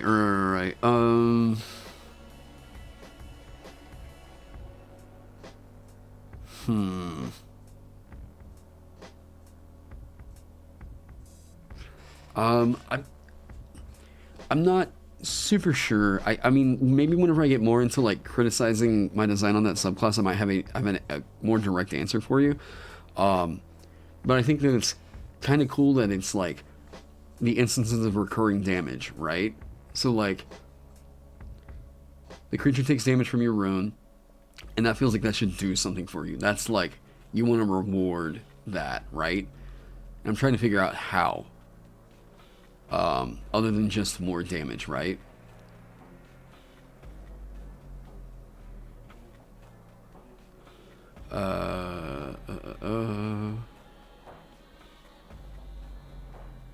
Infernal is giving yourself HP, so we have a very, very basic idea of what to work from.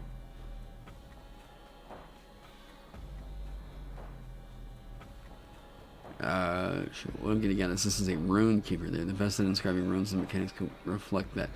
I don't know what the hang up. I don't know what's going on. We're getting hung up on something real small. I don't really know what's up.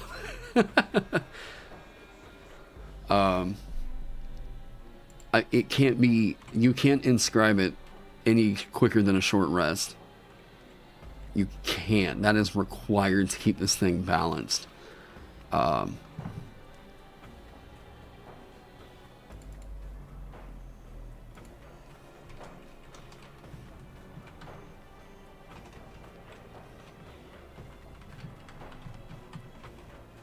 Does Orcus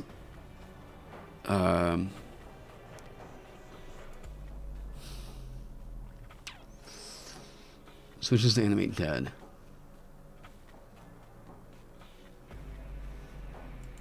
Create undead.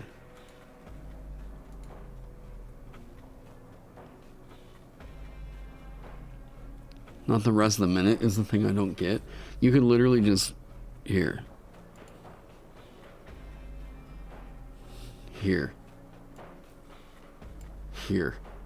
It's flavor. It's flavor. Don't worry about it. Don't just relax. It's flavor. It's basically, I could do this and it doesn't change anything about it.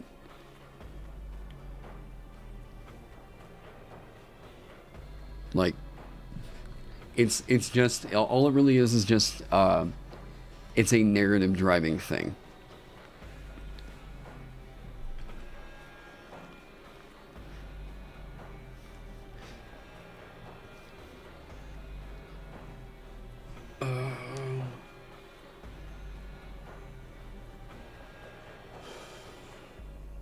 until you finish a short or long rest. An object can only bear one of your inscribed runes at a time.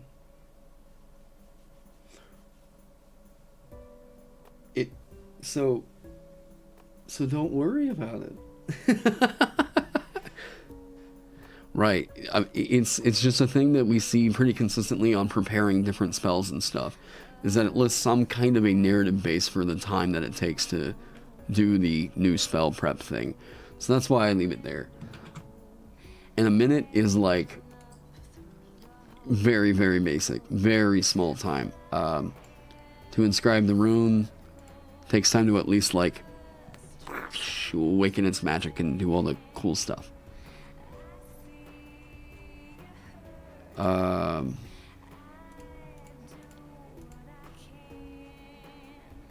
Okay. So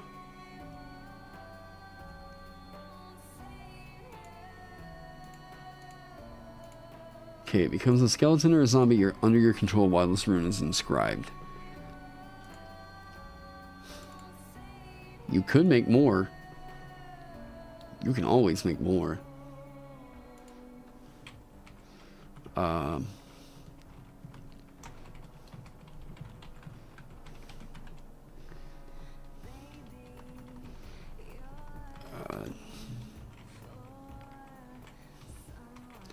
God, I love that. I love that, like, life and chaos, too. I mean, it should probably not just be life and chaos.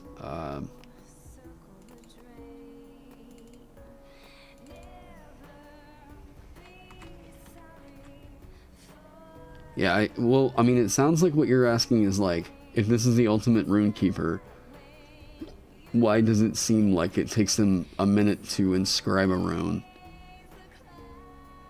And they should be like the best Runekeeper or something like that, or the best at inscribing runes. And it's not a thing that, like, I'm not really sure what the ask is here. I'm totally willing to answer, you know, but yeah.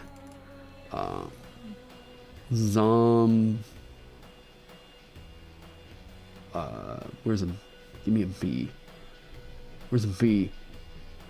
Oh no, do we not have a B in this rune? This alphabet?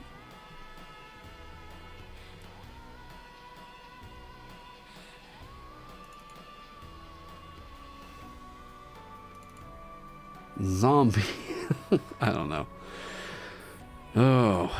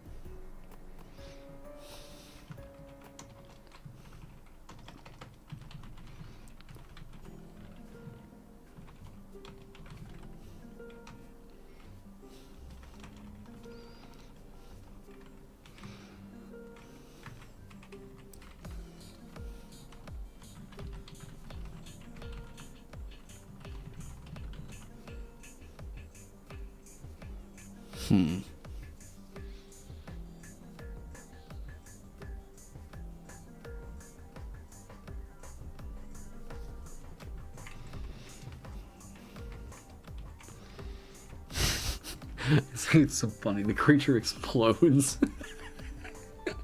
Oh man, it's so metal.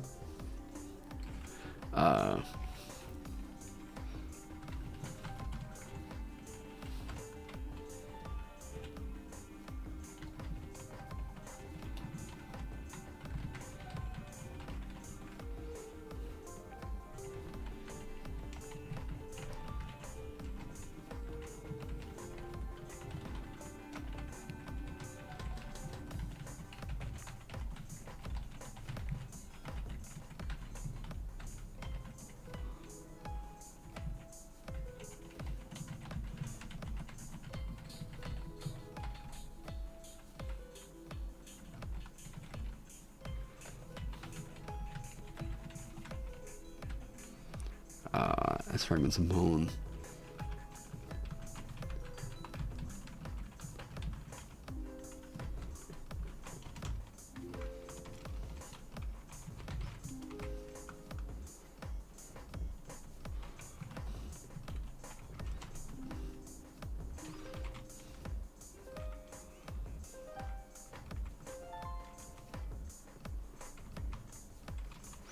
Uh, 2d6, what, like thunder damage? Just what's the gross thing here? What does Cibriex do? Oh, I'm so glad you asked this. Cibriex. What's the nastiness? Chain squirt vial acid damage. Oh, it explodes in acid. Yeah, that might work.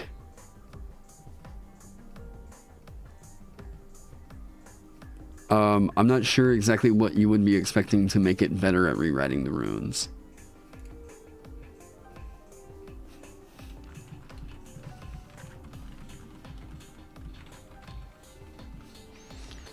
This might just be fine to...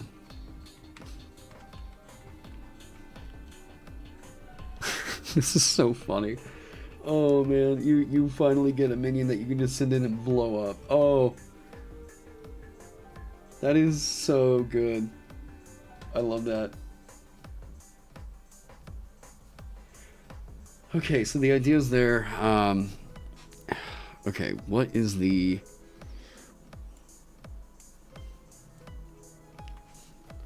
Is there like... What's another rune? I'm just kind of looking to see if there might be a different rune that might hit the... might have to incorporate geometric patterns or paint it with... Yeah. Like, that's the idea, is you're inscribing the runes, so you're like actually like meditating over the... Yeah.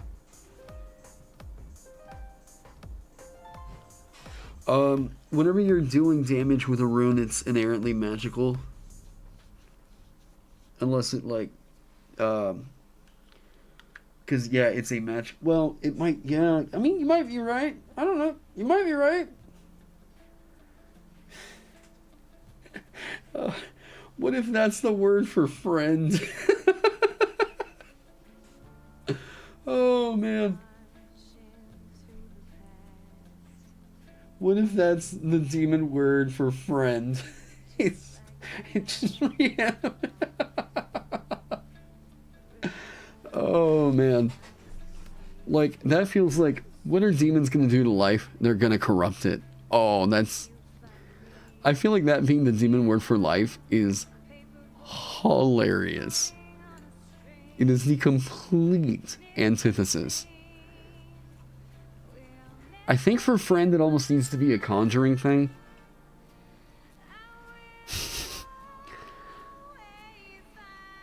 Like, it makes sense if it's the word for life, but it's so funny if it's the word for friend. Hey, Shrek.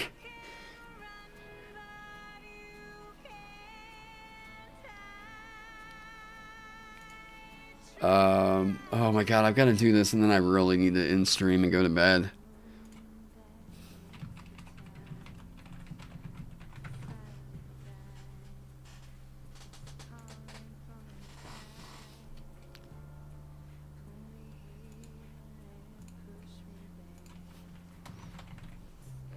Quaffix?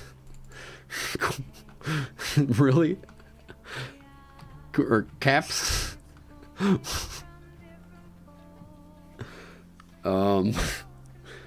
Apparently that's the abyssal word for life. I mean, I think narratively that's very cool. Right? Like, that is the complete opposite of what life means to Supernal, right? Oh. It's super funny if it's friend, though. It's so funny if it's friend. Like, the narrative of this right here is so much stronger. right? It's the corruption, whatever. But god damn, it's funny if it's friend. I mean, we can do something else eventually, but like, oh man, oh, I want to save that because I think the abyssal word for friend it has so much territory to be so funny.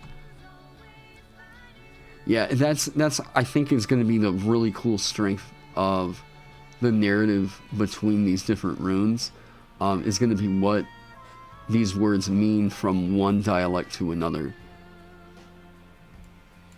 War, and you know what? I'm just going to start, all these bots that are spamming this, I'm just going to start making those runic words, alright? Anything major happened while you were gone? Did you miss out on Spencer coming up with the damn funniest? Like, oh man. Spencer reminded me I hadn't made a zombie rune yet. So, I don't know that this is balanced at the moment. I'm honestly pretty close to probably going to bed. Quaffix.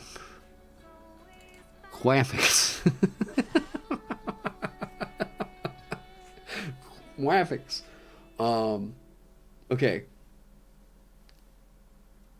This is so good. Now, it's under your control.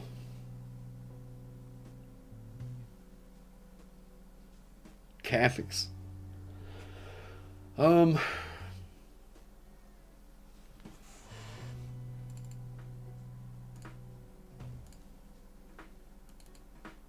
This thing is going to be under your control while it's inscribed. Will this PDF be in the Discord? I probably not tonight.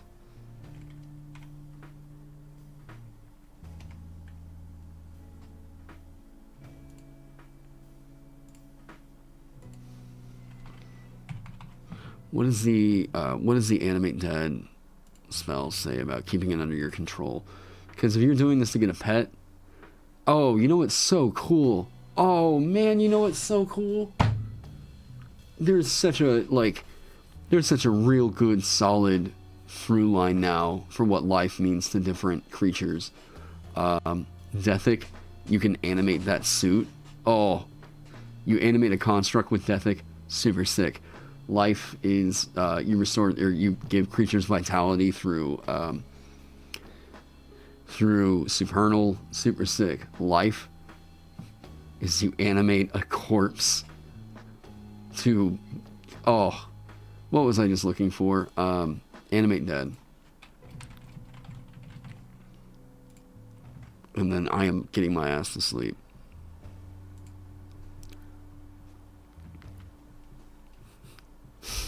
Flap. But yeah, I will have it eventually up in the Discord.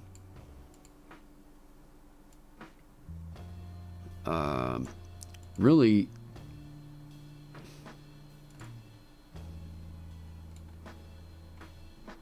I mean, the fact of the matter is you create it and then you like lose control over it. Like, oh, that's freaky.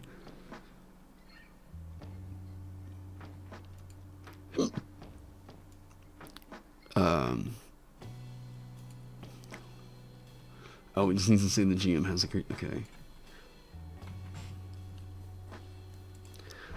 Oh my god, Heavy's gonna be so proud. I think it needs to say the DM because it'll be on the guild.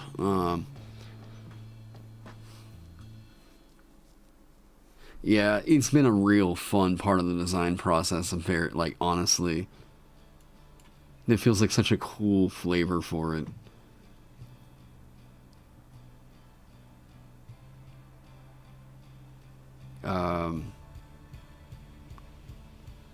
You inscribe this on a body over the course of a short rest.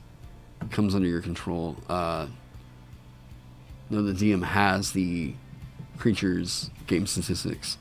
As in, it's this wording right here implies that this is in the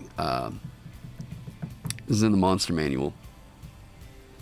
if it's referring to something in the player's handbook, it'll say to refer to the appendix in the player's handbook. But if it's in the monster manual or a book that the DM should have, it's gonna say or the DM has this creature's game statistics.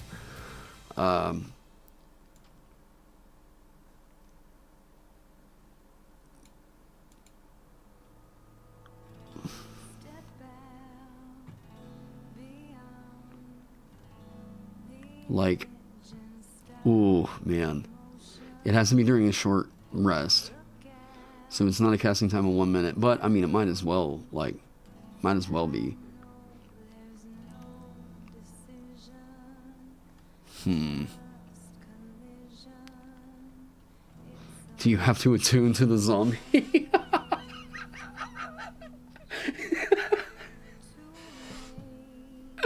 you have to...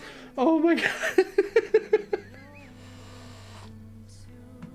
Oh man. Oh, that would be so funny. But like, you know what's so good about this? Like, oh man, this is so evil. Like, you use this corpse, you can control it. That is great. It's just the fact that this is making me laugh so hard is just so, oh man.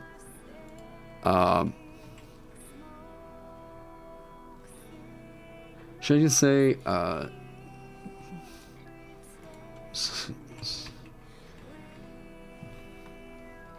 I can't say as per the animate dead spell. I need to finish this and I need to go to bed so bad.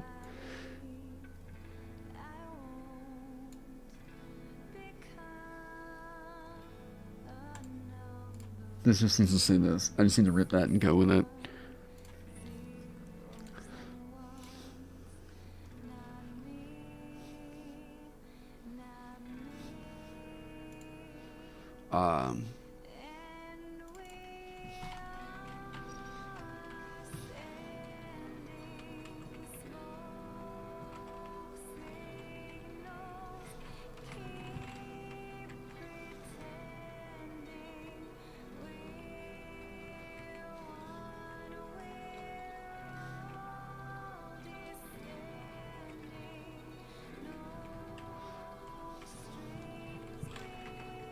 Field of view.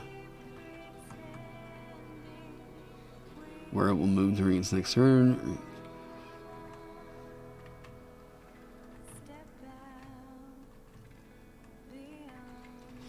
Okay, now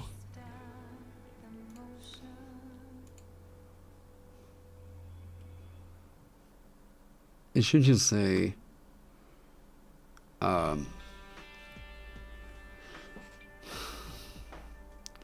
if the rune is not inscribed,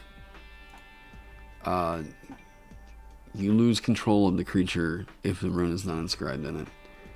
The creature stops obeying your command. Okay.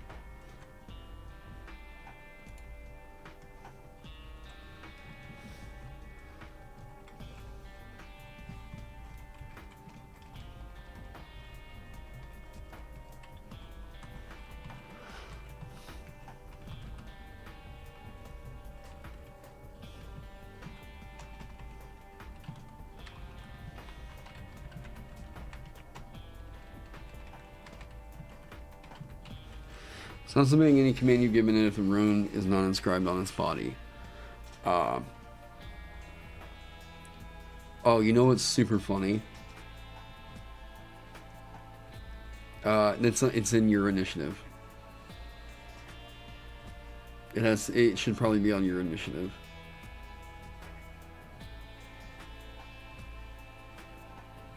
Like, it's really good for you to get. Really good for you to get. And it's just funny because it's like, oh man. Oh, it's so disgusting and so funny.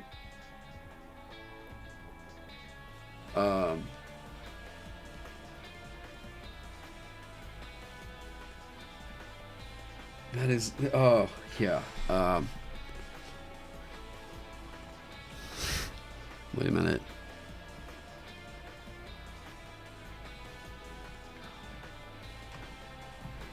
if you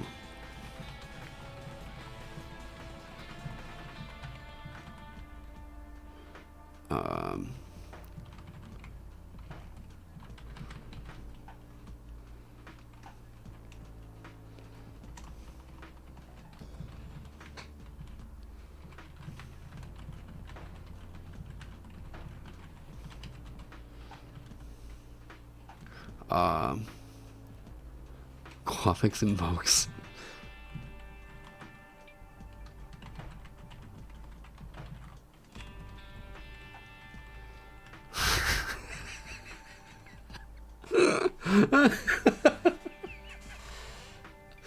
Okay. Okay. Does it imply it has its own initiative? I think it's under your control, so you can command it as a bonus action. I mean, I'm curious. I want to make sure it's clarified.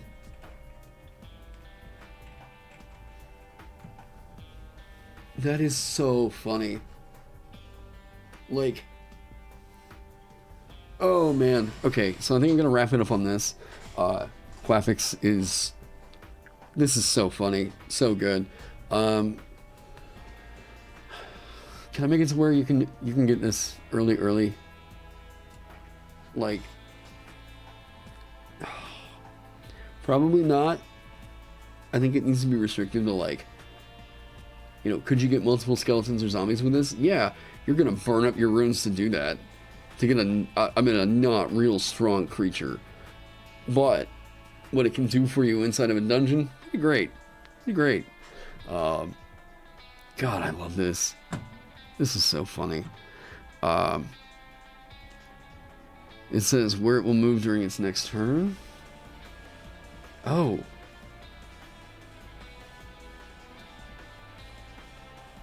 Okay, so yes, then it's not on your turn. On each of your turns you command it. Okay, so then that's what it does on its next turn. As if through this spell.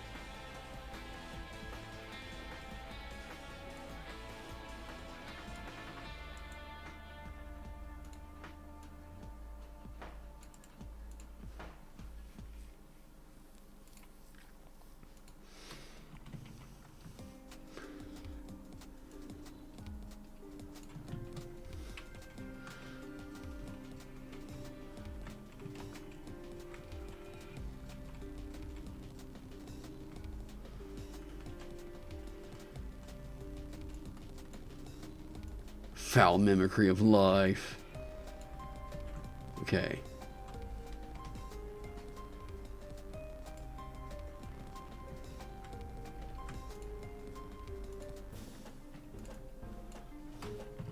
Graphics imbues the target with a foul mimicry of life, raising it as an undead creature.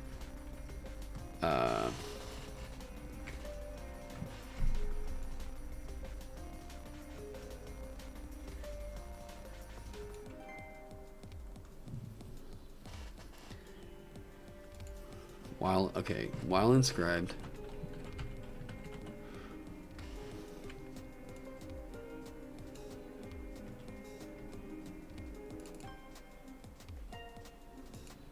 yeah, there we go. That makes sense. Okay, I probably need to get to bed at this point. Oh man, that's super funny. Spencer, thank you for the inspiration on that. Yep, this needed to be here. Quaffix for life and chaos. QAPX.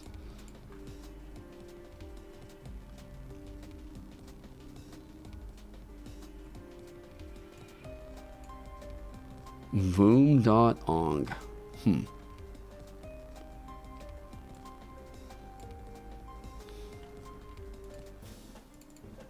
Q. Elemental PQ. Quaffix. It's so funny that that's like, oh man, yep. That's the thing. All right, everyone. Hey, 10 hours and 36 minutes. Hey, Phil, great to see you, man. Thank you so much for showing up the other day too. Like, good having you. Yeah, like, one of my favorite videos on the channel. Seriously. I thought you were in this, Spencer. You got an even higher tier. You're a here you go. You're already in it. You're already in the base. You've helped out on some of my past stuff, man. Hey, I appreciate you. I appreciate you and everything you do. Spencer's a real MVP, man. Spencer has been a Patreon supporter of a lot of its homebrewers for a while. So, dude, yeah, man, you rock. Only 50 more runes to go. Do not remind me. Am I? Yeah. Right? Yeah, I believe so. Wait, don't I have you on the... Yeah, see? There you are. Look at that. Look at that. Spencer, see? Wait, let's... Spencer Jackson. Spencer. Yeah, y'all can tell I'm Spencer. See? Look at you. Look at you go. Yeah, no, y'all can definitely tell I'm a little worn out. Yes, I'm definitely gonna go to sleep. 10-hour stream. Insane. Thank you all